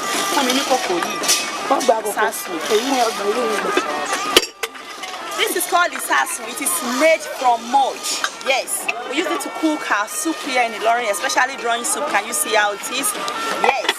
We have the biggest one we used to use do amala and some others. We used for vegetable pepper soup and some other things. In the olden days, this is what we used to cook here in Ilorin town.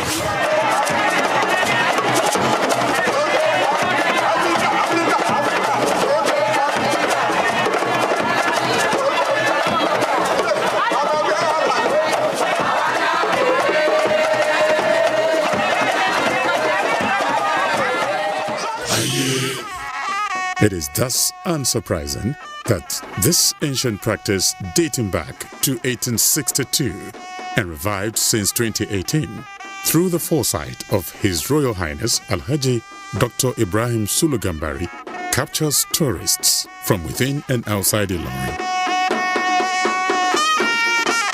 Usually celebrated during the Muslim holiday of Eid al-Fitr, the Daba has marked Ilorin as one of the top tourism destinations to visit during this season.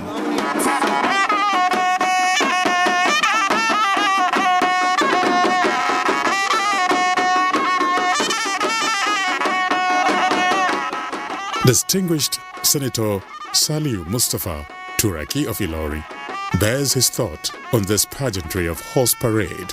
It's also a thing of joy for someone like me to be part of history today. That every year when we gather together here to celebrate Durbar, our daughters and sons from all over the world, not just from Nigeria, from all over the world, come home to celebrate this festive period with us.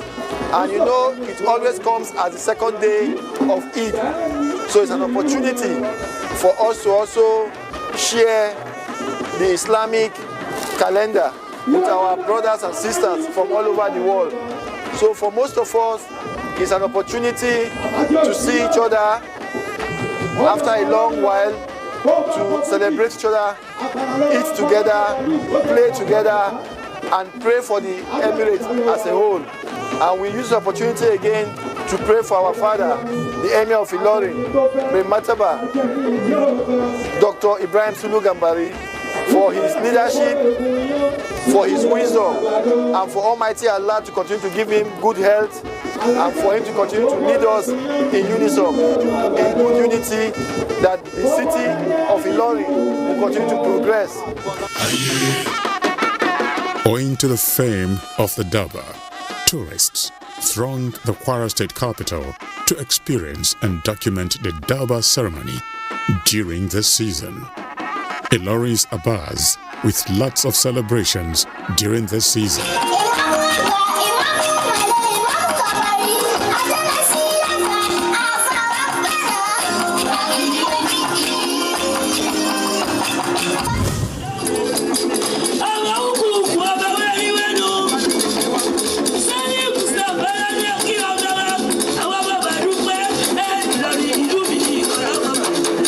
The Emir's palace witnesses its largest human traffic at this time too. Children and youth are not left behind. Some as active participants in the Daba proceedings, while others, like students from Unilorin, a foremost tertiary institution in Nigeria, partake in the proceeding as part of the academic exercise.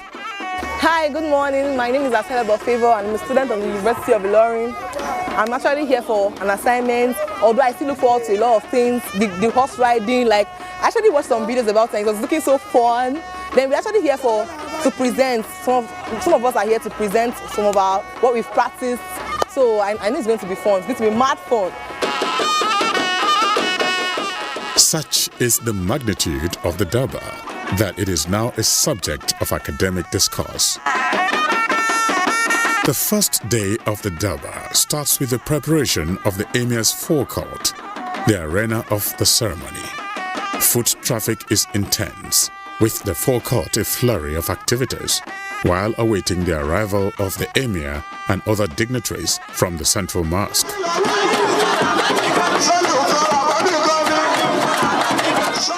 At the conclusion of the religious observances, the Emir's court receives a courtesy call from the governor, His Excellency Abdurrahman Abdurrazak, alongside distinguished Senator Salihu Mustafa Turaki of Ilori, guided by the chairman, Durbar Committee. The governor views a pictorial exhibition of the Ilori Emirate from inception, after which he makes his way into the Emir's palace at the arrival of the Emir, His Royal Highness Alhaji Dr. Ibrahim Sulu Gambari, whose presence in the arena is announced by a loud boom. The tambari drum is struck, signifying the beginning of the festivities associated with the Durbar.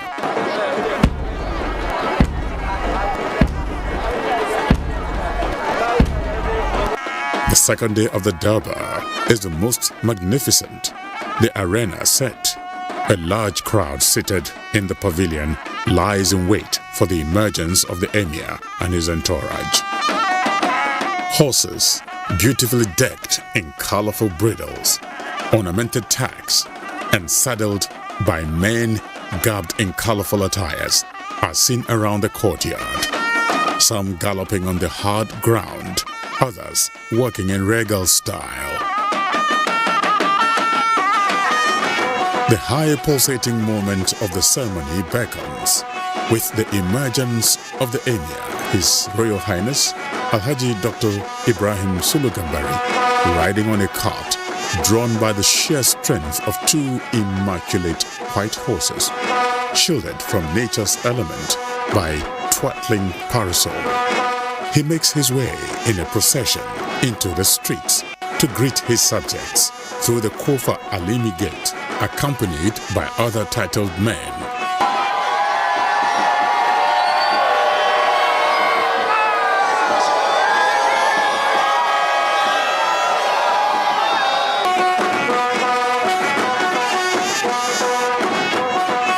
While on the streets, vehicular traffic is halted by the surge of admirers and loyalists pouring out from different corners of the city, with chants of Shehu, his titular name.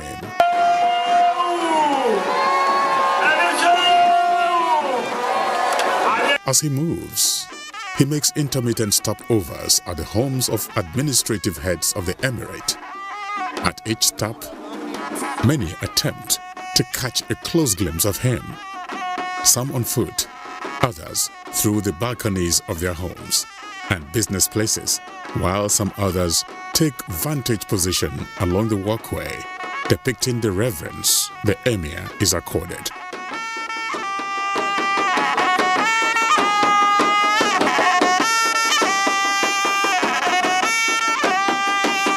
After over 4 hours on the streets of Ilori, also joined by the governor of the state, His Excellency Malam Abdurrahman Abdurrazak, CON, the Emir steps into the palace courtyard amidst cheers from the spectators.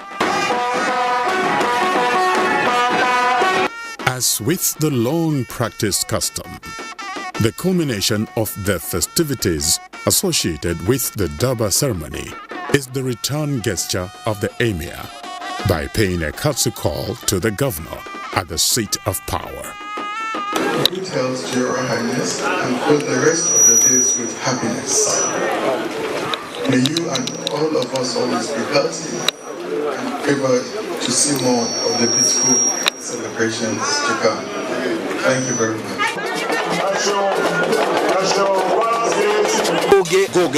Go Africa. Africa. Africa. Africa. Africa. Africa. Africa. Africa. Africa. Africa. Africa. It's the only thing I want to hear. It's the only thing I want to say. Go Get Africa is for Africa and it's about Africa. Go Get Africa for Africa.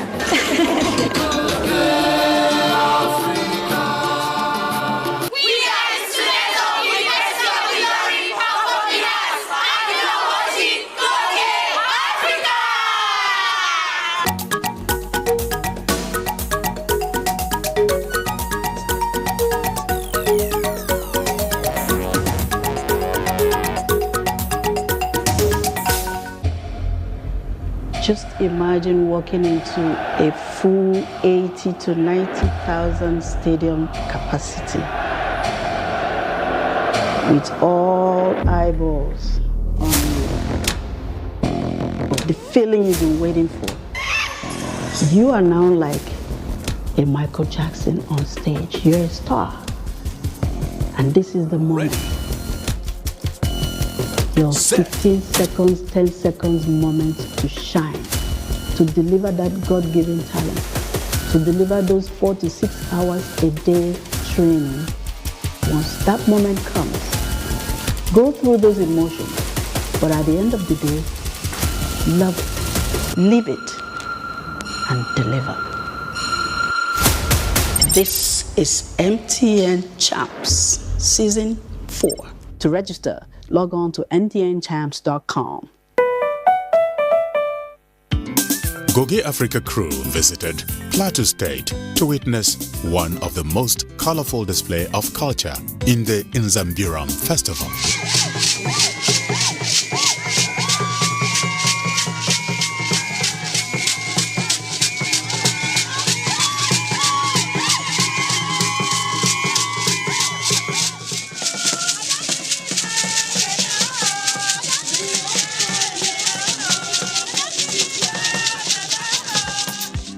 Who are the Biram people, you may ask?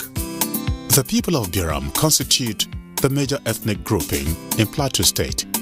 They are concentrated in the local government areas of Jos South, Jos North, Riyam, and Barkinladi areas, and they could also be found in faraway Kaduna.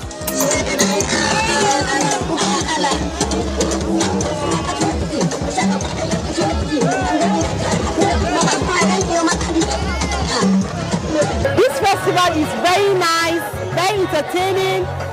You don't want to miss it for anything.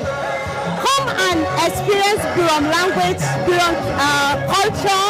It's very nice, it's very entertaining. You can see everybody's happy, everybody's just excited. It's not something that you want to miss. My name is MC 2.5. And also you can still by call me Distinguished Senator Chukwak and Pamphole Dongorong, the Buhuruk Nyarak, one of the whole year. Very chakache, very bongpie, and nomozong. You know, this 2019 Nzambiram has been a beautiful and a wonderful one because I've seen a different caliber of people. I've been seeing different people, coming around to celebrate this culture, to celebrate Nzambiram. Because Nzambiram is a festivity or a festive season that is being celebrated by the Biram people. The Biram people are predominantly farmers. Little wonder they converge during this festival of Nzambiram to pray for good tidings and usher in the farming season and also hope for good harvest. The Biram people are happy, friendly, hardworking and accommodating. They are also peaceful and progressive, and they love their culture and display same during the festival.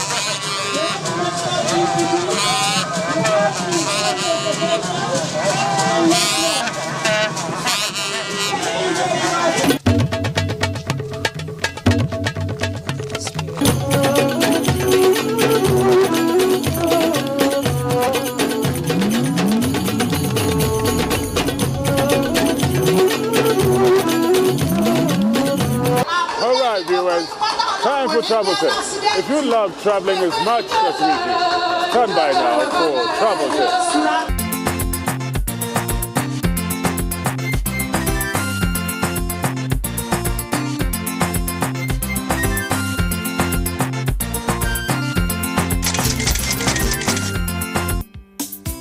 On Travel Tips, we bring you safety tips for driving in the rain.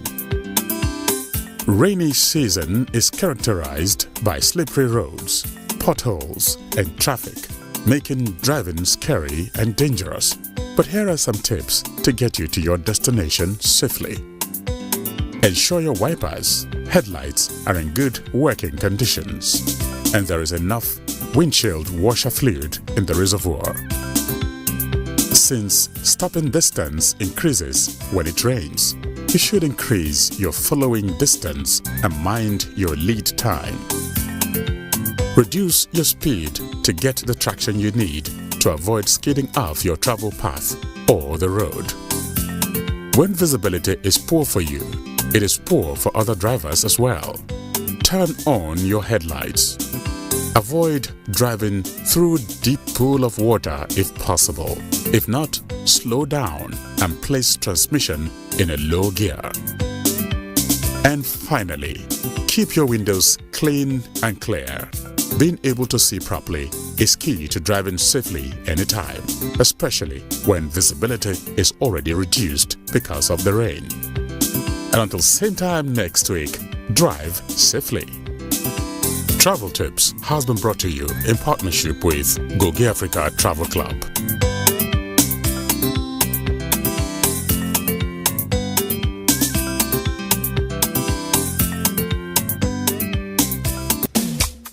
Goge Africa, 25 years and counting. It's tourism, it's culture, it's adventure, it's Afrocentric.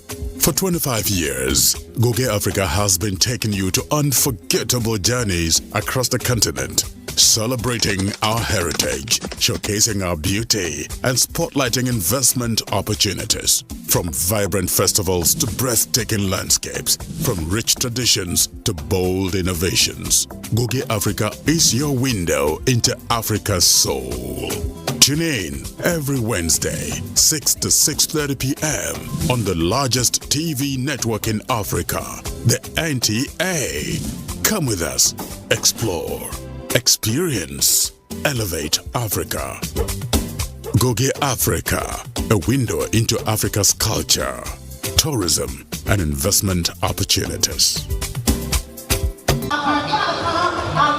All right, viewers, you have seen the colorful procession. You have also seen the queens, the princes, and all the noble people of this ancient city. Well, I'm sure you have learned a thing or two about the history of these people of Ilorin. Until same time again next year, if you missed it this time, don't miss it next year. Ciao.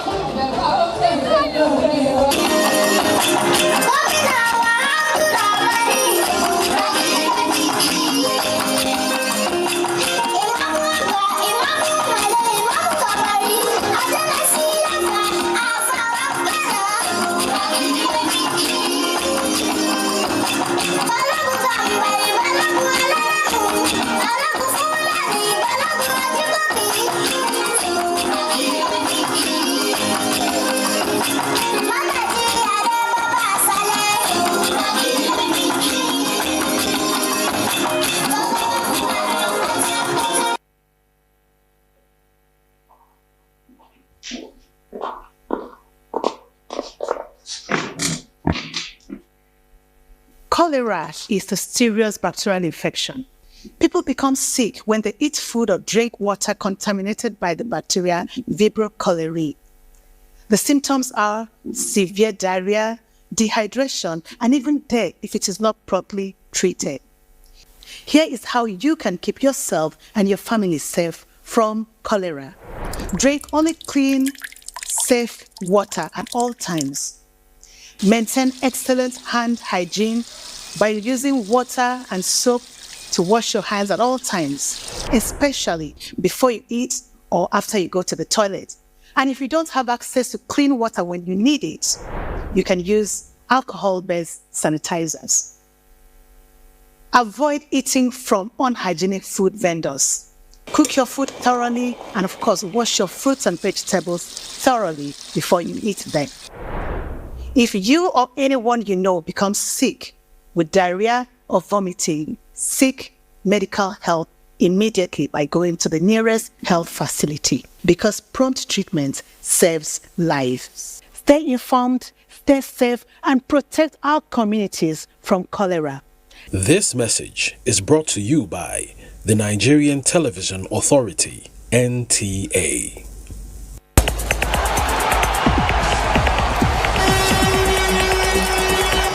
Merci!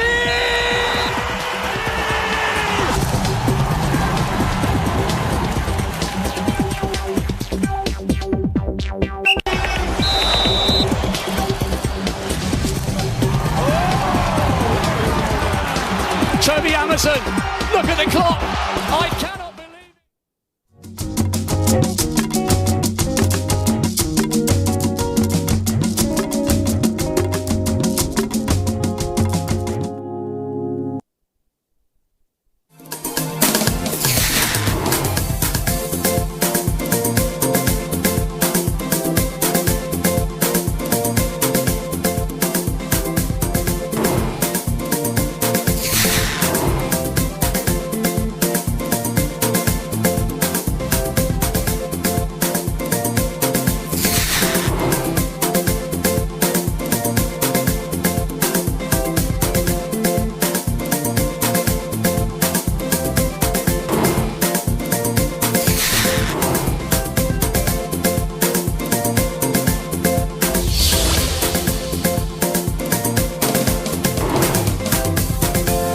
Barely days after resuming back from the long Easter holiday, Odogu and the leader of the Outsiders, Burna Boy, was in the news for a not-so-good reason, much of which stemmed from the altercation he had with star celebrity DJ Tunes earlier this week. Absolutely, but it wasn't just Odogu who was the only one making headlines for the wrong reasons, because while he was stomping his favorite Timberland shoe, yeah, you know what I mean, Blessing CEO is facing possible legal action following her fake cancer report. But in case you don't know, this is Kliglight, where we serve you nothing but pure fun and undiluted entertainment right here on the network service of the NTA.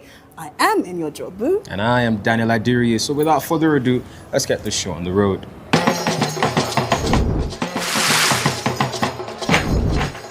Okay.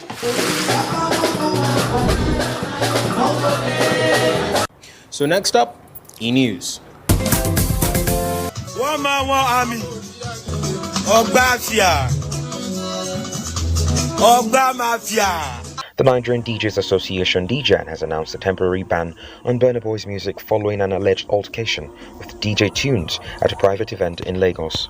Eyewitness accounts indicate that a disagreement between the singer and the disc jockey escalated into a physical confrontation at a nightclub, with DJ Tunes reportedly assaulted during the incident. In a statement, the association directed DJs in Nigeria and abroad to remove Burna Boy's songs from their playlists in solidarity with DJ Tunes while an investigation is conducted. Burna Boy's management has yet to respond to the allegations.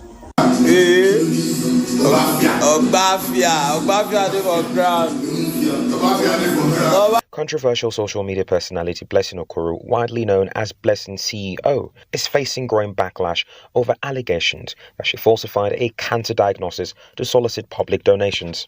The Nigerian Medical Association in Delta State disowned a medical report she presented, confirming it originally belonged to another patient. The patient, breast cancer survivor Deborah Mbara, has now come forward accusing Blessing of altering her medical records after obtaining them under false pretenses. As she was crying, she said, "Okay, Zazie, please, can you just please help me send your own report when you were diagnosed so I could compare it with what my doctor gave to me?" I said, "Okay, no problem." That was how I gave her my results, because she said she wanted to compare it with what her doctor gave to her, only for me to see on social media on Friday of it that it was the result I gave to her that she doctored and flying it all over. Rapper Offset was shot outside a Florida casino and hospitalized with non-life-threatening injuries, according to reports. The former Migos rapper was wounded on Monday evening near the Seminole Hard Rock Hotel and Casino in Hollywood. A representative for the rapper confirmed the incident to TMZ, stating that Offset is fine and currently receiving medical care at the Memorial Regional Hospital in Hollywood. The circumstances surrounding the shooting have not been fully disclosed, and investigations remains ongoing.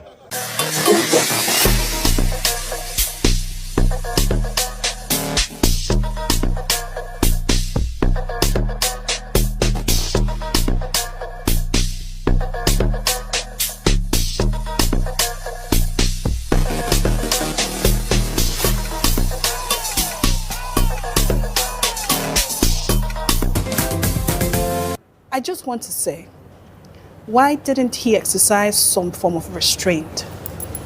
If they're not playing your music, what's the big deal? Nobody even knows the full, because the people, based on eyewitness accounts, it started off like something very little. He was going with his guys. He escorted the band out of the club. This was according to eyewitness report. Okay. Escorted the band out, and he goes a lot of entourage and his convoy and security.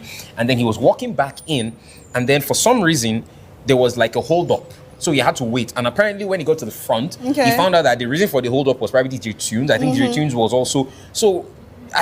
Nobody knows for sure. It was just ghetto behavior. There's no explanation whatsoever. And honestly, this is ratchet. It's dirty. It's ghetto-ish. See, it's not me that said it, Shao. It's me that said it with my full chest. Listen. Excuse not me. to drag anybody. See, for a class act like Burna Boy, there's some things that are not expected. This is something I would expect. What table? I'm all alone me. It will not be fun. Everywhere is scattered. If that happens, we say, okay, yeah, that's his persona. That's what is likely. Not somebody like, come on, doesn't speak well. But anyways, I mean, it's not the best thing we've seen from Burna. He's been a very controversial personality, great artist, but has an absolute controversial personality. I think his management has a lot to do in terms of damage control. Exactly, because right now it doesn't speak too well for him, and it does not even help improve his brand. It's like already you have one story of him stomping a fan, hence the Timbaland story, and now you are also going toe-to-toe fisticuffs with your own fellow artist, not just a random. This is also an artist like you, and then it's like they are going back and forth. I will be suing for ground. I'll be suing. It was just some petty. I will be suing for 500 million if I were. Calm me down for Jesus now. What's your problem? Calm me down. What if his spinal cord broke? Okay, fine. Spinal cord did not break. We thank the Lord for that. All right.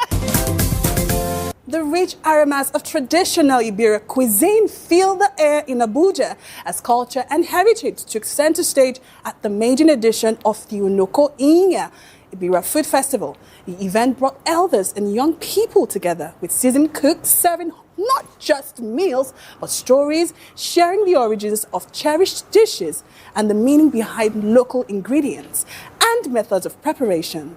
Beyond the food, the festival showcased deep insights into Ibira identity, aimed at reconnecting younger generations with their roots. Ibrahim Bello Gunda captured the sights and sounds of this event. Traditional food festivals are becoming a powerful way to reconnect younger generations with their cultural identity. They create a space where elder cooks, acting as cultural custodians, share the origin of the meals, the meaning behind ingredients, and stories of how food was prepared in the past. This was exactly what played out during the maiden edition of the Onoko Inya Ibra Food Festival, where the cultural heritage of the Ibra people was preserved through the rich taste of traditional cuisines. If we can be doing this, regularly, so that they can be teaching their children how to eat the native food, not just on the one cooked, even the raw ones. After this, we are online. We have a platform that you can order. You can be in your house, you can be in your house and still feel as if you are in the village. As in, you eat food, you order the kind of food, the native food you want. The unveiling of the various traditional delicacies was a highlight of the event, with elders explaining the origins of the dishes and discussing ways to sustain and expand the festival as a means of reconnecting younger generations with their roots. We are an Ibira kingdom, Ibira nation. So we'll take it even abroad, all over the world. We'll take it in as far as we are alive. It's an extension of passing it to our children, our grandchildren, so that they can know what our traditional food is. This should just be the beginning of it. This should not be the end. Let us resolve now, here and now, to support this initiative. And by promoting it, we have also offered some useful advice on how they should sustain it, so that we know where they are, what they do, and we encourage people to patronize them. I do show you love, imagine.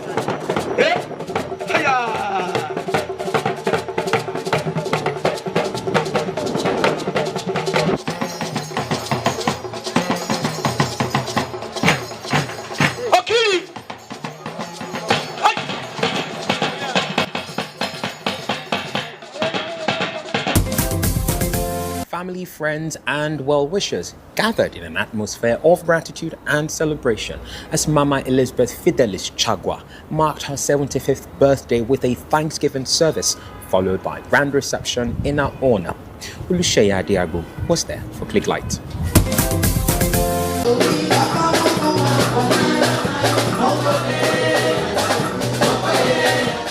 For 75 years, Mama Elizabeth Fidelis Chagwa has lived a life rooted in faith, family, and service, a legacy now being celebrated by generations whose lives she has touched.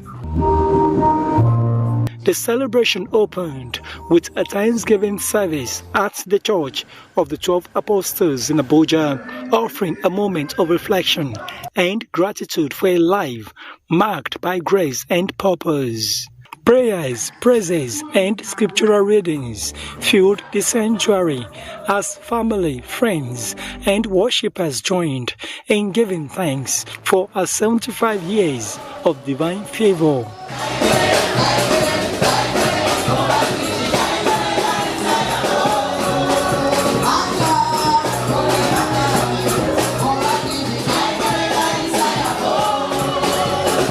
Without God, of course, she wouldn't have made it thus far. So this celebration is a thing of joy, a thing of gratitude to God. And all those who celebrate with her, it is my prayer that they also tap from this gift of longevity that God has given to her. We came to rejoice with her.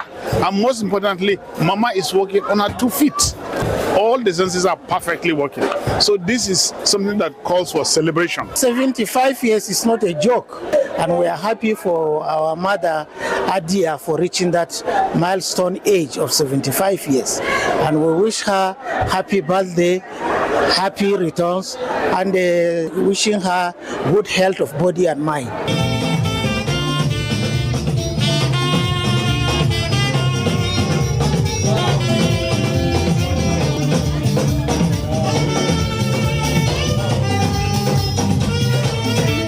From worship to celebration, the event moved into a vibrant reception filled with color, music, and rich cultural expression.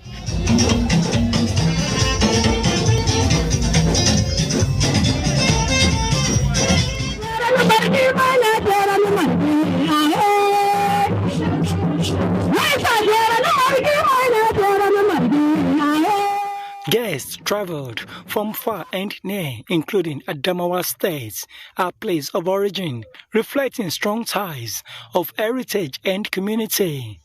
We wish her well, and we wish her long life, good health of mind and body. For this and many more intentions, we ask through Christ our Lord. She's one person that is a mother to all. She's someone that not only embraces her children, but every other person that comes close to her. It is a big deal to me because this is a woman who did not have opportunity to acquire Western education, but she encouraged all her children to go to school, and all of us, we became graduates. Tributes flowed as speakers described her as a unified figure and a symbol of enduring maternal strength.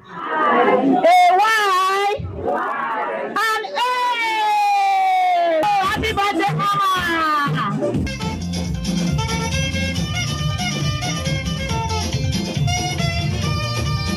Na gode wa Allah, I thank God Almighty. I never went to school, but God gave me the strength and enablement to send my children to school. May God also bless all mothers and direct them to train their children in God's ways. I feel happy about it because it's God that gave her this gift of life. May God grant her long life and prosperity to see more than 100 years. And today we are happy with her because of where we are. She has instilled discipline in us.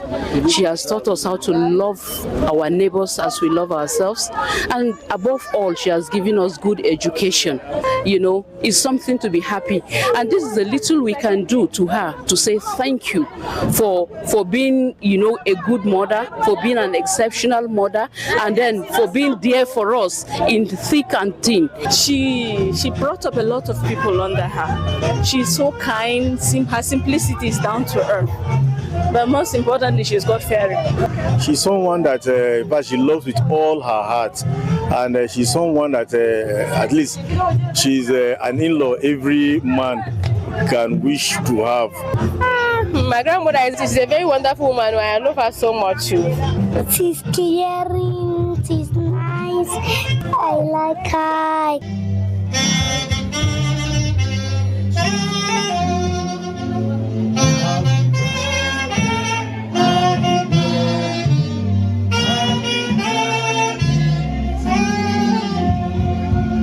From Adamawa State to Abuja, from family cycles to professional networks, Mama Chagwa's life serves as a reminder that true greatness is measured by the lives uplifted along the way. This next one is a true life story of how a girl gave up her dreams to raise her siblings. And unfortunately, her sacrifices were never appreciated. And we had a sit down with Blessing, who did a review of the movie Monica, which was produced by Uche Montana. Hi guys, my name is Effa Blessing and I'm here to do a movie review on the movie Monica by Uche Montana. Monica, again, you're not happy as you said in the market when he's come back? See, Mommy, I don't like how Uncle Zoe is always touching me and calling me his wife. So now you're being wife? No. Monica now play. I don't like it though. Monica, take am easy. To the verse. Everything for you now. Vex. And this who's away they talk. Now you're serious customer. No go use bad character for sure. I think Monica, she was a victim.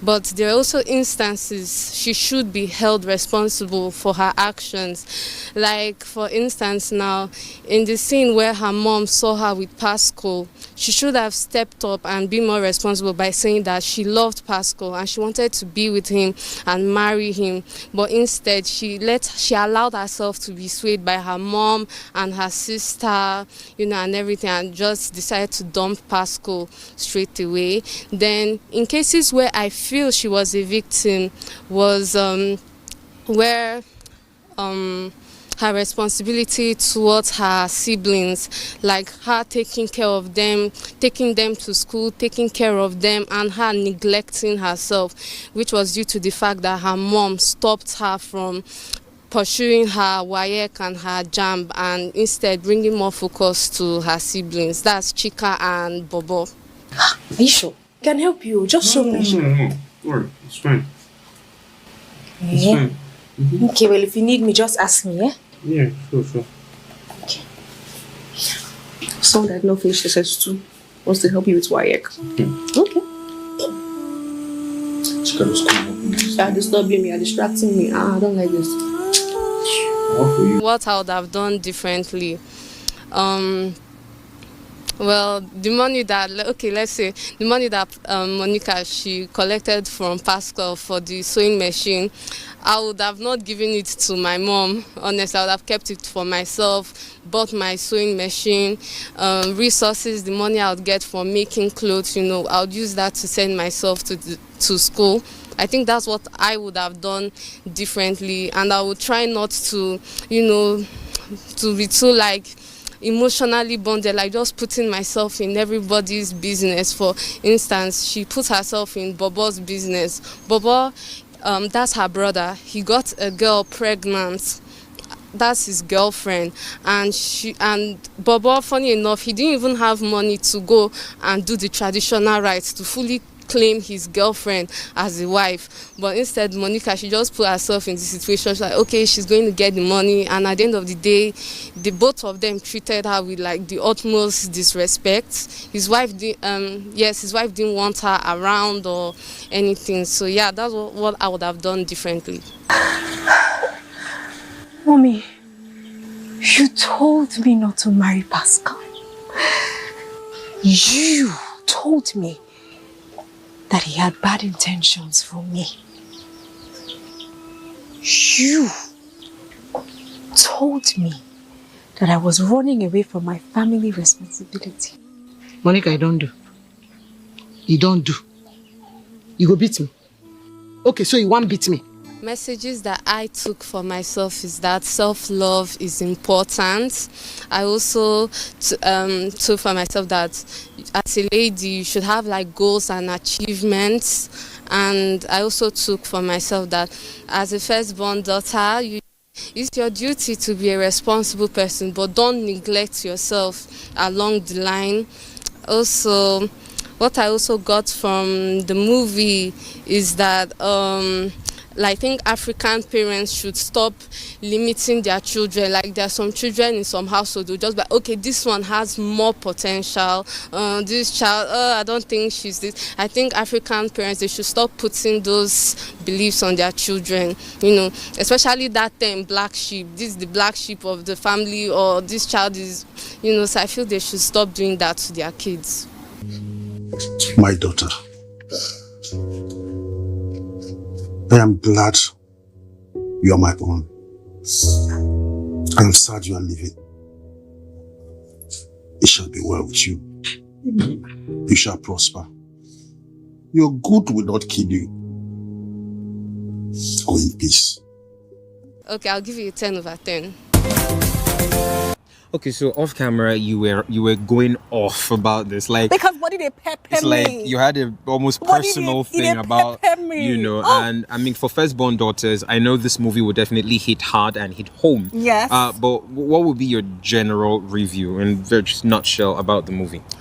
Well, since you're asking me, I will gladly tell you. Yes. She took a lot. She endured. Over-endured. She endured. I expected this lady to walk away a few times. I was like, nah, I'm done. I'm moving out. I'm gone. But I think that's where the concept of loyalty comes in. Whether it's good, bad, or ugly, she wanted to be loyal to her family, her blood. At the point where her sister was caught using, she saw her sister using an iPhone 17. Yeah, and nobody could explain how she got it. And the mother was like, Up until the point where she snatched her boyfriend, or should I say love of her life. You see that snatching part, eh? Mm-hmm. Oh, it pained me because you know why? I don't think that the sister would have wanted to be with her man if the man didn't come back from Canada. In an SUV. You get the point. And she was now flaunting herself. That's it. So it's just, I know, just, you know.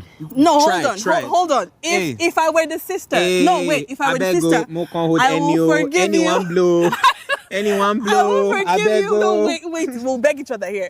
If I was the sister, I will forgive you for the sake of my eternal life and peace, but I will never talk to you, because that's the height of betrayal. The sister, when you see her when she was assisting them with their homework, and then later and that happened. I was like, how will I expect a dropout to come and be assisting me?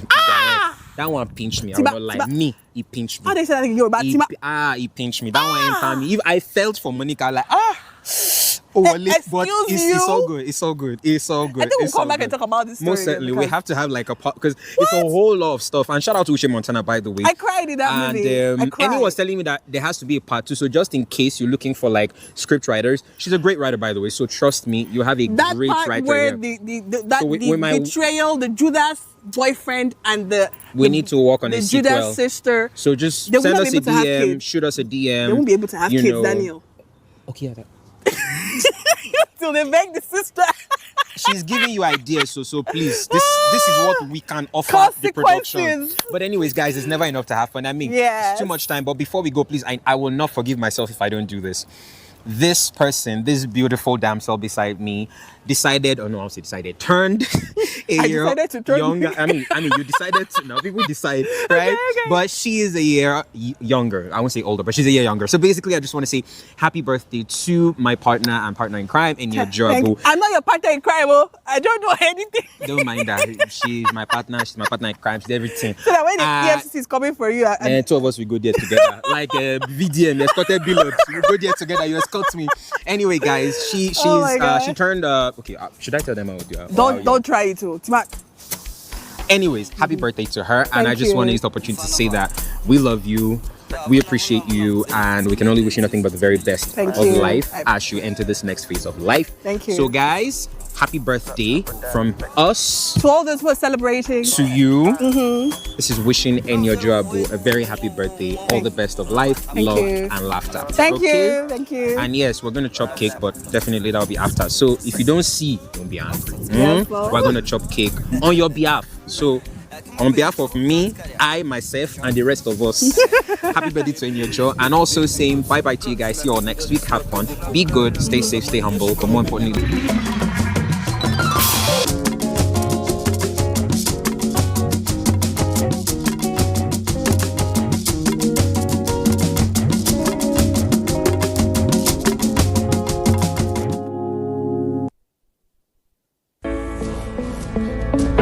From dusk to dawn, 24 hours a day, NTA International is with you. In your living room, office, and everywhere, anywhere. We provide a company you desire in terms of balanced and up-to-date news, programs, and the best of entertainment.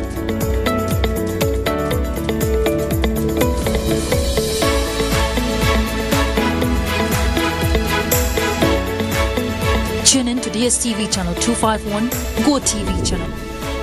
And to watch NTA International in the USA, Canada, and Mexico, use the following satellite parameters. You can also see us on Facebook and YouTube for quality content on the go. NTA International, Africa's window to the world. The federal government of Nigeria warns vandals of national assets, electricity transmission towers, cables, and other facilities to desist from this act of sabotage.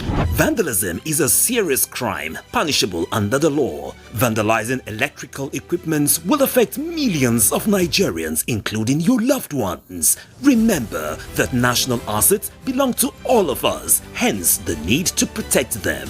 Report all cases of suspicious movement around electrical facilities to security agencies. When you see something, say something. This message is from the Federal Ministry of Information and National Orientation in collaboration with the National Counter-Terrorism Center, NCTC, Office of the National Security Advisor.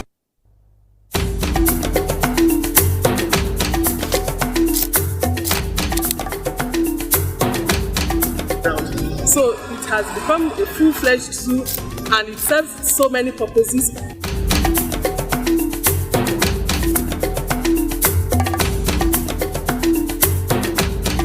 We know mythically, historically, it is real.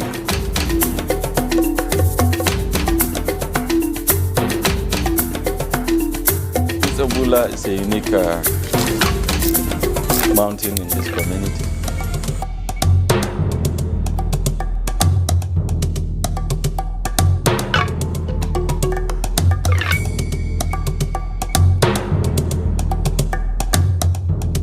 The fall does not look like anything out of this world. From this reserve, this river is linked to the river Benue. Is indeed a statement.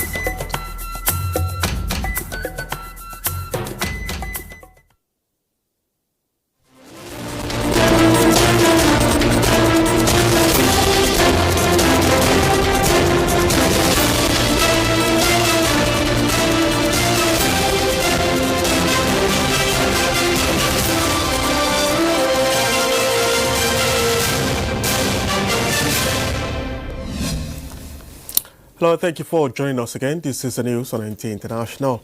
I am Charles Alpha. But first, let's begin with some of our top stories.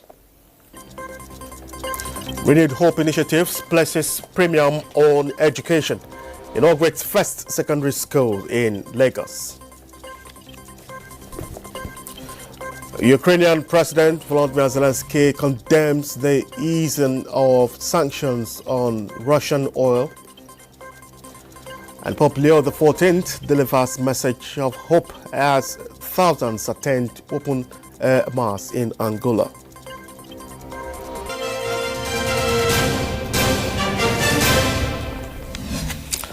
Ukrainian President Volodymyr Zelensky has condemned the easing of sanctions on Russian oil after the United States extended a waiver meant to soften surging energy prices driven by the Middle East war. He did not, however, mention the United States, but President Donald Trump's administration issued a month-long sanction waiver allowing a sale of Russian oil and petroleum products that are at sea.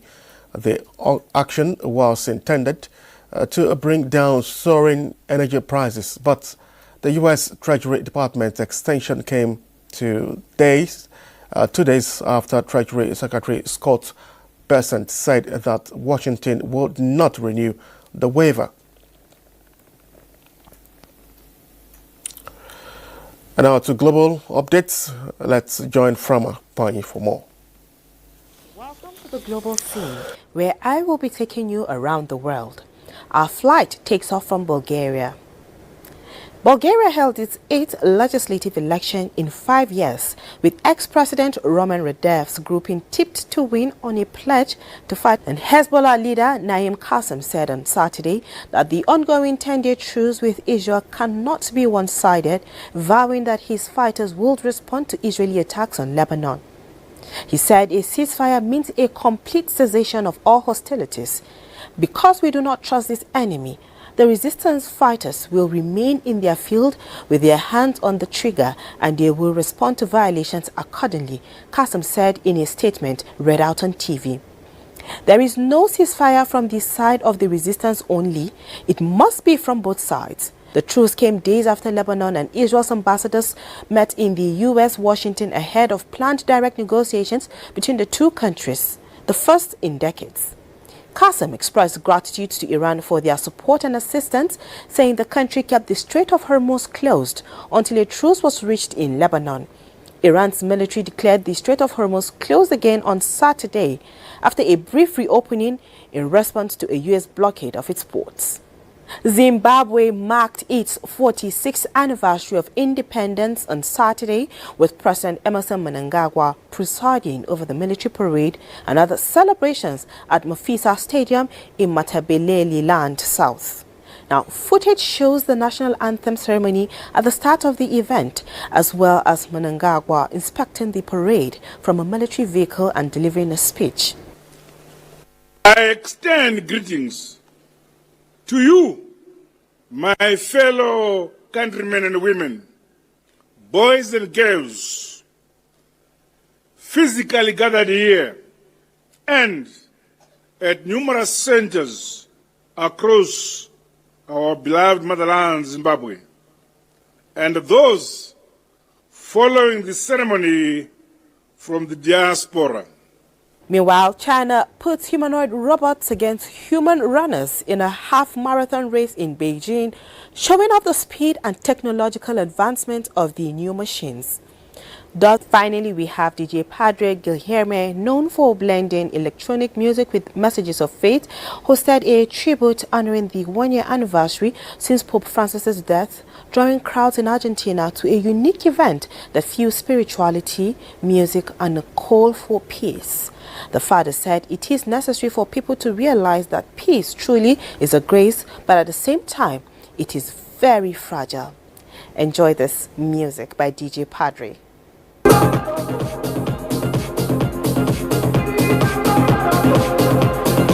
It's passion.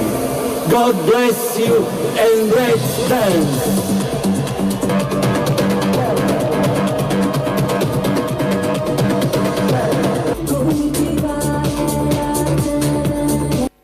It's been my pleasure being your host. I am Frama Pani.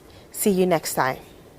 Thank you, Frama. Now, tens of thousands of people attended a giant open-air mass by Pope Leo XIV outside the Angolan capital Sunday, where he delivered a message of hope to the resource-rich country marked by poverty and inequality.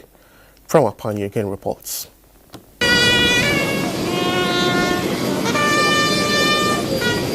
Pope Leo flew to Portuguese-speaking Angola on Saturday, the third leg of a whirlwind four-nation African tour, where he condemned corruption and the plunder of the continent's resources.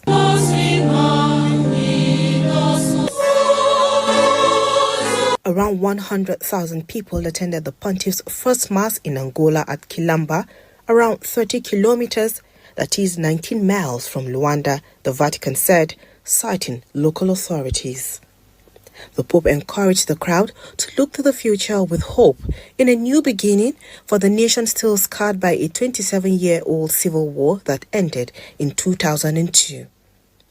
It is possible to build a country where all divisions are overcome forever, where hatred and violence disappear, where the wound of corruption is healed by a new culture of justice and sharing, he said. After arriving on Saturday from Cameroon, Leo went straight into an event with Angolan President João Lourenço and other officials, where he spoke out against the suffering caused by poverty and the rampant exploitation of natural resources, continuing the assertive tone of his 11-day tour. Angola is one of Africa's top oil producers and is rich in resources such as diamonds. Frama Panyi, NTA News. Multiple people have been injured in a shooting at the University of Iowa early Sunday. Police says this happened after the Midwestern U.S. school issued an alert reporting gunshot in an area popular for nightlife. The United States, where firearms are readily available, has a long history of gun violence that kills thousands of people every year. The University of Iowa said there were confirmed victims in the incident without providing additional details of casualties. Victims have been taken to area hospitals to be treated for wounds suffered in the shooting. The Minister of Defense, Christopher Musa, has led a high-level Nigerian delegation to a productive bilateral talks with the Turkish Minister of Defense at the Antalya Diplomacy Forum 2026. The meeting reaffirmed the long-standing and mutually beneficial relationship between Nigeria and Turkey and produced a series of practical outcome-driven agreements aimed at strengthening Nigeria's defense capabilities and supporting the renewed hope agenda of President Bola Ahmed Tinubu. Key outcomes and areas of cooperation includes training and capacity development, defense industry and technology transfer, operational support and equipment, border and internal security, disarmament and rehabilitation, air force and aviation support, naval cooperation, as well as infrastructure and implementation. The minister expressed commitment to delivering measurable results that strengthens national security and advance the renewed hope agenda.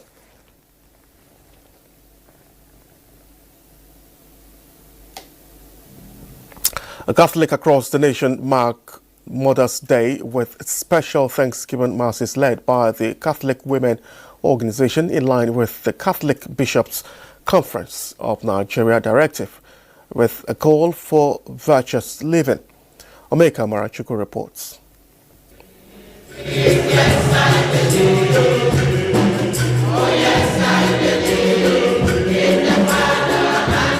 The celebration of Mother's Day by the Catholic Women Organization is linked to the Blessed Virgin Mary. Recognizing its importance, Catholic women in Abuja are using the day to honor and appreciate mothers' role in families and communities.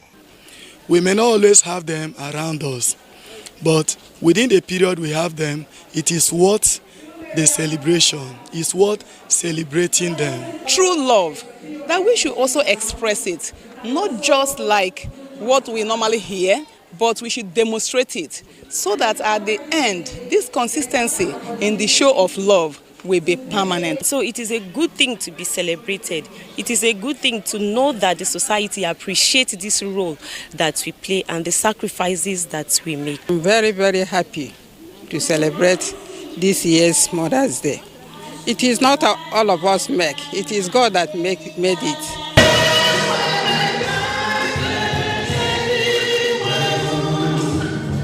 The women also used the day to seek unity, peace and blessing for humanity. In Abuja, Umeka Marchuku, NTA News.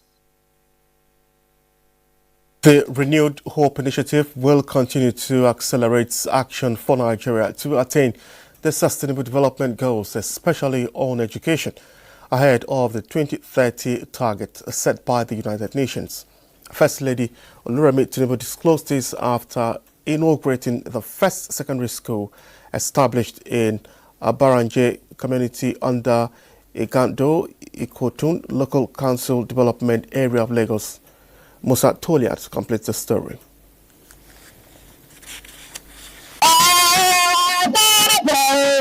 Carnival-like atmosphere defines the inauguration of the first secondary school in Abaranje community by the First Lady, who was represented Senior Special Assistant to the President on Strategic Planning, Abdul Wahab Alawiye King, who represented the First Lady, says the newly inaugurated secondary school is one of the Renewed Hope Initiative inspired projects and an intervention to take accessible quality secondary education to the doorsteps of residents in the community. The establishment of this school is not just a milestone in Lagos State. It is a significant contribution to the United Nations Sustainable Development Goal number 4, which aim to ensure inclusive and equitable quality education for all. Education is great equalizer. When we make it accessible, we reduce poverty, improve health outcomes, and foster peace. In a world that is rapidly evolving through technology and innovation, Governor Babajide Sanwo-Olu, who was represented, is taking the responsibility to equip the newly inaugurated secondary school with modern digital facilities. Abaranje Secondary School is the physical embodiment of your faith in a government that listens and a say that delivers. It is one of the important chapters in larger story of education transformation that this administration has been writing since 2019. Speaker, Lagos House of Assembly, Right Honorable Mudashiru Obasa stressed that the legacy education project undertaken by Honorable Kehinde Joseph is worthy of emulation for political office holders to prioritize pressing needs in their constituency. If you see somebody in the parliament boldly, lively, to take a further step in representing his people by putting this structure in place in the interest of his constituent, I think he has done tremendously well. From Ikotun to Abaranje to Kerude, the distance to the nearest secondary school is around 9 kilometers. So I will have 10 primary schools there. So that is the reason why we constructed that school, at least in order to bridge the gap between these people that are waiting to primary school and going to secondary school. The event, which dovetailed into a political gathering, attracted various APC Apex leaders, Governors Advisory Council members, members of the Lagos State House of Assembly, traditional rulers, and members of the All Progressives Congress across Alimosho local government area. In Lagos, Musa Toliat, NTA News. You're watching the news on NTA International. We will take a break now. Please stay with us for more reports ahead.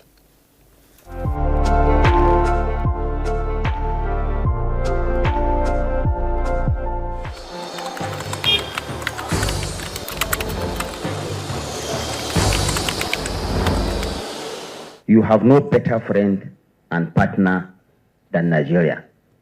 Let this unveiling today be a call to conscience. Let our practitioners hold the line of truth. To the media, please inform with integrity and with a deep sense of patriotism. To our public officers, communicate with transparency. To citizens, please let us speak with empathy. Let us come together to become the voice of responsibility, the voice of the world that heals division that inspires hope and drives development.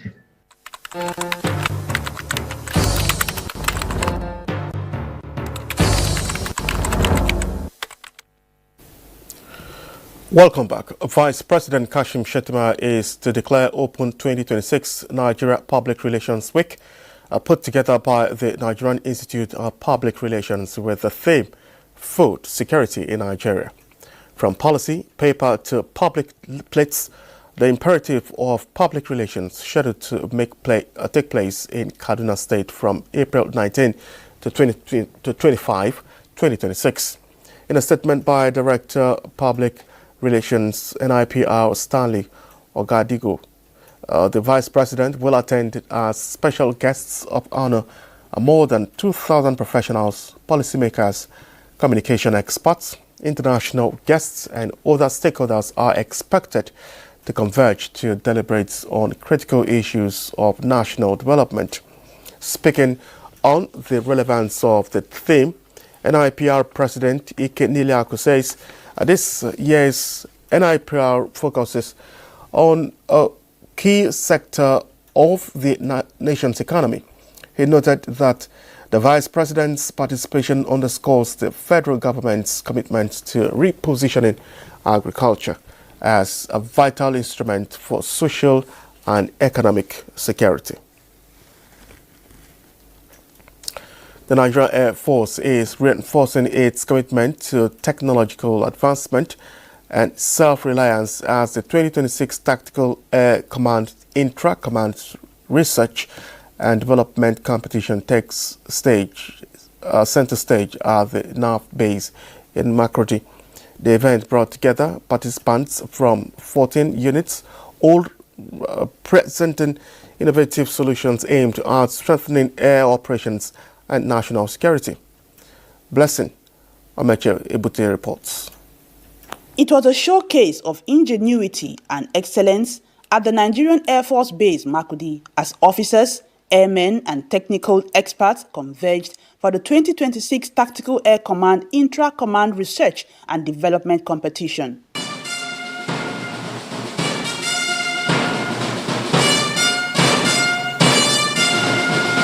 Air Officer Commanding Tactical Air Command Makurdi, Air Vice Marshal Michael Ikweme, highlighted the importance of research and innovation in enhancing aircraft serviceability and sustaining operational efficiency. This competition provides a structured and purposeful platform for harnessing the intellectual capacity within Tactical Air Command. It is designed to stimulate creative thinking, generate practical solutions to operational challenges, and foster collaboration among operators, engineers, and researchers. The competition featured intense PowerPoint presentations from the 14 participating units, each demonstrating creativity and technical expertise. At the end of the exercise, the 109 CRG research team emerged overall winner, while the 153 Base Services Group and the 107 Air Maritime Group came second and third respectively. Every project that has been inspected can be taken to higher levels of development and sophistication. So we look at all the projects, look at the level of implementation, and we believe that with the support of the authorities, that those projects can be further developed. As the curtains for the 2026 Intra-Command competition draw, the message is clear. The future of Nigeria's air defense is being built locally, driven by innovation, expertise, and determination. In Makurdi, Blessing Omeche Ebute, NTA News. 4 days of anxiety over the abducted passengers of Blue Benue Links transport have ended in relief as Governor Hyacinth earlier received the 13 rescued victims at Government House, Makurdi. The governor commended the efforts of security agencies for ensuring the safe return of the abductees, whose ordeal on the Makurdi-Otukpo Road had drawn widespread concern. Elias Ithia reports. The rescued passengers were kidnapped on Wednesday night, being 15th April 2026, along Makurdi-Otukpo Road 8 of whom were JAMB candidates traveling to go and write their examinations. We were taken into the bush, like several tortures, like daily. It was a daily routine. Around 4 a.m. in the morning, they woke us up to go and drink water. And this water I'm talking about is like a lake. Governor Hyacinth Alia, who received the rescued victims, appreciated the efforts and determination of the police and other security agencies in ensuring their return. The governor also directed the Ministry of Health and Human Services to ensure that the rescued victims received immediate medical attention at the Benin State University Teaching Hospital and urged communities to continue to support security agencies with useful and timely information. This will go quite distant to ensure every kidnapper, every bandit, every conman in the state is never prepared to welcome them. Commissioner of Police Benin State said their release followed coordinated rescue operations by various security agencies and local vigilantes, as well as other stakeholders under the directive of the Inspector General of Police. He said the large batch of 13 victims were rescued after sustained pressure on the kidnappers within the forest. We will not tolerate any undesirable element inhabiting any farmland or any forest and using the place to come and terrorize the community. The CP said 7 suspects in connection with the case have been arrested, while investigations are still ongoing to unravel more information. In Makudi, Elias, ATF, NTA News. Women are increasingly demonstrating that they are the true backbone of the family when it comes to food production and processing. Many have risen to become the breadwinners of their households through agricultural entrepreneurship. Mustafa Bali recently encountered some of these remarkable women farmers, including a 56-year-old visually impaired Yetunde who is actively involved in vegetables and cassava farming. In a remote rural community in Igoba, Akure North local government area of Ondo State, lives 56-year-old Omeyemi Ruth Adekunle. She became blind in 2015 following an undisclosed illness. Prior to her condition, she was a prominent cassava and tomato farmer in her community. The time this challenge come around, my husband leave me and my children and go away to go and marry another one. Despite her husband leaving her after she lost her sight, Madam Omeyemi refused to abandon what she knows best, farming. If I want to plant to plant tomatoes, I will use my hand to measure it. One, I will put small, I will plant it. So after that, if I want to come out and grass, I will touch the tomatoes because I know the texture of tomatoes in my hand. If I touch tomatoes like this, if you have any problem, I will know. She later joined a group of women farmers managing a greenhouse established in the community by the federal government under the Life ND project. If government help me, I will be happy to do this thing enlargement. I will be happy. So from there, I will take care of myself and my family. And about 100 kilometers away in Owena community, Ondo East local government area, lives Yetunde Salami, a widow. She is involved in the large-scale production of cocoa seedlings, which serves as her primary source of income. Yetunde was trained and empowered through the federal government IFAD support project. She now raises and supplies cocoa seedlings not only across Ondo State, but to other parts of the southwest region. The federal government trained me and gave me the capital to start this business. Today, I am the breadwinner for my family. Apart from Omoyemi and Yetunde, dozens of other women have been empowered through these initiatives and are now the breadwinners of their families.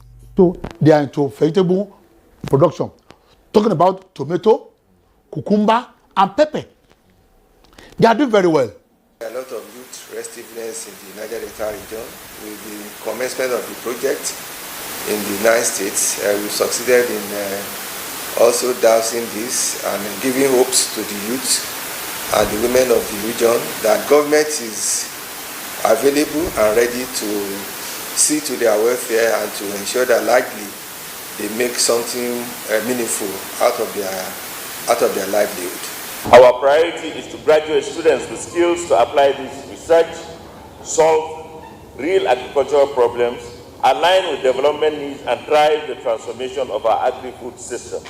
He said the Life ND is essential and truly unique with its incubation model, which nurtures entrepreneurs through skill development and structured mentorship. Musa Baba Aliyu, NTA News. Illness once seen only in adults are now silently finding their way into the lives of teenagers and even younger children. From type 2 diabetes to hypertension and obesity, health experts warn that a generation is growing up at risk as unhealthy lifestyle and environmental pressure takes a natural and dangerous toll. What is driving this disturbing shift?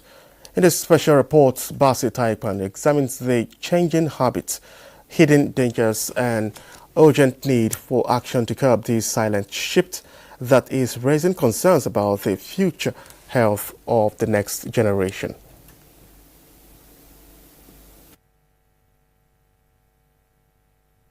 Non-communicable diseases are illnesses feared in adulthood. These diseases come with age, not childhood. But today the story is changing quietly and dangerously too. What was once unthinkable is becoming reality. This strain experts say is becoming a global public health concern. And they include diseases like obesity, hypertension, diabetes, Cushing's syndrome. Important thing is that physicians all over the world are beginning to become aware of the pattern of diseases in children. Obesity is the major driving force of all these metabolic diseases in children, obesity. And like I said, it's lack of exercise. And that's why when you tell a normal adult that you have to exercise for at least 30 minutes every other day, for children, it should actually be minimum 1 hour. Medical professionals attribute the rise to change in lifestyles among children and teenagers, just as poor diet, high consumption of processed foods, sugary drinks, and limited physical activity and reduced outdoor activities have also contributed to the growing burden. So the emphasis should be on early diagnosis. And for you to diagnose it early, you must have a high index of suspicion. And that's why what you are doing is important now to create awareness that these kind of things, though before now it used to be very common in adults and very rare in children, but we are seeing changing patterns now. However, the intake of balanced diets, regular physical activity, routine health checks have the capacity to raise awareness among parents and schools on the risks associated with unhealthy lifestyle. We must be factual about fast food. We must be factual about the sugar intake of intakes of our children. We must be factual about things that are happening around us. Our children, particularly between 0 and age 5, must be immunized. As the lines between adult and childhood illnesses continue to blur, the consensus is that urgent preventive measures are needed to ensure that children grow into healthy adults. So, protecting children's health today is an investment in the nation's future. Basi Taipan, NTA News. And there are more reports ahead. Please stay with us.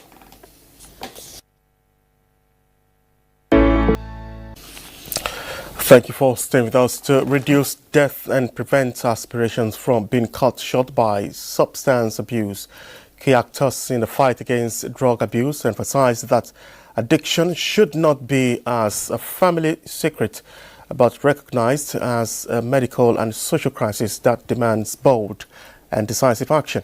Elizabeth Warrior, who was at a forum on reclaiming the narrative of hope, reports.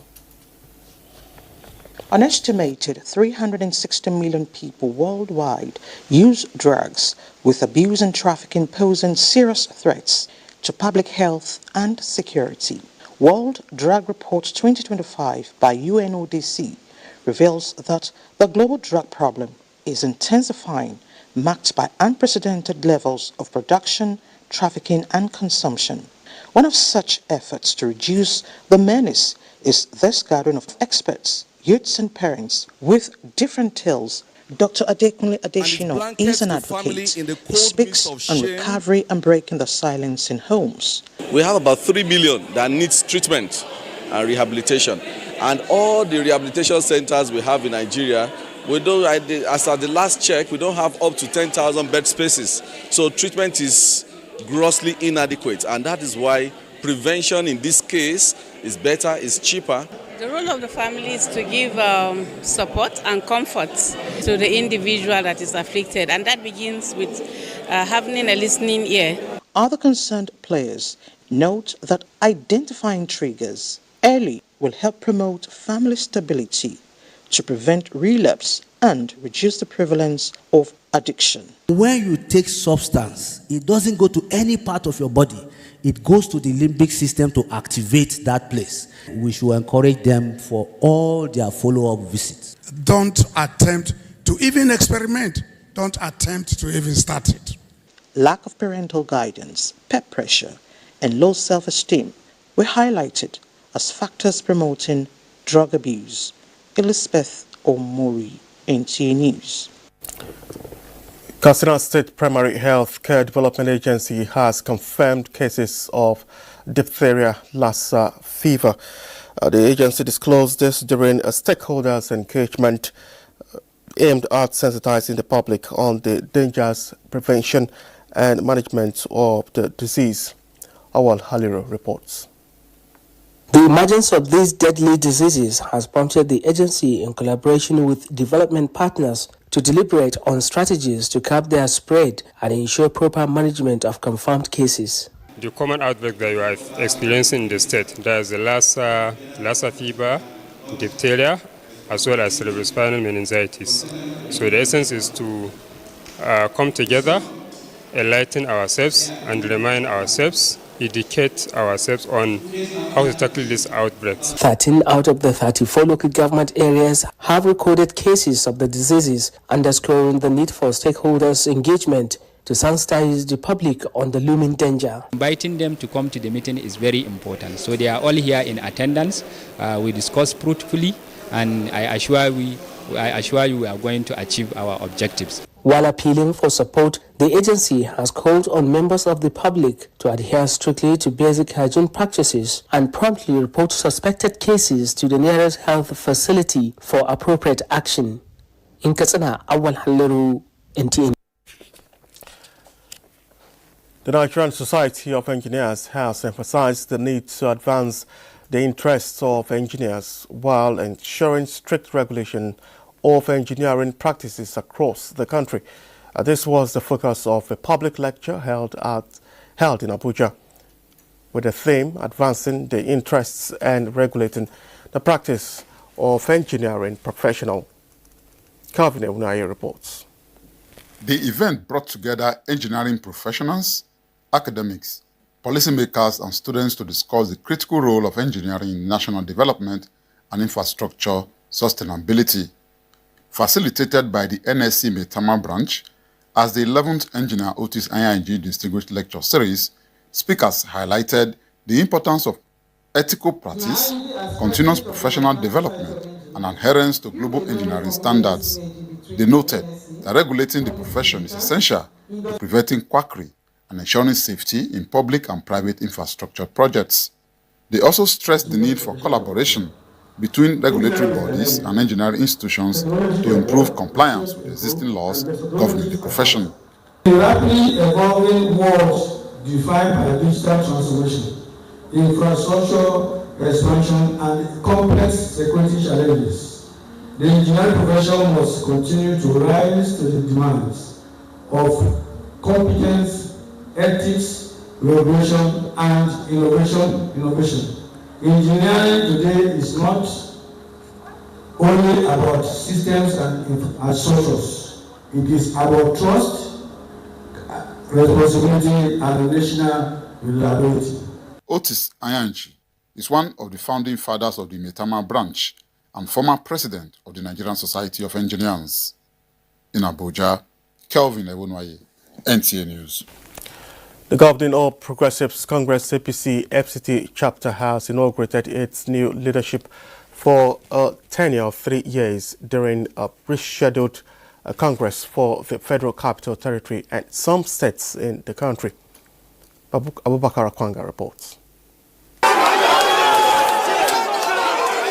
The Governing All Progressives Congress APC FCT chapter has held its Congress where members of the FCT Working Committee emerged through a transparent process. The exercise, which drew delegates from across the 6 area councils of the FCT, had in attendance security agents and representatives of the nation's electoral body INEC to observe and provide security during the event. It is all of us that were on this race that won the seat, and I'm expecting them to extend their hands to me as their brother so that we can work together to rebuild APC in FCT.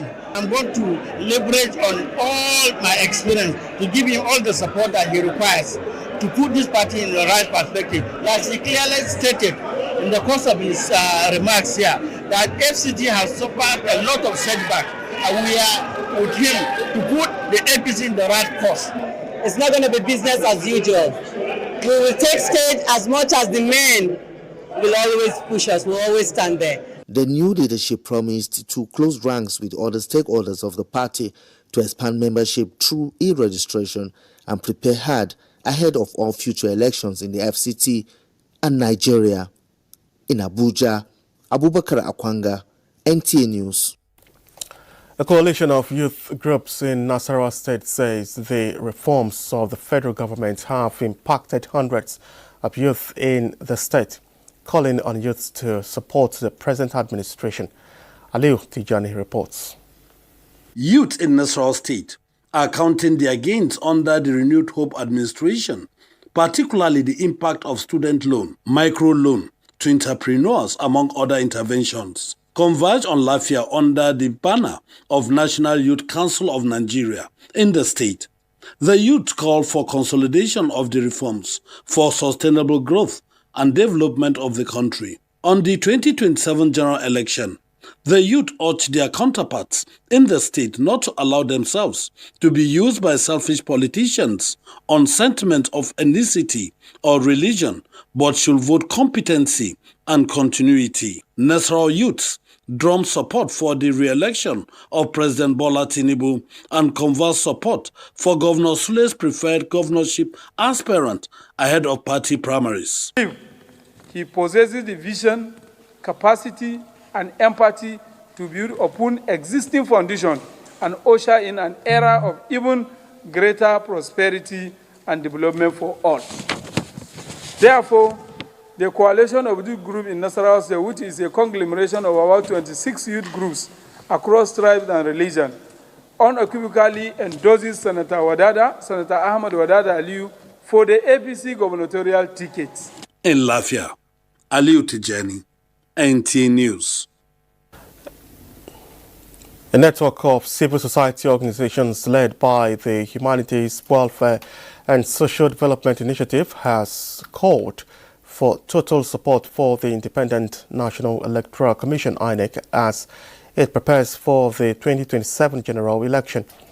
At a press briefing in Abuja, the group said instead of protesting and agitating, what is required to ensure a free, fair and transparent electoral system is for all stakeholders to rally around the INEC leadership with open-minded suggestions on how to make the reforms better and work for the good of all Nigerians.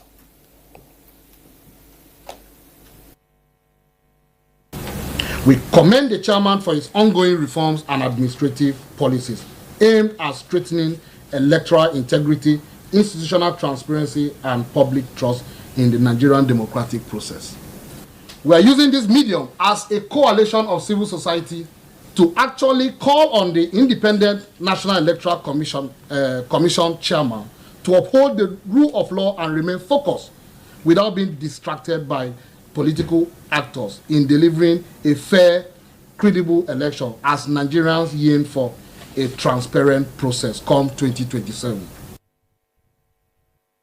Reports that The group is expected in the coming days to engage critical stakeholders to sensitize them and work towards a successful electioneering period. You're still watching the news on NTA International. We will be back shortly. Please stay with us.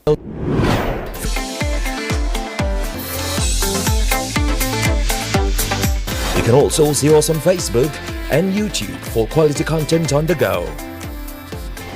NTA International, Africa's window to the world.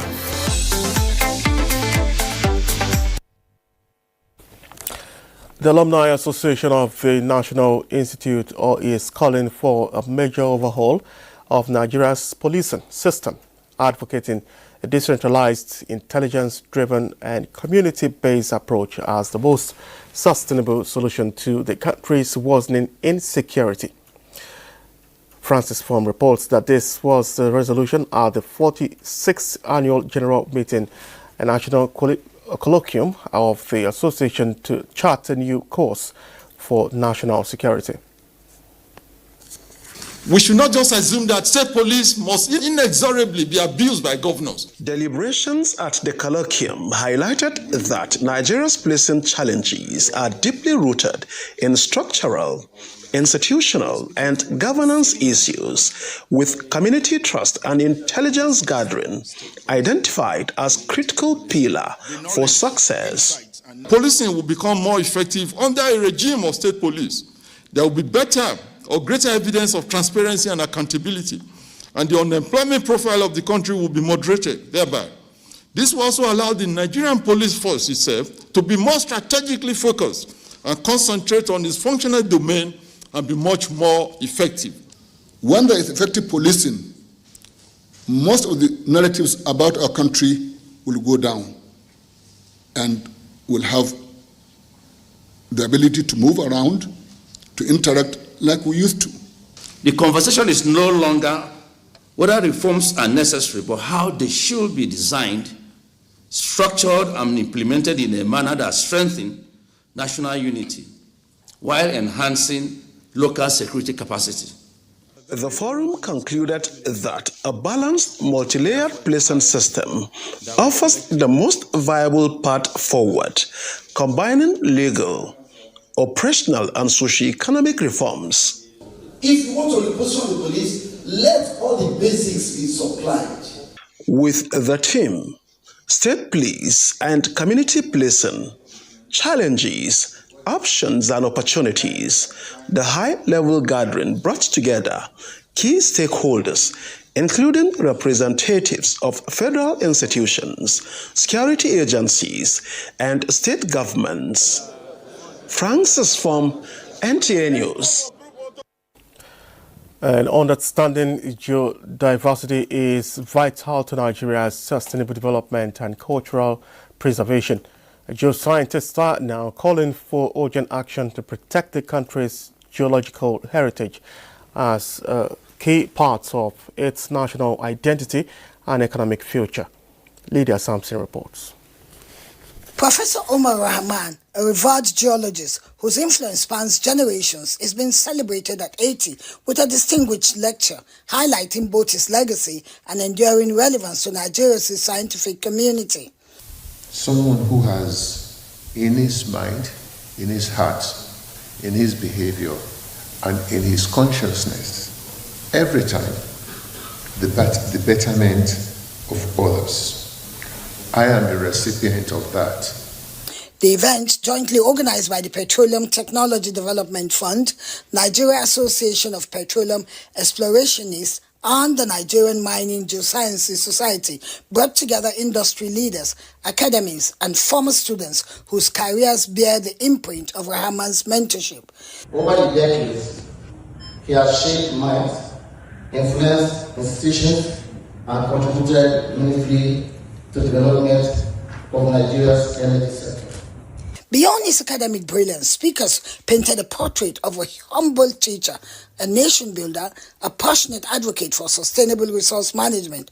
For many, Professor Rahman is not just a scholar, but a compass guiding Nigeria's exploration sector with integrity and vision, as his work continues to shape policy, inspire curiosity, and deepen understanding of the earth beneath Nigeria's feet. In Abuja, Lydia Sampson, NTA News. Chairman, Chief Executive Officer, Nigerian Saint Diaspora Commission, Abike Dabiri-Rewa, has expressed shock over the sudden death of Dr. Uzoma Nwabani as U.S.-based physician on a medical mission in Abia State. Dabiri-Rewa, in her statement issued by Abdurrahman Balogun, Director of Media, Public Relations and Protocols, described her death as a huge loss to Nigeria and her family. The NIDCOM boss said that late Dr. Nwabani was a very passionate and dedicated member of the Association of Nigerian Physicians in America, always eager to give back through medical missions and outreaches. She prayed unto God to give her family, friends, and the association members the fortitude to bear the irreplaceable loss and grant her soul eternal rest. Dr. Uzoma Nwabani, a U.S.-based Nigerian physician, was in Abia State for a medical mission organized by the ANPA as a way of giving back to the country. President Bola Ahmed Tinubu has expressed sadness over the passing of Kano born ace, a sports administrator and community leader, Alhaji Ibrahim Galadima. Galadima died on Saturday at the age of 78. The deceased had served the Kano state government and the federal government in various capacities, including as chairman of the Kano State Sports Council and a two-time commissioner before holding various positions in sports administration at the federal level. Galadima also served as president of the defunct Nigeria Football Association, NFA, the precursor of the Nigeria Football Federation, between 2002 to 2006. Since leaving active service, Galadima was debarred and served as the Galadima Fagi, the community head of his Fagi community in Kano State. A statement signed by the special advisor to the president on information and strategy by Onanuga. The president expressed condolences to his family, the government and people of Kano State and the sports community in Nigeria and beyond. The latest on sports is next. Nigeria's emerging cycling sensation Godwin Grace Osaretin delivered a brilliant performance to claim victory in Stage 5 of the Tour du Burkina Faso, further underlining her growing reputation as one of Africa's brightest young prospects.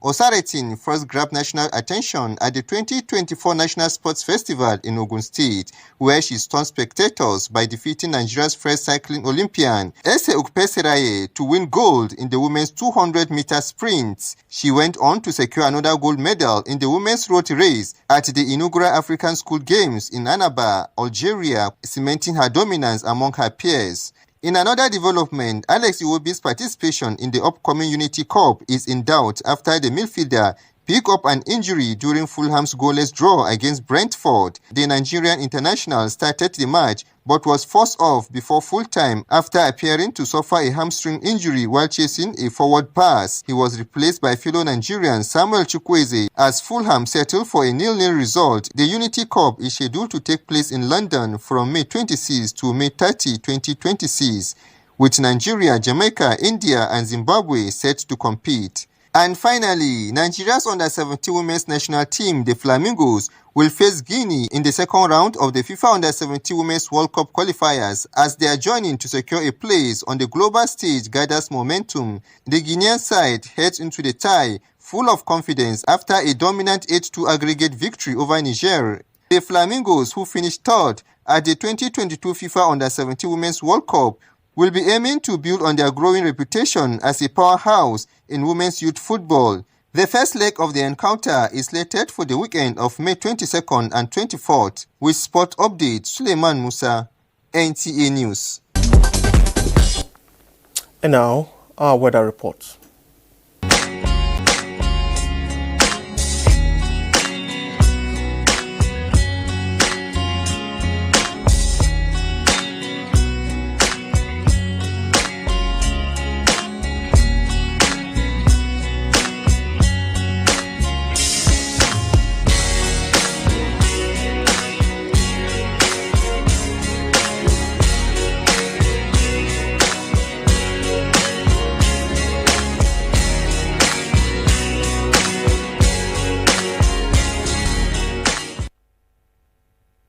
That's it on the news. Many thanks for watching. I am Charles Alpha.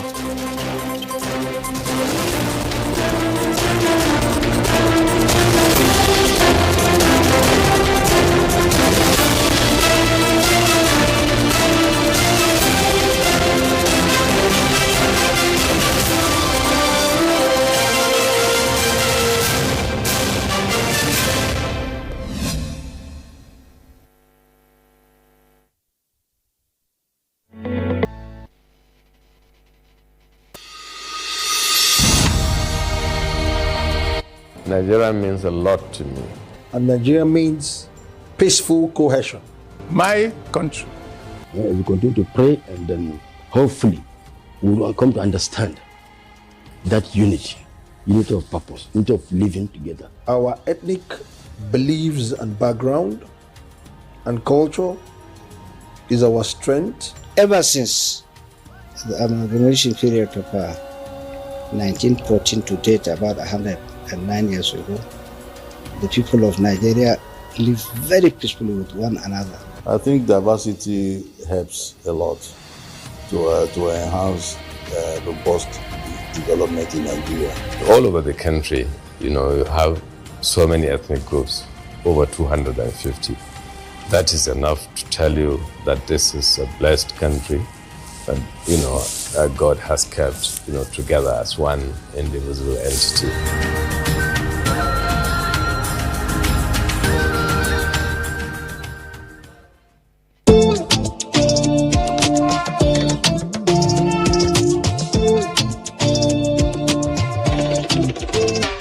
I've got a willingness to contribute positively to the well-being of my fellow citizen. As a Nigerian, I'm a provider, helper, listen to me. As I listen to you, I'm a born winner and Nigerian security. As a Nigerian, I'm a real Nigerian, born Nigerian, a resilient Nigerian, I live by the citizens' code.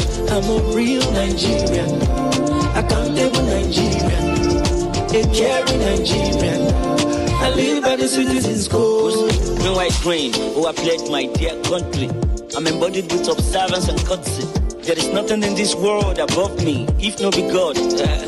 Pushing against all odds till my goals are attained. Nigerian spirit, Nigerian dream. Nigerian spirit, Nigerian dream. I know if you forget Nigerian promise to be. I am reliable.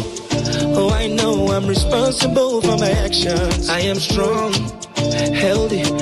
Can't you see I am blessed? I'm a real Nigerian, born Nigerian, a resilient Nigerian. I live by the citizens' code. I'm a real Nigerian, accountable Nigerian, a caring Nigerian. I live by the citizens' code. I'm a real Nigerian, Nigerian, a resilient Nigerian. I live by the citizens' code. I'm a real Nigerian, accountable Nigerian, a caring Nigerian. I live by the citizens' code. I'm a real Nigerian, accountable Nigerian, a caring Nigerian. I live by the citizens' code. I'm a real Nigerian, accountable Nigerian.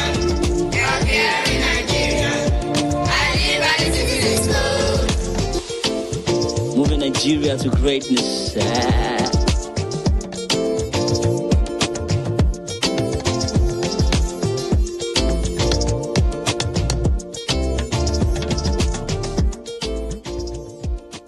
Brought to you by the National Orientation Agency, NOA.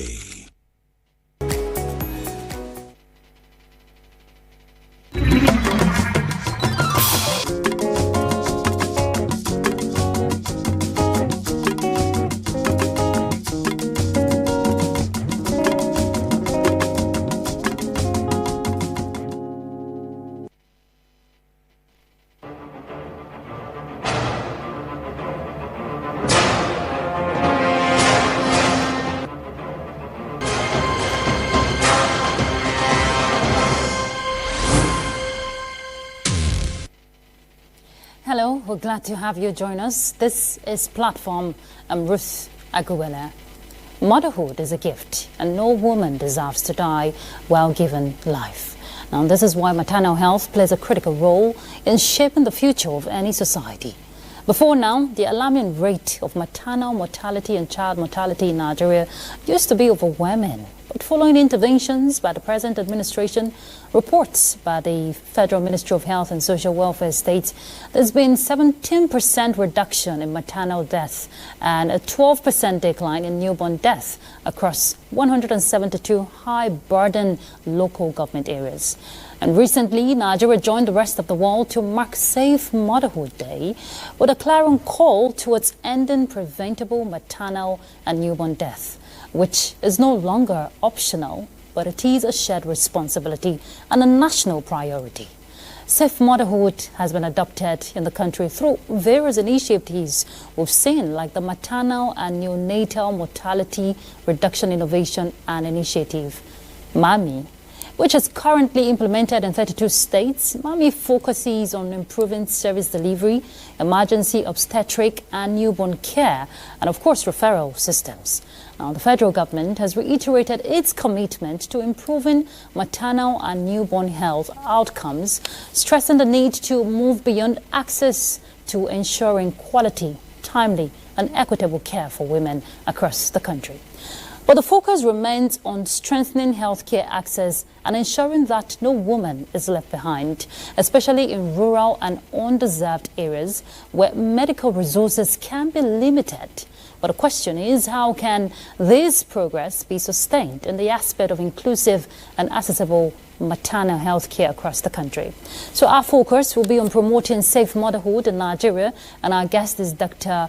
Abdulhadi Dio Saidu. He's a consultant, obstetrician, and of course a gynecologist, and head Safe Motherhood branch from the Federal Ministry of Health and Social Welfare. Thank you very much for joining us, Dr. Saidu. Thank you for having me, Ruth. Good to have you here.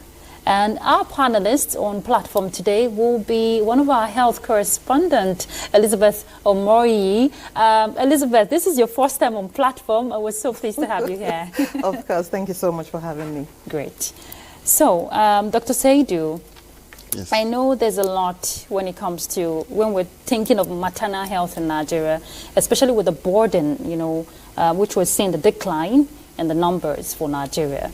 But as a gynecologist, I'd like you to just break it down for us. When someone is thinking safe motherhood, what are the areas of concern, especially what goes on behind the scene during pregnancy and during childbirth for a woman? All right, thank you very much. When you say safe motherhood, it entails all of those measures that are taken to ensure that a woman goes through pregnancy, childbirth, and of course in the postpartum period, healthy, with also having to have a newborn who is also healthy. So simply we can put safe motherhood at that a woman going through pregnancy, childbirth, and the postpartum period in a good state of health, including having a newborn that is healthy without any serious complications. So we have what we call pillars of safe motherhood, which are things that entails this. Although there have been several modifications, the core to this, we have family planning. Yeah. If a woman is not ready to become pregnant, or her body is not ready to become pregnant, she needs to be on contraceptive, or she needs to practice family planning. And when she's ready and she's become pregnant, antenatal care is very key. This is when the pregnancy, both the mother and the baby unborn, are actually monitored to ensure that they are both healthy. And if there are challenges along the way, these are detected early, and measures are also taken. Next is care during delivery, and this is where most of the problems happen. Most complications happen during delivery, and this is very key. Interventions at this level are also very key. Then in the postpartum period is another pillar. Often we hear, people are celebrating, families are celebrating their baby has been born. What about the mother? Exactly. So things can happen after delivery.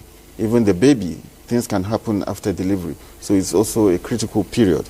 Then we also have issues around miscarriages and abortion, which is also a major cause of maternal death. Then we have sexually transmitted diseases, including HIV. Then we have also issues that are cross-cutting. Things like maybe communication, issues around primary health care, things that maybe equity for women, including education. These are things that Access actually... to information. Yes, these are things that determine safe motherhood. So in simple terms, we can say this is what safe motherhood is all about. Elizabeth, I'm sure you want to come in there. Of course. I'm happy you highlighted the pillars for us and you explained them. Now let's talk about closing the gaps from coverage to care for every Nigerian woman out there, which is actually part of the national priorities. Now, would you say Nigeria has made measurable progress in helping women access these care we are talking about, from pregnancy to delivery? Yeah, you've just mentioned the theme for Nigeria celebration of safe motherhood this year, commemoration of safe motherhood this year, which is closing the gap from coverage to quality care. You know, over the years, a lot has been done to ensure that women have access to care. However, we understand that access alone is not enough. Okay. The quality of the services you get actually determines who survives, because some women still get to the facility and end up dying. So that is why we are also looking at not just coverage, not just reaching to where you get care, but what is the quality of the care that you're getting. So we are also trying to, it's not that it's been neglected before, but we're also trying to come strong in the area of quality care. So that's what informed this year's theme for Safe Motherhood commemoration. Okay, and during that commemoration, we've had the ministry come out to say there's been improved new clinical protocols. We're seeing improvement in skilled birth, especially for women in rural communities. But tracking the numbers and looking at the demand and the burden or the challenges of infrastructure in primary health care centers at those hinterlands, it has been a major gap, has been a major challenge, and also access to that universal health coverage to help women have access to emergency responses in terms of childbirth. What is the ministry doing, to close those gaps in that regard? Yeah, thank you very much. There is what we call the delays. Yeah. The first delay, which has to do with the patient, her family, and the community. How quickly are they able to make decisions to go to access health? Then we have the second delay, which has to do with the transportation to reach where they will get the help. And we have the third delay, which has to do with the facility itself. When the patient get there, how quickly are the health workers able to provide the care that they need? So when you're talking about access, what we are talking about now is how do we overcome that second delay? And this is one of the key areas that we've made significant stride in the recent years. We have what we call the National Emergency Ambulance System. It has been there for quite a while. However, there has been a revamping of that program in recent times. And again, we also have the rural component of it, which is called the Rural Emergency Services and Maternal Transport, because we understand that big ambulances, vehicle ambulances may not be able to get to such areas. So we make use of what is available, such as tricycles. And we've made it in such a way that the community are well involved. We have focal persons within the ward, within the World Development Committee. When there's an emergency, when a woman is in labor, when there's complication, they call that number, and that number now send message to a commercial transport worker, of which pre-arrangement has been made, and that patient is transported to the nearby facility where help can come. And the government reimburses So it's the free? driver. It's free. Oh, okay. It's free. So it has commenced, and I tell you that out of the 172 MAMI LGS, over 162 or so has been, this system is working in those local governments. And you then respond to the part of the infrastructural gap in the primary healthcare centers. Yes. Nigeria is a developing country, so like other developing countries, we have gaps in terms of infrastructure. However, the government is also doing a lot now to fix that. The PHC revitalization is currently ongoing, and as of today, I think over 8,000 PHCs have been revitalized, and the target is to get up to 17,000, having up to 2 PHCs per ward, and that's the target. This is joint venture between the federal government and the states. So we are in this together, both at the federal level and at the state level. Okay. All right, let me come up with the issue of NEMSES. You mentioned rural areas where these women are. Many of them call for the ambulances and then they get there. Some in good time, some not in good time. But there's a particular issue. Let's debunk the myth. Some persons do not actually use the ambulances when they're supposed to. They do not allow themselves to be taken in an ambulance to the hospital. Why? Because it is believed that corpses are carried with the ambulance. So how do we debunk this myth around ambulances and pregnancy? Because it is believed that a new life is coming. So why should you convey a pregnant woman in an ambulance? So we need you to clear that aspect for us. Especially what the ministry is doing to sensitize the people. You know, we were in Africa, a lot of myth is there, and again, in health sector too. It's a lot. A lot of them. So that's why we have a division that is saddled with that responsibility to do that. And even at that, they are not the only one doing it. Any health worker is expected to know how to debunk some of these myths and misconceptions. I think we cannot, when I was talking about pillars of safe motherhood, I talked about communication for behavioral change as one of cross-cutting issues for pillars of safe motherhood. This is very, very, very important. In the MAMI project, we have the advocacy aspect of it, which cut across so many levels.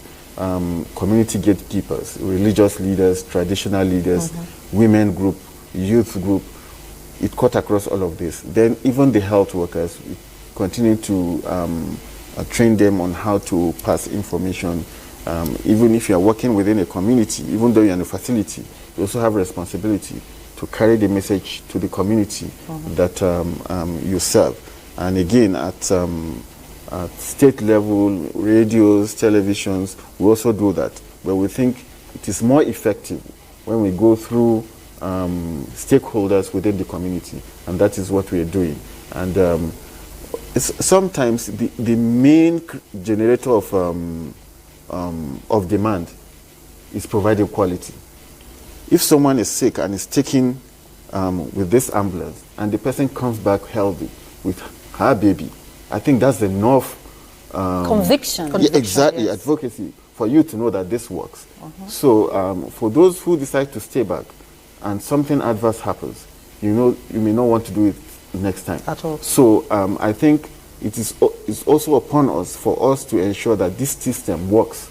When this system works, it will drive demand on its own because people will see the results. Yes. Okay, I'm sorry, let me just come in there. Recently there was a ministerial briefing on safe motherhood, and 6 documents were actually unveiled. I'll just read them out to you. Maternal and Newborn Product Introduction Plan, the Obstetric Clinical and Newborn Service Protocol, the Life-Saving Skills and Expanded Life-Saving Skills document, the MAMI document, and the revised antenatal care guidelines aligning with global best practices. Now, these documents, how do they work? We need you to break it down for the Nigerian woman out there. Okay. Let me say, most of the documents, or all of the documents, the end users are the frontline health workers. Okay. However, there are some that are for decision makers, health managers, and all of that. Let me start with antenatal care. You know, health is a dynamic area. Medicine is a dynamic area that new evidence continue to come out. New ways of, better ways of doing things continue to come out. Yeah. And that's why we continue to review our guidelines. So we just reviewed this antenatal guideline, putting together some of the new ways of making things better. And this guideline is supposed to guide health workers on how to conduct antenatal care, what services to provide. There are certain things we were doing before we thought they were good. Now evidence is telling us that those are not the best ways of doing it. There are certain things we were not doing before. Evidence is now telling us that these are good things that we can do. So those are the things that are contained in the antenatal care guideline. And there's what we call it's for positive pregnancy experience. Okay. It's part of it, meaning women have to be part of their care. The perception of the women is put in the center of this, because often we give women care and we feel we are doing the best for them, they should just accept it. Now we want the women to feel that I'm part of this. They own it. They own it, and they are happy that I'm part of the decision of my care. So that's one key area that is part of this antenatal care guidelines. Then the second one, we have the obstetric and newborn protocol. It's just like a reference document that has the common conditions that a pregnant woman can have, common conditions that newborn can have. It's supposed to be like a reference document there in the facility. When maybe a young doctor, a young nurse is there in the facility and is faced with a case, can quickly go and look at it and say, okay, oh, this is likely what is wrong with this person, and these are the things I'm supposed to do. That is the protocol. Then we have the LSS and the ELSS. Those ones are for management of emergencies. When you are faced with maternal emergencies or newborn emergencies, what are the things you should do? That is what those ones are covering. They have the facilitator's manual and the participant manual. Then the other one is the MNH product introduction plan.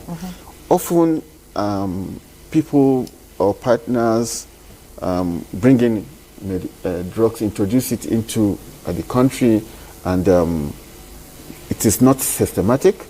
Sometimes you see certain medications are there, in the next 1 year they are not there, because most of these things are done in pilot formats. We have now said any medicine we are bringing in or want to introduce into the country for management of pregnancy-related issues or newborn, there should be a system that introduces it. This system will look at from beginning till the end. If we start this, we will be able to take it to the end. We'll be able to sustain it, so that it's not something that will come and we just we won't find it again. So how do we ensure that it gets to areas they are needed? It's not bringing it to Abuja City. Meanwhile, there are people in rural communities in Borno State who need this. So we need to look at all of this as a group, both government and partners, before we say, okay, this is how we're going to introduce these drugs. And of course, the MAMI manual is just to also guide both the federal and the state level on how they should go about in implementing MAMI. So, and it's good that states are already picking up with the MAMI initiative. We're seeing that in 32 states. Exactly. So I'd like a clarification for the nationwide expansion, which is part of the improvement we're seeing. The expansion scale of the comprehensive emergency obstetric and newborn care, which provides live treatment for pregnant women going through complications even after birth. Is that been replicated? Because you just talked about not leaving it at the center, but decentralizing such initiatives. How are you equipping, or rather the ministry, how are they equipping health workers across board to ensure that they are well equipped? If these emergencies can be really comprehensive at the federal level, states level, what about rural communities? The grassroots. Yes. Actually, what we do here is developing policy documents, developing guidelines, SOPs. But the actual action happens at the state level. So, to put it in a better context, is the ministry getting a feedback or the right synergy, from state governments to work hand in hand? Because they are the ones who will ensure that these health workers are equipped with the necessary tools they need to make this happen. Okay. Maybe I'll start with, maybe at the beginning of this administration, there was some signing of compacts between the president and all the governors of the state. This was also midwifed by the coordinating minister of health. This is to bring about this synergy, for us to agree that we have common problems, and let's come together and prioritize our problems, and that we are going to agree on A, B, C, D, that we will all do this. State might want to add, depending on where you are. However, those ones that we have agreed to do as a country, we will do them together. And all the governors agree with that. And we also form coordination structures, technical working groups. And there's a specific technical working group that engage between the Federal Ministry of Health and the health sector within the states. That's at the strategic level. Then at programmatic levels, we also have this. For instance, if you are a reproductive health focal person at the federal, you have connection with all reproductive health officers across the states. And that is how you disseminate all the things you want to pass down. So, like I said, these guidelines, these documents are going to be used at that level. So dissemination, we ensure that we disseminate up to the last mile, and also follow up with a kind of supportive supervision, and to also follow up with to ensure M&E, to ensure that we are getting feedback from that level, because that's where the documents are going to be very useful. We're good at having fantastic policies documented. Implementation is always difficult. It's always the problem. Absolutely. So, providing if you're giving a health worker a document to work with, and you're not giving the health worker the right tools to make that happen, so are there provision for the necessary tools? Yes. 2, we've been conducting trainings, which is an ongoing thing. And now we're even adopting new ways of training. Usually we call people from different parts of the country to a particular location to conduct training. We have seen that that is not efficient. Now evidence have shown that when you train on site, in the facility, and you are doing it in small bits, they are more useful. And that's what we are adopting now. So we conduct, the initial one can be somewhere, but continuous training continue to happen in the facility. What we want now is for every facility to have what we call learning corner or training corner, where you can come in the morning and just go there and try your hands on some of those skills for you to perfect it. That is on the side of training. Secondly, massively equipment have been disbursed to so many PHCs. I can't give you the exact number now, but I think at that press briefing the other day, the ED of NPHCD also spoke about the number of facilities that have been equipped. And when we say revitalization of PHCs, revitalization includes both infrastructure, equipment, and human resource. Yes. And we said we have revitalized over 8,000. It means both equipment, both human resource, and infrastructure have been put in place. Okay, I'm going to check you back on the issue of MAMI guidelines. at a workshop recently where I attended, I actually attended a workshop recently, the issue of mommy and teenage pregnancy came up. Are teenagers covered within these guidelines when we talk about reproductive health? Because we can't take it outside. Unwanted pregnancies. Yes. So when we say antenatal guideline, if you're able to read through it, you see that we're deliberate about adding adolescents. Previously, we do say pregnant women because we just assume that anybody who is pregnant have automatically become a woman. But we know they also have peculiarities. So now we're deliberate, saying pregnant women and adolescents.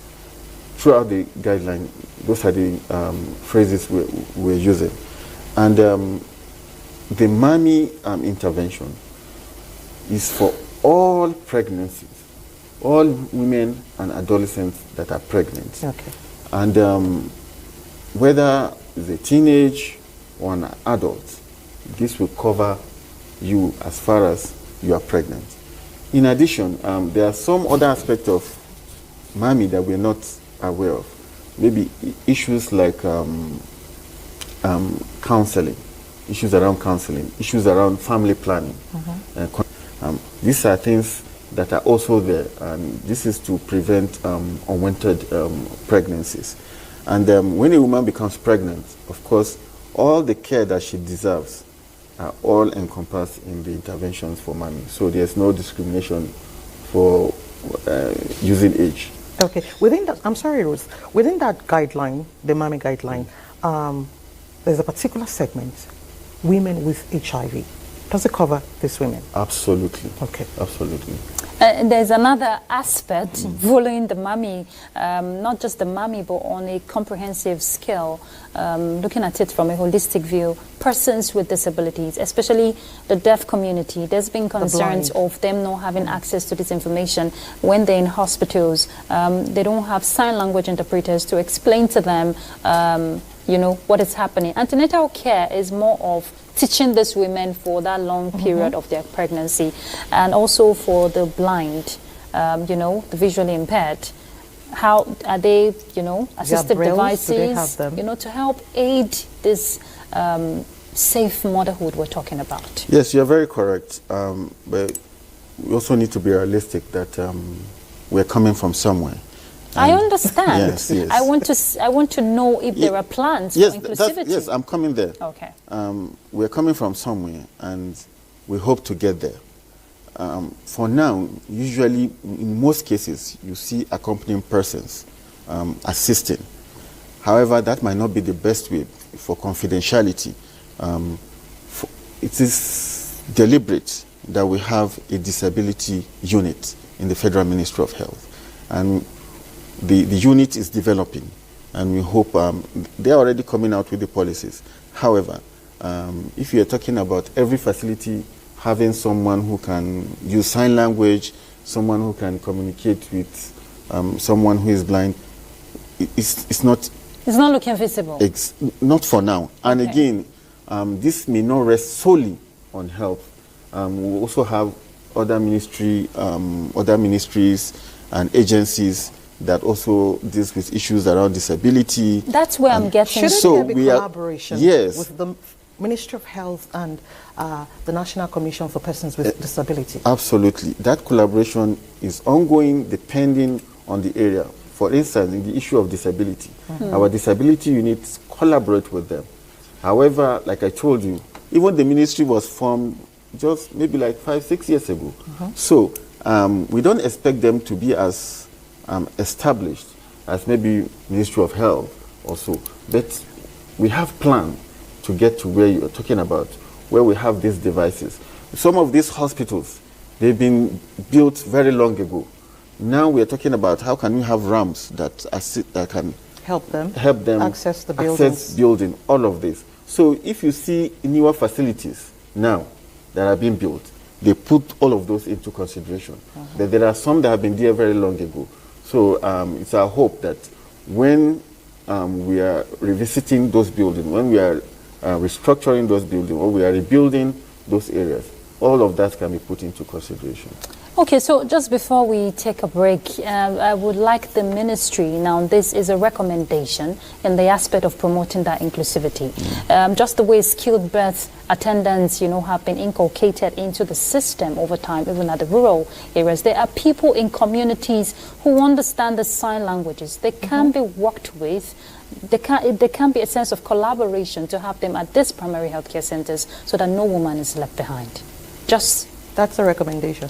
Okay, you mean traditional birth attendants? No, I'm talking about the way traditional birth attendants are gradually being recognized.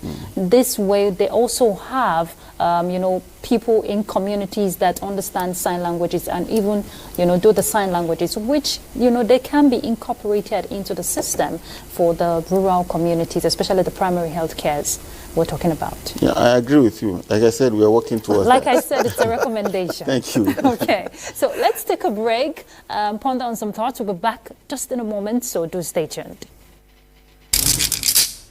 What are we doing as a nation to, first of all, settle our teeming populace, especially the NTA's political package with a third eye on the nation's political scene? I am Fisa Ogunfuyi. Welcome. You have to be very careful giving space to people who are obviously sponsored to further the agenda of some other groups. There's a lot of questions. A lot of questions in a closed door sessions. Some of these issues, some of the problems bedeviling their In fact, between June 1st and July 17, 19-point-something billion has left the coffers of the NDDC. I can say my constituency, they need everything because we don't have anything.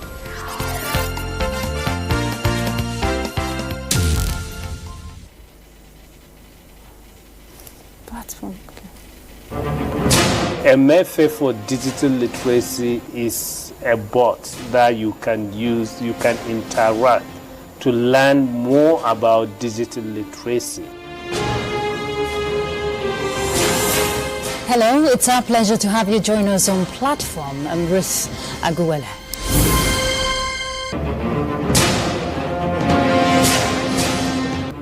What is the yardstick for measuring everybody's moral integrity?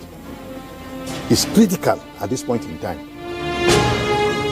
How daunting has that been for the Institute in getting them abreast with all the legislative proceedings? The fact remains that one training workshop is not enough.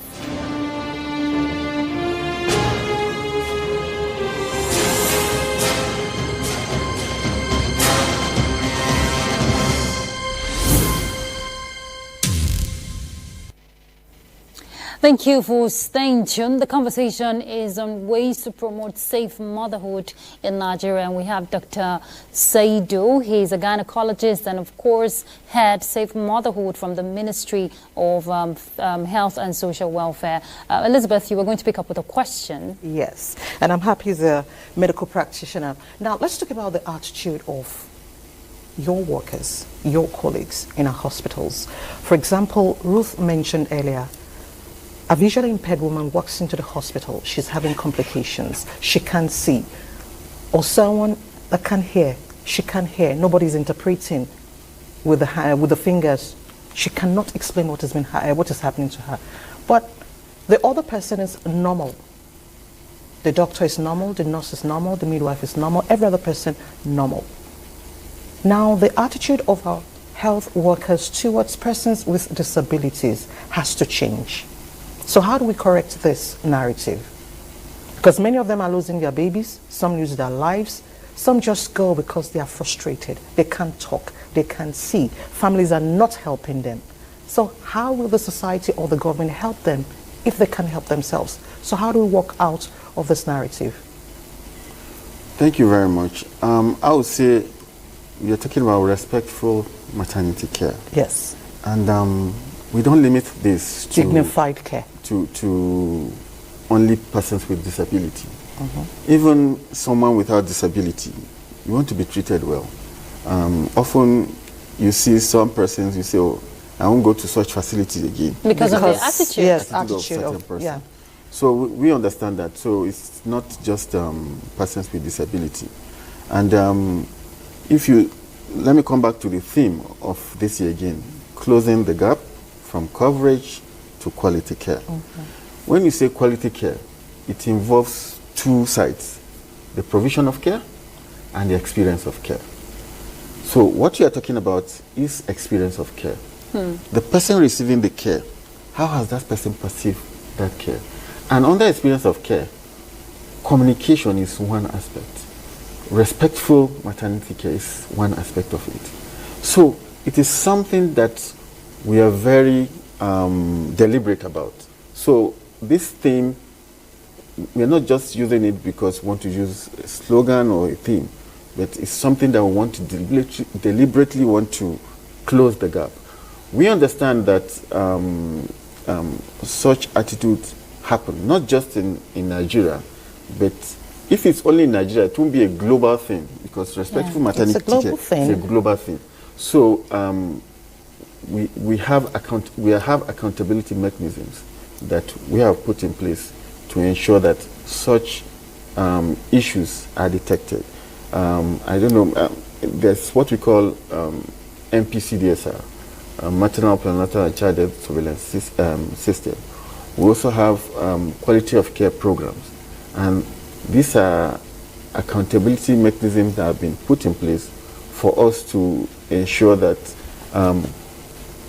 we tend to change the attitude of health workers, putting all of this in training so that they understand. Sometimes a patient can do something that you don't feel happy about, but you just have to be happy with it. Absorb it. You have to absorb it because you are in a position, you are in a position that of advantage over her.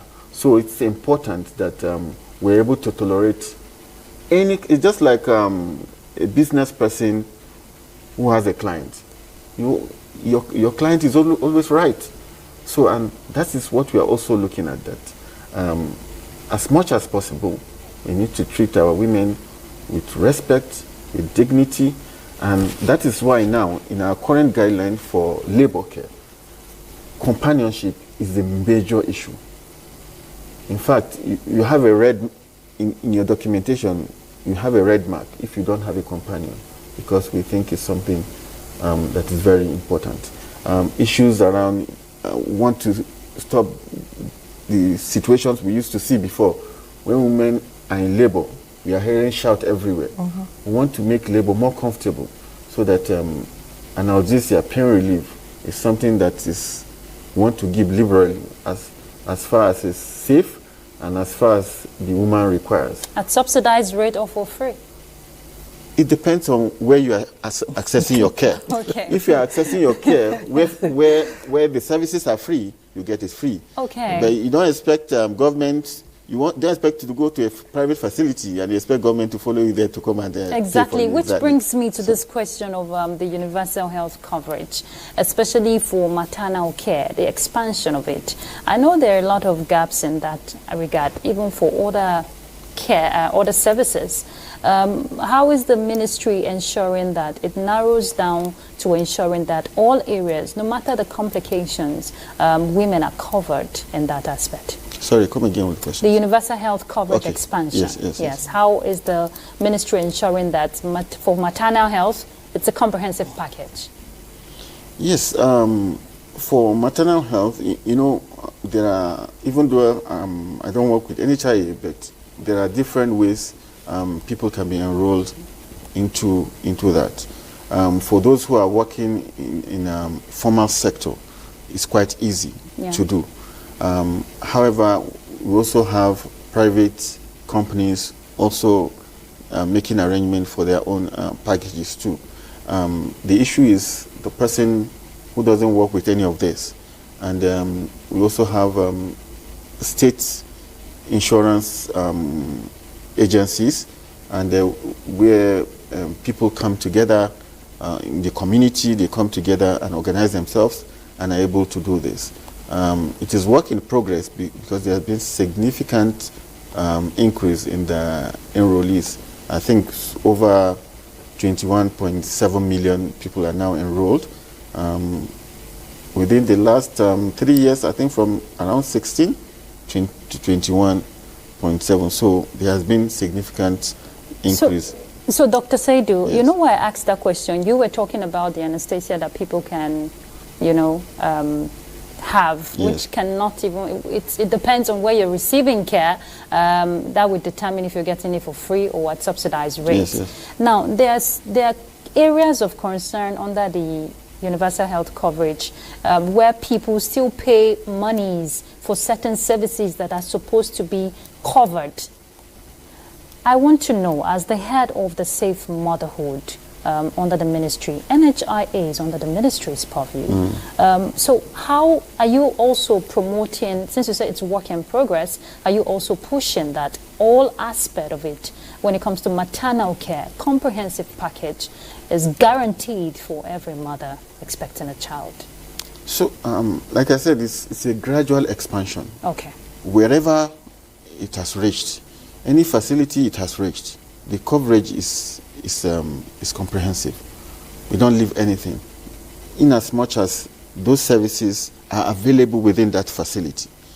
But if those services are not available within those facilities, they may have to go to the next level of care. And if we are able to, if it's an area where the emergency ambulance services is also functional and they are transported to the next level, that is also taking, the care within first 48 hours is also taken care of by that system. Okay. Okay. I'll just quickly share a story with you on comprehensive emergency obstetric. Years ago, I was in a government hospital in Zamfara State, and a woman came into the hospital to deliver, but unfortunately, the baby died before she got to the hospital. And then they kept waiting for her husband to come in, put pen to paper, sign, and then she could be pushed in. Her husband refused to show up. So it took a very long time before she agreed that the baby should be evacuated from her, and then the doctor actually did later after a few hours. Now, I understand that comprehensive emergency obstetric care is not cheap. Let's leave the financial aspect aside. How do we build on education for men, society, and culture? Because just a little thing could kill a mother and her child. You're very correct.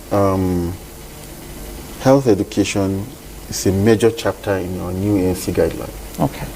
And in there we have the role of male involvement. We have role of family involvement, the role of the community, because we think these are key areas that nothing else can replace them. At all. So we encourage men to be involved in the health of their spouses. And in the guideline, questions will be asked about, even if we encourage men to follow their women to facilities. But where they are not there, we also ask, these things we are doing for you, is your husband aware? What is his perception about it? So that if there is need for us to also invite the spouse, for us to speak to them, we also do that. We also have support of family. That is also very important. So we also try to know what is the setting within the family and the extended family. Can this family support this woman throughout this period of pregnancy and delivery? And if we sense that there could be something off, we also try to see how we can resolve that. So it goes from just clinical care. We're also moving to social aspect of it, because all this will contribute to the outcome we desire to have. So these are some of the things we are looking at, not just... All right, I'm sorry, this is just on a lighter note. Yeah. Why do men actually shy away from obstetric responsibilities? As a man. As a man. I'm asking because you're a man. No, but he is even a doctor. I'm a doctor. Yes.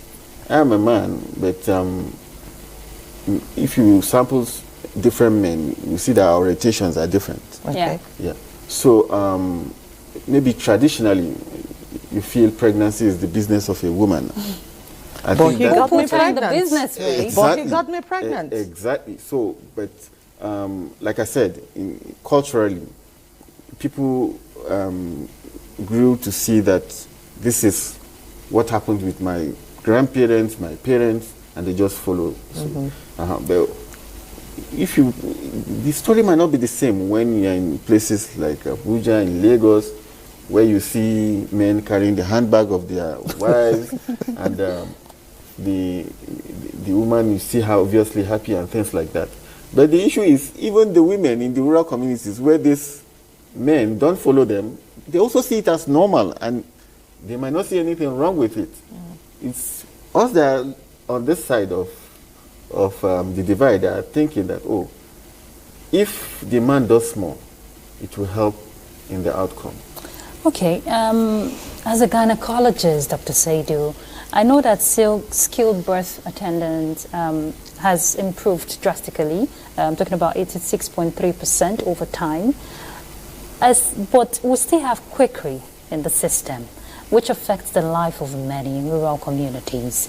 How is the ministry, bridging that gap?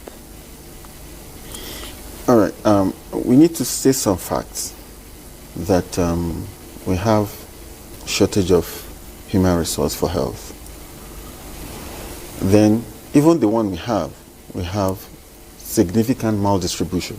Yeah. Especially the ratio exactly as to the person. Yes. So that's the absolute shortage we are talking about. Yeah.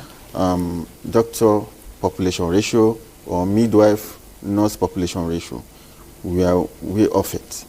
Then we also, even the ones that are available, there's maldistribution. Abuja and Lagos kind of clustered most of these doctors. And of course, issue of JACPA is something that we're all aware of. On a daily basis, people are moving, both nurses and midwives and doctors. So these people we are seeing, these quacks, are like filling the gaps. When you don't have the right person in place, then someone can easily, it's like leaving a house empty. That's when rats will start coming. But if you are living there, it's unlikely you see that. So, but we have regulatory bodies who are supposed to be checking this, and I think they are doing their best. However, they may not have eyes even in those rural communities, because I'm not even sure if they also have the requisite number of health workers that can get to those areas. However, the population, the community has to be part of this. They need to report when they see something that is not ideal. So, and that's how they can help the system to also get rid of people who are doing things they are not supposed to be doing. Okay, with the 6 documents unveiled recently, do you see us reducing the prevalence of deaths from maternal mortality before 2030, achieving this goal? Is this feasible? Reducing, yes. Achieving the goal, I can't say for now, because you're talking about, are you talking about 70,000 per 100,000, 70 per 100,000 life back? Yes. So I can't tell you we'll reach that. But to reduce significantly, when you are going to, maybe you are going to Wuse now, and it will take you 30 minutes to Wuse, and 25 minutes, you've not gone halfway. It may not make sense for you to say, oh, I'll get there in 30 minutes. Yes. Are we going to make significant progress? Yes, I think we can do that, especially with the innovations that are currently ongoing. Whether we'll get to that 70, I'm not too sure. And for you to even know that even those that crafted these goals or these targets, they also said for those countries that are starting from a very high level, 140 per 100,000 live births is a good achievement. So 140 per 100,000, that is possible, because as at the time these targets were set, we are among the countries that have very high level, over 420 per 100,000 live births.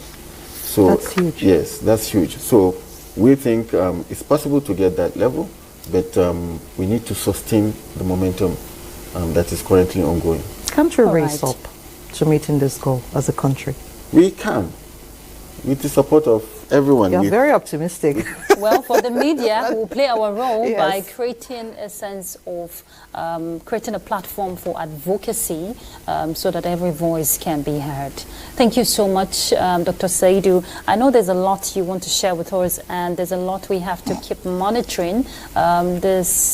The time frame for pregnancy is 9 months, so there's a lot to monitor to ensure that these documents, are well implemented, especially across the hinterlands. Yeah. Thank you so much for coming on platform. We do appreciate. He is an obstetrician and gynecologist and head Safe Motherhood branch from the Federal Ministry of Health and Social Welfare. Thank you once again, and keep up the good work. Thank you for having me. Our pleasure. Thank you. Elizabeth Omoriyi, our vibrant health correspondent, one of them. Thank you so much for coming on platform. Thank you for having me. All right. And yes, we've been discussing ways to promote safe motherhood in Nigeria. No woman deserves to die while giving birth. And of course, when every aspect and everyone play their role and every aspect is covered and expanded, of course, access to quality maternal health care is guaranteed. And that's Platform. I'm Ruth Aguilera. Bye.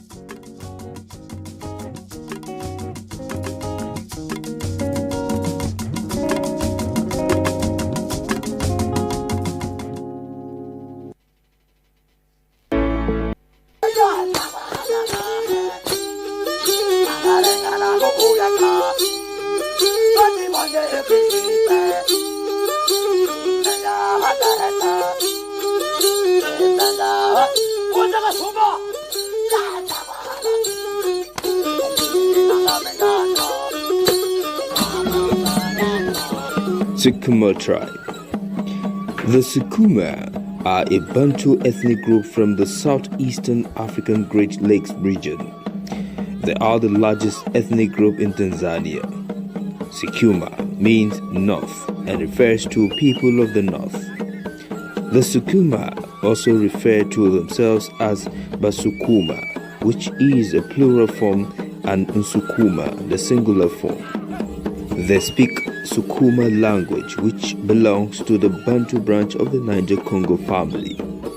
This ethnic group lives in northwestern Tanzania near the southern shores of Lake Victoria and various areas of the administrative districts of Mwanza, southwestern tip of Mara region, Simiyu region, and Shinyanga region. The northern area of their residence is in the Serengeti Plain. The Sukuma have been organized into small independent chiefdoms for more than 200 years and usually headed by Ntemi, meaning a chief.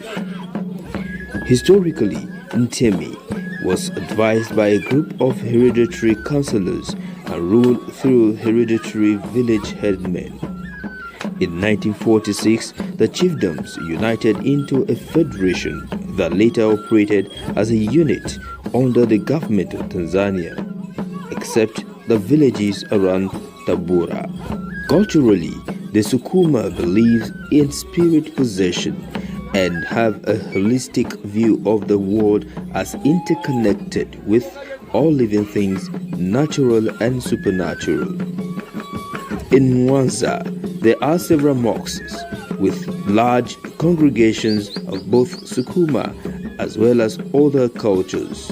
In more remote villages, Sukuma Muslim communities assemble to pray in smaller mosques. A good number of the Sukuma people are also of the Christian faith.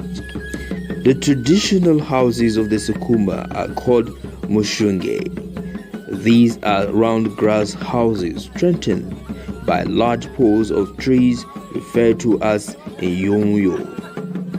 What is unique about the erection of the houses is that the construction begins with the roof rather than the ground foundation, but the people have gradually changed to muddy houses and iron sheet roofings.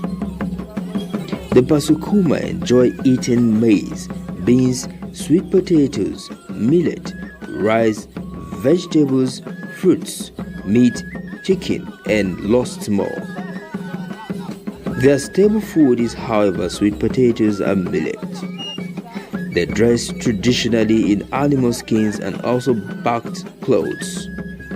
The women used to wear them in the form of wrappers, either as a skirt or wrapped up the chest.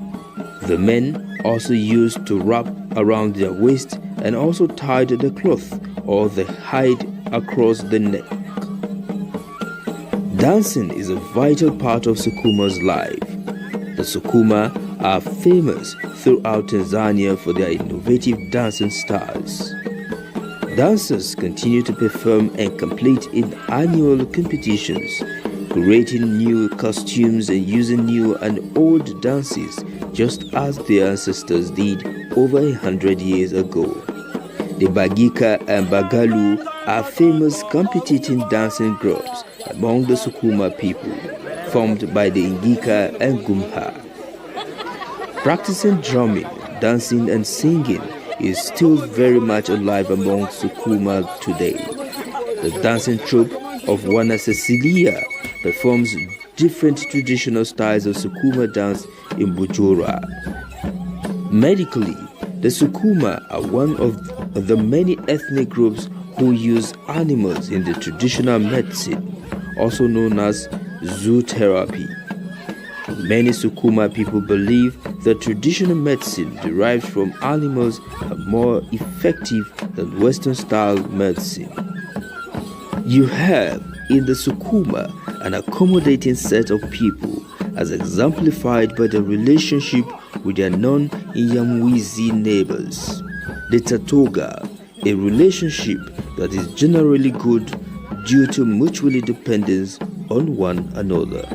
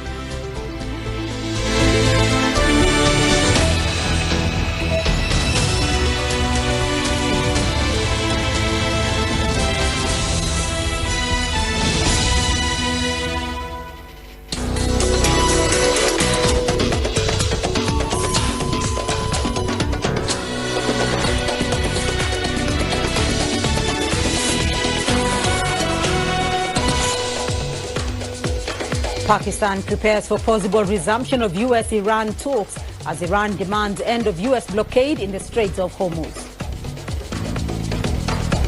A breakthrough in the DRC peace process as warring sides agree to stop attacking civilians and help facilitate the passage of humanitarian convoys. As Sudan's conflict enters its fourth year, we look at how widespread hunger, poverty and the near collapse of basic services continues to define the war. And coming up in your sports, we hear from Boston Marathon champions John Korir and Sharon Lokedi as they prepare to defend their titles on Monday. Welcome to Africa Live on CGTN with me, Beatrice Marshall in Nairobi. President Donald Trump says U.S. representatives will arrive in Islamabad on Monday for negotiation with what he called a very fair and reasonable deal. Trump also threatens to knock out every power plant and bridge in Iran if his deal is rejected. However, Iran has not yet confirmed anything on negotiations in Islamabad. Just a few hours ago, Iran's semi-official Tasnim news agency reported that Iran has not yet decided to send a negotiating team and will not enter talks as long as a naval blockade remains in place. Pakistan has placed its capital Islamabad and the neighboring garrison city of Rawalpindi on high security alert ahead of the expected second round of US-Iran talks. Police sources say some 20,000 police personnel have been deployed on security duty across the twin cities. Major hotels, including the Serena and Marriott, have asked guests to vacate after the government requisitioned the properties for the talks. Security officials say advance teams from the U.S., including security personnel, are arriving to coordinate arrangements for the expected talks. CGTN's Daniel Khan reports from Islamabad. Here in Islamabad, there is a noticeable tightening of security, even though no official date has been announced for the next round of US-Iran talks. In nearby Rawalpindi, measures have been significantly stepped up. More than 10,000 police personnel have been deployed alongside elite units with multiple layers of security checks in place on key routes leading into the capital.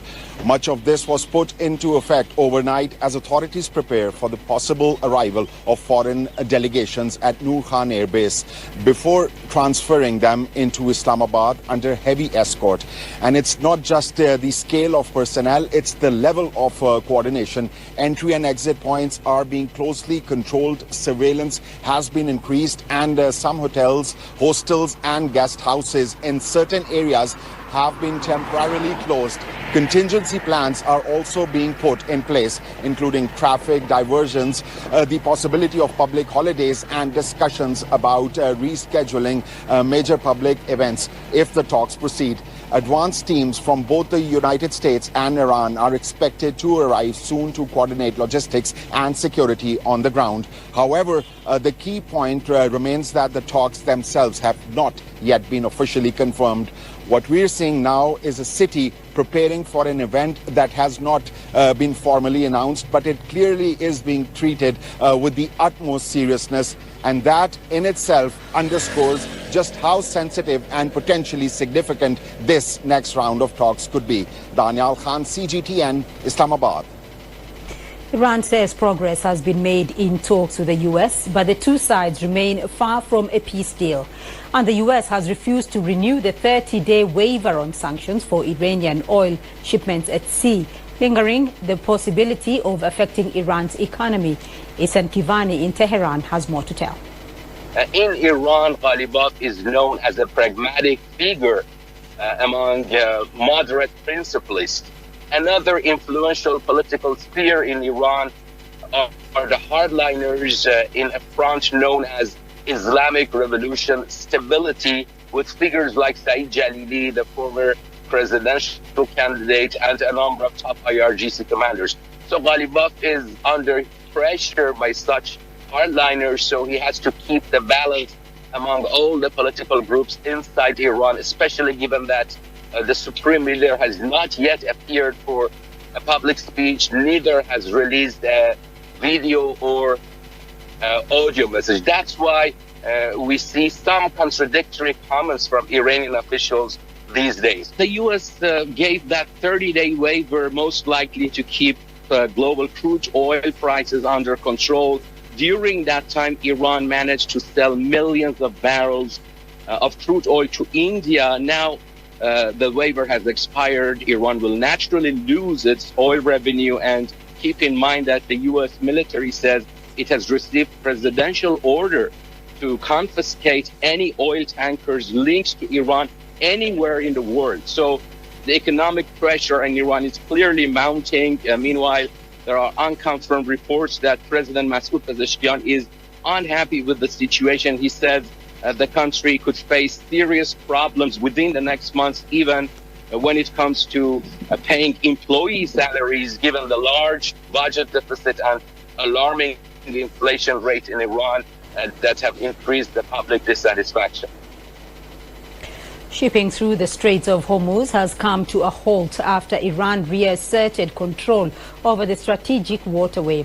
Iran's parliament speaker and senior negotiator Mohammed Bakr Khalifa says progress has been made in talks without providing details. U.S. President Donald Trump also says he had very good conversations with Iran. Tehran has emphasized that the two sides still remain far apart on Iran's nuclear program and the Strait of Hormuz. On Saturday, Tehran reversed its decision to open the strait, accusing Washington of violating the ceasefire through its blockade of Iranian ports. Sepes Remi has more from Tehran. The status of the Strait of Hormuz remains unclear. Iran's Foreign Minister Abbas Araghchi says the waterway is completely open to commercial vessels during the current ceasefire period. But on Saturday, Iran's Revolutionary Guard said restrictions were being reimposed, citing what it described as repeated breaches of trust by the United States within the ceasefire framework. Iranian authorities have also set conditions for transit, including the need for prior authorization. Meanwhile, Washington maintains that the blockade will stay in place until a formal agreement is reached. To better understand the situation, I spoke with a former IRGC commander who is considered to have insight into Iran's political and security establishment. Statements must be made with the approval of the Supreme Leader or through the Supreme National Security Council, which also operates under his approval. Concerning matters related to war, these fall under the Supreme Defense Council, which likewise requires the leader's authorization. With regard to negotiations, Dr. Galibaf, who represents both the system and the people, makes decisions. And so far, the leader has stated that the Hormuz Strait should remain closed.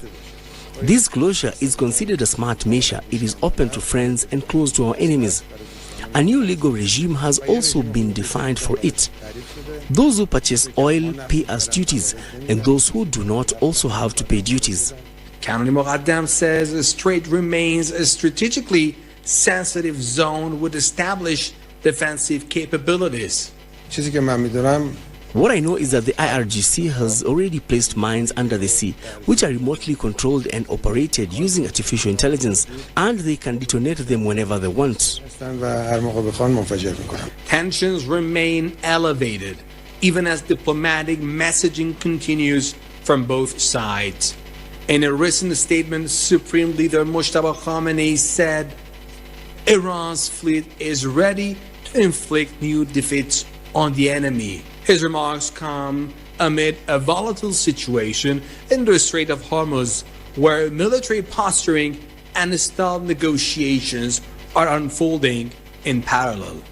From a military standpoint, the U.S. force posture is oriented toward an offensive operation, including amphibious and ground attacks targeting our infrastructure, islands and ports. For this purpose, it is mobilizing all its assets and forces. With conflicting signals over access and enforcement, the situation regarding the Strait of Hormuz remains uncertain, with shipping continuing under cautious conditions. Some observers say it could help determine the next round, talks or war. Sepes Remi, CGTN, Tehran. In the U.S., police say 8 children have been killed in a domestic disturbance in Shreveport, Louisiana. The shooting occurred around 6 a.m. on Sunday. A total of 10 people were shot. The victims range in age from 1 to about 14 years old. Some of them were related to the suspect. Police say the suspected shooter was fatally shot during a vehicle chase. Officials said they were still gathering details about the crime scene, which extended across 3 locations. Over to the DRC conflict, representatives of the Congolese government and the M23-led Congo River Alliance have made progress in their peace talks. That's according to a joint statement issued by the U.S. State Department and the 2 parties involved in the talks. The government and the M23 have been locked in a war for several years now, one that escalated sharply last year after the alliance took control of large sections of the country's east. During talks in Switzerland this week, the parties agreed to refrain from targeting civilians and to facilitate the safe passage of humanitarian personnel and aid convoys. We'll bring you more details on that story as it develops. Still in the region, Sudan's war is now into its fourth year with no end in sight. Fighting between the Sudanese armed forces and the paramilitary rapid support forces remains locked in a deadly stalemate as millions of civilians continue to bear the brunt of the conflict. The human toll is staggering. According to the United Nations, tens of thousands of people have been killed and more than 12 million have been forced from their homes.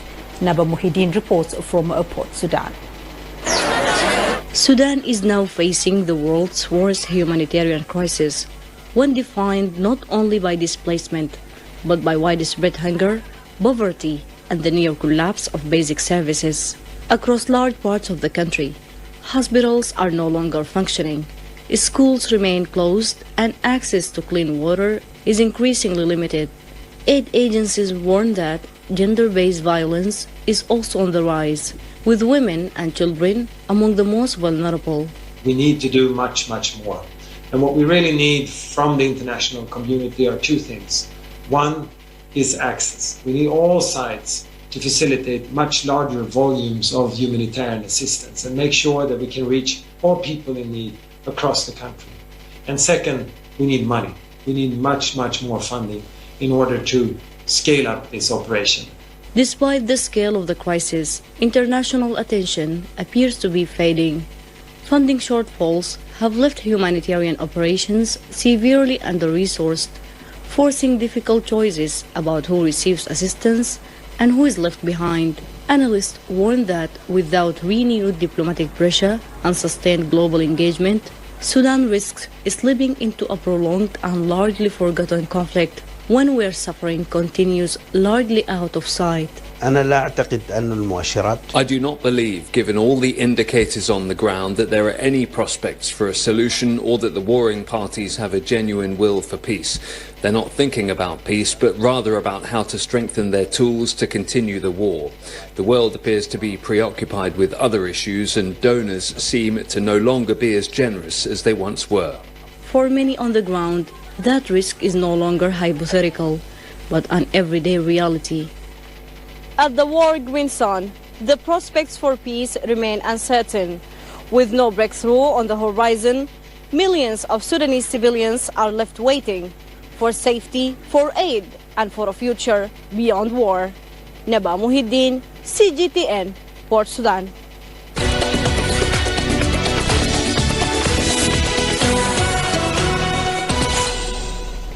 Namibia's Minister of International Relations and Trade has concluded an 8-day official visit to China. In an interview with CGTN, Selma Ashipala Musavi expressed gratitude for Beijing's zero-tariff policy under the Forum on China-Africa Cooperation. She says the policy presents significant opportunities for Namibia's value-added production in cross-border port trade. Starting May the 1st of this year, China is going to implement zero tariff treatment to all 53 African countries with diplomatic ties. Of course, Namibia included. So what opportunities do you see when it comes to Namibia's exports and when it comes to value addition, as you just highlighted? You know, first I need to express Namibia's thanks and appreciation to the government of the People's Republic of China, because I think the gesture from China to extend a zero-tariff measure regime to African countries is a direct product of the Forum of China-Africa Cooperation, FOPAC. So we are very happy about that, and we welcome that. How Namibia and other African countries, but let me confine this to Namibia, is going to benefit is manifold. First, it will build confidence between our two countries and also our two private sectors, because non-tariff measures are a confidence-building measure. Number two, I think It will generate industrialization and optimize it and enhance it in order for us to gain more access to the Chinese market. I think it will accelerate the industrialization process in our country and also Africa in general. For Namibia, we are a coastal state. All of our neighbors who do not have access to the sea depends on our port. So it means more businesses for the Walvis Bay port because the cargo has to go through our port.